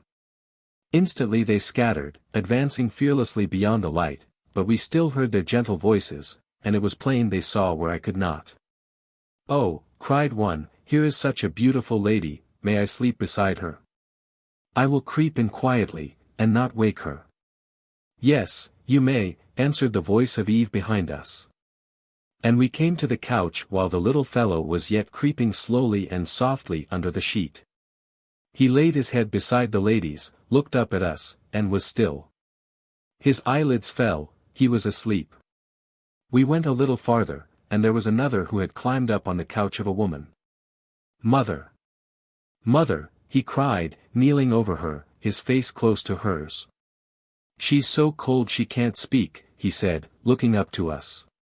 But I will soon make her warm. He lay down, and pressing close to her, put his little arm over her. In an instant he too was asleep, smiling in absolute content. We came to a third little one, it was Lova. She stood on tiptoe, leaning over the edge of a couch. My own mother wouldn't have me, she said softly, will you? Receiving no reply, she looked up at Eve. The great mother lifted her to the couch, and she got at once under the snowy covering. Each of the little ones had by this time, except 3 of the boys, found at least an unobjecting bedfellow, and lay still and white beside a still, white woman. The little orphans had adopted mothers. One tiny girl had chosen a father to sleep with, and that was mine. A boy lay by the side of the beautiful matron with the slow-healing hand. On the middle one of the 3 couches hitherto unoccupied, lay Lona. Eve set Lilith down beside it. Adam pointed to the vacant couch on Lona's right hand, and said, There, Lilith, is the bed I have prepared for you. She glanced at her daughter lying before her like a statue carved in semi-transparent alabaster, and shuddered from head to foot. How cold it is, she murmured. You will soon begin to find comfort in the cold, answered Adam. Promises to the dying are easy, she said. But I know it, I too have slept. I am dead. I believed you dead long ago, but I see you alive. More alive than you know, or are able to understand. I was scarce alive when first you knew me. Now I have slept, and am awake, I am dead, and live indeed. I fear that child, she said, pointing to Lona, she will rise and terrify me. She is dreaming love to you. But the shadow, she moaned, I fear the shadow. He will be wroth with me. He at sight of whom the horses of heaven start and rear, dares not disturb one dream in this quiet chamber. I shall dream then. You will dream. What dreams? That I cannot tell, but none he can enter into. When the shadow comes here, it will be to lie down and sleep also. His hour will come, and he knows it will. How long shall I sleep? You and he will be the last to wake in the morning of the universe. The princess lay down, drew the sheet over her, stretched herself out straight, and lay still with open eyes. Adam turned to his daughter. She drew near. Lilith, said Mara, you will not sleep, if you lie there 1,000 years, until you have opened your hand, and yielded that which is not yours to give or to withhold. I cannot, she answered. I would if I could, and gladly, for I am weary, and the shadows of death are gathering about me. They will gather and gather, but they cannot enfold you while yet your hand remains unopened. You may think you are dead, but it will be only a dream, you may think you have come awake, but it will still be only a dream. Open your hand, and you will sleep indeed, then wake indeed. I am trying hard, but the fingers have grown together and into the palm. I pray you put forth the strength of your will. For the love of life, draw together your forces and break its bonds. I have struggled in vain, I can do no more. I am very weary, and sleep lies heavy upon my lids. The moment you open your hand, you will sleep. Open it, and make an end. A tinge of color arose in the parchment-like face, the contorted hand trembled with agonized effort. Mara took it, and sought to aid her. "Hold, Mara," cried her father. "There is danger." The princess turned her eyes upon Eve, beseechingly. "There was a sword I once saw in your husband's hands," she murmured. "I fled when I saw it. I heard him who bore it say it would divide whatever was not one and indivisible." "I have the sword," said Adam. "The angel gave it me when he left the gate." "Bring it, Adam," pleaded Lilith, "and cut me off this hand that I may sleep." "I will," he answered. He gave the candle to Eve, and went. The princess closed her eyes. In a few minutes Adam returned with an ancient weapon in his hand. The scabbard looked like vellum grown dark with years, but the hilt shone like gold that nothing could tarnish. He drew out the blade. It flashed like a pale blue northern streamer, and the light of it made the princess open her eyes. She saw the sword, shuddered, and held out her hand. Adam took it.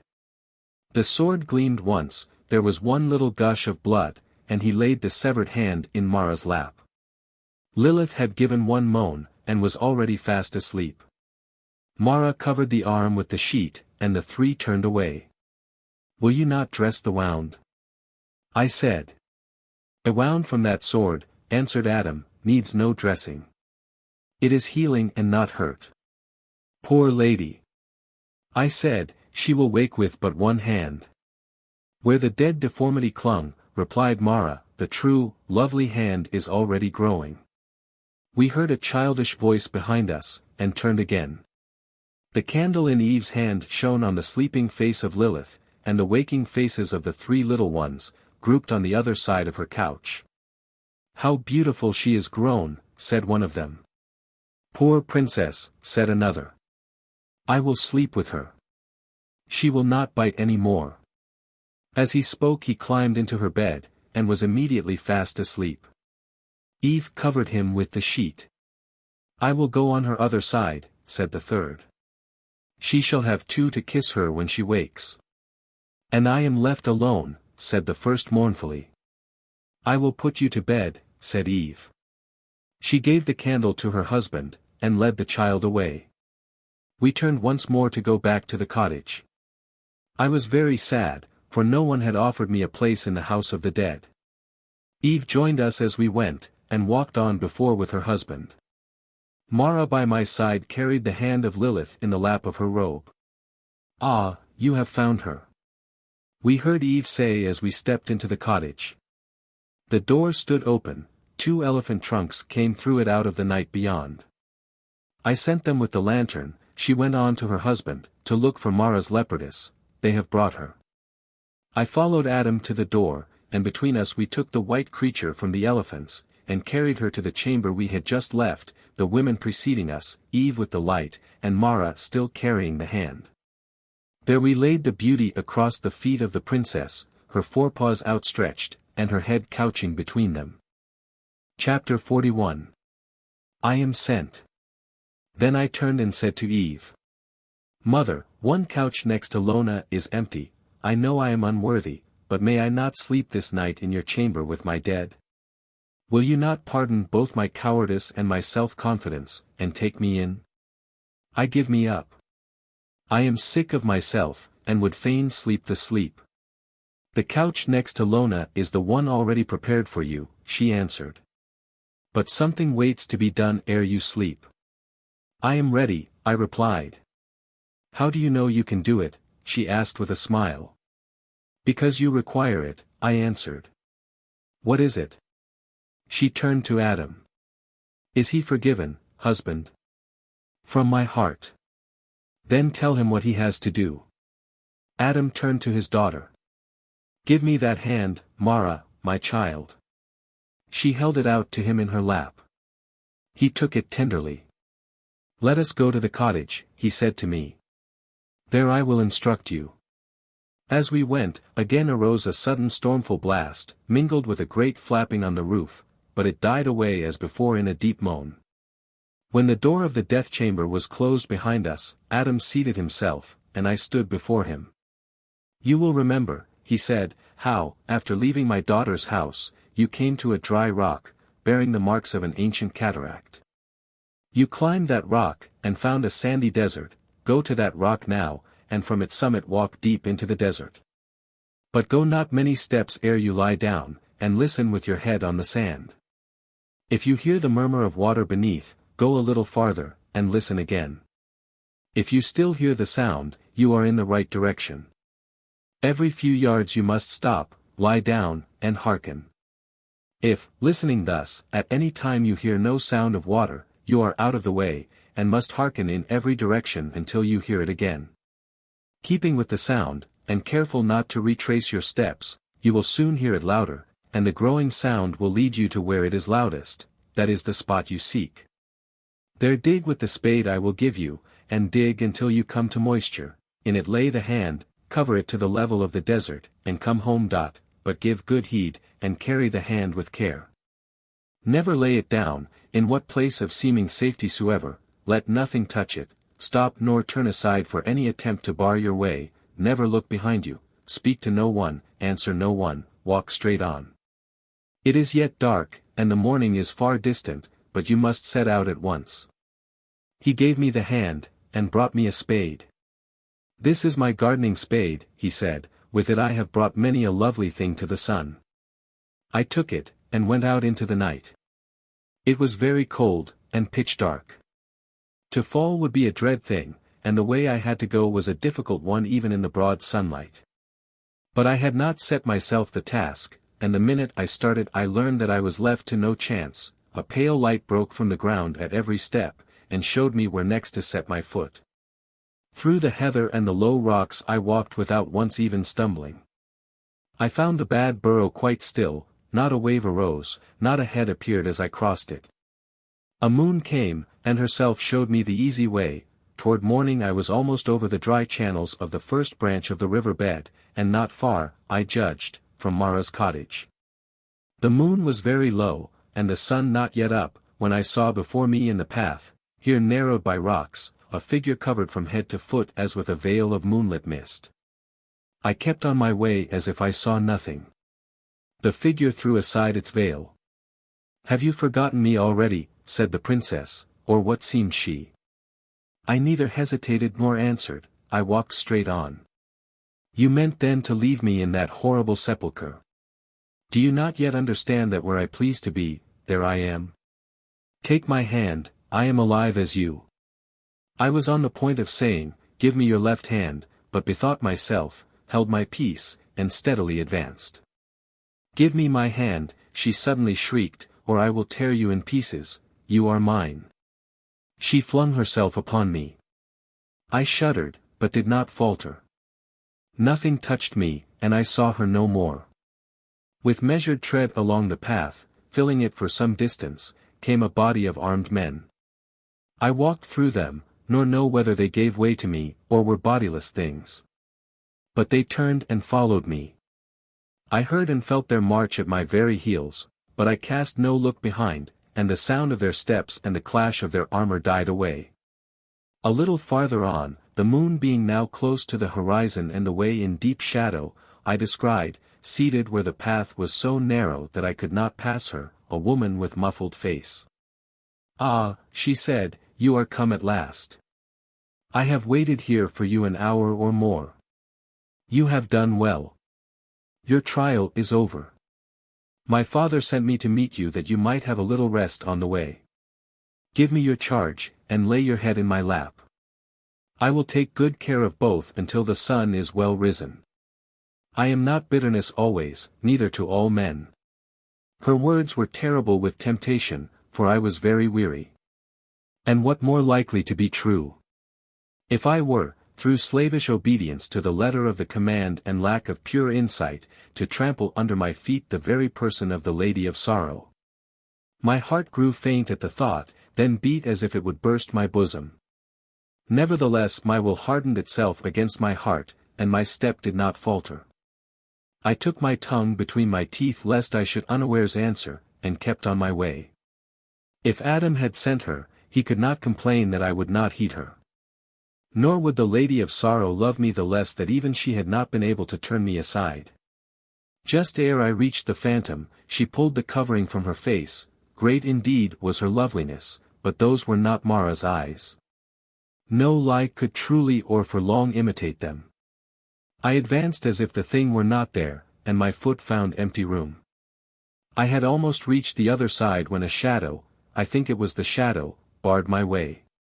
He seemed to have a helmet upon his head, but as I drew closer I perceived it was the head itself I saw, so distorted as to bear but a doubtful resemblance to the human. A cold wind smote me, dank and sickening, repulsive as the air of a charnel house, firmness forsook my joints, and my limbs trembled as if they would drop in a helpless heap. I seemed to pass through him, but I think now that he passed through me. For a moment I was as one of the damned. Then a soft wind like the first breath of a newborn spring greeted me, and before me arose the dawn. My way now led me past the door of Mara's cottage. It stood wide open, and upon the table I saw a loaf of bread and a pitcher of water. In or around the cottage was neither howl nor wail. I came to the precipice that testified to the vanished river. I climbed its worn face, and went on into the desert. There at last, after much listening to and fro, I determined the spot where the hidden water was loudest, hung Lilith's hand about my neck, and began to dig. It was a long labor, for I had to make a large hole because of the looseness of the sand. But at length I threw up a damp spadeful. I flung the sexton tool on the verge, and laid down the hand. A little water was already oozing from under its fingers. I sprang out, and made haste to fill the grave. Then, utterly fatigued, I dropped beside it, and fell asleep. Chapter 42. I sleep the sleep. When I woke, the ground was moist about me, and my track to the grave was growing a quicksand. In its ancient course the river was swelling, and had begun to shove at its burden. Soon it would be roaring down the precipice, and, divided in its fall, rushing with one branch to resubmerge the orchard valley, with the other to drown perhaps the monster horde, and between them to isle the evil wood. I set out at once on my return to those who sent me. When I came to the precipice, I took my way betwixt the branches, for I would pass again by the cottage of Mara, lest she should have returned.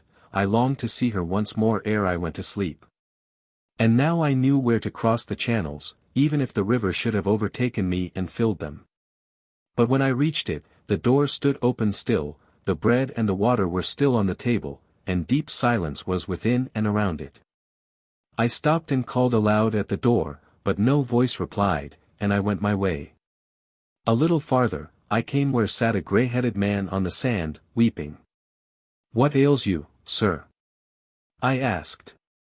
"Are you forsaken?" "I weep," he answered, "because they will not let me die. I have been to the house of death, and its mistress, notwithstanding my years, refuses me. Intercede for me, sir, if you know her, I pray you." "Nay, sir," I replied, "that I cannot. For she refuses none whom it is lawful for her to receive." "How know you this of her? You have never sought death. You are much too young to desire it. I fear your words may indicate that, were you young again, neither would you desire it." "Indeed, young sir, I would not. And certain I am that you cannot. I may not be old enough to desire to die, but I am young enough to desire to live indeed. Therefore I go now to learn if she will at length take me in. You wish to die because you do not care to live. She will not open her door to you, for no one can die who does not long to live. It ill becomes your youth to mock a friendless old man. Pray, cease your riddles. Did not then the mother tell you something of the same sort?" "In truth I believe she did, but I gave little heed to her excuses." "Ah, then, sir," I rejoined, "it is but too plain you have not yet learned to die, and I am heartily grieved for you. Such had I too been but for the Lady of Sorrow. I am indeed young, but I have wept many tears. Pardon me, therefore, if I presume to offer counsel. Go to the Lady of Sorrow, and take with both hands what she will give you. Yonder lies her cottage. She is not in it now, but her door stands open, and there is bread and water on her table. Go in, sit down, eat of the bread, drink of the water, and wait there until she appear. Then ask counsel of her, for she is true, and her wisdom is great. He fell to weeping afresh, and I left him weeping. What I said, I fear he did not heed. But Mara would find him. The sun was down, and the moon unrisen, when I reached the abode of the monsters, but it was still as a stone till I passed over. Then I heard a noise of many waters, and a great cry behind me, but I did not turn my head. Ere I reached the house of death, the cold was bitter and the darkness dense, and the cold and the darkness were one, and entered into my bones together. But the candle of Eve, shining from the window, guided me, and kept both frost and murk from my heart. The door stood open, and the cottage lay empty. I sat down disconsolate. And as I sat, there grew in me such a sense of loneliness as never yet in my wanderings had I felt. Thousands were near me, not one was with me. True, it was I who was dead, not they, but, whether by their life or by my death, we were divided. They were alive, but I was not dead enough even to know them alive, doubt would come. They were, at best, far from me, and helpers I had none to lay me beside them. Never before had I known, or truly imagined desolation. In vain I took myself to task, saying the solitude was but a seeming, I was awake, and they slept, that was all. It was only that they lay so still and did not speak. They were with me now, and soon I should be with them. I dropped Adam's old spade, and the dull sound of its fall on the clay floor seemed reverberated from the chamber beyond. A childish terror seized me. I sat and stared at the coffin door. But Father Adam, Mother Eve, Sister Mara would soon come to me, and then, welcome the cold world and the white neighbors. I forgot my fears, lived a little, and loved my dead. Something did move in the chamber of the dead. There came from it what was like a dim, far-off sound, yet was not what I knew as sound. My soul sprang into my ears. Was it a mere thrill of the dead air, too slight to be heard, but quivering in every spiritual sense? I knew without hearing, without feeling it. The something was coming. It drew nearer. In the bosom of my desertion awoke an infant hope. The noiseless thrill reached the coffin door, became sound, and smote on my ear. The door began to move, with a low, soft creaking of its hinges. It was opening. I ceased to listen, and stared expectant. It opened a little way, and a face came into the opening. It was Lona's. Its eyes were closed, but the face itself was upon me, and seemed to see me. It was white as Eve's, white as Mara's, but did not shine like their faces. She spoke, and her voice was like a sleepy night wind in the grass. "Are you coming, King?" it said. "I cannot rest until you are with me, gliding down the river to the great sea, and the beautiful dreamland. The sleepiness is full of lovely things, come and see them." "Ah, my darling!" I cried. "Had I but known! I thought you were dead." She lay on my bosom, cold as ice frozen to marble. She threw her arms, so white, feebly about me, and sighed. "Carry me back to my bed, King. I want to sleep." I bore her to the death chamber, holding her tight lest she should dissolve out of my arms. Unaware that I saw, I carried her straight to her couch. "Lay me down," she said, "and cover me from the warm air, it hurts, a little. Your bed is there, next to mine. I shall see you when I wake." She was already asleep. I threw myself on my couch, blessed as never was man on the eve of his wedding. "Come, sweet cold," I said, and still my heart speedily.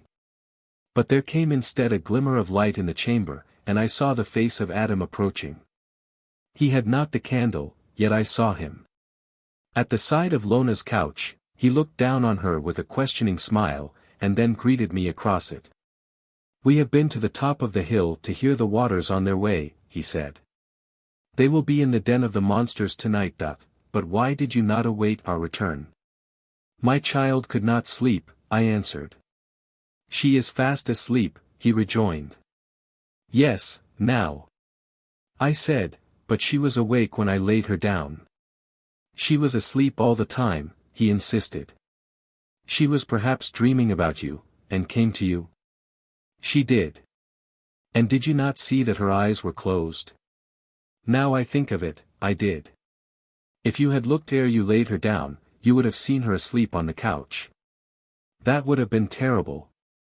You would only have found that she was no longer in your arms. That would have been worse. It is, perhaps, to think of, but to see it would not have troubled you. Dear father, I said, how is it that I am not sleepy? I thought I should go to sleep like the little ones the moment I laid my head down. Your hour is not quite come. You must have food ere you sleep. Ah, I ought not to have lain down without your leave, for I cannot sleep without your help. I will get up at once. But I found my own weight more than I could move. There is no need, we will serve you here, he answered. You do not feel cold, do you? Not too cold to lie still, but perhaps too cold to eat. He came to the side of my couch, bent over me, and breathed on my heart. At once I was warm. As he left me, I heard a voice, and knew it was the mother's. She was singing, and her song was sweet and soft and low, and I thought she sat by my bed in the dark. But ere it ceased, her song soared aloft, and seemed to come from the throat of a woman angel, high above all the region of larks, higher than man had ever yet lifted up his heart. I heard every word she sang, but could keep only this.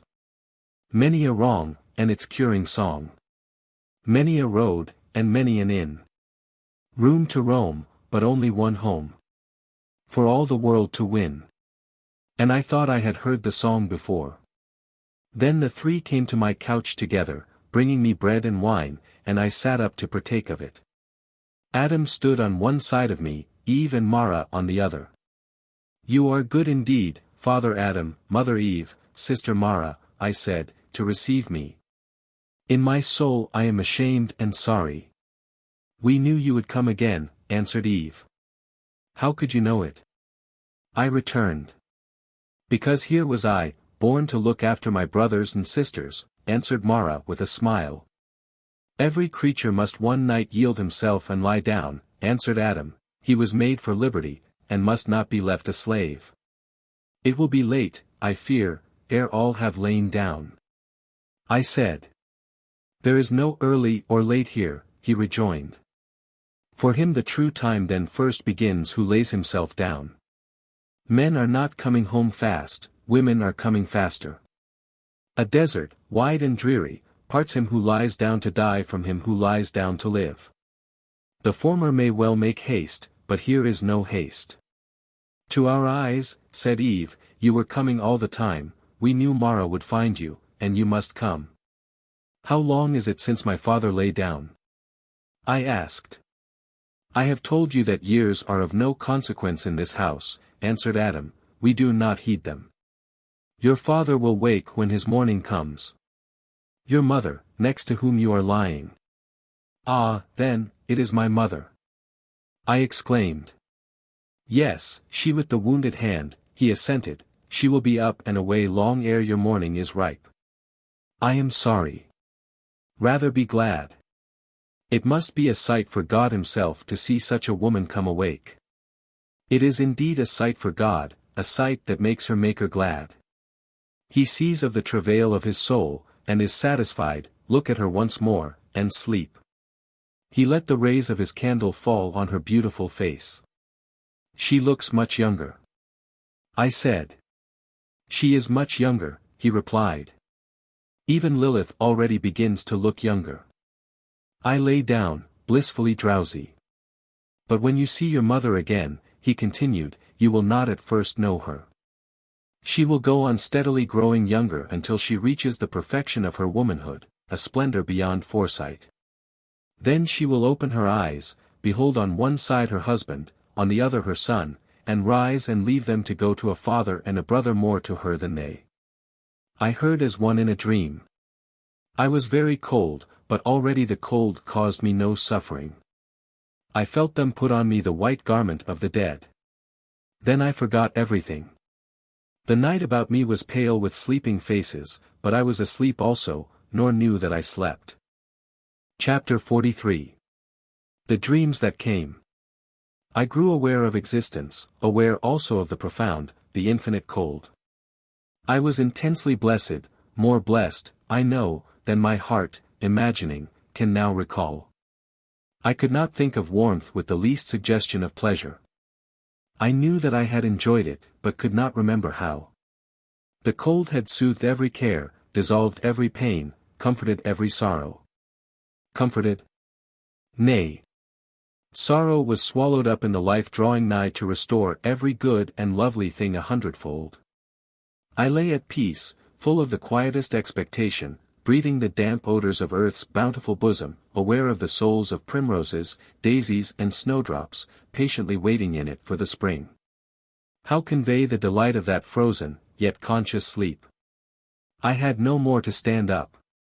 Had only to lie stretched out and still.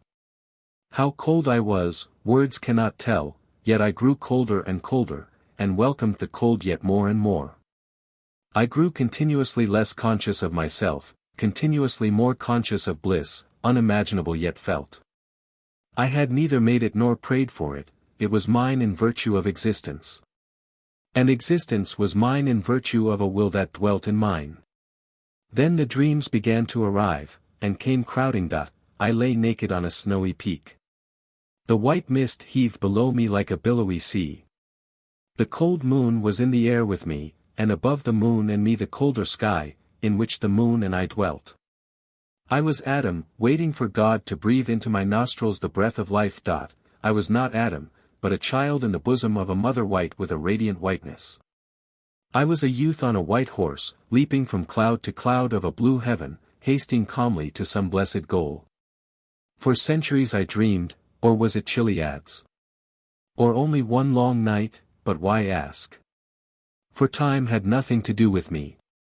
I was in the land of thought, farther in, higher up than the 7 dimensions, the 10 senses, I think I was where I am, in the heart of God.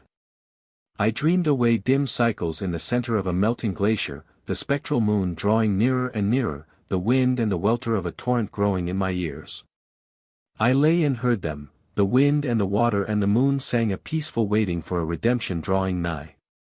I dreamed cycles, I say, but, for aught I knew or can tell, they were the solemn, Aeonian march of a second, pregnant with eternity.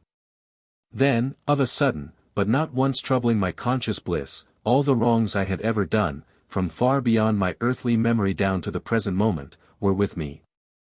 Fully in every wrong lived the conscious I, confessing, abjuring, lamenting the dead, making atonement with each person I had injured, hurt, or offended. Every human soul to which I had caused a troubled thought, was now grown unspeakably dear to me, and I humbled myself before it, agonizing to cast from between us the clinging offense. I wept at the feet of the mother whose commands I had slighted. With bitter shame I confessed to my father that I had told him 2 lies, and long forgotten them, now for long had remembered them, and kept them in memory to crush at last at his feet.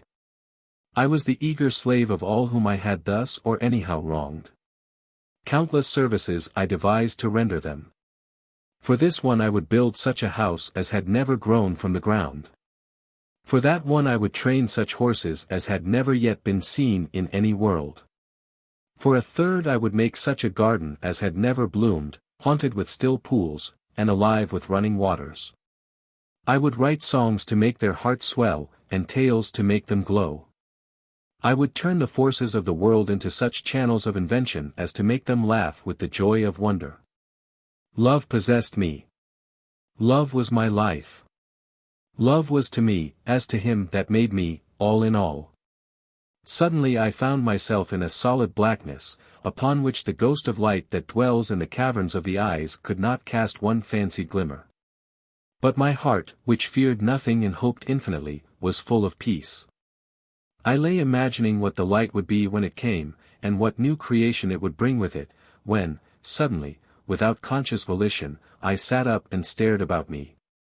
The moon was looking in at the lowest, horizontal, crypt-like windows of the death chamber, her long light slanting, I thought, across the fallen, but still ripening sheaves of the harvest of the great husbandman. But no, that harvest was gone. Gathered in, or swept away by chaotic storm, not a sacred sheaf was there. My dead were gone. I was alone, in desolation dread lay depths yet deeper than I had hitherto known. Had there never been any ripening dead? Had I but dreamed them and their loveliness? Why then these walls? Why the empty couches? No, they were all up. They were all abroad in the new eternal day, and had forgotten me. They had left me behind, and alone. Tenfold more terrible was the tomb its inhabitants away. The quiet ones had made me quiet with their presence, had pervaded my mind with their blissful peace. Now I had no friend, and my lovers were far from me. A moment I sat and stared horror-stricken. I had been alone with the moon on a mountain top in the sky, now I was alone with her in a huge cenotaph. She too was staring about, seeking her dead with ghastly gaze. I sprang to my feet, and staggered from the fearful place. The cottage was empty. I ran out into the night. No moon was there. Even as I left the chamber, a cloudy rampart had risen and covered her. But a broad shimmer came from far over the heath, mingled with a ghostly murmuring music, as if the moon were raining a light that plashed as it fell. I ran stumbling across the moor, and found a lovely lake, margined with reeds and rushes. The moon behind the cloud was gazing upon the monster's den, full of clearest, brightest water, and very still. But the musical murmur went on, filling the quiet air, and drawing me after it. I walked round the border of the little mere, and climbed the range of hills. What a sight rose to my eyes! The whole expanse where, with hot, aching feet, I had crossed and recrossed the deep-scored channels and ravines of the dry river bed, was alive with streams, with torrents, with still pools, a river deep and wide. How the moon flashed on the water! How the water answered the moon with flashes of its own, white flashes breaking everywhere from its rock-encountered flow. And a great jubilant song arose from its bosom, the song of newborn liberty. I stood a moment gazing, and my heart also began to exult. My life was not all a failure. I had helped to set this river free, my dead were not lost. I had but to go after and find them. I would follow and follow until I came whither they had gone. Our meeting might be thousands of years away, but at last I should hold them. Wherefore else did the floods clap their hands? I hurried down the hill, my pilgrimage was begun. In what direction to turn my steps I knew not, but I must go and go till I found my living dead. A torrent ran swift and wide at the foot of the range. I rushed in, it laid no hold upon me, I waded through it. The next I sprang across. The third I swam, the next I waded again. I stopped to gaze on the wondrous loveliness of the ceaseless flash and flow, and to hearken to the multitudinous broken music. Every now and then some incipient air would seem about to draw itself clear of the dulcet confusion, only to merge again in the consorted roar. At moments the world of waters would invade as if to overwhelm me, not with the force of its seaward rush, or the shouting of its liberated throng, but with the greatness of the silence wandering into sound. As I stood lost in delight, a hand was laid on my shoulder.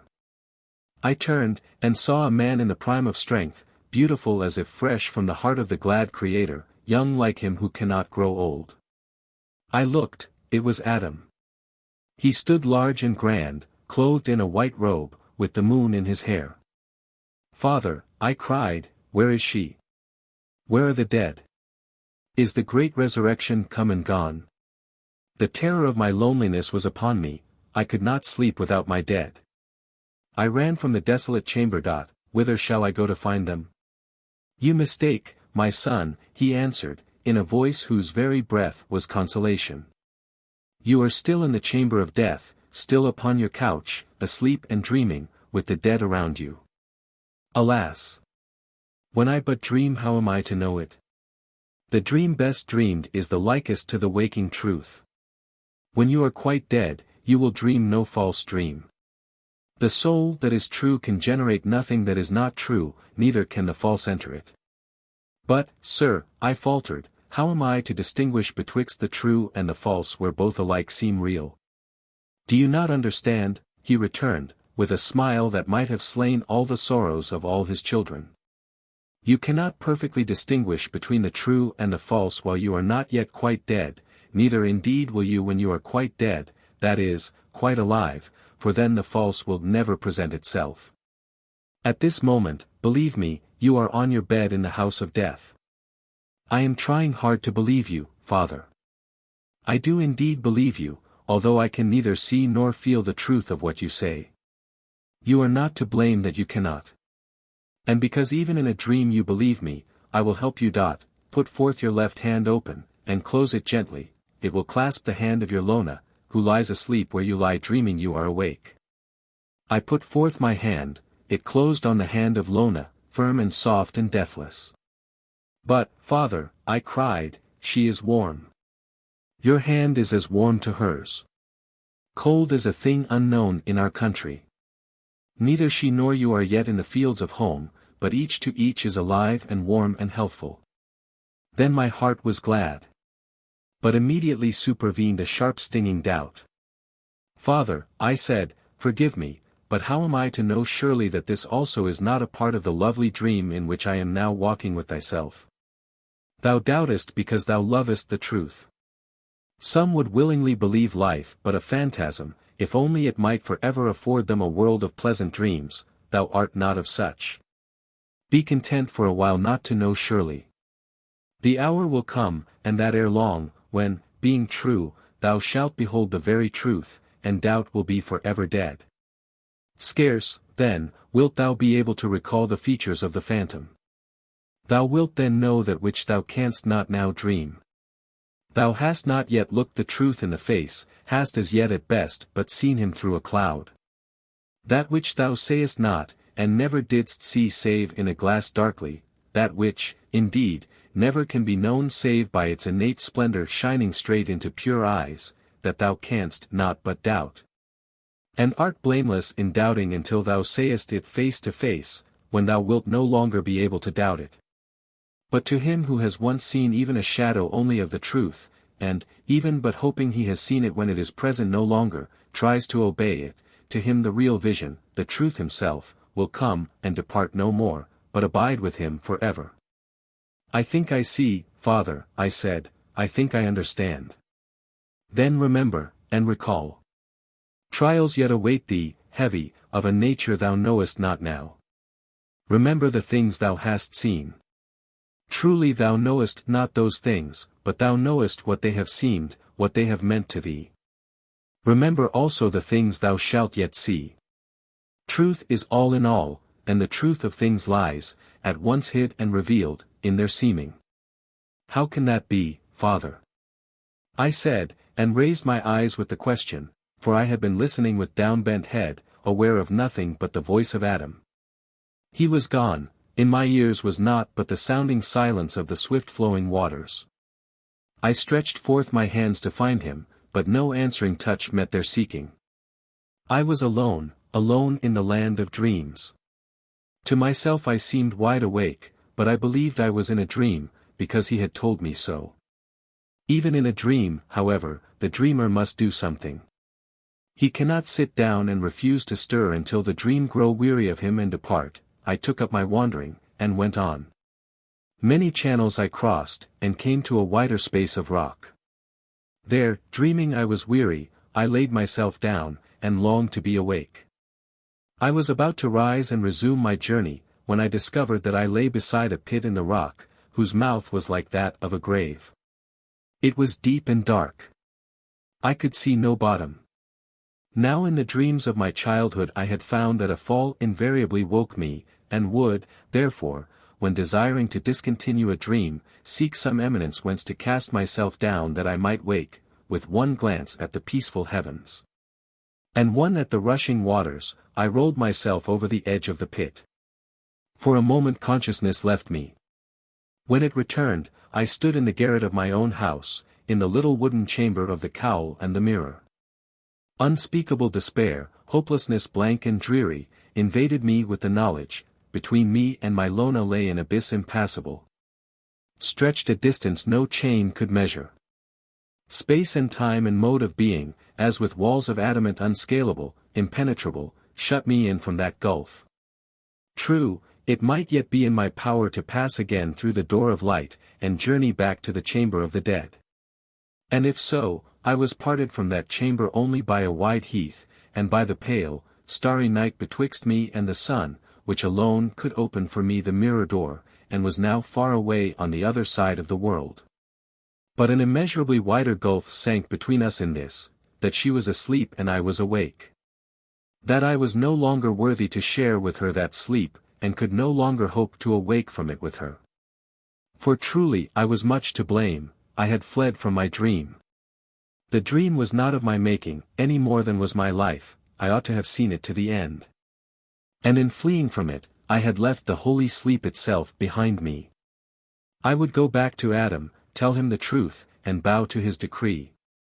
I crept to my chamber, threw myself on my bed, and passed a dreamless night. I rose, and listlessly sought the library. On the way I met no one, the house seemed dead. I sat down with a book to await the noontide, not a sentence could I understand. The mutilated manuscript offered itself from the masked door, the sight of it sickened me, what to me was the princess with her devilry. I rose and looked out of a window. It was a brilliant morning. With a great rush the fountain shot high, and fell roaring back. The sun sat in its feathery top. Not a bird sang, not a creature was to be seen. Raven nor librarian came near me. The world was dead about me. I took another book, sat down again, and went on waiting. Noon was near. I went up the stairs to the dumb, shadowy roof. I closed behind me the door into the wooden chamber, and turned to open the door out of a dreary world. I left the chamber with a heart of stone. Do what I might, all was fruitless. I pulled the chains, adjusted and readjusted the hood. Arranged and rearranged the mirrors, no result followed. I waited and waited to give the vision time, it would not come, the mirror stood blank, nothing lay in its dim old depth but the mirror opposite and my haggard face. I went back to the library. There the books were hateful to me, for I had once loved them. That night I lay awake from downlying to uprising, and the next day renewed my endeavors with the mystic door.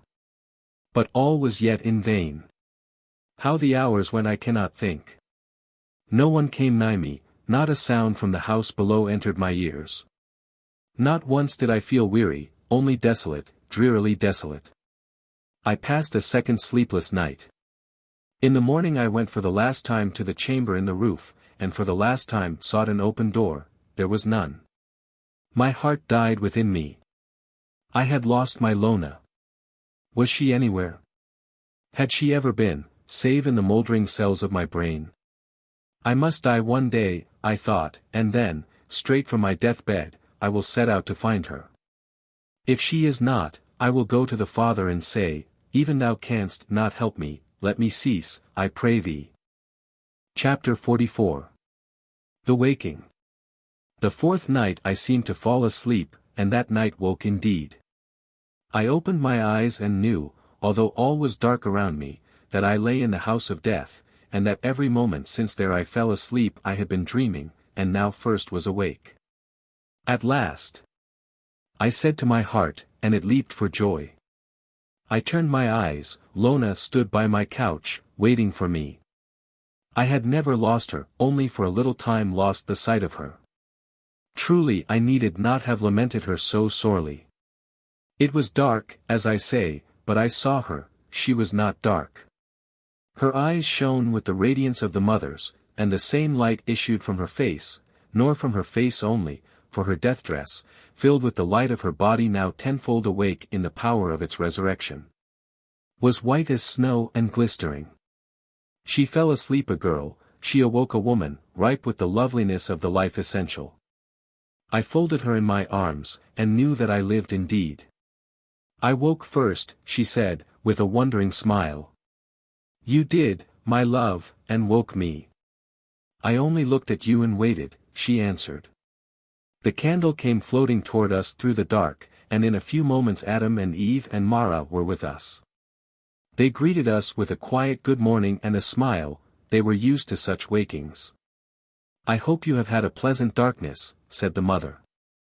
Not very, I answered, but the waking from it is heavenly. It is but begun, she rejoined, you are hardly yet awake. He is at least clothed upon with death, which is the radiant garment of life, said Adam. He embraced Lona his child, put an arm around me, looked a moment or two inquiringly at the princess, and patted the head of the leopardess. I think we shall meet you two again before long, he said, looking first at Lona, then at me. Have we to die again? I asked. No, he answered, with a smile like the mother's, you have died into life, and will die no more. You have only to keep dead. Once dying as we die here, all the dying is over. Now you have only to live, and that you must, with all your blessed might. The more you live, the stronger you become to live. But shall I not grow weary with living so strong? I said. What if I cease to live with all my might? It needs but the will, and the strength is there, said the mother. Pure life has no weakness to grow weary withal. The life keeps generating hours. Those who will not die, die many times, die constantly, keep dying deeper, never have done dying, here all is upwardness and love and gladness.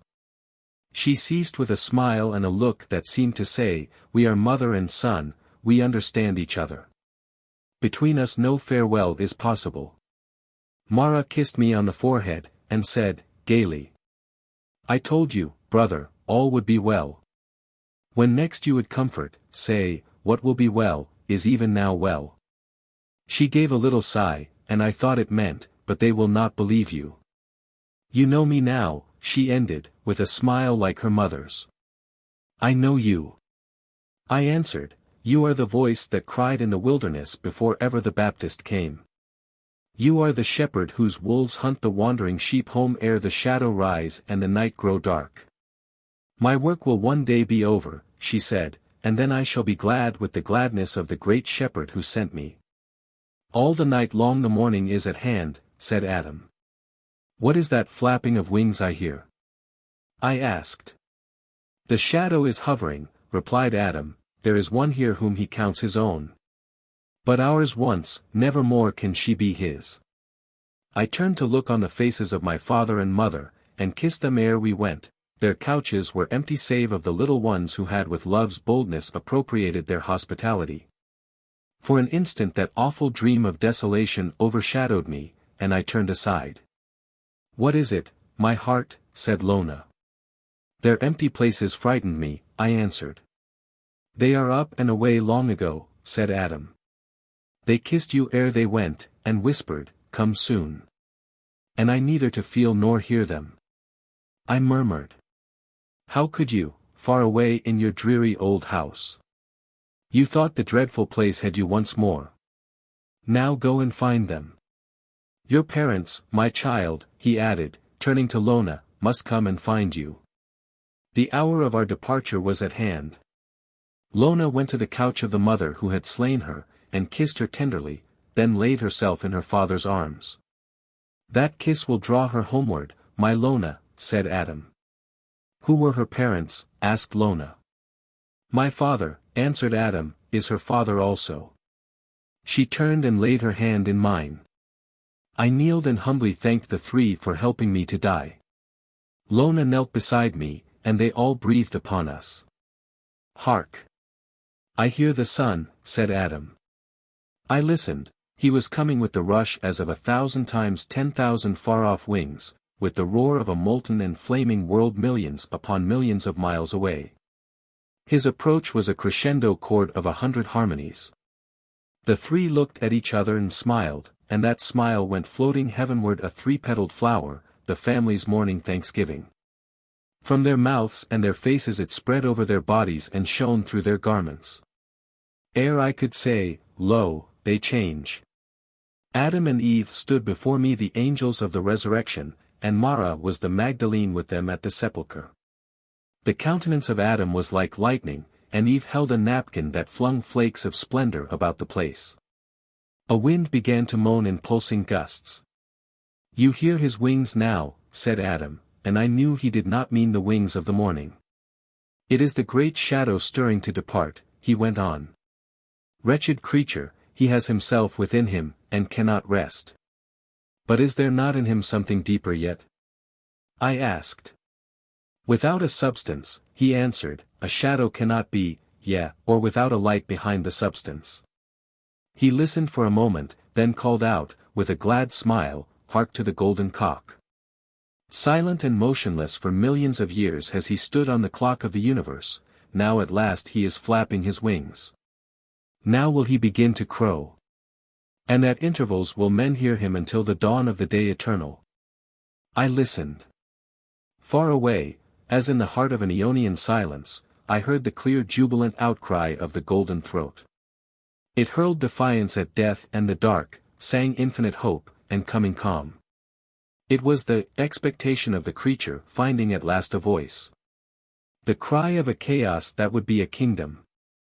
Then I heard a great flapping. The black bat is flown, said Mara. Amen, golden cock, bird of God, cried Adam, and the words rang through the house of silence, and went up into the airy regions. At his amen, like doves arising on wings of silver from among the potsherds, up sprang the little ones to their knees on their beds, calling aloud. Crow! Crow again, golden cock! As if they had both seen and heard him in their dreams. Then each turned and looked at the sleeping bedfellow, gazed a moment with loving eyes, kissed the silent companion of the night, and sprang from the couch. The little ones who had lain down beside my father and mother gazed blank and sad for a moment at their empty places, then slid slowly to the floor. There they fell each into the other's arms, as if then first, each by the other's eyes, assured they were alive and awake. Suddenly spying Lona, they came running, radiant with bliss, to embrace her. Odu, catching sight of the leopardess on the feet of the princess, bounded to her next, and throwing an arm over the great sleeping head, fondled and kissed it. Wake up, darling, he cried, it is time to wake. The leopardess did not move. She has slept herself cold, he said to Mara, with an upcast look of appealing consternation. She is waiting for the princess to wake, my child, said Mara. Odu looked at the princess, and saw beside her, still asleep, two of his companions. He flew at them. Wake up! Wake up, he cried, and pushed and pulled, now this one, now that. But soon he began to look troubled, and turned to me with misty eyes. They will not wake, he said. And why are they so cold? They too are waiting for the princess, I answered. He stretched across, and laid his hand on her face. She is cold too. What is it? He cried, and looked round in wondering dismay. Adam went to him. Her wake is not ripe yet, he said, she is busy forgetting. When she has forgotten enough to remember enough, then she will soon be ripe, and wake. And remember? Yes, but not too much at once though. But the golden cock has crown, argued the child, and fell again upon his companions. Peter! Peter! Crispy, he cried. Wake up, Peter. Wake up, Crispy. We are all awake but you too. The gold cock has crowned so loud. The sun is awake and coming. Oh, why won't you wake? But Peter would not wake, neither would Crispy, and Odu wept outright at last. Let them sleep, darling, said Adam. You would not like the princess to wake and find nobody. They are quite happy. So is the leopardess. He was comforted, and wiped his eyes as if he had been all his life used to weeping and wiping, though now first he had tears wherewith to weep, soon to be wiped altogether away. We followed Eve to the cottage. There she offered us neither bread nor wine, but stood radiantly desiring our departure. So, with never a word of farewell, we went out. The horse and the elephants were at the door, waiting for us.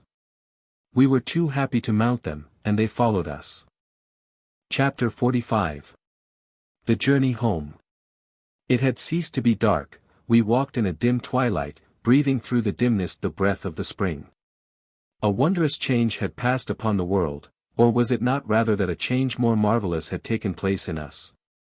Without light enough in the sky or the air to reveal anything, every heather bush, every small shrub, every blade of grass was perfectly visible, either by light that went out from it, as fire from the bush Moses saw in the desert, or by light that went out of our eyes. Nothing cast a shadow, all things interchanged a little light. Every growing thing showed me, by its shape and color, its indwelling idea, the informing thought, that is, which was its being, and sent it out. My bare feet seemed to love every plant they trod upon. The world and my being, its life and mine, were one. The microcosm and macrocosm were at length atoned, at length in harmony.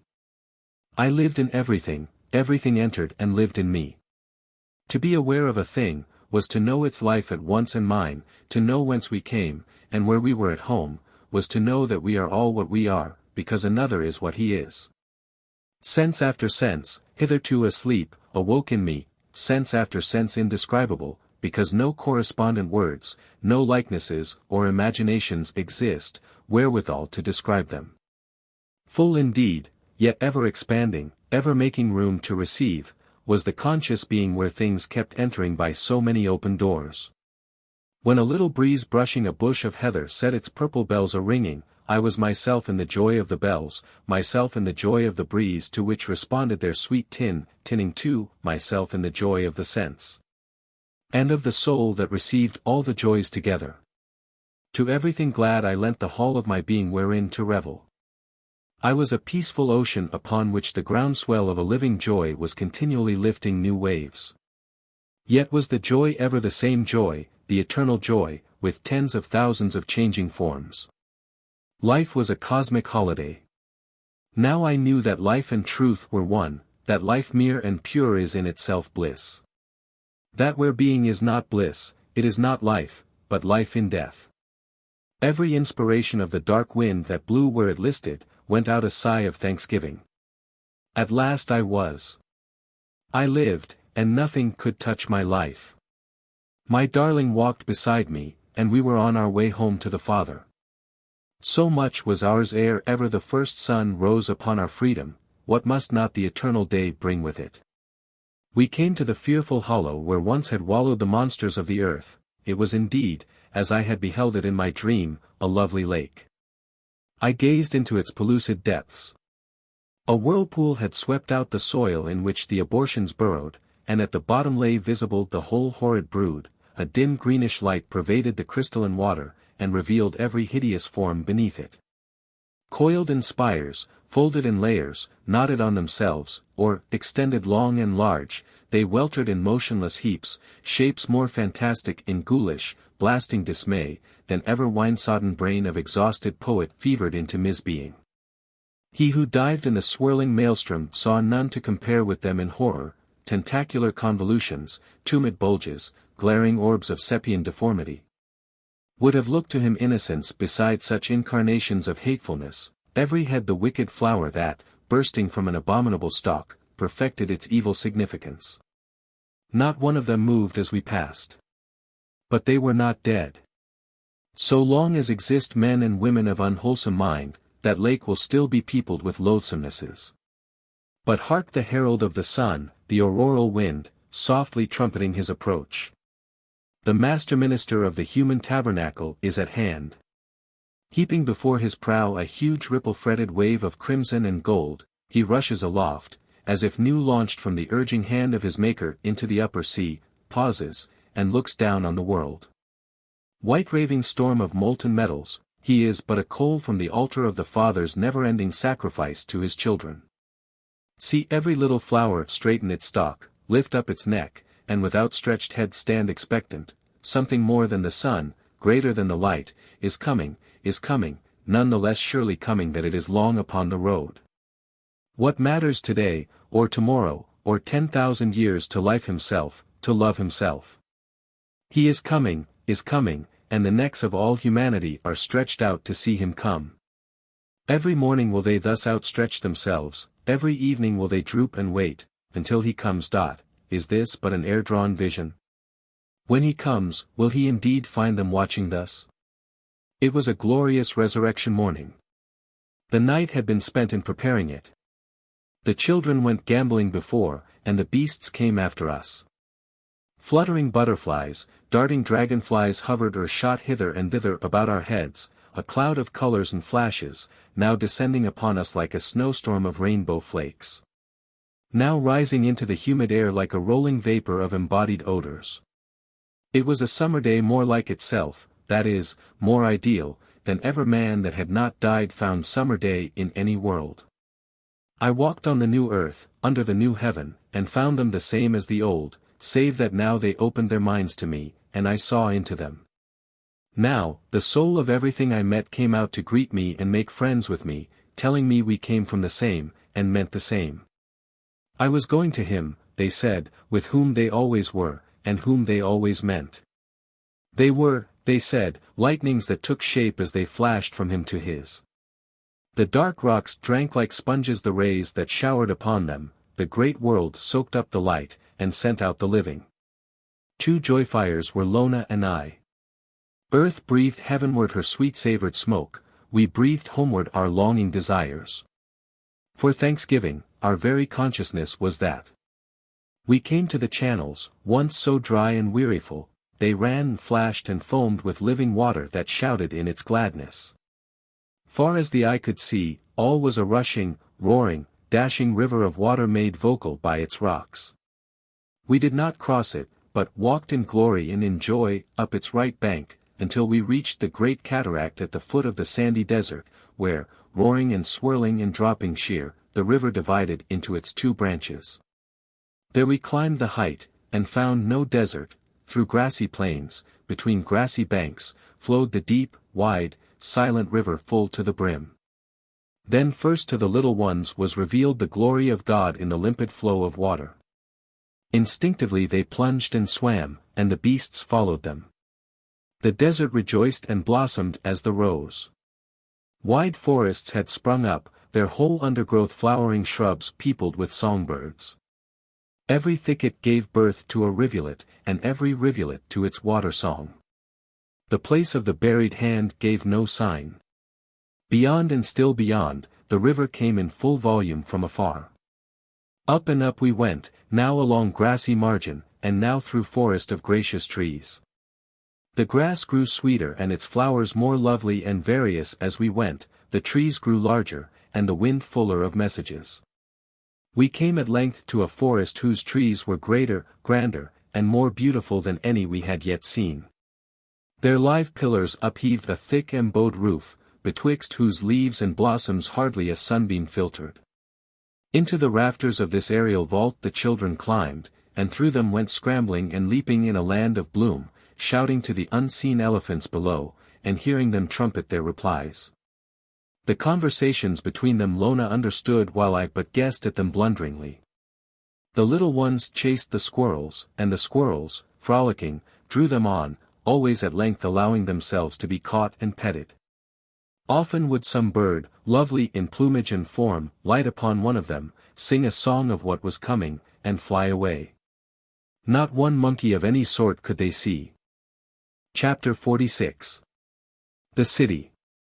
Lona and I, who walked below, heard at last a great shout overhead, and in a moment or 2 the little ones began to come dropping down from the foliage with the news that, climbing to the top of a tree yet taller than the rest, they had descried, far across the plain, a curious something on the side of a solitary mountain, which mountain, they said, rose and rose, until the sky gathered thick to keep it down, and knocked its top off. It may be a city, they said, but it is not at all like Bulika. I went up to look, and saw a great city, ascending into blue clouds, where I could not distinguish mountain from sky and cloud, or rocks from dwellings. Cloud and mountain and sky, palace and precipice mingled in a seeming chaos of broken shadow and shine. I descended, the little ones came with me, and together we sped on faster. They grew yet merrier as they went, leading the way, and never looking behind them. The river grew lovelier and lovelier, until I knew that never before had I seen real water. Nothing in this world is more than like it. By and by we could from the plain see the city among the blue clouds. But other clouds were gathering around a lofty tower, or was it a rock, that stood above the city, nearer the crest of the mountain. Gray, and dark gray, and purple, they writhed in confused, contrariant motions, and tossed up a vaporous foam, while spots in them gyrated like whirlpools. At length issued a dazzling flash, which seemed for a moment to play about the little ones in front of us. Blinding darkness followed, but through it we heard their voices, low with delight. "Did you see?" "I saw." "What did you see?" "The beautifulest man." "I heard him speak." "I didn't. What did he say?" Here answered the smallest and most childish of the voices, that of Lova. "He said, O's all minds, ickle ones, come along." I had seen the lightning, but heard no words. Lona saw and heard with the children. A second flash came, and my eyes, though not my ears, were opened. The great quivering light was compact of angel faces. They lampied themselves visible, and vanished. A third flash came, its substance and radiance were human. "I see my mother." I cried. "I see lots o' mothers," said Lova. Once more the cloud flashed, all kinds of creatures, horses and elephants, lions and dogs, oh, such beasts. And such birds, great birds whose wings gleamed singly every color gathered in sunset or rainbow. Little birds whose feathers sparkled as with all the precious stones of the hoarding earth, silvery cranes, red flamingos, opal pigeons, peacocks gorgeous in gold and green and blue, jewelly humming birds, great-winged butterflies. Lithe-volumed creeping things, all in one heavenly flash. "I see that serpents grow birds here, as caterpillars used to grow butterflies," remarked Lona. "I saw my white pony, that died when I was a child. I needn't have been so sorry. I should just have waited." I said. Thunder, clap or roll, there had been none. And now came a sweet rain, filling the atmosphere with a caressing coolness. We breathed deep, and stepped out with stronger strides. The falling drops flashed the colors of all the waked-up gems of the earth, and a mighty rainbow spanned the city. The blue clouds gathered thicker, the rain fell in torrents, the children exulted and ran. It was all we could do to keep them in sight. With silent, radiant roll, the river swept onward, filling to the margin its smooth, soft, yielding channel. For, instead of rock or shingle or sand, it flowed over grass in which grew primroses and daisies, crocuses and narcissi, pimpernels and anemones, a starry multitude, large and bright through the brilliant water. The river had gathered no turbid cloudiness from the rain, not even a tinge of yellow or brown. The delicate mass shone with the pale beryline gleam that ascended from its deep, dainty bed. Drawing nearer to the mountain, we saw that the river came from its very peak, and rushed in full volume through the main street of the city. It descended to the gate by a stair of deep and wide steps, mingled of porphyry and serpentine, which continued to the foot of the mountain. There arriving we found shallower steps on both banks, leading up to the gate, and along the ascending street. Without the briefest halt, the little ones ran straight up the stair to the gate, which stood open. Outside, on the landing, sat the portress, a woman-angel of dark visage, leaning her shadowed brow on her idle hand. The children rushed upon her, covering her with caresses, and ere she understood, they had taken heaven by surprise, and were already in the city, still mounting the stair by the side of the descending torrent. A great angel, attended by a company of shining ones, came down to meet and receive them, but merrily evading them all, up still they ran. In merry dance, however, a group of woman angels descended upon them, and in a moment they were fettered in heavenly arms. The radiance carried them away, and I saw them no more. "Ah!" said the mighty angel, continuing his descent to meet us who were now almost at the gate and within hearing of his words, "This is well. These are soldiers to take heaven itself by storm. I hear of a horde of black bats on the frontiers, these will make short work with such." Seeing the horse and the elephants clambering up behind us. "Take those animals to the royal stables," he added, "there tend them. Then turn them into the king's forest. Welcome home," he said to us, bending low with the sweetest smile. Immediately he turned and led the way higher. The scales of his armor flashed like flakes of lightning. Thought cannot form itself to tell what I felt, thus received by the officers of Heaven 3. All I wanted and knew not, must be on its way to me. We stood for a moment at the gate whence issued roaring the radiant river. I know not whence came the stones that fashioned it, but among them I saw the prototypes of all the gems I had loved on earth, far more beautiful than they, for these were living stones, such in which I saw, not the intent alone, but the intender too. Not the idea alone, but the embodier present, the operant outsender. Nothing in this kingdom was dead, nothing was mere, nothing only a thing. We went up through the city and passed out. There was no wall on the upper side, but a huge pile of broken rocks, upsloping like the moraine of an eternal glacier, and through the openings between the rocks, the river came billowing out. On their top I could dimly discern what seemed 3 or 4 great steps of a stair, disappearing in a cloud white as snow, and above the steps I saw, but with my mind's eye only, as it were a grand old chair, the throne of the Ancient of Days. Over and under and between those steps issued, plenteously, unceasingly newborn, the river of the water of life. The great angel could guide us no farther, those rocks we must ascend alone. My heart beating with hope and desire, I held faster the hand of my Lona, and we began to climb, but soon we let each other go, to use hands as well as feet in the toilsome ascent of the huge stones. At length we drew near the cloud, which hung down the steps like the borders of a garment, passed through the fringe, and entered the deep folds. A hand, warm and strong, laid hold of mine, and drew me to a little door with a golden lock. The door opened, the hand let mine go, and pushed me gently through. I turned quickly, and saw the board of a large book in the act of closing behind me. I stood alone in my library. Chapter 47. The Endless Ending. As yet I have not found Lona, but Mara is much with me. She has taught me many things, and is teaching me more. Can it be that that last waking also was in the dream? That I am still in the chamber of death, asleep and dreaming, not yet ripe enough to wake? Or can it be that I did not go to sleep outright and heartily, and so have come awake too soon? If that waking was itself but a dream, surely it was a dream of a better waking yet to come, and I have not been the sport of a false vision. Such a dream must have yet lovelier truth at the heart of its dreaming. In moments of doubt I cry, could God himself create such lovely things as I dreamed? Whence then came thy dream? Answers hope. Out of my dark self, into the light of my consciousness. But whence first into thy dark self, rejoins hope. My brain was its mother, and the fever in my blood its father. Say rather, suggests hope, thy brain was the violin whence it issued, and the fever in thy blood the bow that drew it forth. But who made the violin? And who guided the bow across its strings?